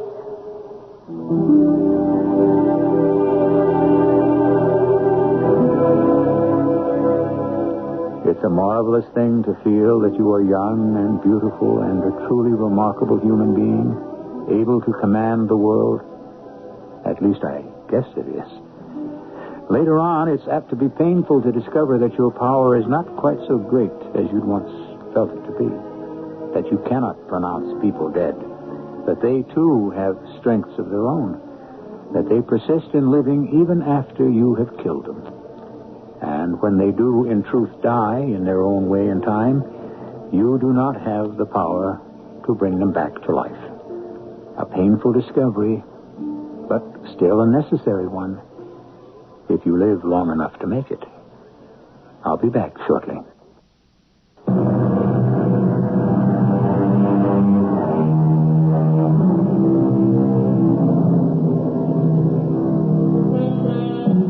There is one small part of Helen's incantation that I find to be of value. And that is where she says, I am that truly remarkable human being, myself, separate and unique. For I believe that each of us is a remarkable human being, a particular set of genes that is duplicated nowhere else. Each of us is absolutely unique, and each of us is separate from every other set of genes, every other remarkable human being. The travail of life is learning how to overcome that separateness and at the same time to respect it, which is why life is hard. Our cast included Morgan Fairchild, Mary Jane Higby, Bob Caliban, and Russell Horton. The entire production was under the direction of Hyman Brown.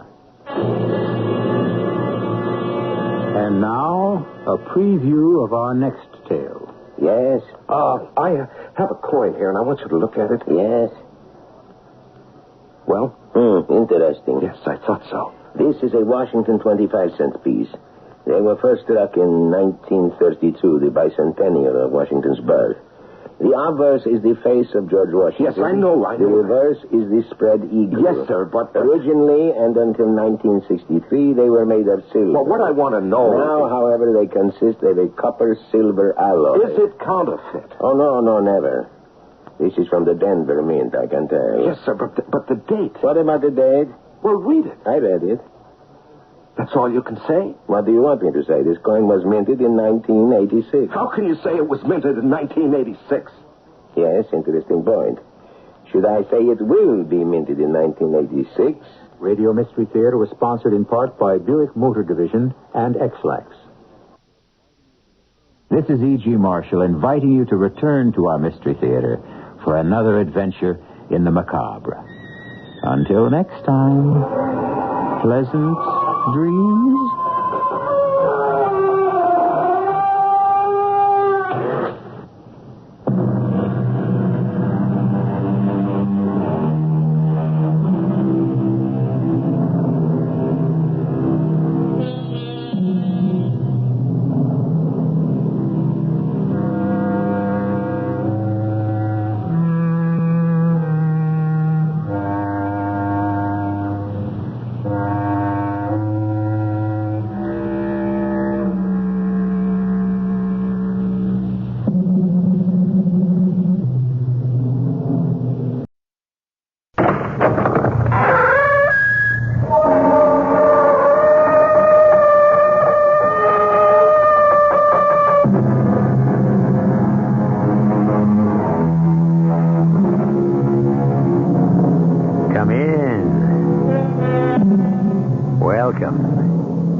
E.G. Marshall. Of all the promises a man or woman can make, I can think of no two more solemn and morally binding. The first, the answer to the question, do you take this man to love and to cherish, to honor and to obey, in sickness and health, as long as you both shall live? And the other, the Hippocratic Oath. This phrase in particular, whatsoever house I enter, there will I go for the benefit of the sick, refraining from all wrongdoing or corruption, and especially from any act of seduction. Our mystery drama, The Edge of the Scalpel, was written especially for the Mystery Theater by Ian Martin and stars Terry Keane and Gordon Gould. It is sponsored in part by Buick Motor Division and Anheuser-Busch Incorporated, brewers of Budweiser. I'll be back shortly with Act One. Somebody still cares about quality. To the Budweiser people, that's a lot more than just words. It's a commitment to continue brewing Budweiser the way it's always been brewed. With care, with pride, without compromise. And it's a promise to everyone who enjoys great beer that there's one thing they'll always be able to count on. That one-of-a-kind Beechwood-aged Budweiser taste. A taste that speaks for itself, loud and clear. Hear it talking? And when you say Bud, you say you care enough to only want the king of beer. When you say Budweiser, you said it all. Anheuser-Busch, St. Louis. Hey, Mom, what's for dinner? Hey, Mom, what you got? ShopRite's answer to what's for dinner this week is center-cut beef rib steak, just $1.39 a pound. Fresh ground chuck, 89 cents a pound. Fresh Snow White mushrooms, only 89 cents a pound. For a quick and delicious meal, try Farmland and Craze, frozen assorted varieties, a 2-pound package for 89 cents. Save on Fleischmann's margarine, 1-pound package, only 59 cents. Golden ripe bananas, 19 cents a pound. Don't miss these and other great values at your nearby ShopRite supermarket. Remember, ShopRite. She loves the family. She wants the best. She does all that she can do. She lets ShopRite do the rest. Hey, Ma, what's for dinner? ShopRite has the answer. Now this word from WPIX-TV. I grew up in New York City. I was born and raised here. You're listening to Pat Harper, anchorwoman on the Channel 11 10 o'clock news. As a New Yorker, living again in New York, is that New York is a composition of many small towns. We walk down into Chinatown, or we go down into Little Italy, or we walk anywhere in New York City. Maybe I'm prejudiced because I'm a New Yorker. Let's face it, any given day we live is not just terrible terminal things. We're sitting here That's laughing. Joe Harper, anchor man on the Channel 11 10 o'clock news. Have to get more balance into the news. A lot of good things happen.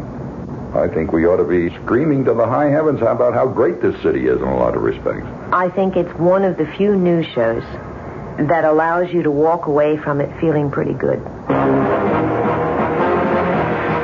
Joe Harper and Pat Harper, anchorman and anchorwoman, on the Channel 11 news at 10 o'clock.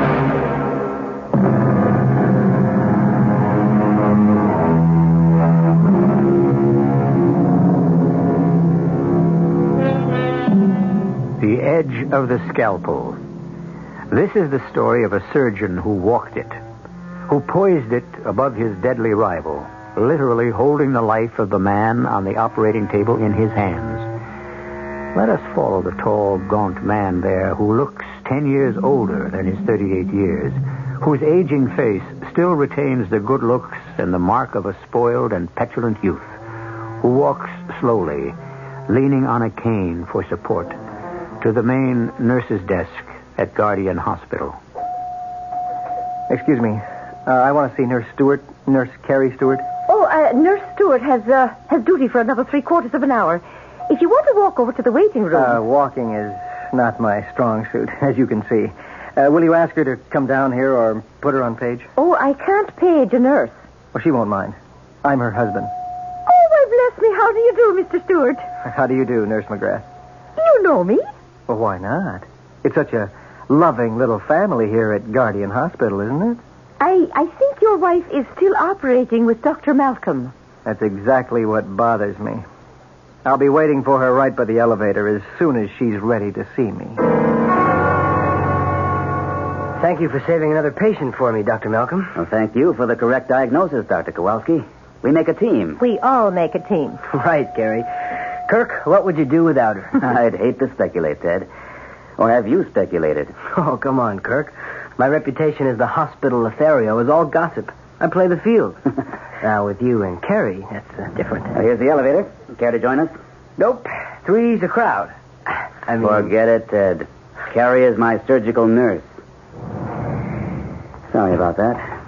He didn't mean anything. Maybe it's my guilty conscience. Coffee? A nurse and a doctor? Well, protocol is no problem to the Chief of Surgical Services. I'll exercise the command. Coffee. I'm yours to obey. I wish that were true. Kirk, don't, please. You never know who might... Surprise, Carrie. Your loving, if lame, husband. Joe, what brought you here? A question maybe I should be asking. Hello, Mr. Stewart. Nice to see you again. Oh, Dr. Malcolm. At the moment, I feel like the usual third wheel. Obviously, you are happy about something special. The most fantastic operation, Joe. Kirk, Dr. Malcolm just saved a man from certain death. I don't think your husband is interested in hospital small talk. Small talk? It was a miracle. A miracle? Oh, I hope I'm not interfering with it. The miracle has already taken place. I was just asking your wife to my office to have a cup of coffee. Won't you join us? I'm afraid I can't. Unless it's for some special consultation. No. Perhaps I could be allowed to steal my wife away. You can scarcely steal what is your own, Mr. Stewart. If you'll excuse me. Certainly. Did you have to go out of your way to be rude? Was I? Oh, I didn't notice. Could I sit down for a moment? Of course you can. You shouldn't be on your feet this much anyway. What brought you out here? Loneliness. Sick of looking at nothing but four walls. So I took a bus and ended up downtown feeding the pigeons. Well, it's a nice thing to do, but not to the point of exhaustion. I feel they're my kin. They walk as clumsily as I do. Only they have wings to spread and fly. Joel, why do you fight the operation that could help you? Dr. Malcolm tried to explain... I'd like to forget Kirk Malcolm. And he'd be the last person I'd be likely to tell I'm scared out of my skull of an operation. Carrie, drive me home.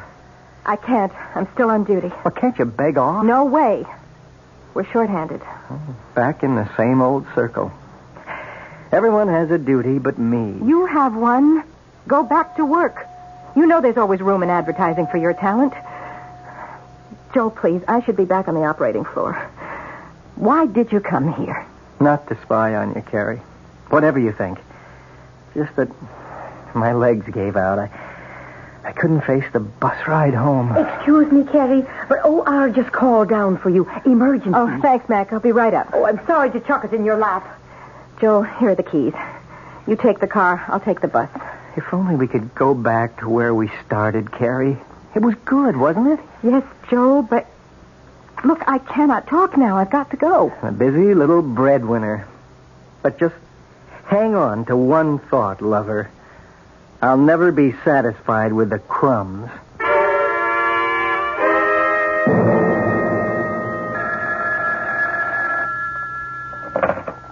Yeah? It's Carrie, Joel. I won't be able to make it home for dinner. Can you manage? Oh, my greatest talent. I manage to manage. Somehow. Where are you spending the evening? With one of your doctor buddies? It's an emergency operation to try to save a young boy's leg. Oh, how noble. Will the great God, Malcolm, perform another miracle? I don't know. None of us knows. Which is exactly why you'll never get me near an operating room.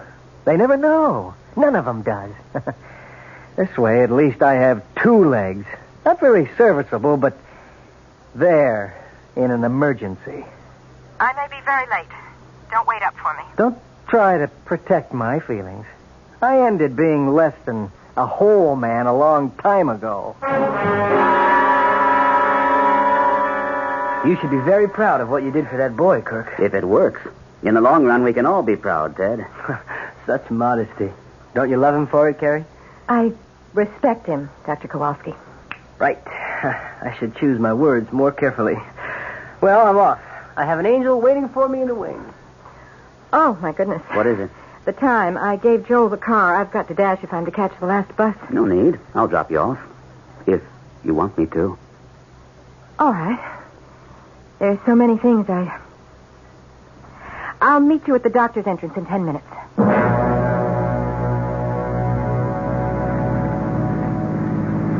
I thought inviting you to dinner might help you understand the way things are. You mean with Joel? What can you do with a man who refuses to take advantage of what surgery might do for him? Convince him that it can. He's scared, Kirk. He needs to find somebody he can place all his trust and faith in. I'm scarcely the man for that. You almost managed to convince him last night. Is that the only reason I was invited? You know it wasn't. Oh, Carrie, darling. Kirk. I'll lay it right on the line, Carrie. He's afraid he wouldn't be able to hang on to you if you knew he didn't need you anymore. He has every right to hang on to me as long as he wants. Isn't that a little masochistic? I was driving the car when he first got hurt. That has nothing to do with his condition now. He has Cherchez syndrome, a deterioration of the lower aorta. I checked it out with Hallam. And who's to say that wasn't an aftermath of the back injury? But that... Anyway, there are other reasons, Kirk. I made a vow when I married him, in sickness and in health. I can't break that. Somehow, in this day and age, it seems... I love you, Carrie. And I know you love me. Yes, I do. But I guess, Kirk, I'm just, old-fashioned. Well, I suppose the timing couldn't be more perfect. You're home. Thank you for delivering me right to my door. You're an important package. And the best-loved surgical nurse I've ever had. Professionally, we make a team. You were wonderful tonight. You are wonderful. Oh, how I wish... Carrie.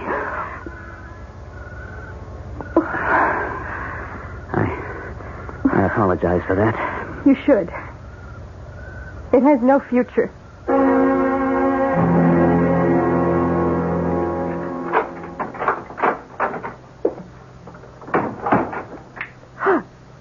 Joe. You startled me. I just thought I'd throw a little light on the subject. I gather it was a successful operation? It'll be a year before we know that for sure. Funny, I thought you'd already gotten far enough to predict results. Joe, I don't quite know what you mean, but I do know I don't feel like matching rapiers tonight. I am tired, and I want to go to bed. I'm not stopping you. Good night, Joe. Aren't you going to kiss me goodnight, too? So you saw. I've been waiting all evening. And watching. Well, it didn't mean anything. Or if it did, it was an end. Not a beginning. Whatever you say, Carrie.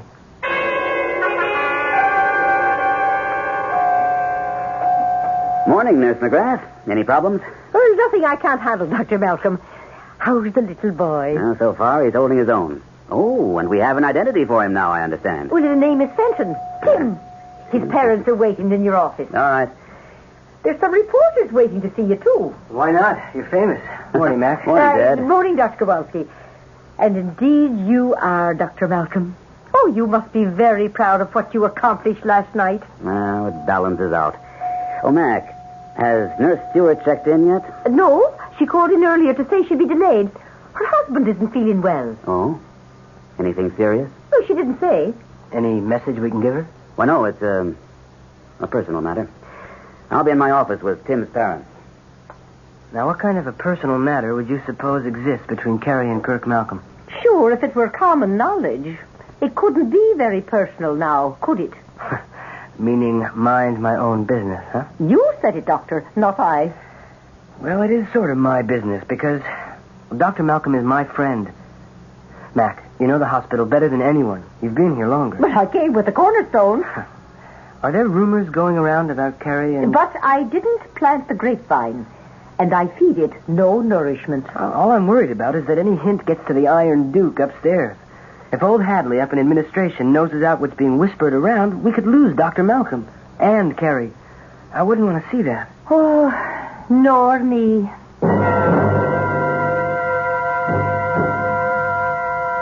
I stayed home because I'm your wife, Joe. Not by choice. Not because you love, but out of duty. I didn't say that. You didn't have to. Maybe because it isn't true. What?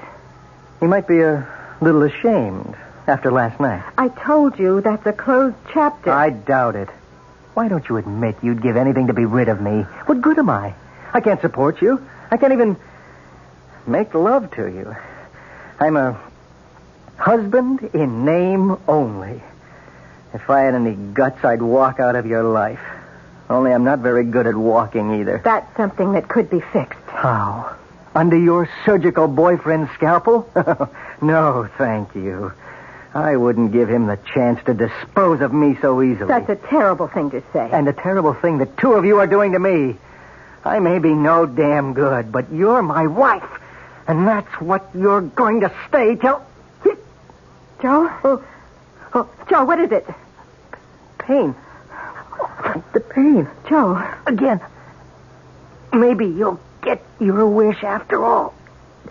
But you hear this, Gary? You get me my own doctor, or I'll haunt you the rest of my life.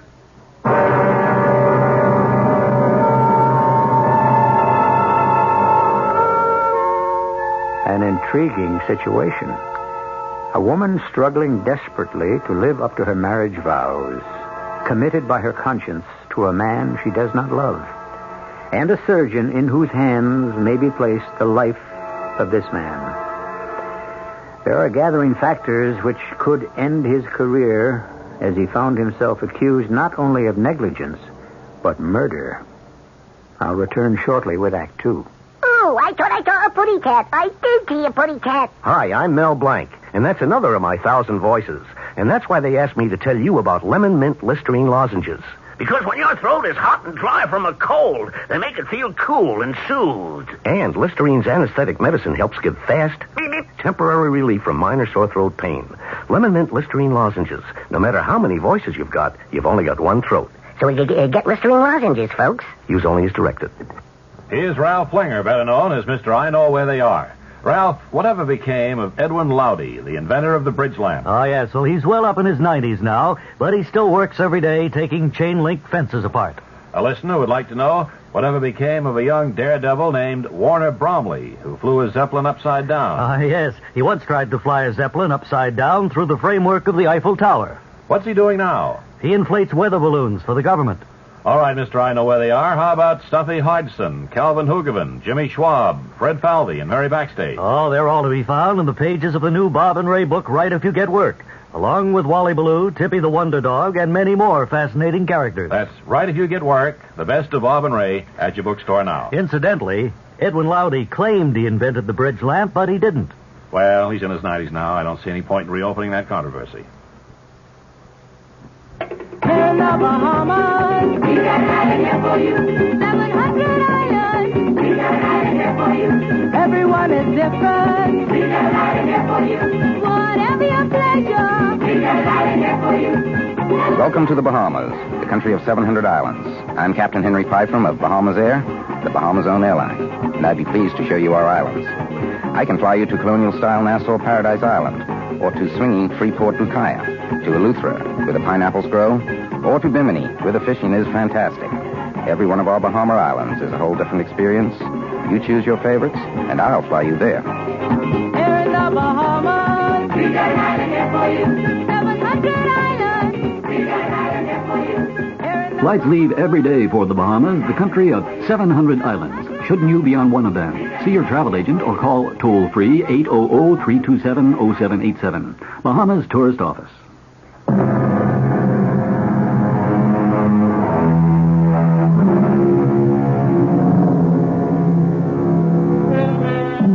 Now the real suspense begins.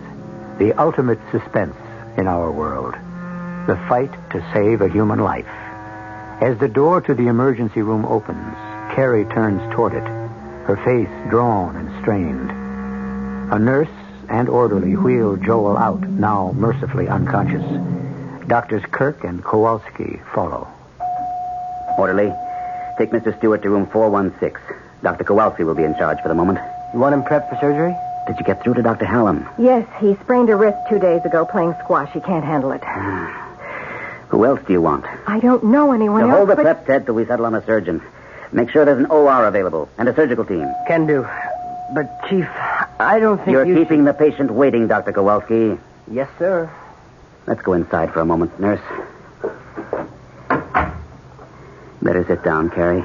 Been a rough morning for you. You don't know how rough. You'll never forgive me. I'll never forgive myself. Well, it's hardly your fault he had this attack. Isn't it? After last night? He saw us, you know. Oh. I'm sorry about that. Yes, so am I. I can't help thinking I'm responsible. Maybe we'd better stick to fact. Medical fact. Have there been any other acute attacks like this? No, just chronic leg cramps. Nothing like this. You can guess what it might be, can't you? A thrombosis? Probably. Or an aneurysm. An arteriogram would show that. Does it matter? Either means an operation. Yes, it's indicated. However, if it is a clot, he might pass it. But the trouble with a Lariche syndrome is how much it has narrowed the whole Y junction of the terminal aorta and the iliac arteries. It could cut off the blood supply to his legs? Mm-hmm. To keep him from losing them, we'd have to go in and put a shunt past the blocked area. That's what I tried to explain to him the other night. I wish you'd convinced him. So do I. Hasn't his own doctor ever recommended surgery? He's been trying to get him to let Dr. Hallam do it for the last 3 years. There are other effects from a Lariche syndrome. Well, to put it as simply as possible, doesn't he ever want a child? I don't know. Do you? Yes, but not... Oh, it's so many things. The way I was brought up, the accident with the car, everything Joe gave up for me. What did he give up for you? His mother wanted him to marry somebody else. She's a vindictive old woman. She cut him out of her will and refused to see him after we were married. He sounds well off without her. Well, that's just the trouble. He was very well off with her. I didn't know that when we were married, that most of his income was an allowance from her. He never dreamed she'd cut it off. But all of this doesn't matter. Joel's health comes before anything. Kirk, with Dr. Hallam out, I don't know who else to call in. He suggested Dr. Ross. No, he's too old for this. And there's nobody else here at the hospital but Dr. McNeil, and I think he's awfully young for this. He wouldn't want the responsibility. Nor would I allow him to take it as chief surgeon. So, will you operate? Well, let's see how it goes. If the situation is an emergency, and you can convince him to sign the waiver for me to operate, I'll perform it.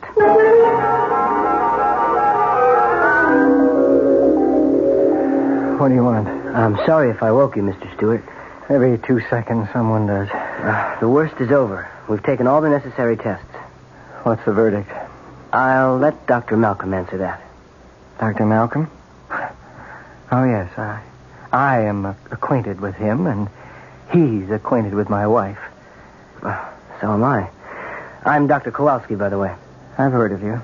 Your wife's most ardent admirer. Nice try, Doctor. Not the most ardent, though. She's quite a woman. Pretty common opinion around you doctors, I gather. One you share. Oh, I do. I also share another one that seems quite prevalent. What's that? That she's much too wonderful a woman to be wasted on a helpless invalid. Isn't that what her colleagues say? I've never heard anyone say it. As to your being a helpless invalid, that isn't accurate. In a sense, what happened to you this morning may turn out to be your lucky break. In what sense? Well, you could have gone along for years with a chronic circulatory condition. Now that it's acute, something has to be done about it. An operation? That's up to Dr. Malcolm. Oh, no, my friend. It is not. Only over my dead body.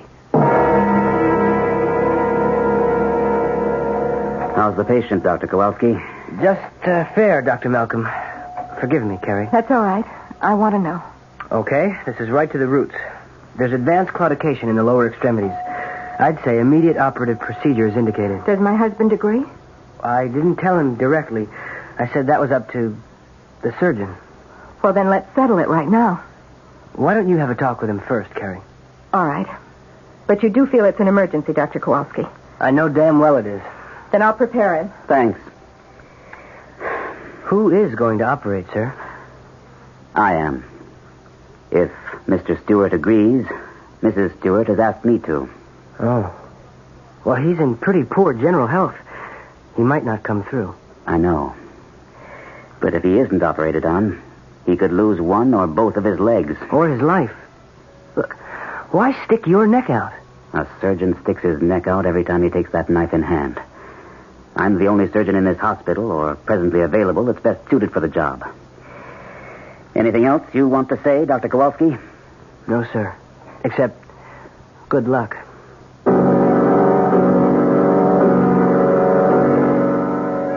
What will they do, Carrie? Stop the pain, or can they really put me all the way back to what I was before? There's every chance they can. You sound pleased at the prospect. Why wouldn't I be? Joe, I want to see you healthy and complete. So you can walk out on me at last? You should know me better than that. Okay. Okay, you win. But first, if I agree to an operation, do you promise never to leave me? I promise. Then let's get Dr. Hallam and get this over with. Hallam? Well, isn't he the surgeon? He sprained his wrist. He's not available. Well, then who else? The finest surgeon you could want right here in this hospital. Malcolm? Yes. You think I'd let him touch me? The man who wants you every bit as much in the world as I want you? Joe, where a surgeon is concerned, there are no emotions involved. But where love is concerned, there is nothing else. I can only judge this by myself. And I tell you, if I were in his spot and had the chance, the pain, I can't. Help me, Carrie. Oh, I am in such terrible pain. Help me.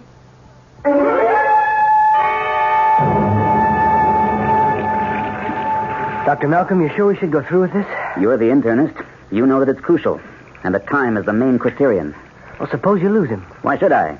The actuarial figures are 5% mortality under normal conditions. But with complications. I'm a surgeon, not a mathematician. You'll need a little briefing on this one, Dr. Kowalski, and the rest of us who are scrubbing up. It's an unusual operation, so we will put it on closed-circuit TV. I don't think I have to go into any details here. We'll wait for the operating theater.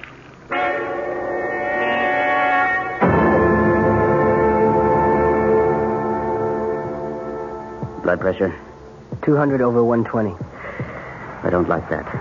Still, there was bound to be hypertension. How long are we going to be, Dr. Malcolm? Not less than 3 hours is my guess. Could be twice that. Ask Dr. Frost on anesthesia if he can hold him. Nurse, let me see your instrument tray. You can switch on the closed-circuit TV now. For most of you observing this operation, this will be your first experience with a Lariche syndrome. The patient involved is at a critical stage, since a large thrombus or blood clot is cutting off the main circulation to the interior organs and the lower extremities. So, operative procedure is mandatory. Is everyone ready, Dr. Kowalski? Ready, Dr. Malcolm. Very well. Nurse, skin knife.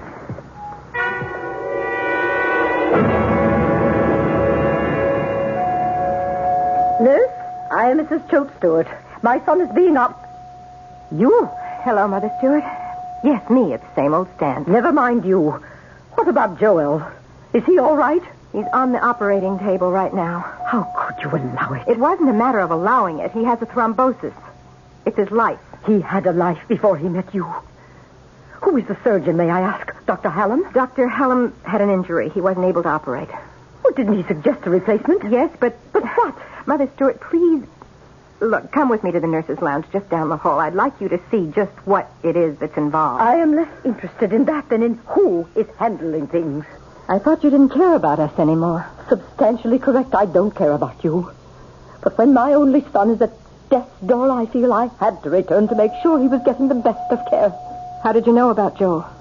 He called me to say he was in excruciating pain and was being taken to the hospital. He was afraid for his life. What does that mean? Exactly what it says. Who is operating? And now that the superimposed thrombus has been removed, We can see the poor condition of the Dr. aorta. Malcolm on the TV. Intima The best is surgeon almost available to overgrown save by Joe. atheromatoid plaques. The one person my son called me and begged me to save him from. This patient has been unable to Why, walk you- any more than short distance. He'll kill him. Oh, that's ridiculous. Other effects Kirk- will have been I mean, Dr. Malcolm will do everything to save his life. organs, including possible... Did Joel sign an agreement to have Dr. Malcolm operate?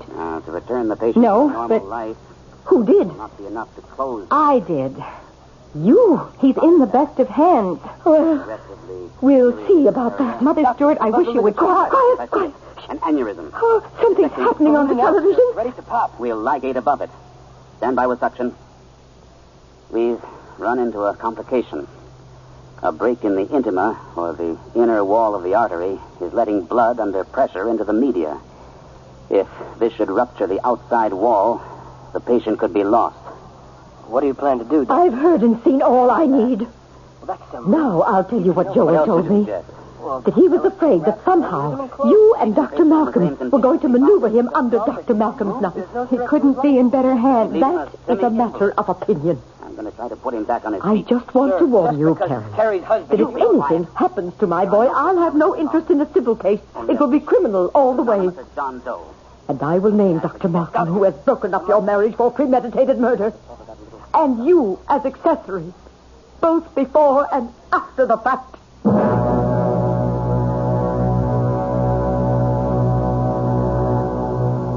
In the operating theater, the drama of life and death is played out according to established rules. Or is it? And watching the drama, two women are as completely involved as if the instruments were in their hands. I'll return shortly with Act 3. Isn't it nice to know you're free? To see the things you want to see.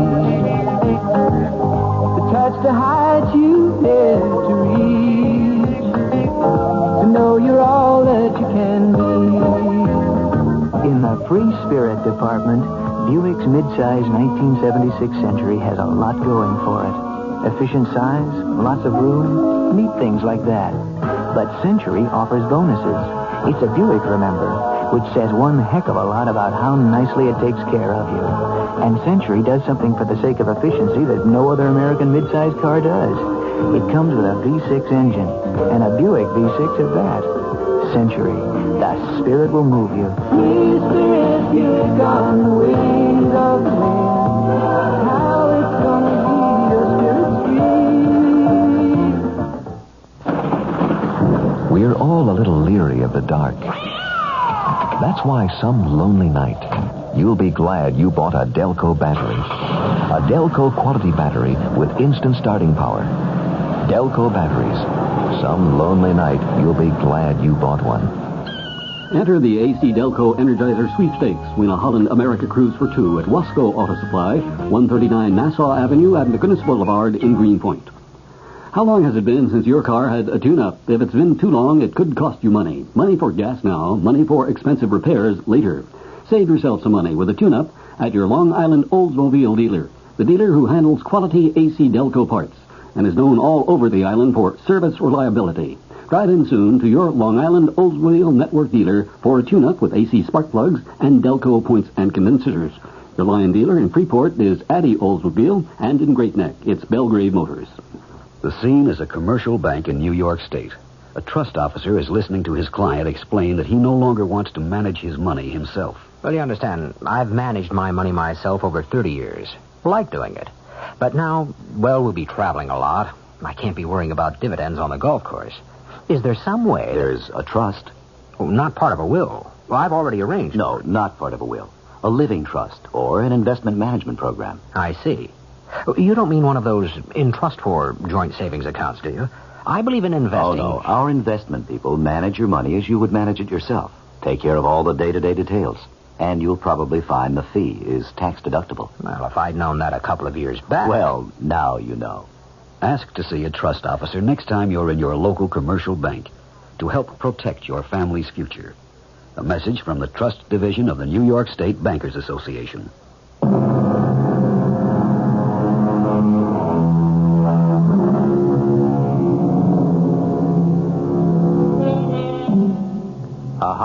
point of drama.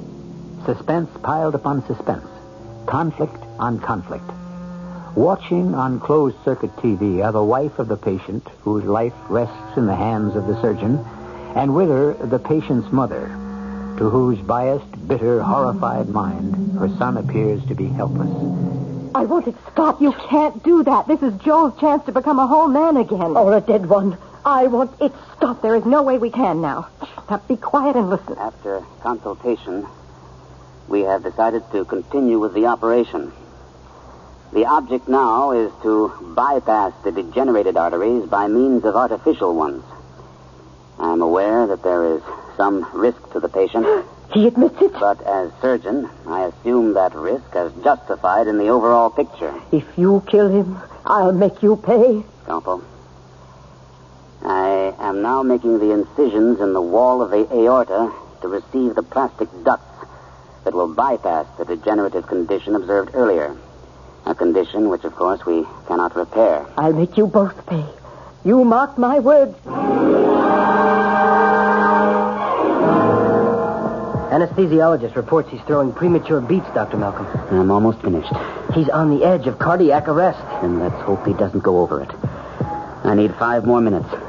Then we can close. It's going to be a long 5 minutes, sir. If I can buy those for him, I can buy him a long, healthy life. It's got to be worth it.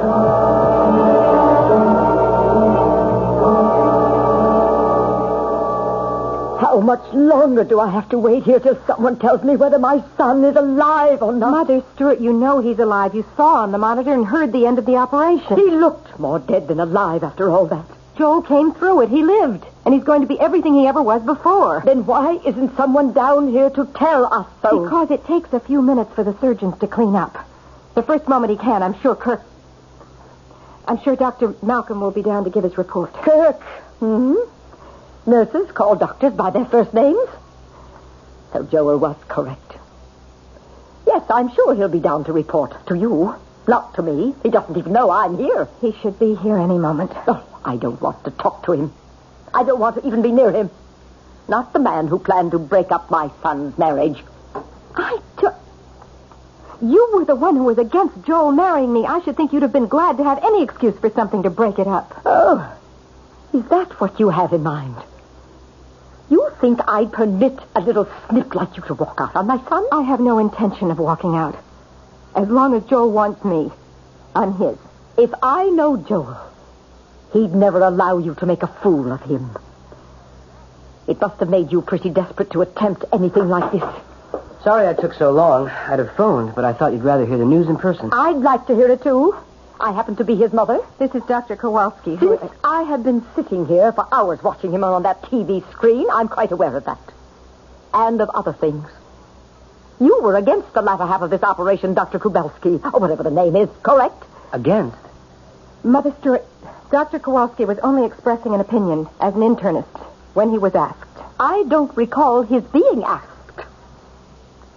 Am I to understand my son is still alive? Of course. He came through very well. There's every hope for him. Every hope for what? I don't quite understand. His life? Naturally. And beyond that? It's not up to me to make predictions, especially till he comes out from under the anesthetic. And who's in charge of that? Dr. Malcolm. He's in the recovery room with a battery of nurses and doctors. I want to see Joel. Oh, well, that wouldn't do any good for several hours yet. Either to you or to him. Very well. I shall wait here. I want to be the first to see him. By hospital procedure, it would be his wife. His wife and I can straighten that out between us. I just want to be sure I am notified at the first moment.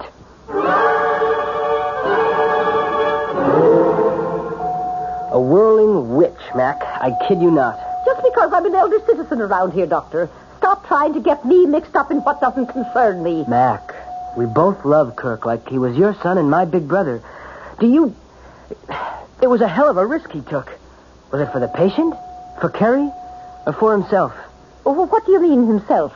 If Joel Stewart had no physical problems and doesn't need nursing care, wouldn't that leave Kerry free to make a choice which she's never been able to make?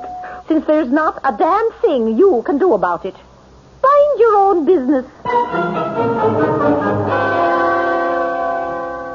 Welcome back, Mr. Stewart. I got through it, Doctor. You have a remarkable will to live. I told my wife I wanted to die. Your conscious wish, perhaps.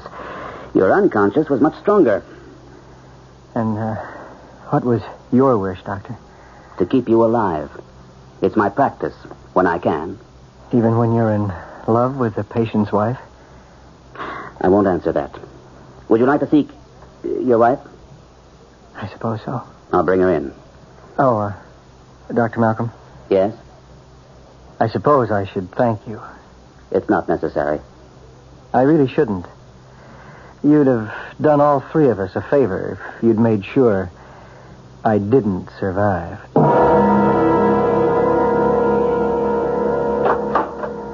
Well, Carrie, it looks as though... Excuse me, Dr. Malcolm. I don't believe you've met Joel's mother, Mrs. Choate Stewart.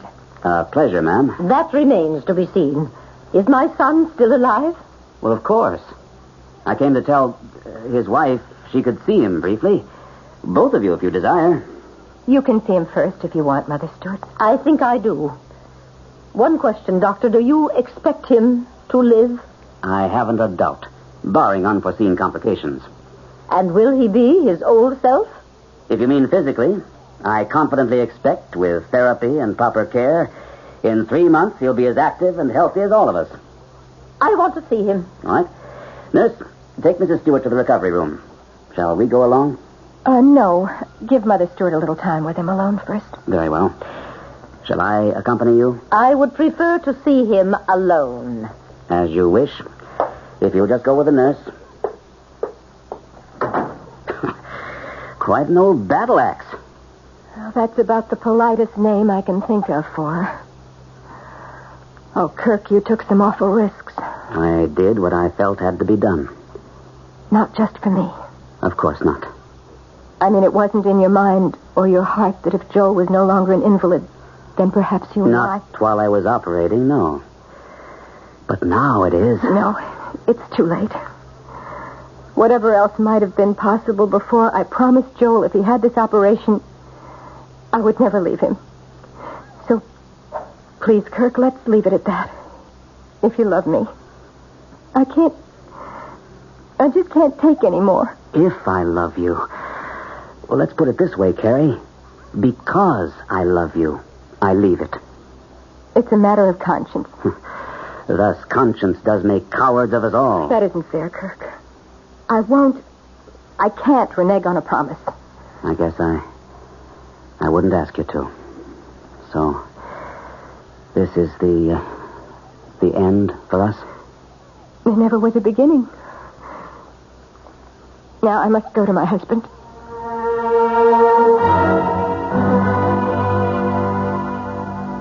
Please don't pretend, Carrie. I'm not pretending. You can hardly wait to start nursing me again, Does that mean I still have a wife? Yes. For better or worse, in sickness and in health? For always? Would you promise? I promise. You had your chance, Carrie, you and your surgeon.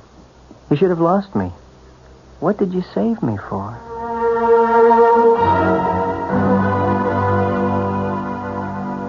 I'm a hard and unpredictable old woman, Carrie. And I've learned a lot of things today. A respect for others that I give seldom and grudgingly. A recognition of my own selfishness and of your unselfishness. The dedication of your surgeon, Dr. Malcolm. The weaknesses in my own child. Some of which he inherited from me. Mother Stewart, let me finish. It will be a long and expensive convalescence. I can afford it. You can't. He will mend physically. But all the flaws in his character, which I see so clearly for the first time, will still be there. When I told him I would remake my will in his favor and renew his allowance, he jumped at the chance. Mother, I can manage. I am perfectly willing. I know you are, Carrie. And now that it's too late, I wish you were to be my daughter-in-law. I don't understand. Everything I offered Joel, was contingent on one thing. That he gave you your freedom. It didn't take him a second to make up his mind. But he needs me. No, he needs a crutch. I can provide him all the various sizes and shapes he needs. You and your Kirk put my Joel back on his feet. Now let me do the same for you. There's one thing your surgeon, no matter how sharp his scalpel, could never do. Cut the umbilical cord. I've set you free from Joel. How can you answer for him? It's all been discussed. I can answer. And what about me? It's my unwedding gift to you. Whatever your heart most desires.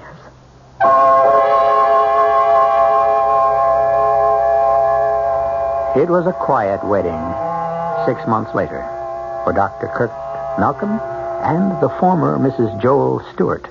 Ted Kowalski was best man, and everyone else who had attended the operation was there, except for the patient himself. He was traveling in Europe with his mother. A Gordian knot had been untied by the ancient method of cutting through it. But whose scalpel was sharper, the surgeon or that vitriolic old lady who had strength enough to admit her mistakes? I'll be back shortly. I want that sinus medicine. Headache tablet? No, the sinus medicine that relieves headache and congestion, internal sinus pressure, and postnasal drip. You mean sign-off? Exactly. Compare sign-off tablets with anything you've ever taken for sinus. No sinus tablet you can buy relieves more symptoms.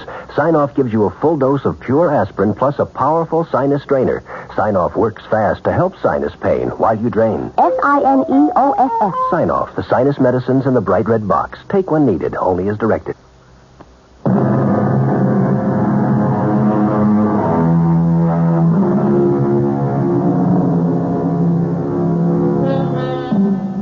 One last quote from the Hippocratic aphorisms, which seems fitting to close this case history. Life is short and art is long. The crisis is fleeting. Experiment risky. Decision difficult. Not only must the physician be ready to do his duty, but the patient, the attendants, and external circumstances must contribute to the cure. Our cast included Terry Keane, Gordon Gould, Don Scardino, Robert Caliban, and Joan Shea. The entire production was under the direction of Hyman Brown. Radio Mystery Theater was sponsored in part by Listerine lozenges and Sign-Off, the sinus medicines. This is E.G. Marshall inviting you to return to our Mystery Theater for another adventure in the macabre. Until next time, pleasant dreams.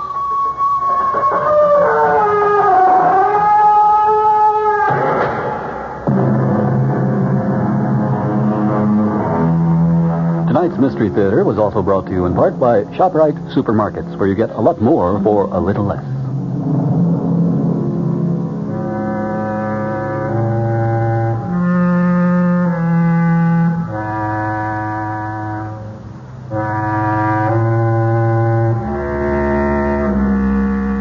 The preceding program was furnished by CBS Radio.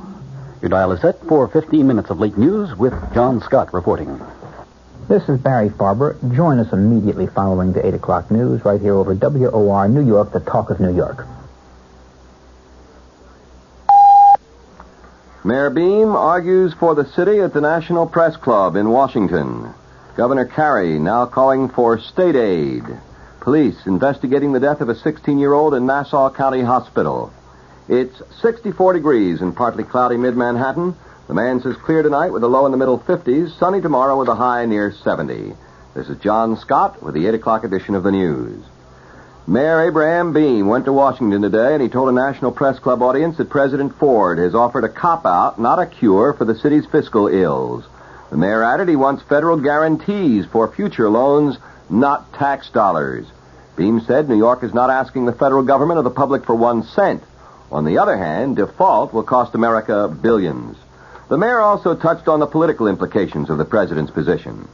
A look at the record of public discussion on this issue shows that the great weight of expert opinion is opposed to the administration's casual analysis of the local, national, and even international impact of a New York City default. The president's assertion that major New York banks would be the prime beneficiaries of federal action to avert a default comes somewhat as a surprise, since Federal Reserve Board Chairman Arthur Burns has already indicated that the federal government would act to help banks threatened in the event of a city default. The administration's concern seems to begin and end with the banks and with the credit markets. However, default, like all other economic disasters, will most affect the innocent, the powerless, and the least resilient members of our society. Governor Carey asked the federal government today for a $576 million loan. The governor says the money is needed to head off default by 4 state agencies that are handling $2.5 billion in construction projects. In a letter to President Ford, Carey said the Housing Finance Agency, Medical Care Facilities Financing Agency, Dormitory Authority, and Environmental Facilities Corporation face imminent default. The reason, Carey said, is because the investment community has been scared off loans to governmental agencies since the president's recent speech calling for bankruptcy by the city of New York. In yesterday's election, New York City voters approved 6 charter amendments that mandate a balanced budget and other fiscal and government reforms. And State Senator Roy Goodman, the Republican who heads the commission that developed the charter amendments, said this vote ought to be an encouraging sign to the nation that New York is ready to put its house in order. 4 other proposed amendments to the city charter were voted down. Triumphant opponents of the proposed Equal Rights Amendment to the state constitution, defeated in yesterday's election, have already launched a drive to get the legislature to rescind its earlier approval of a similar proposed amendment to the U.S. Constitution. The voters also turned down proposed constitutional amendments that would have allowed some local governments to bypass constitutional tax limits to pay for employee benefits and would have clarified the right of municipalities to borrow for storm sewer systems. Amendments were approved to allow the legislature to call itself into special session and to set up a new disciplinary system for the courts. Still undecided are proposals to expand the types of gambling allowed for charitable organizations and another to set up a new administrative structure for the court system. Nassau County's medical examiner said today that Mrs. Janet Sarvant asked doctors on several occasions to halt the use of a life-preserving kidney dialysis machine and take no extraordinary steps to save her terminally ill daughter. The girl, 16-year-old Mary Jane Dahl, died Sunday at Nassau Hospital. Police said a respirator, which also was used to sustain life, had been disconnected about 15 minutes before her death, and they termed it highly unlikely the plug was pulled by accident. Mary Jane was admitted to the hospital a week earlier for treatment of meningitis, complicated by Hodgkin's disease and uremia. Mrs. Sarvant and Mary Jane's aunt, Mrs. Jane Sheehan, had visited the girl a short time before her death, police said. An attorney for the 2 women said he would not permit either of them to make a written statement to police, but emphasized that neither would take the life of another person. The federal government filed a civil rights suit today against a citizens group in Queens, accusing them of harassing and intimidating black homeowners in the predominantly white community of Rosedale. The community has been the scene in the past year of the burning of 2 homes newly bought by black families. The WOR News Time, it's now 5 minutes past 8. Back to the news. Argentina's President Isabel Perón has scheduled a nationwide broadcast address, but there's no word yet on what the speech will deal with. The announcement comes as Mrs. Perón's grip on the presidency appears to be slipping. Many are demanding the replacement of the 44-year-old president through some formula that respects Argentina's constitution. Egypt's President Anwar Sadat has accused the U.S. of neglecting the Palestinian problem, the problem that Sadat believes to be at the core of the entire Middle East dispute. Sadat told a joint meeting of the U.S. House and Senate that once the Palestinian problem is solved, all other outstanding issues can be solved. Sadat told a final meeting with President Ford this afternoon that after that session, reporters were told the U.S. has not given Egypt any specific promise of military aid, but as Deputy Secretary of State Joseph Sisko put it, obviously this is an issue that in time will have to be confronted. Sadat was the first modern Arab leader to address the U.S. Congress, receiving a friendly and sometimes enthusiastic response. His comments on the Palestinian question, however, were met with silence. Britain is rushing in troops, aircraft, and a Royal Navy frigate to reinforce its garrison in the Central American colony of Belize. The move is in response to what officials in the colony are describing as a possible threat of invasion from neighboring Guatemala. The Guatemalan government is calling the move an act of intimidation. Sources in Belize said the British government had received reports that Guatemala had sent 10 armored troop carriers to a town about 15 miles from the Belize border. Belize, formerly known as British Honduras, is claimed by Guatemala on grounds it inherited Spanish sovereignty over the area. Britain rejects that claim. Morocco's King Hassan today said he's going ahead with his march on the disputed Spanish Sahara tomorrow, despite Spanish and Algerian threats to stop it by force. However, the king said he won't personally lead the march of some 350,000 unarmed volunteers. The Spanish military commander has warned the marchers would be met by minefields should they try to move beyond a Spanish blockade set up 6 miles inside the border. However, there's been no independent confirmation of the presence of mines, and the Moroccans have expressed skepticism. Wendy Yoshimura pleaded innocent today to 3 counts of possessing weapons and explosives, and a trial has been set for January 14th. Miss Yoshimura was arrested with Patricia Hearst in September. Lynette Fromm, who's acting as her own attorney, sat quietly today as a federal judge questioned potential jurors for her trial on a charge of trying to kill the president. She interjected comments only twice during the morning session.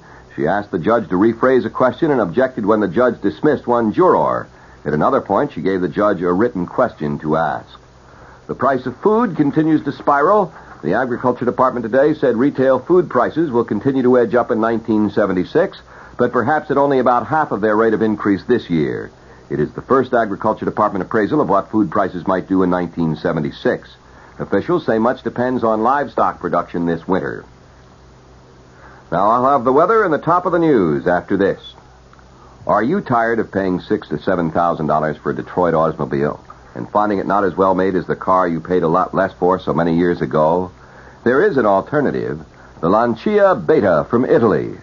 You can own a car that's meticulously put together. The trunk, the doors, and seams all fit. Front-wheel drive, genuine leather upholstery. A responsive, efficient engine for outstanding performance. Come into a Lancia showroom and see how much more you get for your money. The Lancia Beta Coupe sells for $6,793 POE. The 4-door sedan, a lot lower. Inland transportation, dealer preparation, taxes additional. For this kind of money, don't settle for less. In Larchmont, see Alfredo's Foreign Cars, 2030 Boston Post Road. In New Jersey, see White House Imported Motors Limited, Route 22, White House. Lancia. It's what you expect. The Weather Watch update for New York City and the vicinity. The man says clear tonight with a low in the middle 50s. Sunny tomorrow with a high near 70. Clear again tomorrow night with a low near 50. Increasing cloudiness tomorrow with a high near 70. Clear again tomorrow night with a low near 50. Increasing cloudiness Friday with a high near 70. The chance of rain is near 0 through tomorrow night. Winds northwesterly at 10 to 15 miles an hour tonight and tomorrow.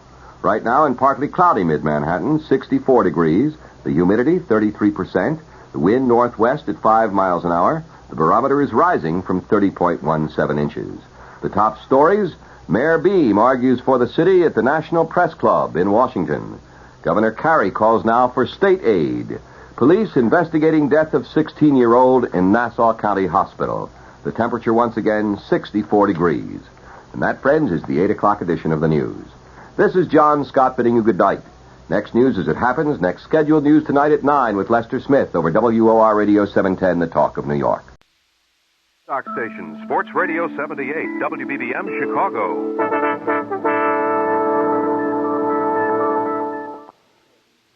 The CBS Radio Mystery Theater presents...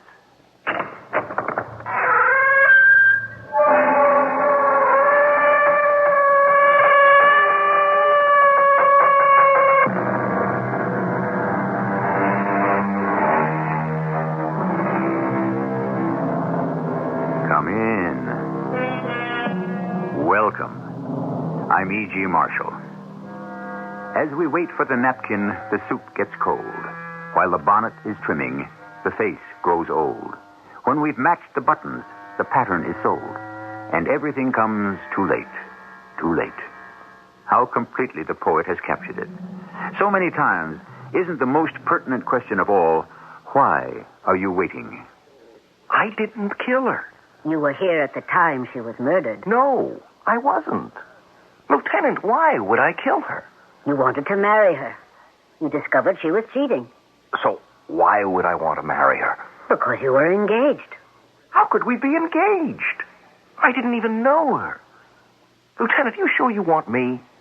Joe Gaffney? Oh, yes, Mr. Gaffney. We want you.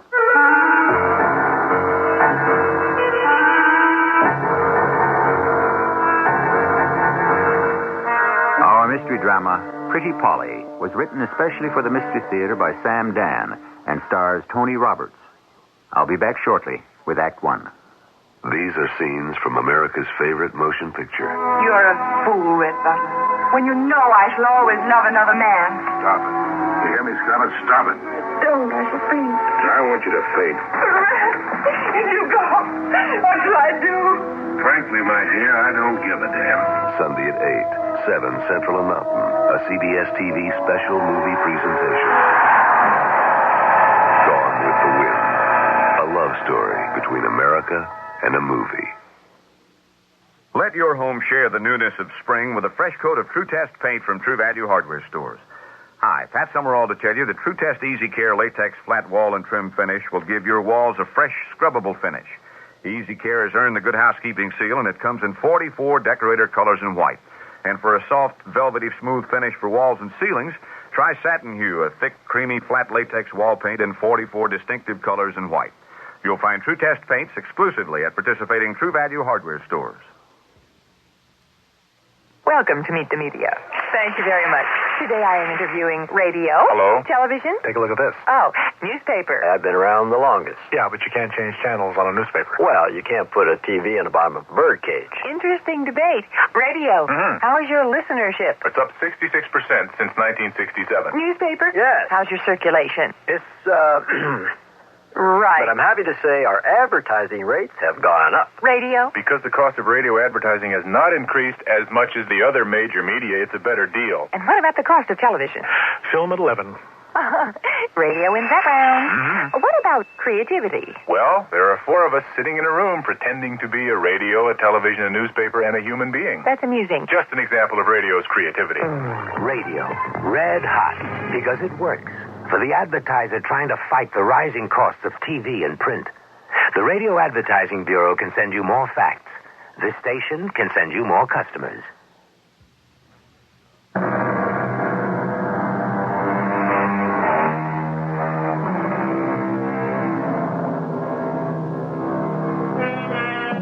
Time, we are told, is a great teacher. It is, however, most difficult to agree on just what it is that time actually teaches, or how well we learn the lesson. After all, time goes on, and so many of us keep making the same mistakes. And it must be said, some of us actually become pretty good at it.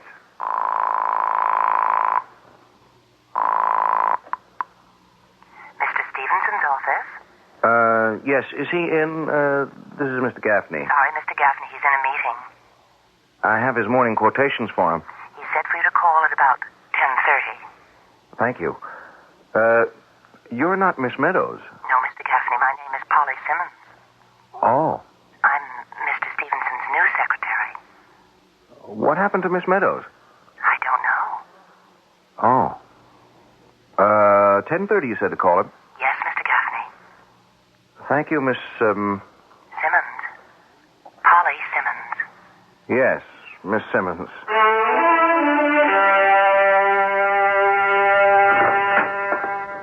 Joe?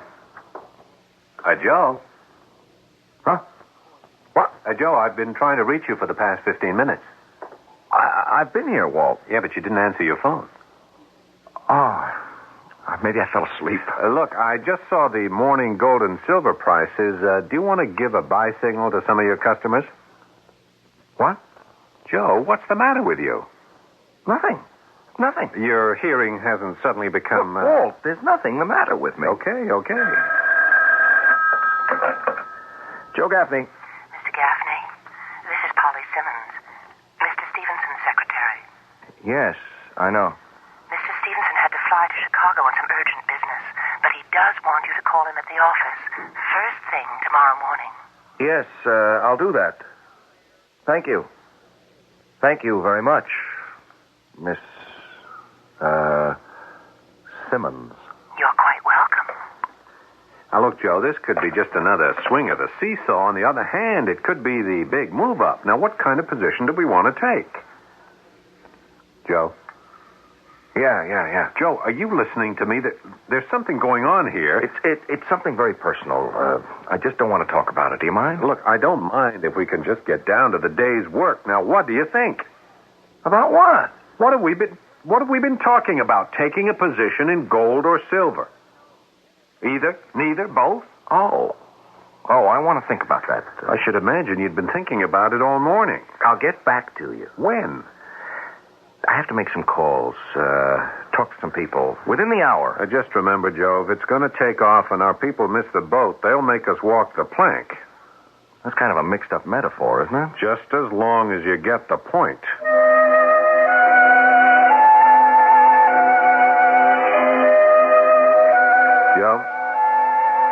Joe? Huh? Oh, Walt, Joe, what am I going to do with it? Did you fall asleep again? No, I didn't. I wasn't sleeping. What are you up to, Joe? I think you should see a doctor. I told you, it's something very private and very personal, and I just don't want to discuss it.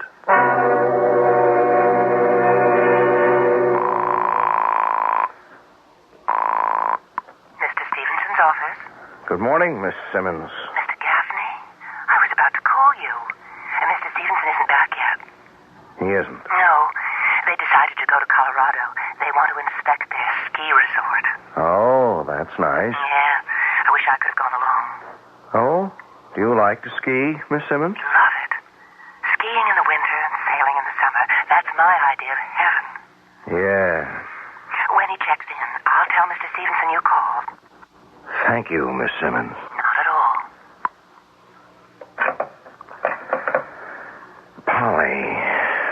Polly Simmons. I'm in love with you. I love you, Polly. Well, that's great. Huh? Who's Polly Simmons? I didn't hear you come in. Yeah, well, naturally, you've been in your usual days. All right, so it's love. Who is she? Walt, I was just talking to myself. Oh, yeah? This is what you came for, my market letter. Check it through before you send it out. I always do. I think it analyzes exactly what most of our clients should be doing at this particular stage in the market. Good. Now, tell me, who is Polly Simmons? That's none of your business.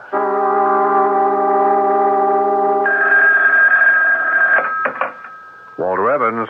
Oh, I'd asked for Mr. Gaffney. Yeah, well, Joe Gaffney's out at the moment. May I help? I'm his associate. Would you tell Mr. Gaffney that Mr. Stevenson will telephone him from Colorado this afternoon at 4 o'clock? Sure will. Thank you, Mr. Evans. Thank you, Miss, Simmons. Polly Simmons. Simmons. Polly Simmons. Yes, Santa Claus, there is a Virginia. I mean a Polly. Now, what are you talking about? She's Ed Stevenson's secretary, eh? He's going to call you this afternoon. How long has this been going on? How long has what been going on? You and Polly. There's nothing going on. Oh, sure. Oh, she only came to work for him the other week. Yeah, how long does it take? Walt, lay off, will you? Sure. You going to marry her? Okay, but you sat there and you said, Polly Simmons, I love you, and you love a woman and don't marry her, you'll regret it for the rest of your life. Yeah, but it's my life, isn't it? Look, I want you to be happy. Why? Because I'm your friend? Because I'm an idealist? No, not at all. It so happens that when you're happy, you're one of the best analysts on the street, and I make an awful lot of money out of you. You want to have lunch, Walt? How come you're not having lunch with Polly Simmons? I don't even know Polly Simmons. Joe, you're talking to an old soldier. Look, I spoke to her on the phone yesterday for the first time, and I fell in love with her voice. If you laugh, I'll punch you in the mouth. No, who's laughing? And that's it. Don't tell me it can't happen. Anything can happen. People fall in love for the craziest reasons. That voice of hers. Yeah, now that you mention it, it does sound sexy. It's more than sexy. It's so warm. It's so alive. It's so vital. That's what I said, sexy. And that's the whole story. It's only the beginning. Ask her for a date. What if she's married? Her name is Miss Simmons. Well, she could be using her maiden name at work. Okay, so she's married. If you're in love, that won't stop you. Walt, this is no concern of yours. I just explained a minute ago it is. Well, all right, what if the voice is just... she doesn't have to look like her voice. She could be an old hag. You can always come up with a million reasons why not to do something. Don't knock it. That's how I made you rich. Yeah, but this is different. Do you or don't you want to go to lunch?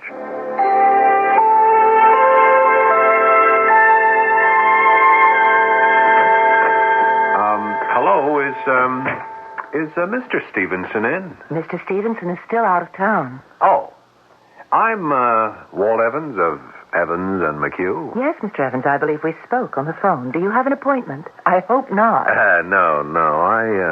I was just visiting with Jim Russell down the hall. I thought I'd stop by and say hello to Ed. Well, I know he'll be very sorry that he missed you. Yes. Whatever became of Miss Meadows? She left to get married. Miss Meadows? Yes. That's what I've been told. Miss Meadows, if she could get married, there's hope for everyone. Even for me? You mean you're not married, Miss Simmons? I'm afraid not. How is that possible? Oh, I suppose it's because no one ever asked me. I can assure you, Miss Simmons, if I weren't married, I'd ask you myself. And I should consider it. Very seriously.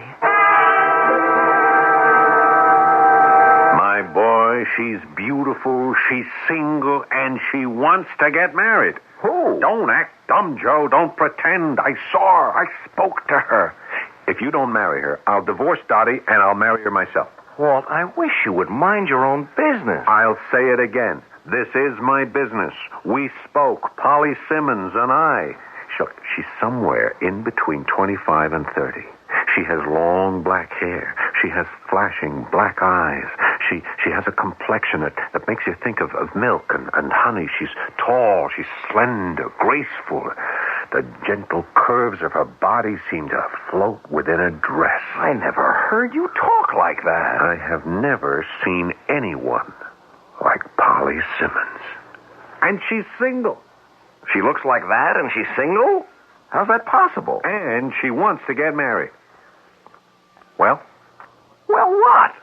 What are you waiting for? Ask her for a date. Okay. You had raised some entirely legitimate objections. She could be a dog. She could be married, and so on and so forth. These have all been put to rest. Your move. I don't know. Look, Joe, I went to a certain amount of trouble on your account. I didn't ask you to. What is a friend? Someone who doesn't wait to be asked. Walt, what'll I do if she turns me down? How could she turn you down? Look, I've never been very successful with women, Walt. Yeah, you know why?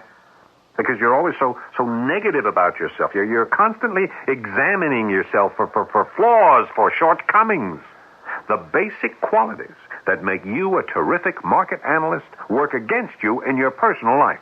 Well, I can't help that, Walt. You listen to this voice on the phone, this glorious voice so filled with promise, and you treat it like a prospectus from a company that's out to sell stock. Where are the problems?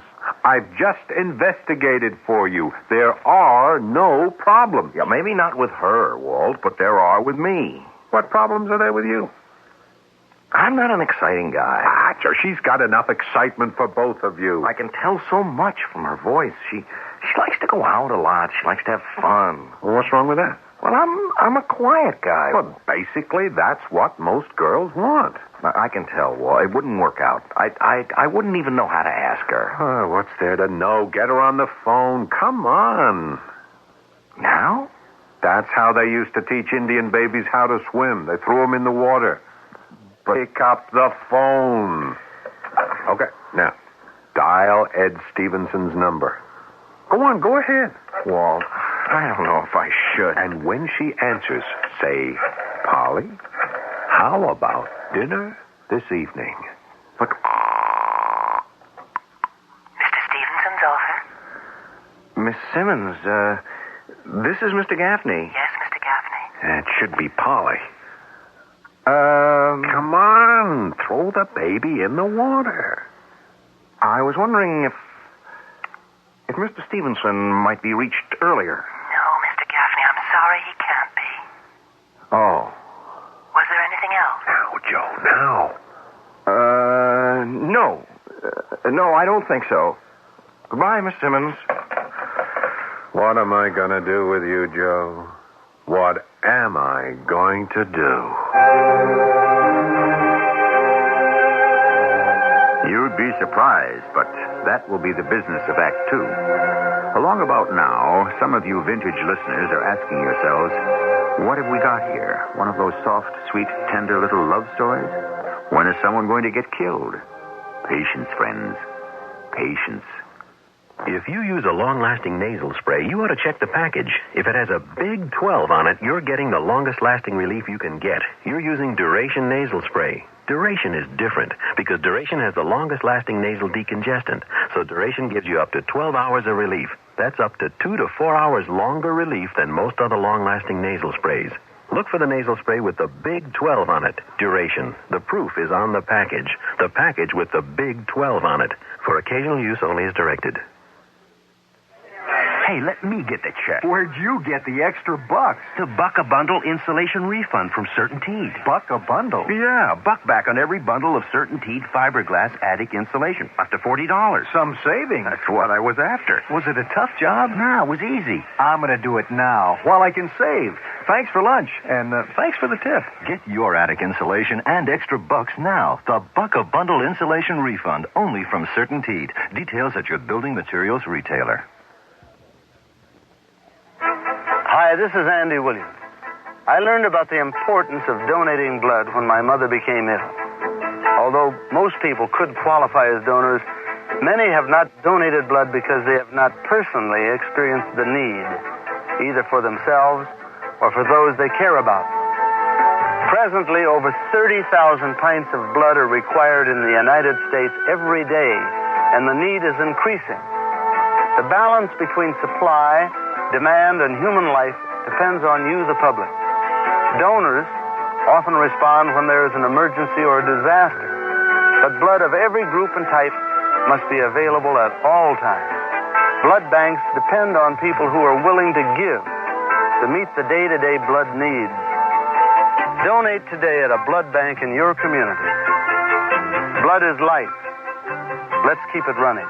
A public service of this station and the American Association of Blood Banks.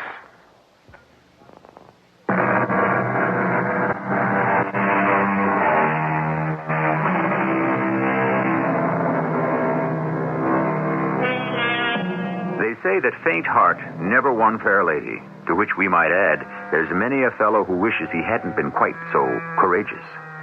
But here we have the basic ingredients. We have the fair lady, Polly Simmons. We have the faint heart, Joe Gaffney, and now we shall permit nature to take its course. You got to do it, Joe. Walt, why is it your affair? Affair. It should only be your affair.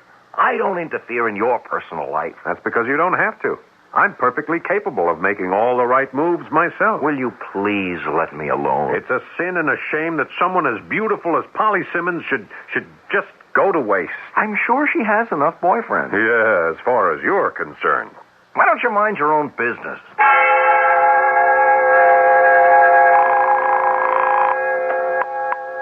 Mr. Stevenson's office? Good morning, Miss Simmons. Good morning, Mr. Gaffney. Oh, you recognize my voice? Yes, it's quite distinctive. Really? Is Mr. Stevenson in? They're at a budget meeting this morning. Shall I ask him to return your call? No, I'll try him again later. Yes, Mr. Gaffney. Miss Simmons. Yes, Mr. Gaffney. It wasn't really important.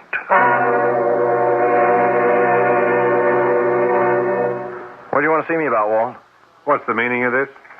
These 5 sheets of paper? That's this week's market letter. You mean this week's alleged market letter? Did you read through this after you wrote it? I don't know what you're talking about. This girl has not only got you talking to yourself, she has you writing to yourself. Listen, this week's Best Buy, Polly Simmons.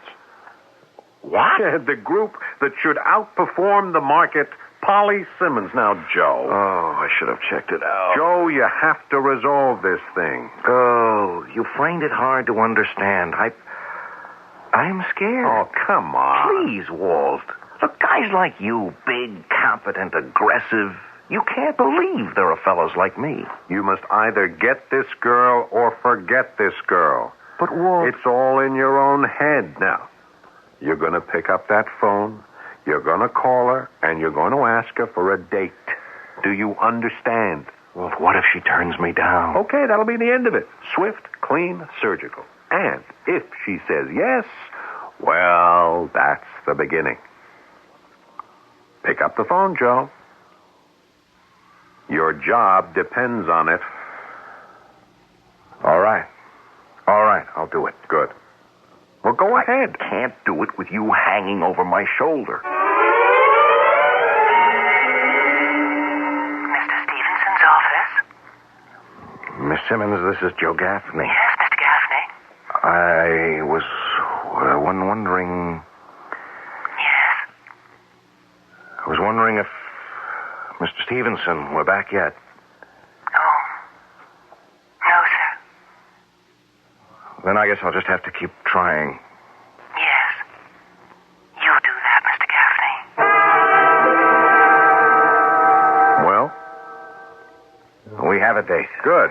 You see, you keep listening to your old Uncle Walt. So, tell me, what did she say, huh? What did you say? I just said, Miss Simmons, would you like to have dinner with me tonight? Miss Simmons, huh? Well, I don't know, maybe I said Polly, and she said, yes. So, who had this thing figured out from square one, eh? Now, you take her to a nice quiet place where you can talk, you understand, and you make sure you talk about her. Most women like that. Oh, look, Walt, do you mind if I get back to work now?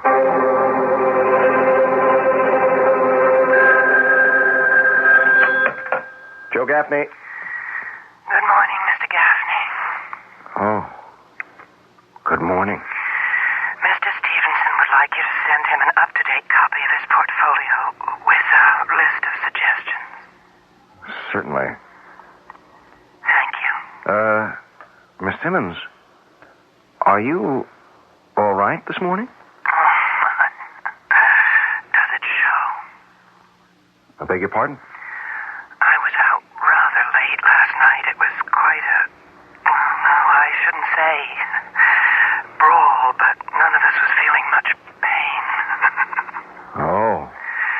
And I'll sure be glad when this day is over. Joe? Oh, hello, Dottie. Walt's out with a client. I know. I came here to see you. Me? Tell me, are congratulations in order? For what? Oh, Walt told me all about her. About who? Well, really, Joe, how many of them are there? Polly. Oh, Polly. Walt tells me you've been going steady with her for almost 3 months. Is it still called going steady? Look, Dottie. I can't tell you how happy this makes me. What is it with you married people? You're always trying to get everyone into the same boat you're in. Oh, now you need a wife, Joe. You're lonely. Repressed. Hey, what is all this? Well, that is, you were. Look at yourself now. You've got a new self-confidence. That's what a woman's love does for a man. I'm glad to hear it. Is there going to be a wedding? Now, Dottie, Well, it's fashionable today, I suppose, to laugh at that piece of paper. But in the long run, your relationship can't really go anywhere without it. Joe, do you want us to make the wedding for you? Dottie, I'm really quite busy. Well, you don't have any family. If I don't finish this work... Oh, relax. I'm your partner's wife. You won't get into any trouble. No, it's just that... All your life you've lived in a shell. You were always afraid to reach out to people.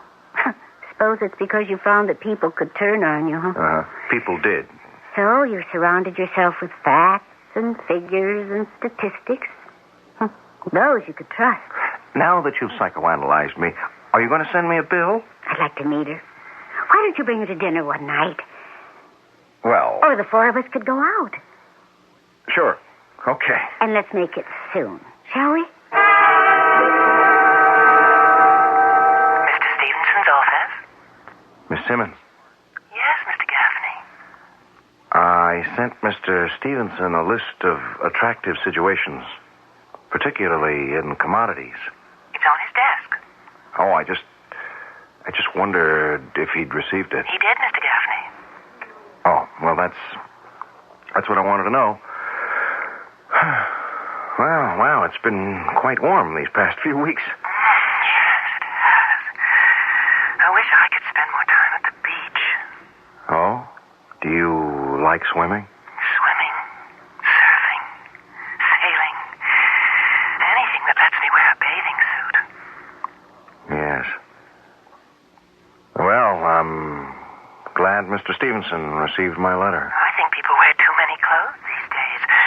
And I feel that they're so confining. Don't you? Oh, yes. Yes, I do. Thank you, Miss Simmons. Thank you. Not at all, Mr. Gaffney. So, what did you and Polly do last night? Oh, the usual. Yeah? We went out to dinner, took a little drive, and we went back to her place. Oh, yeah. There's a little mining company I'd like to call to your attention. That's some woman, that Polly Simmons. Look, here's an outfit whose earnings have gone up over 120% over the last 3 years. And to think I practically had to force you. Do you want to hear about this terrific special situation, or don't you? I can't think of a more terrific special situation than the one you have with Polly Simmons. So, you spent the night at her place, huh? All I said was we went back to her place for a while. All right. I understand Dottie's been in to talk to you. I just wish Dottie and everyone else would mind their own business. People are just happy for you, Joe. You've no idea how much you've changed since you've been going with Polly Simmons. Your whole outlook on life is different. You're more relaxed. All right. Shouldn't we get to work, Walt? Sure. You know how people are. They love gossip. Well, I'm just glad you had a great time last night. Take these reports about the mining company back to your office. See what you think. Okay. Bet you're not fooling me. You just want to get rid of me.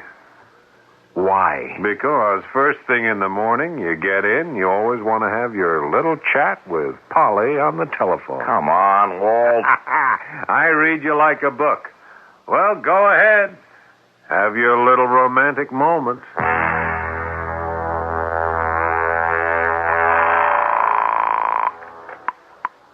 Mr. Stevenson's office? Oh. This is Mr. Gaffney. Yes? Of Evans and McHugh. Yes, sir? Is Mr. Stevenson in? I'm afraid he can't talk to anyone right now. Oh. Is Miss Simmons in? Miss Simmons? Yes, Polly Simmons. No. Was she off today? Miss Simmons is dead. What did you say? I suppose it'll be on the radio news any time now. The police just found her body. She's been murdered. You can't be serious. The police are here now. They're talking to Mr. Stevenson. She's dead? No, she can't be.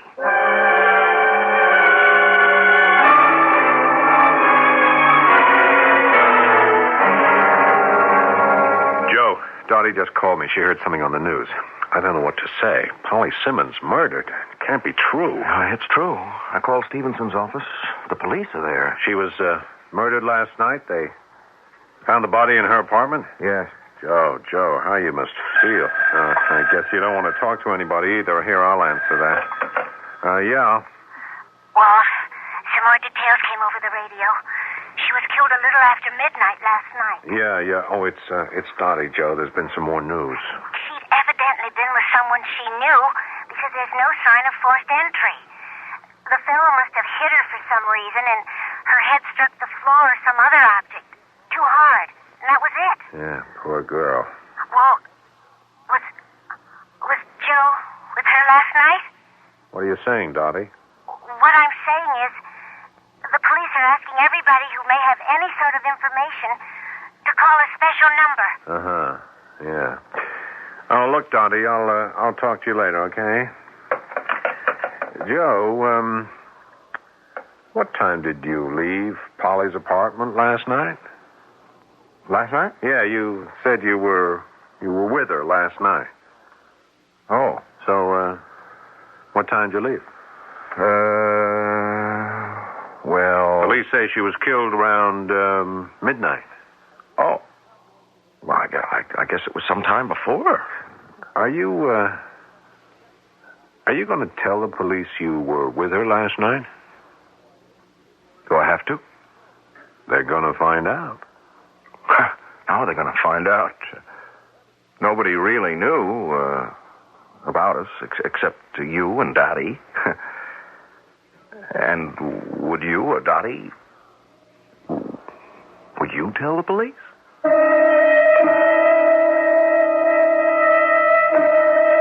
What a question.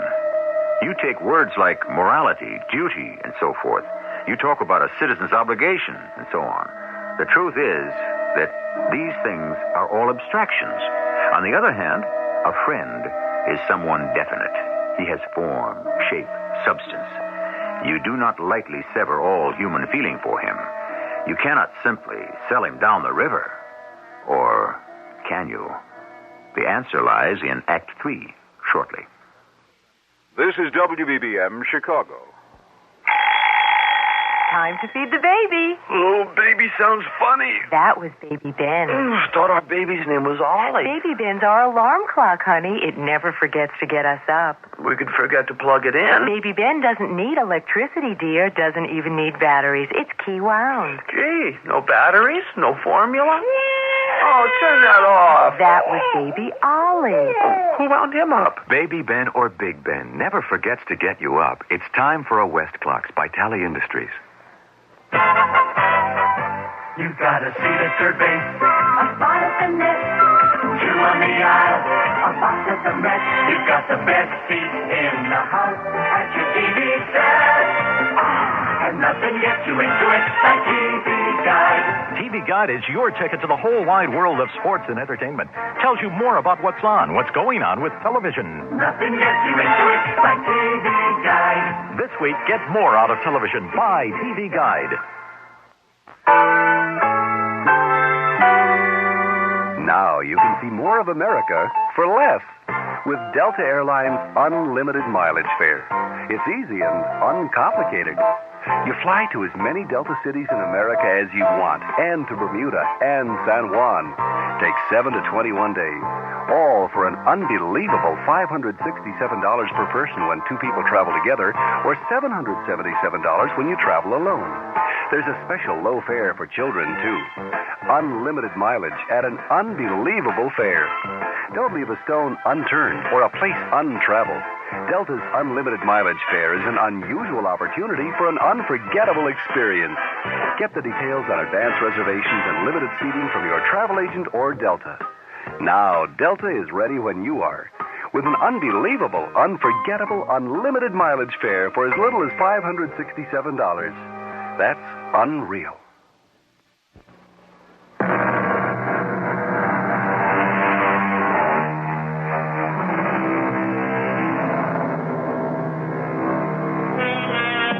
What a tangled web we weave when first we practice to deceive, the poet said.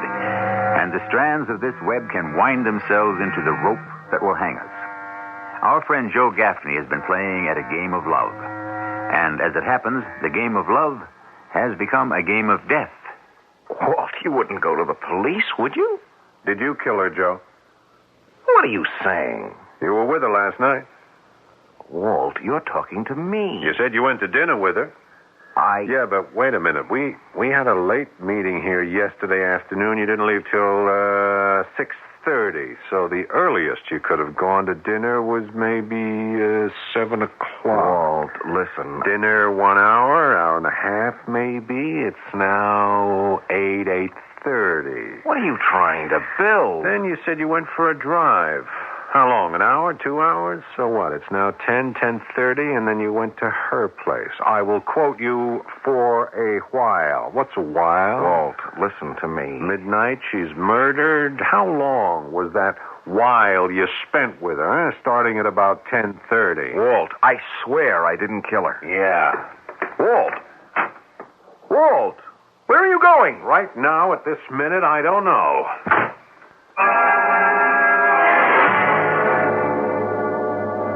He was there, Dottie. But I can't believe Joe killed her. Why not? Well, he just isn't the type. Is there a type? But he was so much in love with her. Yeah, that could have been the reason he killed her. Because he loved her? I met that girl. Her eyes were beautiful, but you could tell they liked to rove, if you know what I mean. Maybe she was cheating and he found out. No, he didn't kill her. Oh, and who did? Well, she could have had other boyfriends. Maybe one came calling right after Joe left. Now, that's possible, isn't it? Sure. Maybe that's actually what did happen, but... But what? Look, Dottie, the police have broadcast a call for all pertinent information. Shouldn't I... Walt, what do you want me to tell you? The fact that Joe was with her very close to midnight last night, the time of her death, is that or is that not pertinent information? Yes, Walter, it is. In many ways, all of this is your fault. My fault? Yes. He was happy in his own little world. You say that? You're the one who kept insisting he was so miserable. Well, I was wrong. That is, if being miserable made him happy, who were we to interfere? You were the one who kept... Well, you practically forced him to start going out with her. Did I know it would end like this? Well, that's beside the point. If it hadn't been for your insistence, that girl would be alive today. Or if someone else had killed her, Joe wouldn't be involved in it. Dottie, the fact is... What? I don't know. I just don't know anymore. I wish I did. The problem is, it just isn't clear-cut. No, you're wrong, Dottie. We're the ones who aren't clear-cut. You and I. We have a duty as citizens. And that is the bottom line. Oh, I know. And we have some very good reasons to shirk that duty. Reasons like friendship, loyalty, so on. I understand. But the collective morality of the city is the sum total of the individual moralities of all its citizens. Oh, Walter, do it or don't do it, but stop moralizing about it.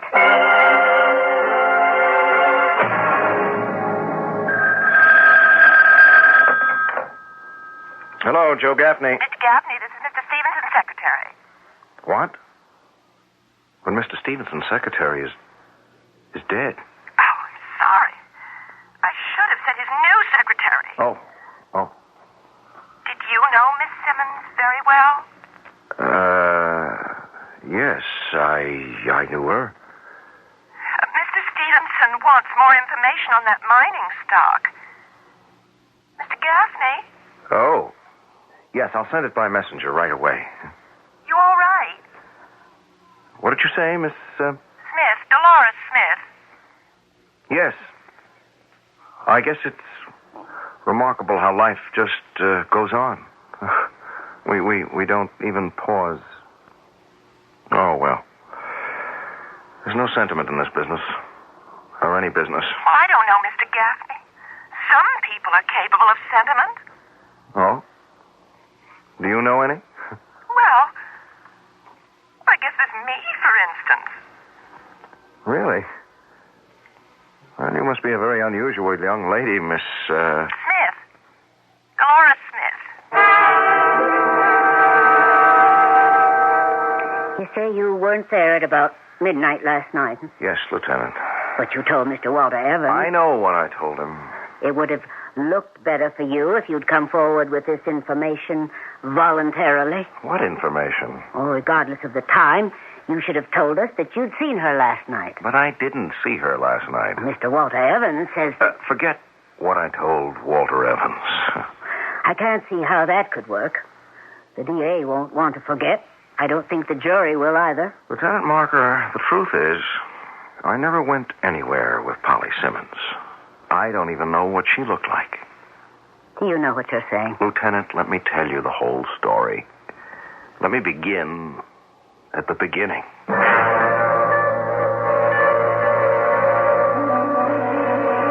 I never went out with her. Never. And that is your story? Lieutenant, please, believe me. It's not a great one or even a very good one, but it's a new one. Well, it's true. There's some holes. Why didn't you just tell Walter Evans to mind his own business? I did, but when a man's your partner and he has this idea that he's going to do you a good turn... Very well. So you lied to him when you said you'd asked her for a date? Yes, Lieutenant, that was a lie. Then why couldn't you at least tell a lie that would get you off the hook? Why couldn't you say she turned you down and that would have been the end of it? Yes, but that wouldn't have been the end of it. You don't know Walter. He'd have said, if at first you don't succeed, he'd have made my life miserable. But you knew you couldn't maintain this deception indefinitely, if that's what it was. You knew you were getting in deeper after a couple of weeks. Why couldn't you tell Walter Evans that you and Miss Simmons had broken off? Because after a while, it began to be real. Real? Yes, I would tell Walter lies about the things Polly and I had done the night before. But as I told them, they began to get real. As if we had gone out and had a good time and made love. You think I'm crazy? Please continue, Mr. Gaffney. I felt just wonderful. I was finally someone who appealed to women, and as we would walk down a street or sit in a restaurant or whatever, this was all in my mind, you know. Why didn't you ask her for a date on the phone and make it real? Because if she turned me down, it would have been the end of everything. Why are you so sure she'd have turned you down? Oh, well, look at me, Lieutenant. I'm not so hot looking. I don't have $1 million. I mean, what would she want with me? This way, at least, I had something with her. In your imagination.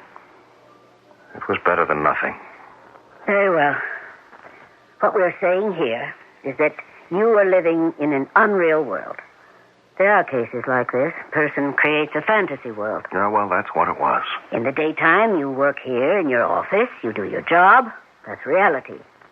But where are you at night? Where? When you're supposed to be out with her, having dinner or dancing or going to a show or making love. Where are you? I don't know. Home, I guess. Can you be sure? Do you really know? Is it possible you're not somewhere around her apartment house, watching for her? Maybe on this night you see her come home with another man. Maybe it looks very much like they're going into her place to have a real good time. Lieutenant. Did you wait for him to leave? Did you go up there afterward, furious and a feeling of betrayal? Did you start to hit her? And did she fall down and strike her head? No. No? I don't know. Mr. Gaffney, I don't know either. I was told to have you booked as a material witness. What does that mean? In simple English, it means we think you did it. But we'd like to have a little more evidence before we say so.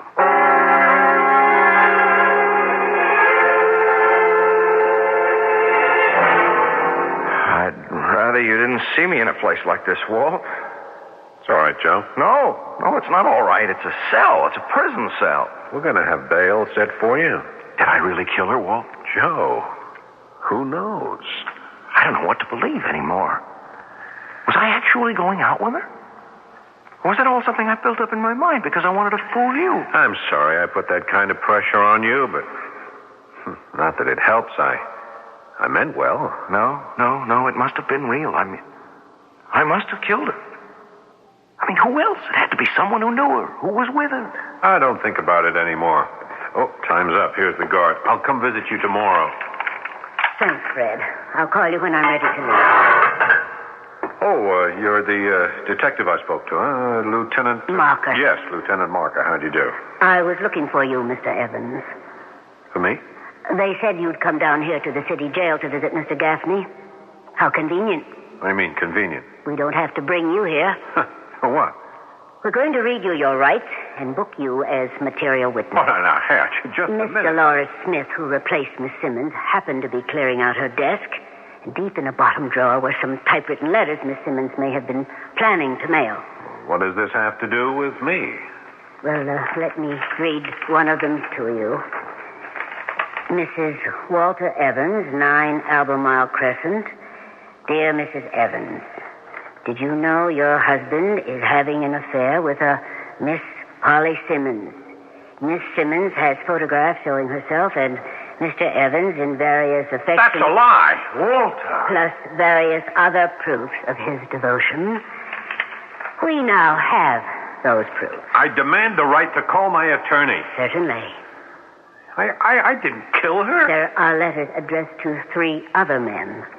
One of you thought to shut her up. Walter, it's your fault, Joe. Why didn't you take her out? How could I just let someone like that go to waste?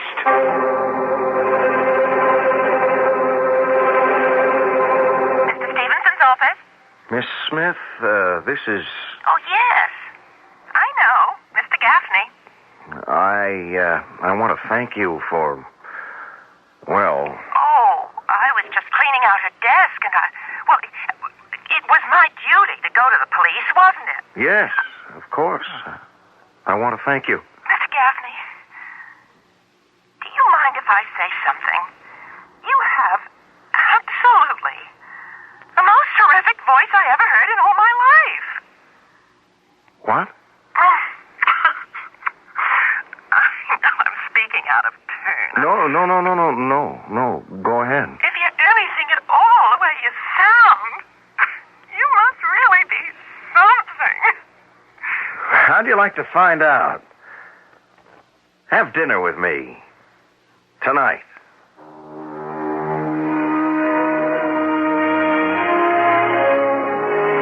And this time, of course, the shoe was on the other foot. After all, what did Miss Dolores Smith look like? And was he disappointed in her? Was she disappointed in him? I can't say, but I do know that you won't be disappointed if you wait for me to return. Some job, standing all day, and now I've got hemorrhoids. Better not neglect them. I was hoping they'd go away. When I get a flare-up, Preparation H often gives me fast temporary relief from pain and itch. You have hemorrhoids? Lots of people do. But Preparation H even helps shrink swelling of hemorrhoidal tissues caused by inflammation. I'll try Preparation H tonight. Good morning. Ready for the big sale today? Thanks to Preparation H. Preparation H relieves pain and itch, even helps shrink swelling. Use only as directed. Hi, I'm Charlie Daniels, and I'm very concerned about hunger in our world. Every minute, 21 children die because they don't have enough to eat. There is enough food to go around for everybody. What's needed now is for each of us to care enough to get involved in this issue. Now, I know you care. What can you do? Write politicians about your concern and support hunger organizations. Thank you. For further information, write Impact on Hunger, 145 East 49th Street, New York, 10017.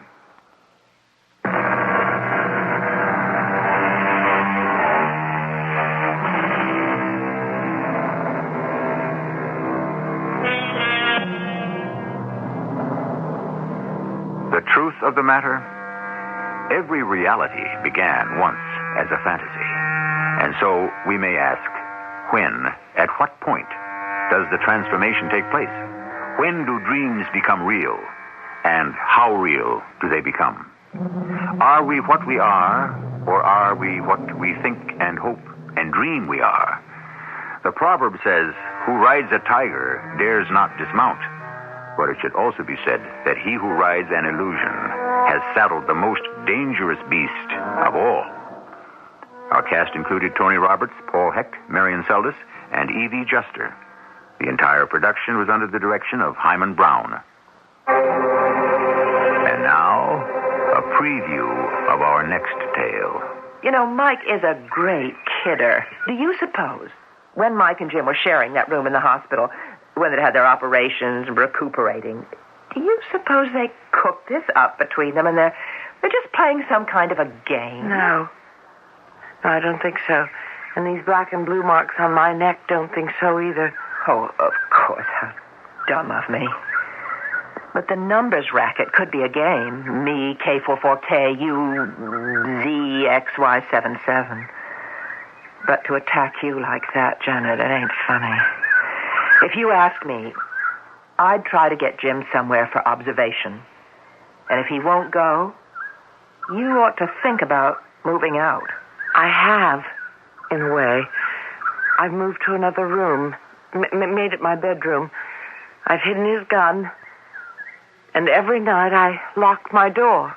This is E.G. Marshall inviting you to return to our Mystery Theater for another adventure in the macabre.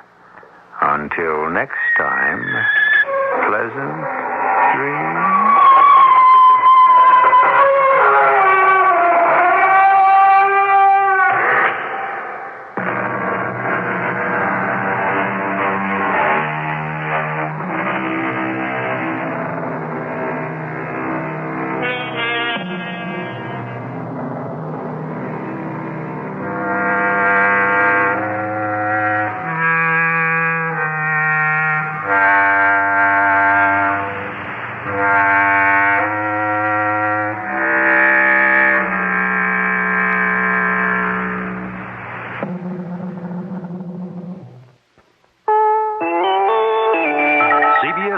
The Senate Budget Committee hangs up its axe for the night after chopping more than President Reagan has asked. I'm David Jackson reporting on the CBS radio network. The president didn't get everything he wanted from the committee, but he got most, and in some cases more, as Jacqueline Adams explains. All told, the Senate Budget Committee has approved more than $35 billion in spending cuts, almost $2.5 billion more than the president requested. But late Wednesday afternoon, at the urging of conservative Republican Senator Orrin Hatch, the committee voted to restore over $1.5 billion in 1982 and 1983 to programs for the handicapped, unemployed youth, elementary and secondary education. I wish we could support all the other programs, and I felt strongly the other night that NSF probably should be beefed up somewhat. I'm a strong supporter of the arts and humanities. Haven't decided yet. But this, we feel, is probably the minimum we can get through the committee. In its final action of the night, the committee restored $224 million the president had wanted to cut to a nutrition program for pregnant women and infants. The committee will meet again in the morning and hopes to complete its consideration of the president's budget cut proposals by noon. Jacqueline Adams, CBS News on Capitol Hill. More news coming up. Saturdays on CBS television. Don't miss the fun and games at Flo's Yellow Rose. She's one of a kind, and with a lady like Flo, anything can happen, and does. She's a lover and a fighter and a whole lot of fun. It's her, some every man's ideal woman. She's every cowboy's favorite kissing cousin. But when the grits hit the fan, watch out. Join the laughs at Flo's Yellow Rose on Flo, Saturdays at 8:30, 7:30 Central and Mountain on CBS television.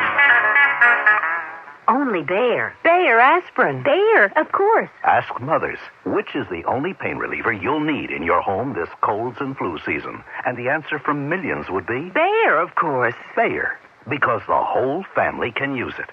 Bayer, because nothing else, short of a prescription, can do more for the aches, fever, and sore throat pain. Remember, rest, fluids, and all you need is... Bayer. Only Bayer. Bayer aspirin. Use only as directed. Secretary of State Haig sums up Soviet interests in Central America, saying, in effect, 1 down, 1 in the works, and 2 to go. Nicaragua, he told Congress, was phase 1 of a Soviet plan to dominate the area, a phase completed with the leftist takeover there. Phase 2, Haig says, is El Salvador, and he wants continued U.S. military support of the junta there. Haig claims the Kremlin has a 4-point hit list with Honduras and Guatemala next in line, and he says the U.S. must stand firm against that Kremlin strategy. The State Department is praising what it says have been recent improvements in the human rights situation in Argentina. And one official says by the end of this week, Congress will be asked to at least partially repeal the U.S. ban on weapons sales to that country. The word comes just a day after Argentina's Nobel Peace Prize winner, Adolfo Pérez Esquivel, a human rights activist, said things there are getting worse. The judge presiding over the Carol Burnett libel suit against the National Enquirer has ruled that the Inquirer is a magazine, not a newspaper, and so is not covered by California's retraction law. That law says newspapers are protected from libel suits if they retract articles in question. So in the Burnett case, the Inquirer's retraction of the controversial story about the entertainer will not provide an automatic defense. More than 14,000 coal miners have now joined wildcat strikes, shutting down mines in 7 eastern and midwestern states. Still, the National United Mine Workers Union says those miners should get back to work. No strike, says the UMW, until the current contract expires March 27th. A strike then appears inevitable, but there is word that the UMW is trying to revive negotiations to head off a full-scale walkout. White House News Secretary James Brady says the administration is monitoring the coal negotiations, saying a coal strike would be a serious matter, but he says there are no plans right now for the administration to become directly involved in the labor dispute. CBS News will continue in a minute. Shine it up, shine it down, spread that glass, plus shine around, shine all around. If I've got to clean, I want something to show for it. I clean with Glass Plus and show off the shine. Windows to chrome, plus a whole lot more. Look anywhere in my house. There's a shine all around. Shine it here, shine it there, Glass Plus shines up everywhere. It shines glass, plus a whole lot more.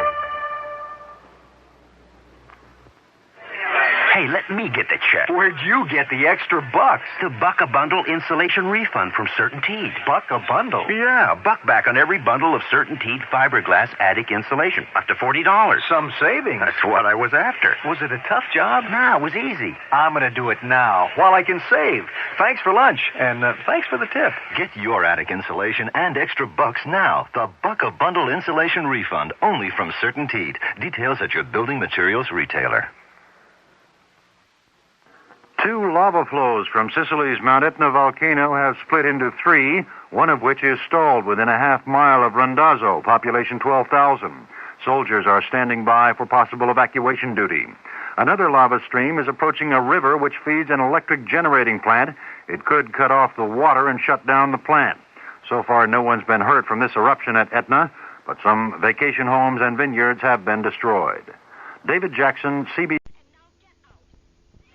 I'm a bartender. I have been for almost 16 years now, and I've seen it all. But something just happened that I'll never get used to. I just put a guy in a cab because he was too drunk to drive. Now, I don't mind. But why did I have to do that when his best friend is sitting right here? His best friend. I'm cutting your friend off, I said. Drive him home, I said. He said, come on, a few beers, coffee will straighten him out. Well, I straightened him out. Too much beer or wine can get you just as drunk as most mixed drinks. And coffee, well, it's better than taking another drink, but it's not going to sober you up. So now he knows. So the next time his good buddy gets a load on, maybe I won't be there. Then we'll find out just how good a friend he is. There are no more excuses. Friends don't let friends drive drunk. Find out how else you can help. Write Drunk Driver, Box 2345, Rockville, Maryland. A public service message on behalf of the U.S. Department of Transportation.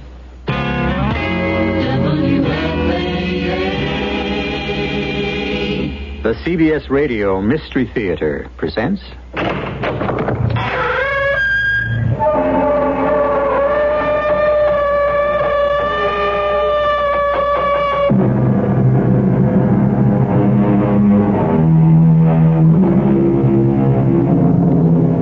Come in. Welcome. I'm E.G. Marshall.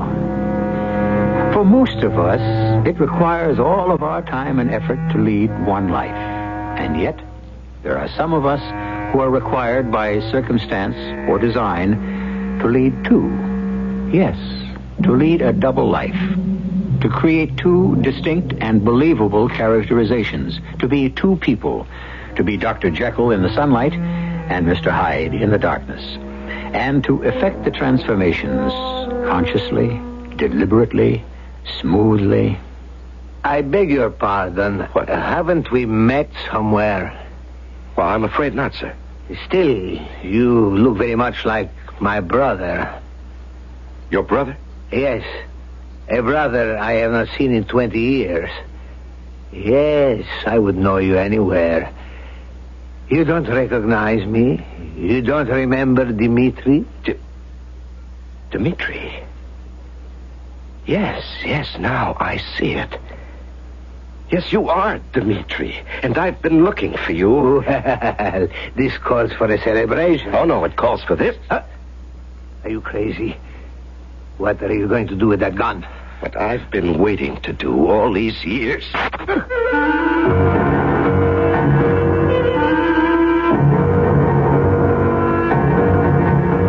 Our mystery drama, The Mortgage, was written especially for the Mystery Theater by Sam Dan and stars Larry Haynes. It is sponsored in part by Anheuser-Busch Incorporated, Brewers of Budweiser, and Sign-Off, the sinus medicines. I'll be back shortly with Act One. Isn't it nice to know you're free? To see the things you want to see. To touch the heights you dare to reach. To know you're all that you can be.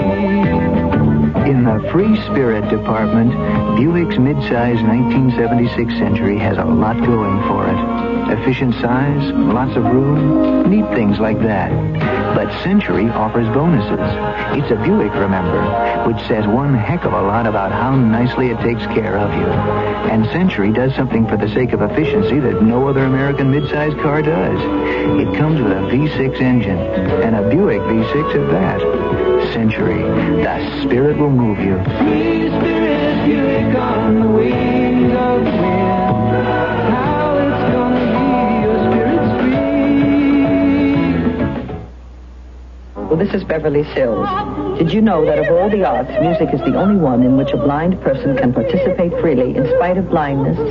However, even in music, the blind need special help in order to stand on an equal footing with the sighted.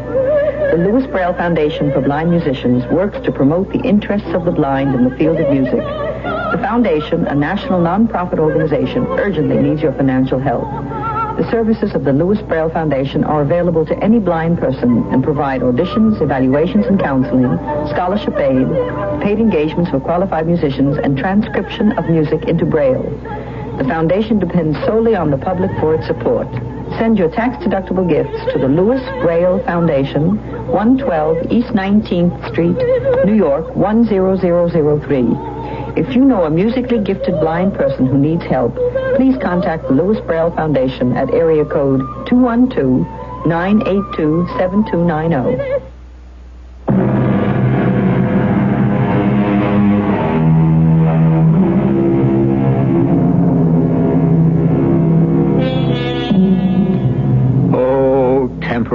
O mores, said the philosopher. Alas, the times, alas, the manners, alas, also, for some of the slogans that seem to be in vogue today, particularly the one that cautions, don't get involved. When you see trouble ahead, run the other way, mind your business. But there are those people who ask, what is my business? Isn't humanity my business? The man's name is Marvin Cooper, and today begins, as all of his days begin, at the breakfast table with his wife. Didn't the paper come this morning, Sally? Of course. I didn't think you wanted to read it. Why not? I thought you'd be too excited. Why? Oh, darling, there's no point in reading about other people who are making news on a day when you're going to be making news yourself. Sally, I wish you wouldn't make such a fuss about it. Now, where's the paper? The door was open, so I just came in. Good morning, Pete. Hi, Pete. Coffee? No, thanks, Sally. It's late. You know, it just now occurred to me that Marvin isn't going uptown today, now that he's going to be a television star. I don't know why I ever agreed to that nonsense. It isn't nonsense. It's recognition. Of what? Of the fact that you're a concerned and involved citizen. Well, isn't that what everyone is supposed to be? Since when is that something to explode fireworks about? You know, Pete, at first I thought it was just a pose with Marvin. But over the years I've discovered something. He means it. He's not aware at all that he's a most unusual man. Oh, Sally, nonsense. Well, there we have that word again. Marvin, take the credit. Take whatever they give you. Believe me, in this world, you get so very little. When are those TV guys coming in here? Well, they said about noon. Well, have fun. And Sally, don't let him be too self-effacing. Make sure he looks right into the camera. And don't let him mumble. Don't worry. Backbone of America, a TV interview program about the unsung heroes of our country, the dedicated men and women who quietly do the real work of this nation. Pete, you're going to be late to work. Tonight, Backbone of America brings you Marvin Cooper. And who is Marvin Cooper, you may very well ask? Only a man. I may have to throw you out of here. Laugh it up. See you tonight. Now, where did you say that paper was? I didn't. It's on the counter behind you. Oh, thanks, dear. Now, let's see what the world is all about this morning. I'll get it. Okay, dear. Hello? Oh, yes, just a minute. Marv, it's that Tomlin fellow. Who? You know, the producer of the TV show. What does he want? Just a minute, Mr. Tomlin. Marv, he wants to talk to you. Put the paper down and... Marv, what is it? You seem to... Are you ill? Give me the phone. Marvin, should I get a doctor? Doctor? Why would you call a doctor? Because you're so pale. Will you let me have the phone? Hello, Mr. Tomlin. No. It won't be convenient for you to come over at 10:30. Marvin, we agreed... I understand, but we won't have to rehearse anything. Marvin, all these things you see on interviews, all those clever ad-libs, they're all planned. You don't understand. We won't have to rehearse because I won't be able to be on the show. Marvin! I realize that, and I'm sorry if I caused you any inconvenience, but I simply cannot do it. Darling, what are you saying? No, it isn't a matter of stage fright. I just can't appear on the show, and I'm sorry. There just isn't anything further to discuss. Marvin, what happened? Nothing happened. What's come over you? What has suddenly come over you? I just changed my mind, that's all. What's in the newspaper? What does the newspaper have to do with it? Well, everything was fine until you looked at the headlines, and then suddenly... Suddenly what? I don't know. Suddenly, this. Let me look at that paper. Budget crisis, Rock City. Well, that's nothing new. Stocks fall, third day in a row. Well, we're used to that. Ligoran named charge d'affaires in New York. Well, what could a foreign diplomat have to do with you? Faith healer found guilty of... Sally, I just don't want to appear on that show. Well, why? Because it suddenly occurred to me that I would look like a jackass. Oh, that's not true. Oh, yes, Mr. Cooper. Your tireless efforts on behalf of every community endeavor, your willingness to become involved. Marvin, we've watched that show. It doesn't come over like that at all. Sally, I can't discuss it. Not because I don't want to, because I don't know what it is. I just have this feeling. All right. Let's drop it. Yes, and Sally, I think we should leave New York. You mean go on a trip? Why, I mean, move, live somewhere else. Why? Well, I don't know. It's become so messy, so uncertain. Well, no more so than anywhere else. Well, who says you have to spend your whole life in one place? All right. Where would you like to go? Oh, some small town out in the West or up in New England. Darling, I'm not knocking small towns, but you and I, we're not small-town people. Well, we could learn to love it, Sally. Well, we could, I suppose. And then what would you do there? Well, I could teach English at a small college. Small town, small college. Suddenly the word small seems to dominate the conversation. Sally, I just want peace. Peace? Yes, the atmosphere, the environment in the big city. Suddenly, I feel it's too disturbing. Right. If that's how you feel. Yes, darling, that's how I feel. All right. I'll accept it. And I hope that sooner or later, one day, you'll decide to tell me what's really bothering you. That's something I could never do. That's one part of me I must keep from you. Yes, even from you, Sally. I can't tell it to anyone. I can't even tell it to myself. I simply must hope, must pray that it's been forgotten by everyone whose business it was to know about it. It's been such a long time. Maybe they have forgotten about it. One thing I will have to do, regardless of how you feel about it, we will have to leave the city. There are so many remote places in this country. Help me, somebody! Help me! Those two men. They're assaulting that woman. Why doesn't somebody do something? Why doesn't somebody help her? Help her, somebody. Help her. I can't. I would, but now it's too dangerous for me. What are you all standing around for? What am I standing around for? Take your hands off her. Use your knife on him. Hey, cops! Let's get out of here! You're not going anywhere.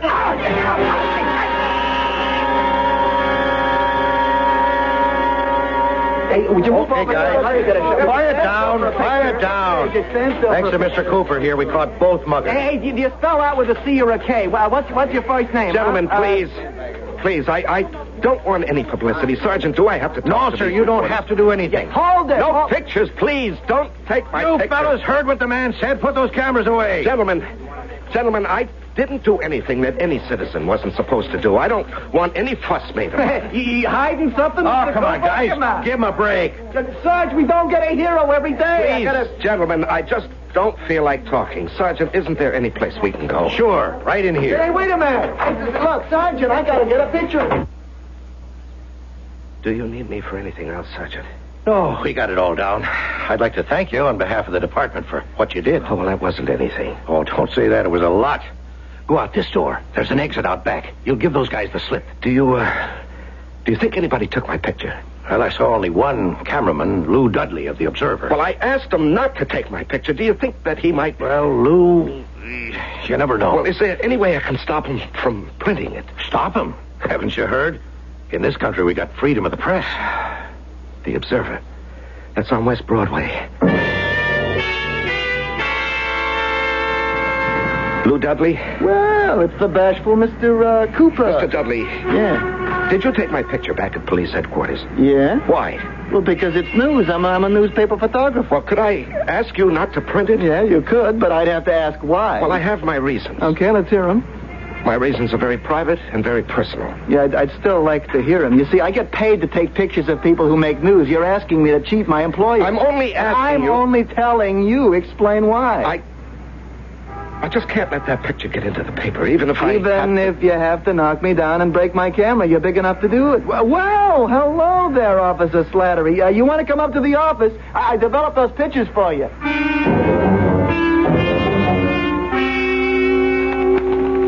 What a remarkable photograph. You look so handsome. We've got to frame this. Damn it. Marvin, what's wrong? I was a fool to jump into that mess. The two of them had knives. But you saved that poor woman's life. She had all of $9 in her purse. $9! All they wanted was her money. Did she have to risk her life and mine for $9? I never heard you talk like this. What's the matter with me, anyhow? Wherever there's trouble, I have to poke my nose into I'll it. get it. No. Marvin. Don't answer that. Well, you don't have to snap my head off. I'm sorry. All right, if you don't want me to answer it, why don't you? Yes, I will. I will. Well? Marvin, what's wrong? Nothing. Hello. Hello, Boris. I'm afraid you've got the wrong number. Oh, no. You're afraid I've got the right number. Boris, it's me, Dimitri. Well, I'm sorry, sir. I'm not who you think I am. Who is it, dear? I don't know. I am sure you don't want me to come to your house, so therefore, Boris, you will meet me at noon at a place called the Seagull Cafe. It's in the East 40s. Be prompt, Boris. We have so much work to do. Hello. Who was it, Marvin? Nobody, darling. It was a wrong number. It seemed a rather involved conversation for a wrong number. I said it was a wrong number. Now, can't we drop it?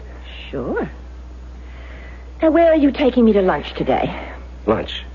Well, darling, I'm sorry, but there's a faculty thing, you see. On Saturday? Well, I usually don't make Saturday appointments, but this particular situation sort of sneaked up on me.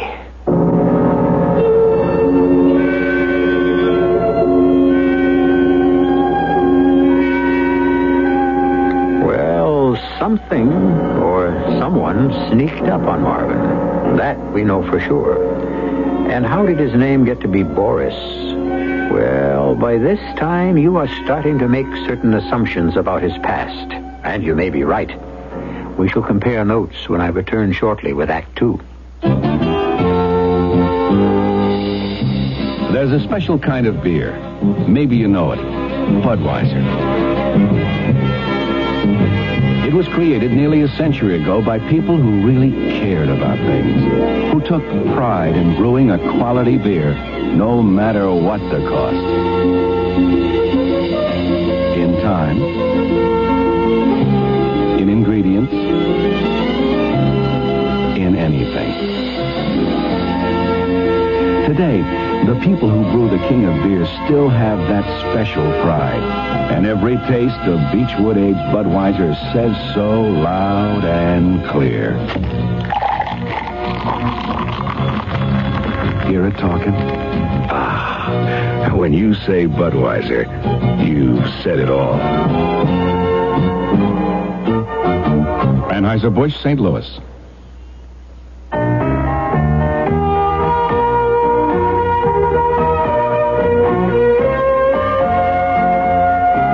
It was the first time I can remember really going fishing with my dad. I'm sure I'd been with him before, but the first time I really remember it was wading downstream with him in an extra big pair of wading boots as he felt his way very surely along the stream bed, and I shakily held onto the willows, and we found a spot where my dad lifted his finger to his lips and said, "Shh, we don't want to scare the fish away." And then I remember that fish. The biggest fish I'd ever seen in my life, and it was on the end of my line. And my dad, boy, was he proud. I'll never forget that as long as I live. Give your children everything. Give them your time. A thought from the Church of Jesus Christ of Latter-day Saints, the Mormons.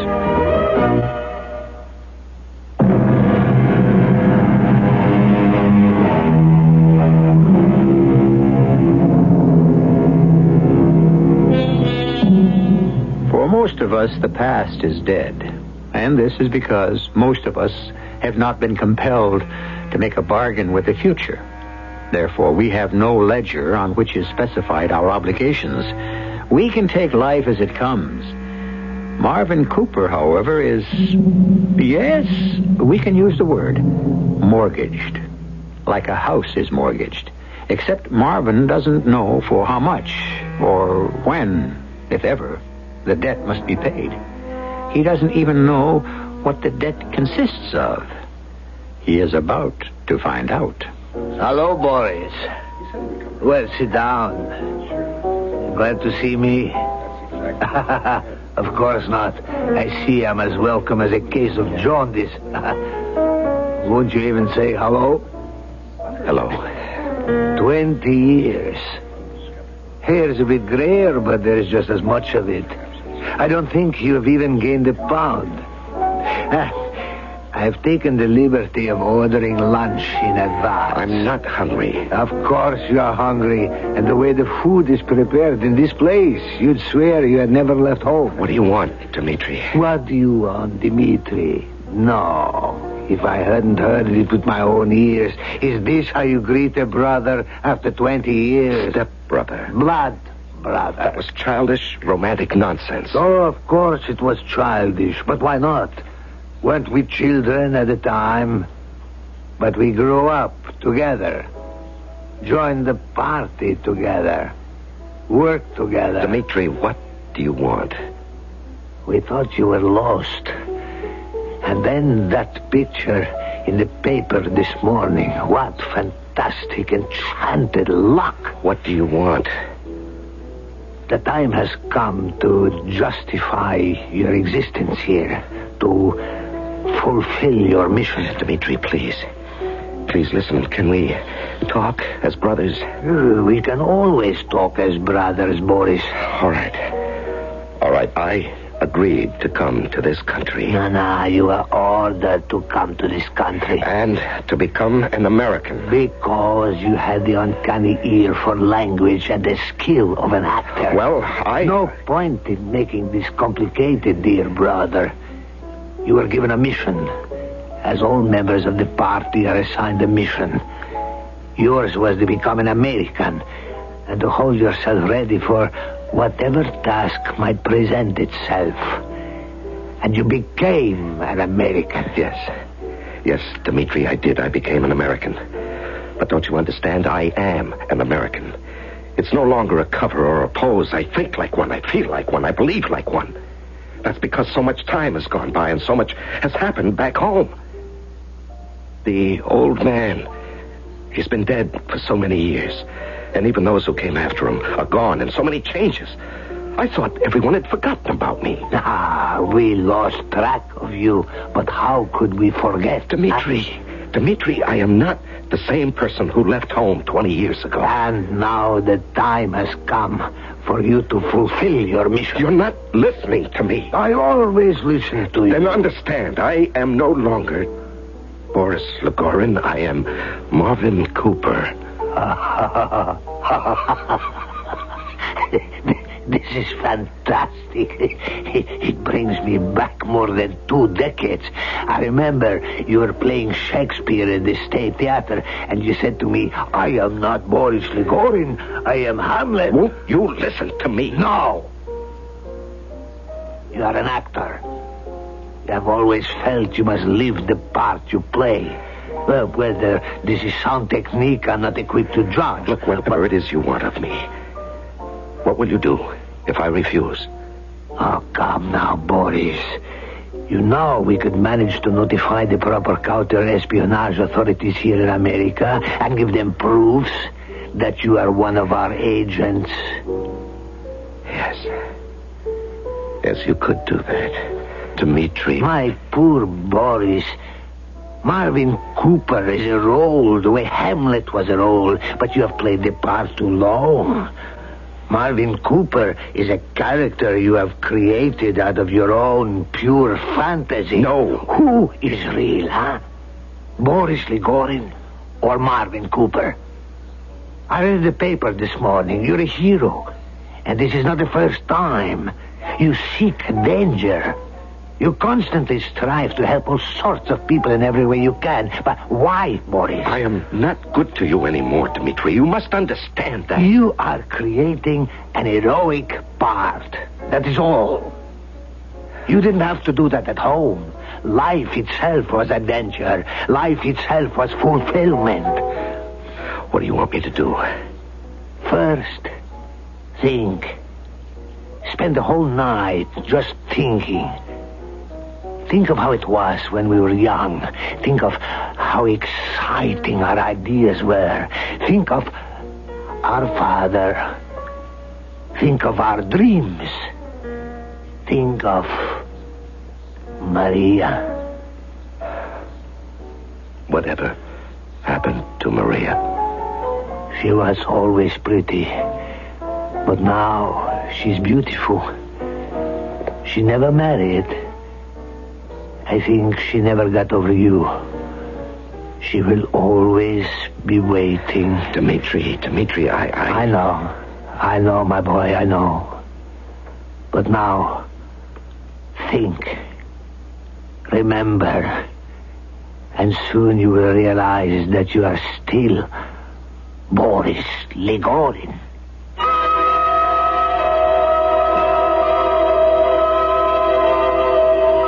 Any for your thoughts, darling? Oh. I guess that's all you could buy for a penny these days. My thoughts, that's all they're worth. Now listen, there's this town way upstate in New York. Oh, what about it? Well, they've got a community college. It doesn't pay as much and it doesn't have the prestige of your present teaching job. What are you talking about, Sally? Well, didn't you say we had to leave the city and find a quiet retreat? Oh, that. Well, is it still on? No, I guess it's off. Nichivo. What did you say? Nichivo. It's a great word. I saw this picture on the Late Show, and it means... I know what it means. It means, okay, who cares? So, why are you so excited? The way she said it, she sounded exactly like Maria. The same mischievous smile. The same little toss of the head. Maria. I haven't thought about Maria in years. Or is that a lie? Don't I think of Maria every day of my life? And the life back home, have I forgotten it completely? It was good. Oh, yes. Oh, there were some bad things, but aren't there bad things everywhere in every country? And my father, the old man, was always good to my father. He never forgot how they were boys together, fought together, shared together, made the revolution together. Boris, the party. Never forget the party. The party is the beating heart, the busy brain of our motherland. Boris, serve the party faithfully. As I have served her without question, she is wiser than all of us. Live for her. Die for her. But, Father, I'm an actor. Of course. The party is asking me to give up my career. How? Instead of performing on the artificial stage of the theater, the party is asking you to act on the true stage of life. To assume a role that does not end at 11 o'clock each evening. This mission will require all of your talent. And Maria? She will be more useful to the party and our country here at home. Boris, your brother would never hesitate. Is he more faithful to the party than you? Dmitri, no. It was Dmitri who suggested the mission for himself. Dmitri could never do it. That was obvious to everyone. And that's why you were chosen. But, Father... Boris, to be chosen is to be honored.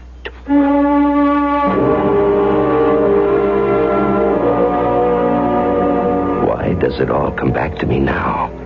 Why do I think of it now? I don't know. I don't know anything. I don't even know who I am. Boris Legorin or Marvin Cooper.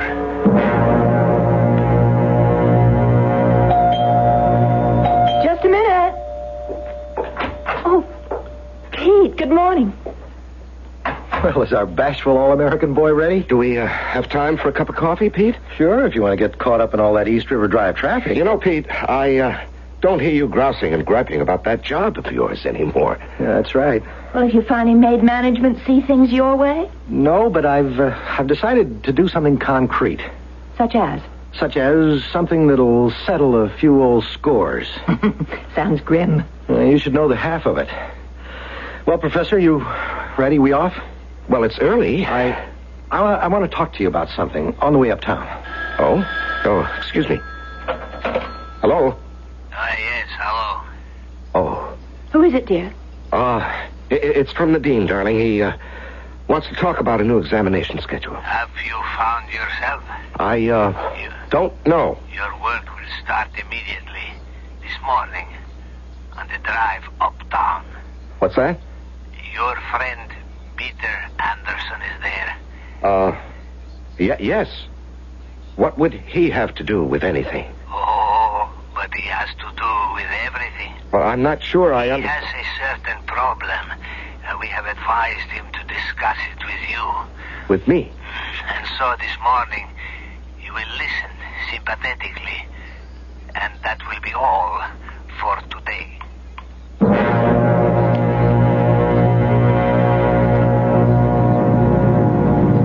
Marvin, how long have we been friends? Oh, years. You know, there's no one in this whole world I admire more than you, or respect more than you. I have to talk to somebody. Somebody I can trust. Marvin, I can't take it at the plant anymore. Well, then quit. Quit? And leave them the metal conversion process? Well, it belongs to them, Pete. Does it? I thought you were on my side. Well, I'm only stating a fact. You signed an agreement. Anything you discovered or invented would belong to the company. But that isn't fair. Yes, I know. It's worth millions. Do you realize how it speeds up production? Yes, I know, Pete, but what's to be done? I've had an offer from somebody else. Well, that's great. Now you can quit. And, Will you ask me who made the offer? All right. A foreign country. What do you mean? I mean, I've been asked to defect, I think that's the word, And you know something? My initial reaction has not been to contact the authorities, but to think about it. Pete, why are you telling me this? I was told to discuss it with you. You were told? By whom? By those people. Why? Because they know I'm thinking about it, and they asked me, is there one man you can trust with your life? One man whose judgment you can have faith in? And I said, yes. They said, who? And I said, you. And they said, ask him for advice. And so I'm asking.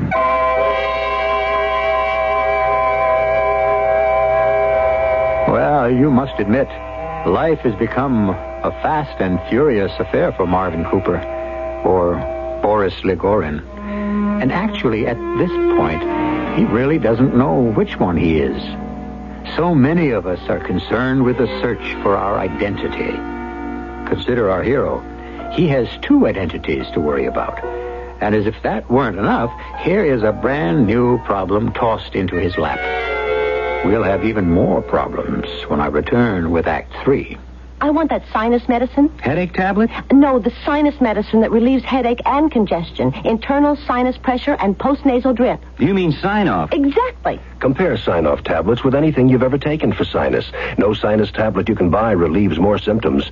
Sign-off gives you a full dose of pure aspirin plus a powerful sinus strainer.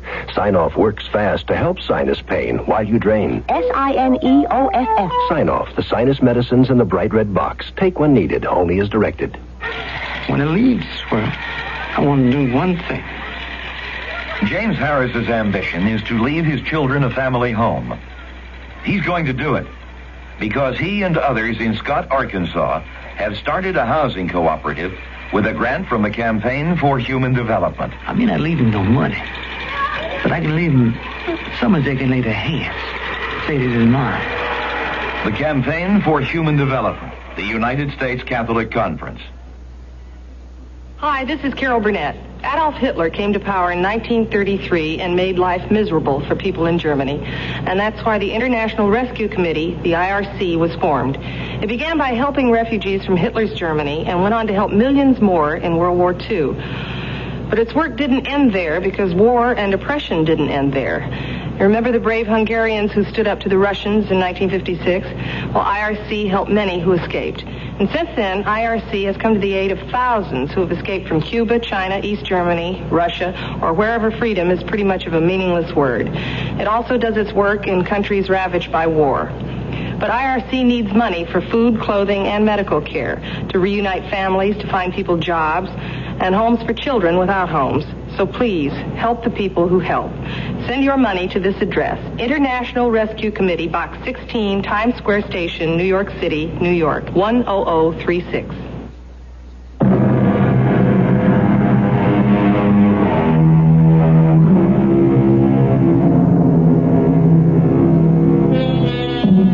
Who is he?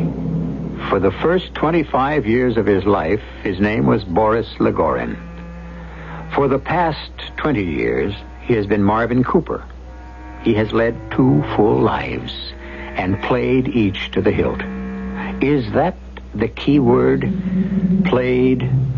Are both lives an illusion? Is neither of them real? Right now, he can't even think about it. Another problem has been tossed into his lap. But, Pete, why? Why do you tell me this?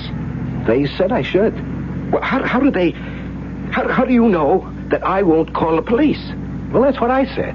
And they said, no, trust him. He's a decent human being. He places friendship above everything. They said, he will tell you the right thing. Pete, I'm not sure I understand. Marvin, I'll never amount to anything here. Well, you make out pretty well. I would be sitting on top of the world. I should be wealthy, famous, respected. Those things are relative. A man of my ability, I am simply not appreciated. I've been offered a free hand and money and a title and authority. Pete, you realize you'll be giving up your country. It's not my country. Okay, I was born here, but what do I own of it? How happy have I been here? Marvin, think about what I just told you, and, well, we can talk about it tomorrow. Not now. But first think about it. Please, Marvin?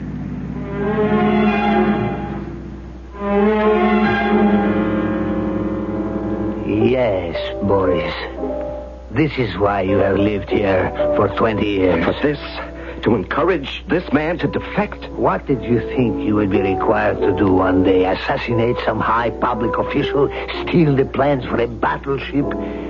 This thing is more important. But Dmitri... This man, this Peter Anderson, is a production genius. We need men like him. See how it worked out? Discuss it with your best friend, I said to him. And who is his best friend? Why, you. And of course, tomorrow, you know what to tell him. We did not know that your moment would ever come. We did not know what it would be like, but we have prepared for it for 20 years. And now we are ready. It won't work. What won't work? Pete, I know him. He's angry, bitter, frustrated. Of course. Otherwise, would he ever listen? He thinks he deserves position, wealth, fame. Certainly. You can't give him those things. Does it matter? Of course it matters. He won't be much better off than he is now. Ah, that's unfortunate for him. No, for you. Because he'll be so disappointed, so furious that he won't be of any value. As to that, we have ways of encouraging people to work to their full potential. But that's no concern of yours. But Dmitri... The party has made this decision, boys.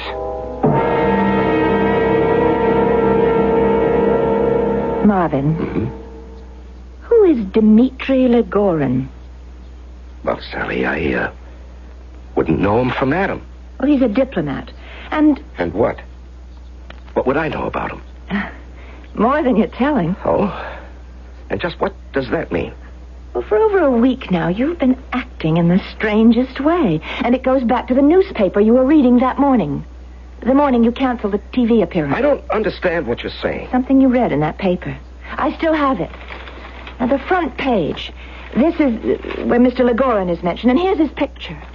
Now, I've eliminated everything else. You're not a bank robber, and you're not concerned with the city bonds and all the other headlines.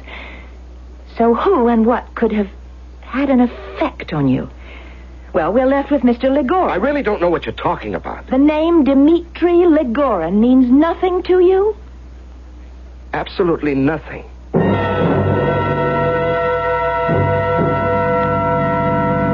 Then you agree that I'm doing the right thing? Yes. Are you sure? Aren't you sure? Well, it's a tremendous step. Oh, Pete, you owe it to yourself to better yourself. Home is where you're happiest, where you're recognized and rewarded. You know, I knew I could trust you. I knew you were my friend. And so I have chosen.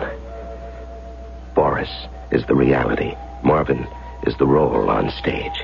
And for the first time in years, I feel I am living again, living dangerously for the party. Yes, I am an actor who plays the part of Marvin Cooper, but I always will be, Boris Ivanovich Legorin. Marvin. Yes, what is it, dear? About Dmitri Legorin. Sally, what is this sudden obsession you have with this Dmitri Legorin? Dmitri Legorin is the key to the mystery. What mystery? The great Marvin Cooper mystery. Why did the sight of Dmitri Legorin's picture in the paper cause such turbulence in Marvin Cooper? Sally, I never heard of the man in my life. Well, I've done some research on Mr. Legorin. Are you saying you don't believe me? It wasn't easy because there isn't. Please, now this is His nonsense. His full name is Dmitri Ivanovich Legorin. Now, what does this have to do with... Soldier and diplomat, son of Ivan Vasilyich Legorin, famous hero of the revolution. Sally, I wish I knew what you were building to. Brother of Boris Legorin, noted actor who died in an automobile accident. Very well, dear. Amuse yourself with this foolishness. Now listen, Dmitri is married to... He has been married for 20 years to Maria Elevna, the famous actress who holds the medal What? Say that again. He's been married for 20 years to Maria Elevna, who... Oh. Marvin. Oh. Shall I call a doctor? A doctor? That's how you looked that morning, pale and frightened. Who is Maria Elevna? Why should the mention of her name... How should I know? No, it's not my imagination. It's these two names. Dmitri Legorin and Maria Elevna seem... These two names, they seem to have devastated you. Why? I think I'd like to go for a walk. No, Marvin, we've got to talk. About what? Who is Dmitri Lagorin? I don't know. Who is Maria Elena? I don't know. And now, if you have no more questions... I have one more question. Who are you? What kind of a question is that? I don't know. It's the only one I can ask. Who are you?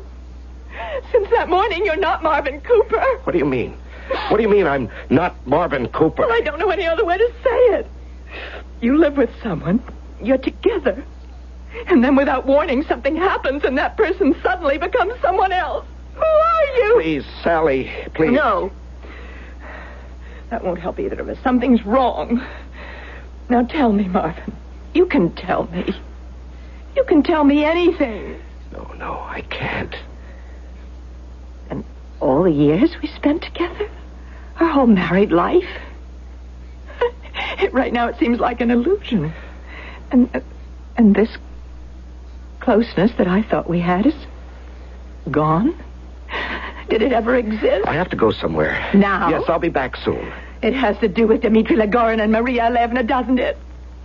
Oh, let me help you. No one can help me. Oh, don't say that. I love you. There are things a man must face You alone. don't understand. I love you. And I love you, too, Sally, but that can't change anything. That won't help anything. When two people love each other... Let there be enough of love.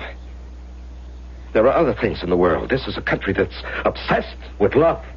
Well, let me tell you, despite what you've been brought up to believe, love does not conquer all. Well, I've never heard you talk this way before. You refer to this country as if... As if what? As if you're a foreigner. I'll be back in a little while. Oh, wait, I'll go with you. No, you can't. You've got to let me help you. Yes, I will. When? As soon as I find out who I really am.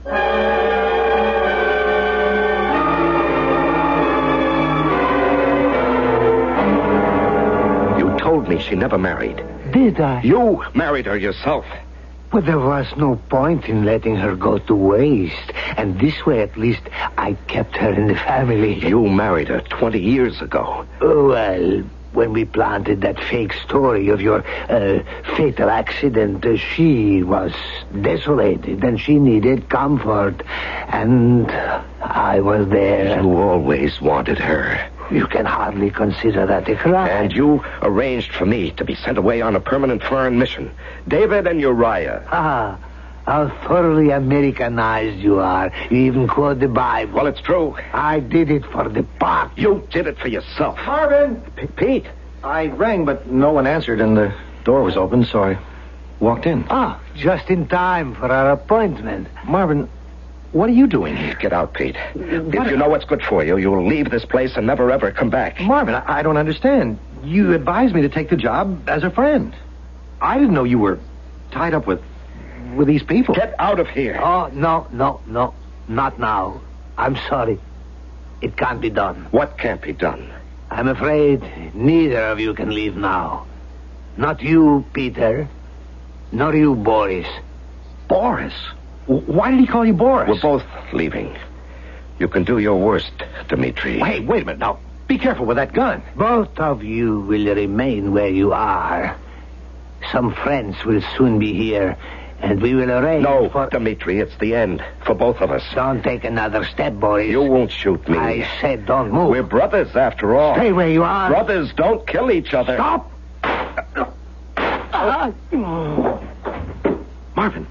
Marvin, are you all right? No, I'm not. I'm not all right. Dmitri, he looks as if he's dead. Yes. But he shot you, too. Let me call a doctor. No, I don't need a doctor. Just help me sit down. Here. And now, get out of here, Pete. Don't be fond here. But I want to help you. Help me. You can't even help yourself. Guys like you, it doesn't matter where you live, in what country, under which government. You'll never make it. You'll never be anybody. Because you're a chump. Just a poor, hard-working, talented chump. It's the wise guys, like Dmitri, who always wind up on top. I know, because I'm a chump myself. Marvin, let me call an ambulance. Be thankful. You're not starving to death. But, Marvin, you're hurt badly. No. I know. And I'm glad. No, I'm not glad, but I can't think of a better way to Listen, Pete. You couldn't have been happy over there, Pete. You'd have been torn, like I've been torn. So many memories of the old times and places. He called you Boris. Who are you? Boris or Marvin? Who am I? Boris or Marvin? I guess I'm both. And I always will be both. And there's no way I can live with that.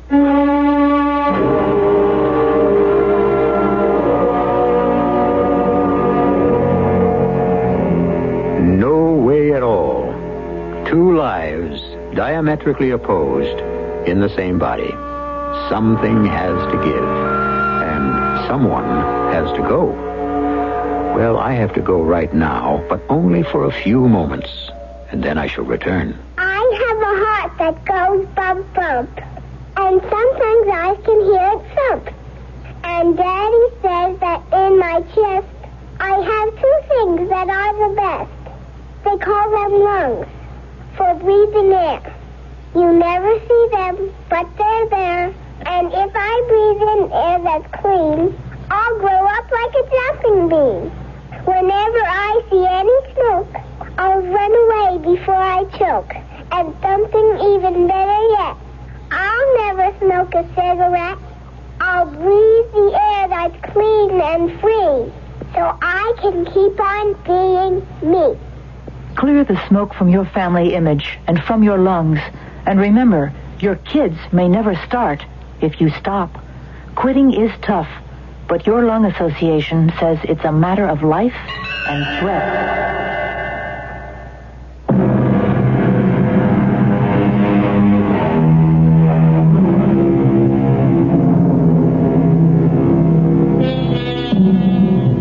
The first language we ever learned. The first girl we ever kissed. The first joys. Even the first sorrows.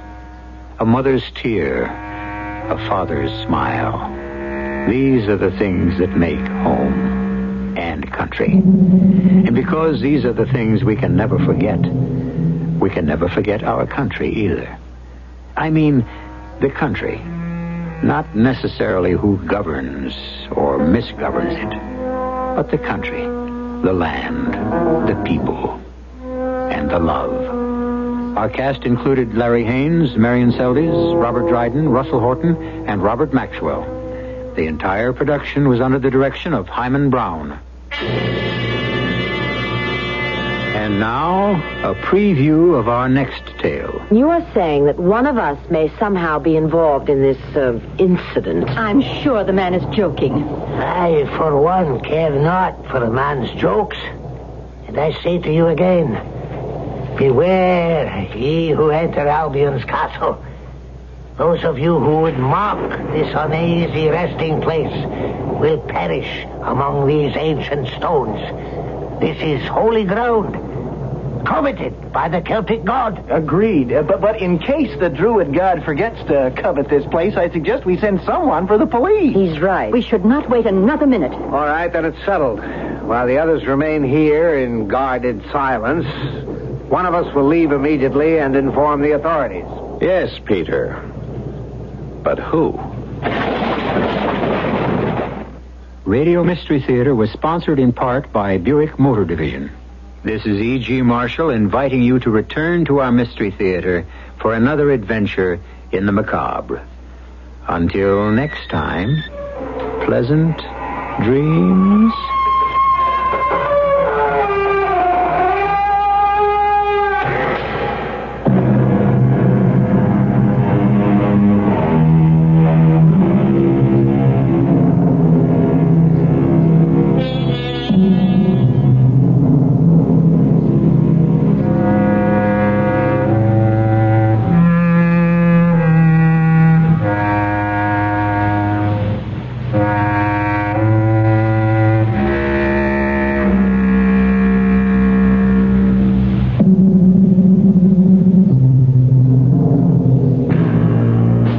you 17 to 22 years old, just graduating from high school and thinking about a college education? Before you decide where you want to go and what you want to do, ask someone who's been there. Because this year, a lot of college graduates will discover that a college degree is not a job guarantee. So think ahead. If you want 4 years of college and a career when you graduate, plus pay and allowances, responsibility, achievement, security, and a chance to prove your worth as a person, you want the U.S. Coast Guard Academy. It's also the only armed service academy where admission is based on a nationwide competition, not congressional appointment. This year you can send the Coast Guard Academy your SAT or ACT scores. This is Frankie Valli. For more information on college with a career, write to Director of Admissions, U.S. Coast Guard Academy, New London, Connecticut, 06320. WFAA, Dallas, Fort Worth. The CBS Radio Mystery Theater presents...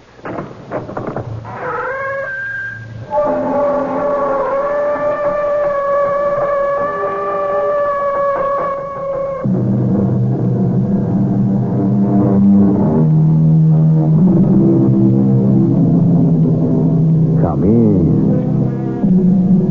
Welcome. I'm E.G. Marshall. Since trifles make up the sum of things, half our misery from our foibles springs. Yes, trifles. Little unnoticed, unimportant, insignificant threads. Too trivial, perhaps, to be worth anyone's attention. And yet, they have a most inconvenient way of growing and twisting and twining themselves together. And soon, these slender, fragile filaments can weave themselves into a rope that is both long enough and strong enough for, well, what has been the ultimate purpose for many a rope? Everybody is always trying to sell me something. No, why shouldn't they? You have so much money. And I intend to hold on to it. And you, sir, what are you selling? A crown. What do you mean by a crown? A crown, a scepter, a throne, a kingdom. You're crazy. And you're interested.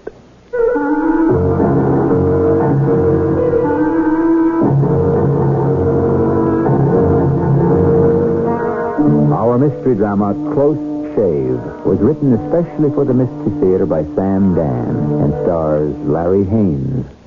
It is sponsored in part by ARM, Allergy Relief Medicine, and Buick Motor Division.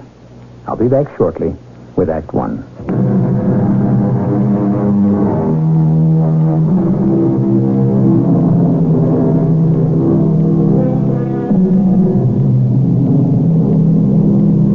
There are some people who are only honest when others are looking. And there are some people who are honest even when nobody is looking. And then we have that great gray mass in between that can go either way. They say you can't cheat an honest man. Don't you believe it? Honest men by the millions are cheated every day. Pay attention. You may learn how to save money. Oh, good morning. Good morning. Who are you? Who am I? Does any man really know who he is? How did you get in here? Well, there was nothing to it. I must ask you to leave. And you just asked me how I got in. I am not interested. Well, I told the receptionist, the tall, thin blonde with the English accent, that I was already late, and I just ran past her. Now see here. And I waved a piece of paper in front of your secretary, the tiny brunette with the French accent, and I said, the world would come to an end if you didn't sign this paper immediately. I am And not can you interested. imagine? She believed me. I shall call a security guard and have you escorted out of here. Oh, yes, indeed, the security guards. Do you want to know how I got past the two on duty down in the lobby? Of course you do. You and your fabulous security. I just flashed this badge at them. Now, you see what it says? Inspector General, the Fenris Security System. They even saluted me. How dare you? I had it specially made. You see how vulnerable, how helpless you are, how useless your so-called security... Who are you? Mr. Fenris? My name is Algernon Pepper. And have you chosen this dramatic way to sell me a new security system? Oh, no, good heavens, no. Then what do you want? Oh, if you could only see yourself, as you said, poor Elwood Fenris III, the last of the Fenris line. You're worth billions, but all of it inherited from Dad and Grandfather. Oh, come to the point. The point is, you're sitting on all that wealth, and you're so afraid people are trying to take it away from you. They are, aren't they? Yes, of course. But you mustn't look so threatened and convey the impression that you've got your arms around all your money and you're clutching it to your bosom for protection. Why have you come to see me, huh? Now, you must want something, Mr. Pepper. That's why you were a failure in politics, sir. You simply could not remember people's names.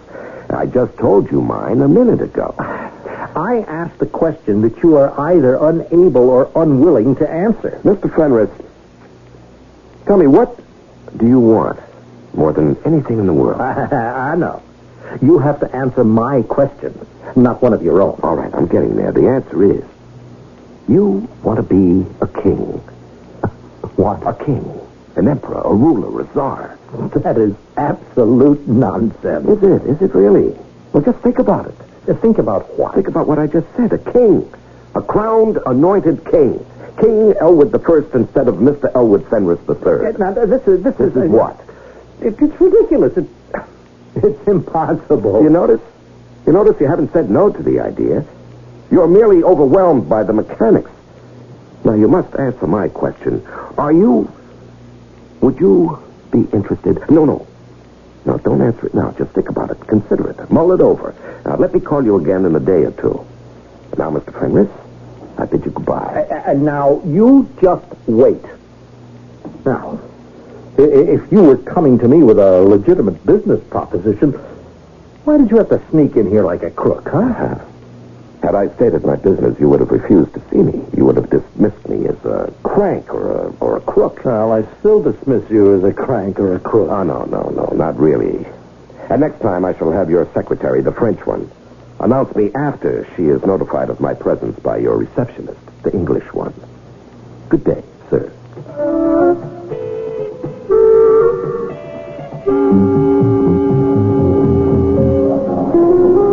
I still don't know what you're trying to do, Algernon. Lolly, my dearest. Just have faith. Well, you have to explain it. All right. How would you like to marry Elwood Fenris III? How could I ever get to marry Elwood Fenris? Well, darling, you're getting bogged down in the mechanics of the thing. Just give me your answer, Well, sure, but how... Look, it isn't really that difficult. After all, 6 women have already done it. And at least 4 of the 6 were not as good-looking as you were. Okay. So, where is this going? All you need to marry Elwood Fenris is the confluence, as it were, of the proper circumstances. Oh, sure. Am I to conclude, then, that you have no objection? Who, me? Huh, none at all. You have to work at it. And what does that mean? Well, a certain Nurdan Salaba shows up at the club here almost every night, huh? Nurdan Salaba? Yes, he's the ambassador to the UN from Dalziel. Oh, him. Yes, he plays at your table all the time. Mm-hmm. Yeah, he likes blackjack. Yeah. Does he win or lose? Well, why should you be interested in some small potato from that 2-by-0 country? Does he win or lose? Well, he loses, mostly. Does he, have the look? The look? Yeah, no, honey, you worked in the casino long enough to recognize that look on the face of a guy who's getting himself in a little too deep. He's got the look. Good. And what does this have to do with me getting married to Elwood Fenris III? This, Nurdan Salaba is going to be the, best man at the wedding. Oh, yeah? Mm-hmm. And what are you going to do? Oh, I'm, going to give the bride away.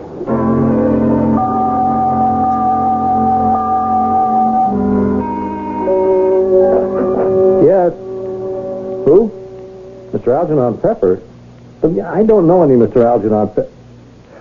Wait, Miss Hurtlow. Yes. Yes, have him come in, please. Good morning. Good morning. How are you, Mr. Fenris? I only asked you to come in because, quite frankly, you amuse me. Won't you ask me to sit down? Well, a little bit of humor now and then. It's good for the digestion. I shall have a chair anyway. Now then, have you thought it over? I thought what over? Confess. Confess you thought of nothing else. You were unable to think of anything else since I made you that offer. Which offer? I see. We must play our little game to the end, huh? Surely you didn't expect that I would take that offer seriously. Oh, why not? I am completely serious. The groundwork is already being done. What groundwork? Well, the necessary groundwork that has to be done if you consent, as it were, to wear the purple. State your proposition. It might be amusing. Oh, yes, it will be. And do you know why? Because it's so serious. What is it? I have been looking for a man of immense wealth, but he has to have other qualifications. Really? Yes, he has to be dissatisfied, restless. And what makes you think that I am? Oh, do you deny it? Well, absolutely. Fine. In that case, Mr. Fenris, I shall leave and return when you're ready to hold a meaningful discussion. Just what are you after? What do you do with yourself all day? The answer is nothing. You sit atop a vast and complex financial empire, but it runs on its own power without you. That is not so. And whenever you've decided to insert yourself into the actual management, the results have been disastrous. Hey, how dare you come into my Well, office? fortunately for you, your forefathers amassed more wealth than you could ever hope to dissipate. Oh, sir, I will have to ask you to leave. And so you tried politics. Now, many wealthy men have succeeded in that endeavor, but it didn't work for you. You were lacking that, that touch. The smile, the manner. I saw a picture of you kissing a baby. You hated that child. I did not. Oh, yes, it was obvious. The look on your face. You appeared to be physically repelled. Now, we may just as well carry the story to its harrowing conclusion. You are a failure at everything, even at love. Well, I'll have you know that I've had some of the most beautiful women. Now, what you should say is you've bought some of the most beautiful women, but you couldn't keep them. You've had 7 wives. 6. Very well, 6 wives and 6 divorces. They only married me for my money. Well, for what other reason should they have married you? Well, now, let us consider Mr. Elwood Fenris III. Is he stupid? No. Is he uneducated? No. Is he untalented? No. Is he really unattractive? No. Then, what is Mr. Fenris's problem? Why is he a failure? Why is he unfulfilled? Oh, I am getting bored with this ridiculous charade. The trouble with Mr. Elwood Fenris III is that he does not live in the world of Mr. Elwood Fenris I, or even Mr. Elwood Fenris II. These men were buccaneers, freebooters, pirates. I will not tolerate this socialistic slander. These men were free to operate as they pleased. No laws, no restrictions. Hey, I've heard enough. Oh, you haven't heard anything yet. Do you know your problem? You hate this country. This is no longer the country your grandfather knew. There were no laws to prevent him from robbing the people. He did not rob. He took what he wanted, like a feudal baron. You, on the other hand, his grandson, you went to the people, hat in hand, and you bowed and you scraped and you said, "Vote for me. Please, vote for me." Well, the people turned you down. So you have rejected the people. And shall I prove it? I defy you to. Your receptionist is English. Your secretary is French. Your security force, well, you just don't hire a few private cops. Oh, no, you have created the Fenris Security Forces. They wear brilliant blue jackets with gold braid and scarlet breeches, shining black leather riding boots. Why, they could be the elite guard of an emperor. Well, I happen to believe that a smart-looking policeman is an efficient policeman. Yes, security. You're obsessed with it. You hide behind it. Look at yourself. You're not a big man physically, but you have that enormous mustache. Why? What? Well, because it flatters me. Because it hides you. It's part of your security. Oh, if you could only be a king. A king has power. He doesn't have to hide behind anything. Your grandfather was a king, even though he didn't wear a crown. Now, how would you like to be the real thing? Shall I tell you where you can be a king? Huh? Would you like to know? Well, just for the sake of argument, and to carry this ridiculous conversation to its illogical conclusion. Where?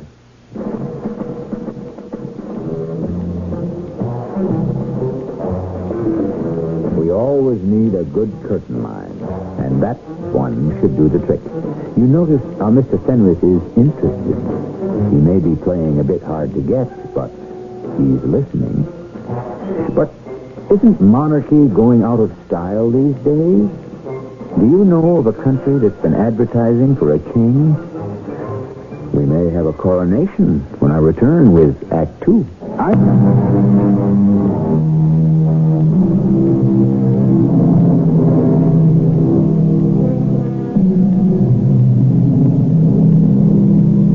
Mr. Elwood Fenris III is one of the richest men in the world. Still, you should feel sorry for him. He really isn't happy. Now, I realize that many of you will automatically respond, isn't that just too bad? However, let us not lose sight of the fact that we are all supposed to be equal, and that rich people are also human, which means they also have to suffer. You know the old saying, poor people, poor problems. Rich people, rich problems. Yes. Mr. Fenris, you're angry. Why? Because I offer you a chance to become a king? Do you believe in divine right? No. Then, if kings are not appointed up above, then they're obviously selected here below. Is that stating the case? Yes, I would imagine. Then, what we're concerned with is a selection process. You know, I wish I knew what you were really up to. All right, now, I happen to know of a country that's in the market for a king at this point. In the market? Well, in the manner of speaking. Now, for many years, they were a monarchy. Then the king passes away without male issue. There was a daughter, but because of the Salic law that pertains there, she was ineligible for the crown. So, do you follow this? I'm not sure. Well, it doesn't matter. But the country is now a republic. It's not happy. A powerful faction seeks to reinstitute the monarchy. What is this country? You get time. Now, wait. They were going to offer the crown to a member of one of the old and established European royal families, the Bourbons, the Habsburgs, and so on. But someone said, why not an American? An American? Yes. This would mean an immediate friendship with the United States. It would provide all sorts of military and economic aid, not to mention an increase in tourism. In addition to being wealthy, he must also be young, vigorous, and single. Single? Yes, he would be expected to marry the spinster princess. The spinster princess? Well, that's just their word for unmarried, you see. This alliance would cement the monarchy, as it were. It would legitimize it and give it the necessary aura of continuity with the old regime. Spinster? Yes, I just happened to have here a picture. Of course, it's only a snapshot. Here. She's beautiful. Oh, yes, there's no doubt about it. And I would have to marry her? Yes, that's the only acceptable arrangement. And now you're wondering, where do I come into all this? Yes. Where? Well, I am best described as a bringer together. It comes to my attention that certain people have certain needs and that certain others are in a position to satisfy those needs. So I then, as I said, simply bring them together. For a fee, of course. Yes, it's called a finder's fee. You would expect me to pay you? Mr. Fenris, for making it possible for you to become a king, you will pay me the sum of $1 million. What? $1 million? No, don't talk like a man who doesn't have it. But $1 million? It costs you that much and more to get rid of each one of your wives, Mr. Fenris. Now, first, your signature, please, here on the dotted line. Hey, how do I know you can deliver? If I can't, you owe me nothing. How could I entertain such a mad notion? How indeed? You know, look, if you don't deliver the goods, then I owe you nothing. Is that true? That's the truth. You leave that piece of paper here with me. I want my attorney to examine it. Do you object? Object? Sir, I insist.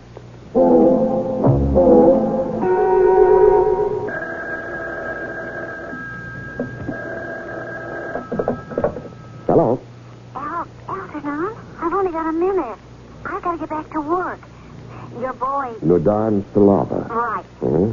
Well, he's had a long night. Nothing's been going right for him. He dropped 10,000 at my table alone. Where is he now? He's at the bar, kind of nursing his wound. Well, we're right on schedule. Elwood Fenris III has already seen your picture. I never know whether to believe you or not. I think he's in love. And I think you're crazy. What are we up to, Algernon? $1 million. I do not know what to say to this proposal, Mr. Pepper. Really, I do not. Colonel Nudan Salava, you have gambled away not just your own resources, but also those funds with which you were entrusted to conduct your country's embassy. How do you know that? A man who loses as consistently as you do is a man who must be losing everything. Well, you see, it is this weakness, this fatal weakness, this devil's curse, this gambling. Yes. Now, I'm willing to pay $100,000 for your participation. Thus, you can discharge your debts, clear your slate, save your honor, and even enjoy a small profit. You must understand, there is no sentiment in Dalzil for the return of the monarchy. Indeed, it is quite the opposite. Well, it doesn't matter whether there is or there isn't. But you are trying to convince this millionaire gentleman that Dalzil demands him to become our king? Of course. And you represent Dalziel. You are known. You have credentials. You're an important official. You speak with authority. But the scheme is perfect. Now, you, as the highest hereditary military officer in Dalziel, will preside at a constitutional convention representing the 4 Dalziel estates. And at that time, the crown will be offered to King Elwood I. What constitutional convention? And what estate? He will also marry the spinster princess. What spinster princess? Now, you must always have a good-looking girl to sweeten the deal. She distracts the sucker's mind away from the fleecing. Oh, how can anyone believe this? You are the key. You make it all look legitimate because you are legitimate. But what happens afterwards? Afterwards, you count your money. But when he discovers the hoax, what will he do? What can he do? Nothing. Well, no, he's a wealthy, powerful man. All the more reason for him to drop the whole thing. Can he afford to look ridiculous? I don't know. You're sitting here and you're waiting. For what? For salvation. You're over your head in debt. You're reduced to the bullet in your pistol. I come along and I offer to save your life and you hesitate? Sir, I misjudged you. Good night. No, wait. Explain it to me again. Yes, Mr. Fenris. I came as quickly as I could. Well, I signed your agreement. Here it is. Mm-hmm. Well, everything's all tidy. Now, sir, to business. The name of the country is Dalziel. Dalziel? I never heard of it. Oh, it's a neat little country. Little? Well, it's small, but comfortable. Oh, small, huh? Something wrong, Mr. Fenris? Well, you had mentioned that it was once a monarchy, but now no longer. So, well, I thought perhaps it might be Greece or Italy. Where is Dalziel? Dalziel is in South America. Oh. Yes, but South America is one of the up-and-coming places in the world. Great things are happening in South America, or they're about to. Where in South America? It's near Brazil. Brazil? Yes, just below the equator. Oh, it's hot. Well, it's seasonably warm. The nights, I understand, are just divine. Dalziel. Yes. Now, the schedule calls for us to fly to Grudberg. That's the site of the old summer mansion. It's kind of isolated, but it's the place where traditionally the estates meet for matters of high policy. Mm-hmm. You can appreciate the necessity for secrecy until the moment the official documents are signed. Oh, yes, of course. Now, Colonel Salaba, the ambassador to the UN, is an Air Force officer. He'll fly us down there. South America, you say, below the equator? I have a surprise for you. The spinster princess. By law, she's not supposed to leave the country before she marries. However, she insisted on seeing you beforehand. Oh? Yes, she's a very high-spirited girl. She has a mind of her own. And since this whole thing is contingent on her willingness to marry you, she insisted on making a secret trip to America to look you over. Now, what does that mean? Well, that means that if she doesn't really like you, the whole deal is off. Are you saying that she would actually turn me down? Why not? Why not? Why, I'm one of the richest men in the world. Oh, no. She's not impressed by your wealth, your influence. Why should she be? After all, she has royal blood in her veins. She can trace her lineage back 1,000 years. As a matter of fact, she is here now. What do you mean, here? Here, in your reception room. Oh? Yes, she was determined to see you, and that's all there is to it. Excuse me. Mademoiselle Hertlow, would you ask the lady with the veil to step in here, please? Thank you. Look, but you didn't tell me you were bringing... Here she is. Oh, please come in, Your Highness, Your Royal Highness. May I present Mr. Elwood Fenris III. So, you are Mr. Elwood Fenris. How do you do, Your Majesty? Highness. Majesty may or may not come later. Your Highness, would it be proper for you to remove your veil and allow Mr. Fenris to, You were about to say, look at the merchandise. Oh, no. Let us become clear on their point. I am poor. My country is poor. But neither of us is for sale. You cannot buy me, Mr. Fenris. You must court me. Woo me. You must win me. Princess, the object of this meeting was for you to gather a preliminary impression of Mr. Fenris to determine if a union could even be feasible. Now, what is your initial reaction? Mr. Fenris has not exactly swept me off my feet. Your Highness, I think you're beautiful. Oh, yes. Mr. Pepper, you will give Mr. Fenris my secret telephone number, and we shall see what he does from here on. Good day to you, Mr. Fenris.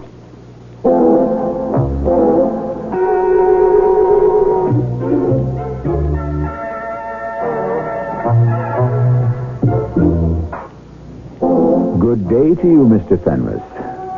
In other words, good day to 100, 200, who knows how many hundreds of millions of dollars. Elwood Fenris III. Has he taken the bait? Is he hooked? If so, can he be landed? Stand by for Act 3 when we may or may not get him into the boat.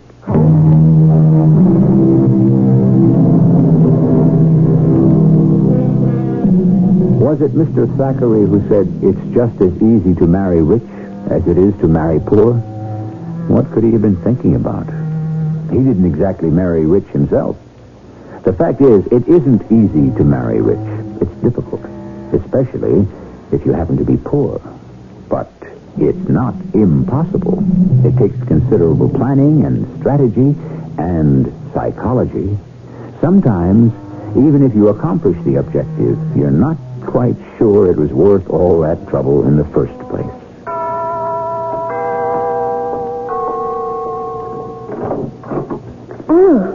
Oh, it's you. Yes, Your Highness. May I come in?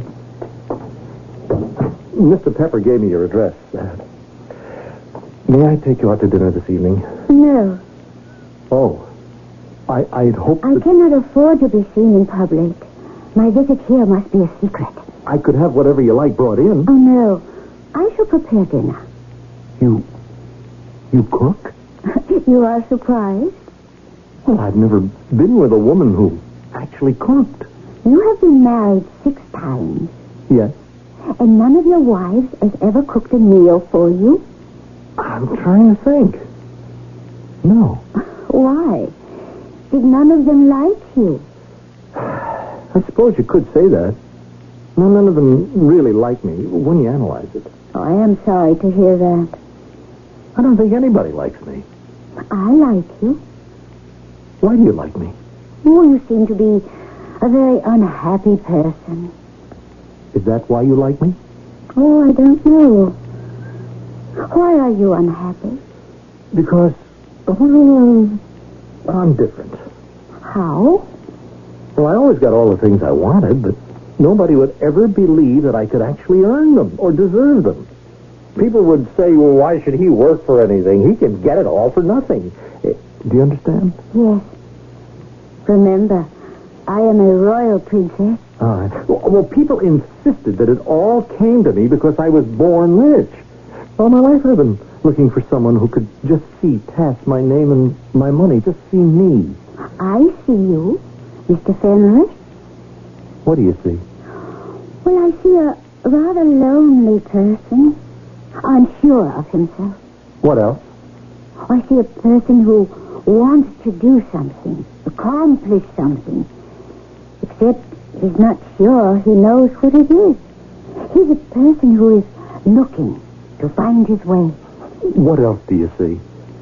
I could see more if you weren't wearing that huge mustache.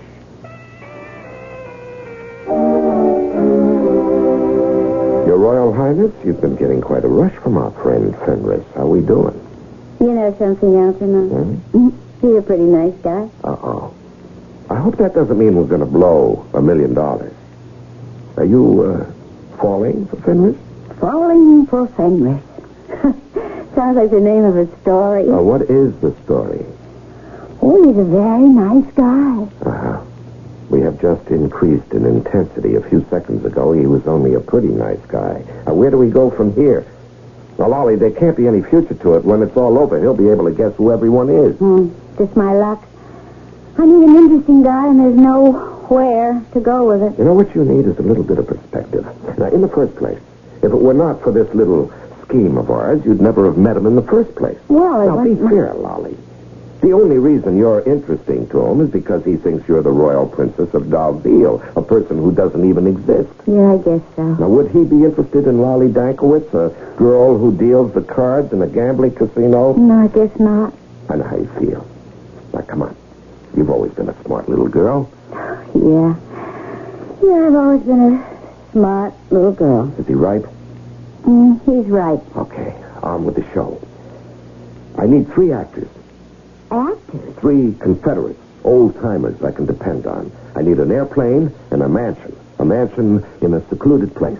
I thought we were going to Dalziel. He's going to think it's Dalziel, honey. Now, I've got my eye on this place in Florida. But Algernon... We'll fly there at night. Now, how will he know the difference? You think of everything. Oh, yes. I'm so efficient. Sometimes it scares me.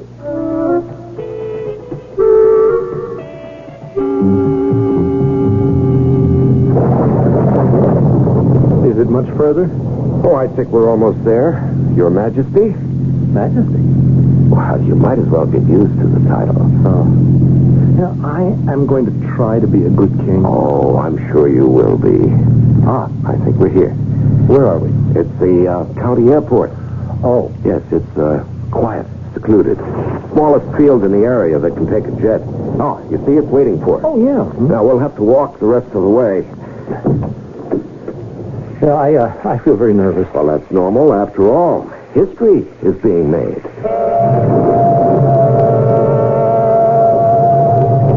Your Majesty, may I present Colonel Nudan Salaba? Oh, Colonel. Your Majesty, I am honored to be the first of my countrymen to speak that sacred title. I think we'd better get aboard, Your Majesty. We're getting soaked out here. Yes, of course. Well, hey, it's a very, very nice little plane. Yes, it's your private jet. How long before we arrive in Dalziel? 6 hours. Dalziel. Wow, how pretty that name sounds. Colonel Salaba, I have investigated you. Investigated? I mean, I did some reading. You are the #1 diplomat of Dalziel, and I hope to have the benefit of your wise counsel and long experience. I am at your Majesty's service. Princess, you're here. Yes. Your Majesty. Oh, what a wonderful trip this is going to be.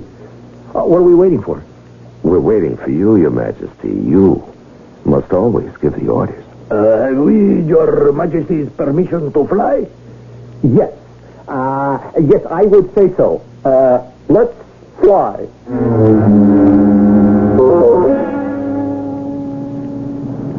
Oh, where are we now? This is the province of Grudwald. The summer mansion is located here. It's a pity the night is so dark. This is a beautiful country. Well, I'll see it all in the morning. I want to see everything and everybody. Oh, you will. What's on the schedule now? In just a few moments, we shall arrive.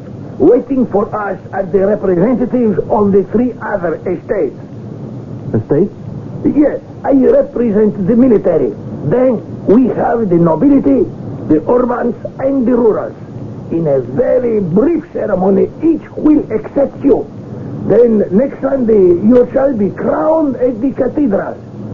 And married? Married at the same time.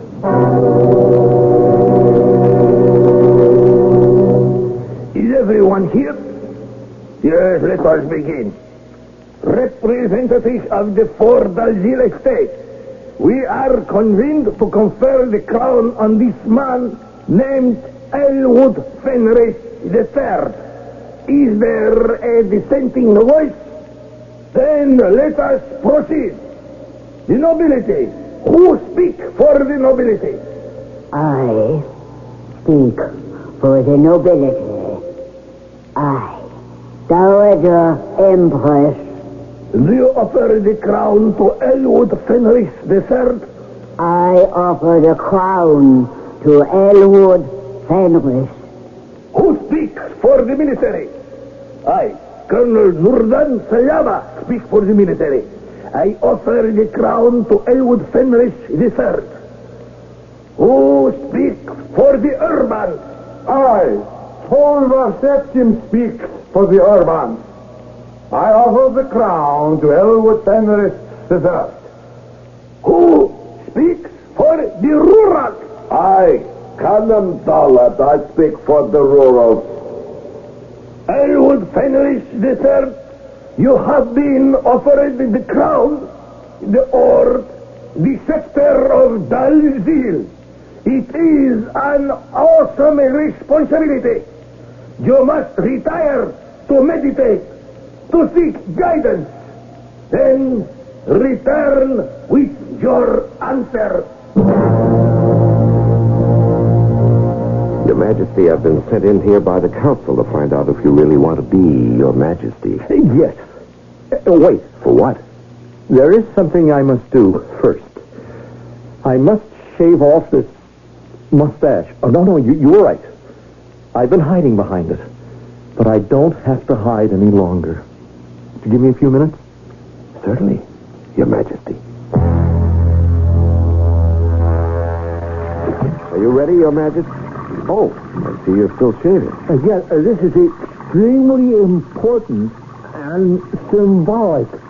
I am no longer hiding from the world. Your mustache is off. All off. Yes. Your Majesty. Your Majesty, what are you staring at? Is everything all right? You're staring at the safe. Yes. Yes, I am. But the council is waiting. It's remarkable. What is remarkable? Come along. We have kept the council waiting long enough.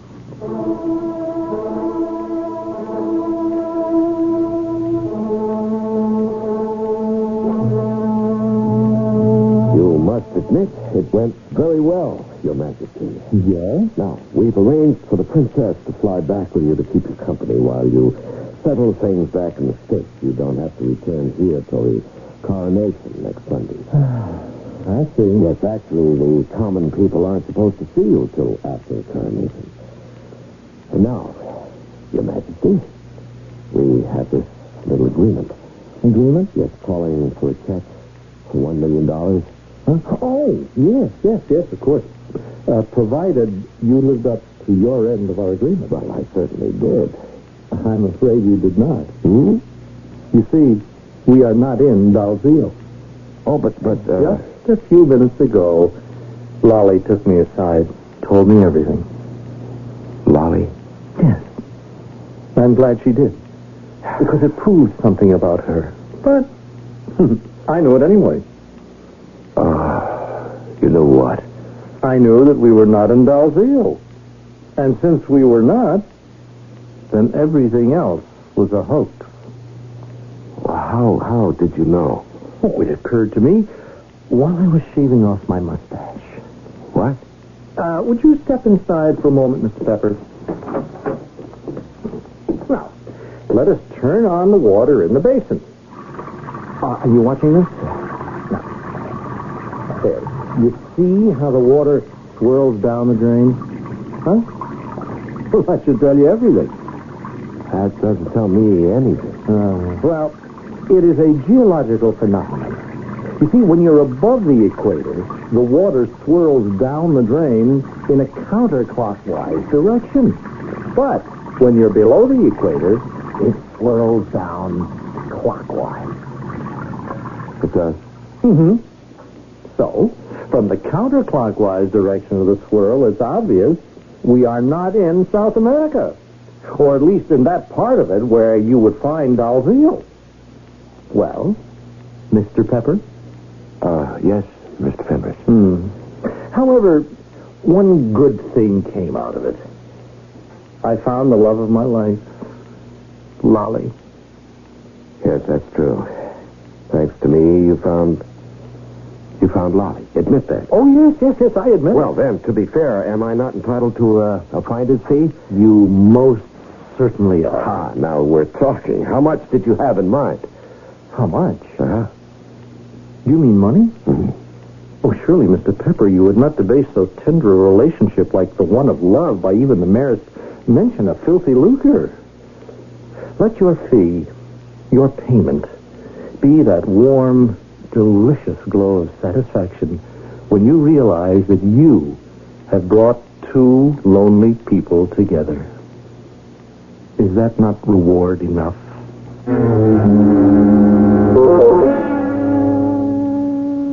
Why, sure. And for someone in Mr. Pepper's business, the fact is, you win some, you lose some.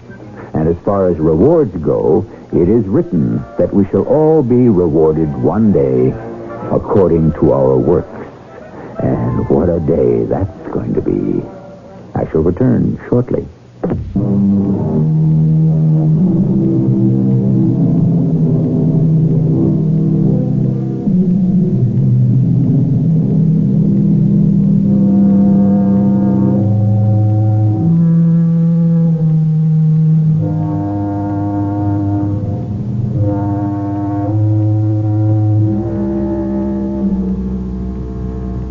Things in life, the small, unnoticed, disregarded details.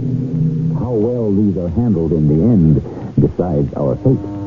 It has been said that while success is the sum of a great many trifles, success itself is never a trifle.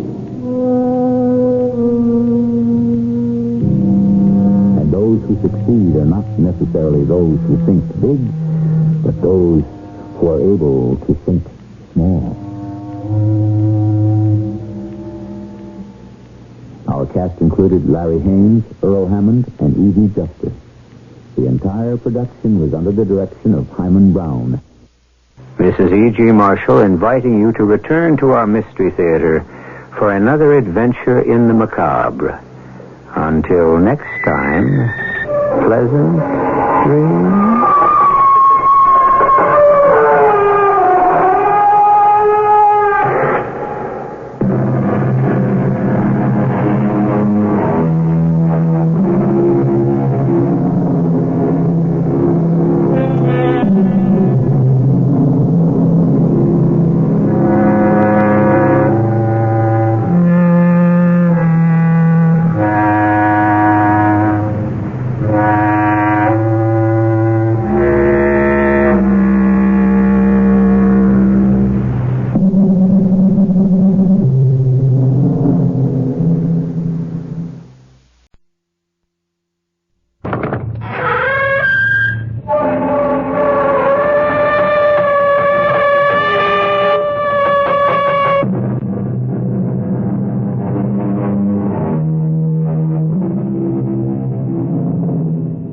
Come in.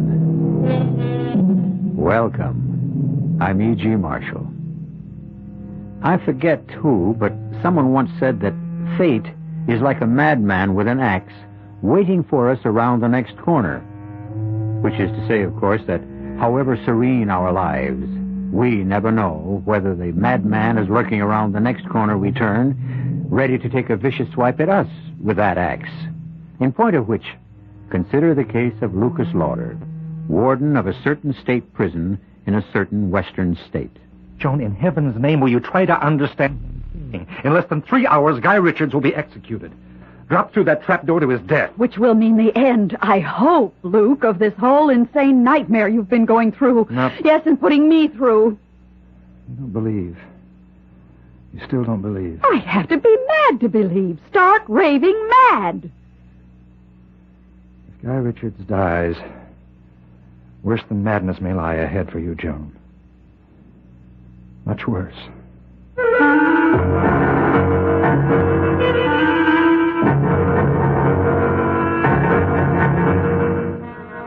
Our mystery drama, The Strange Case of Lucas Lauder, was written especially for the Mystery Theater by George Lothar and stars Robert Lansing.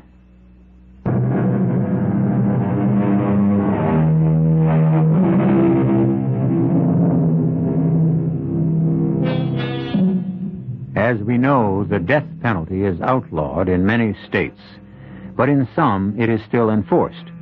In such special cases as the murder of a policeman, death through kidnapping, and or particularly vicious crimes.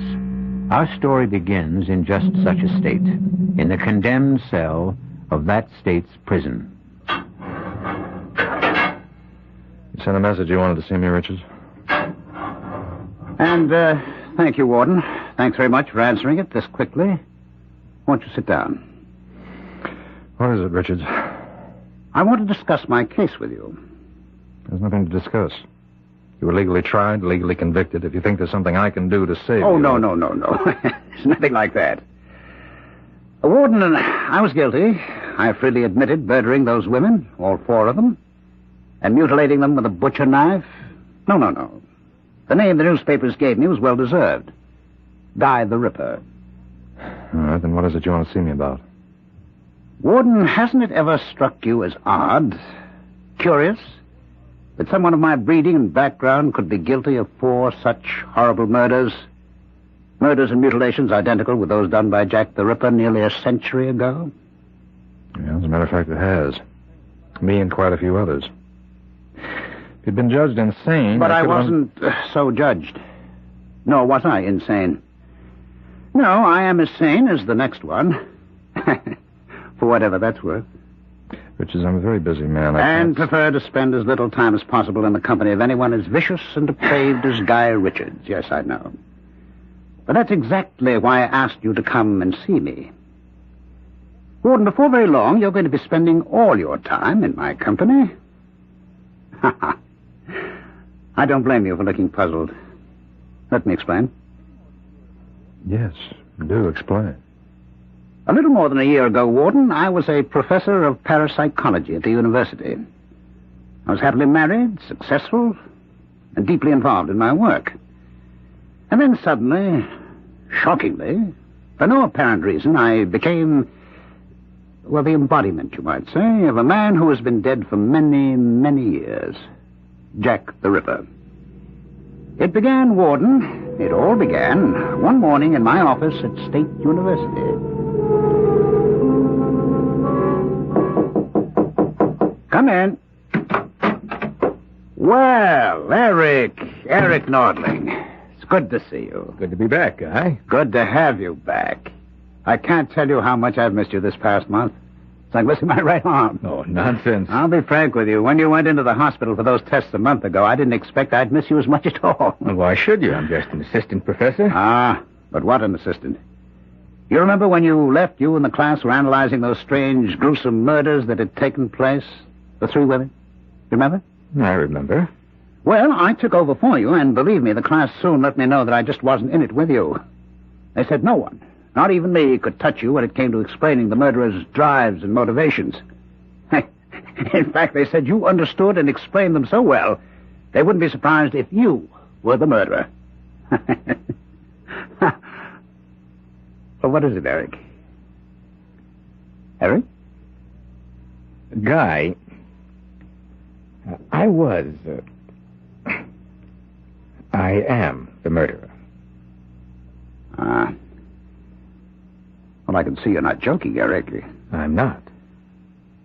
I also know that you haven't been well. In fact, I'm very sick.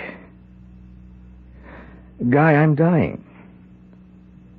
But none of that changes the simple truth that I murdered those women and mutilated them. Guy, I'm Jack the Ripper. No, I'm not crazy. As a professor of parapsychology, you do believe that people can be possessed by the spirits of the dead? I keep an open mind, or try to. Well, I can tell you that possession is a fact. For some time now, I have been possessed by the spirit of Jack the Ripper. Eric, if I didn't know you better, I'd say that you're really possessed of a dose of LSD. But since Guy, believe me. What I'm telling you is the truth. Believe me, because you're about to become Jack the Ripper. Eric, you're ill. I can tell from looking at you. You're seriously I ill. am. I'm dying. I told you that. They've given me less than 2 months to live. Oh, Eric. It's terminal. In less than 2 months, I'll be dead. And the day I die, the instant I die, the Ripper's spirit will leave my body and enter yours. You don't believe me, do you? Of course not. Well, then I'll have to prove it. You've taken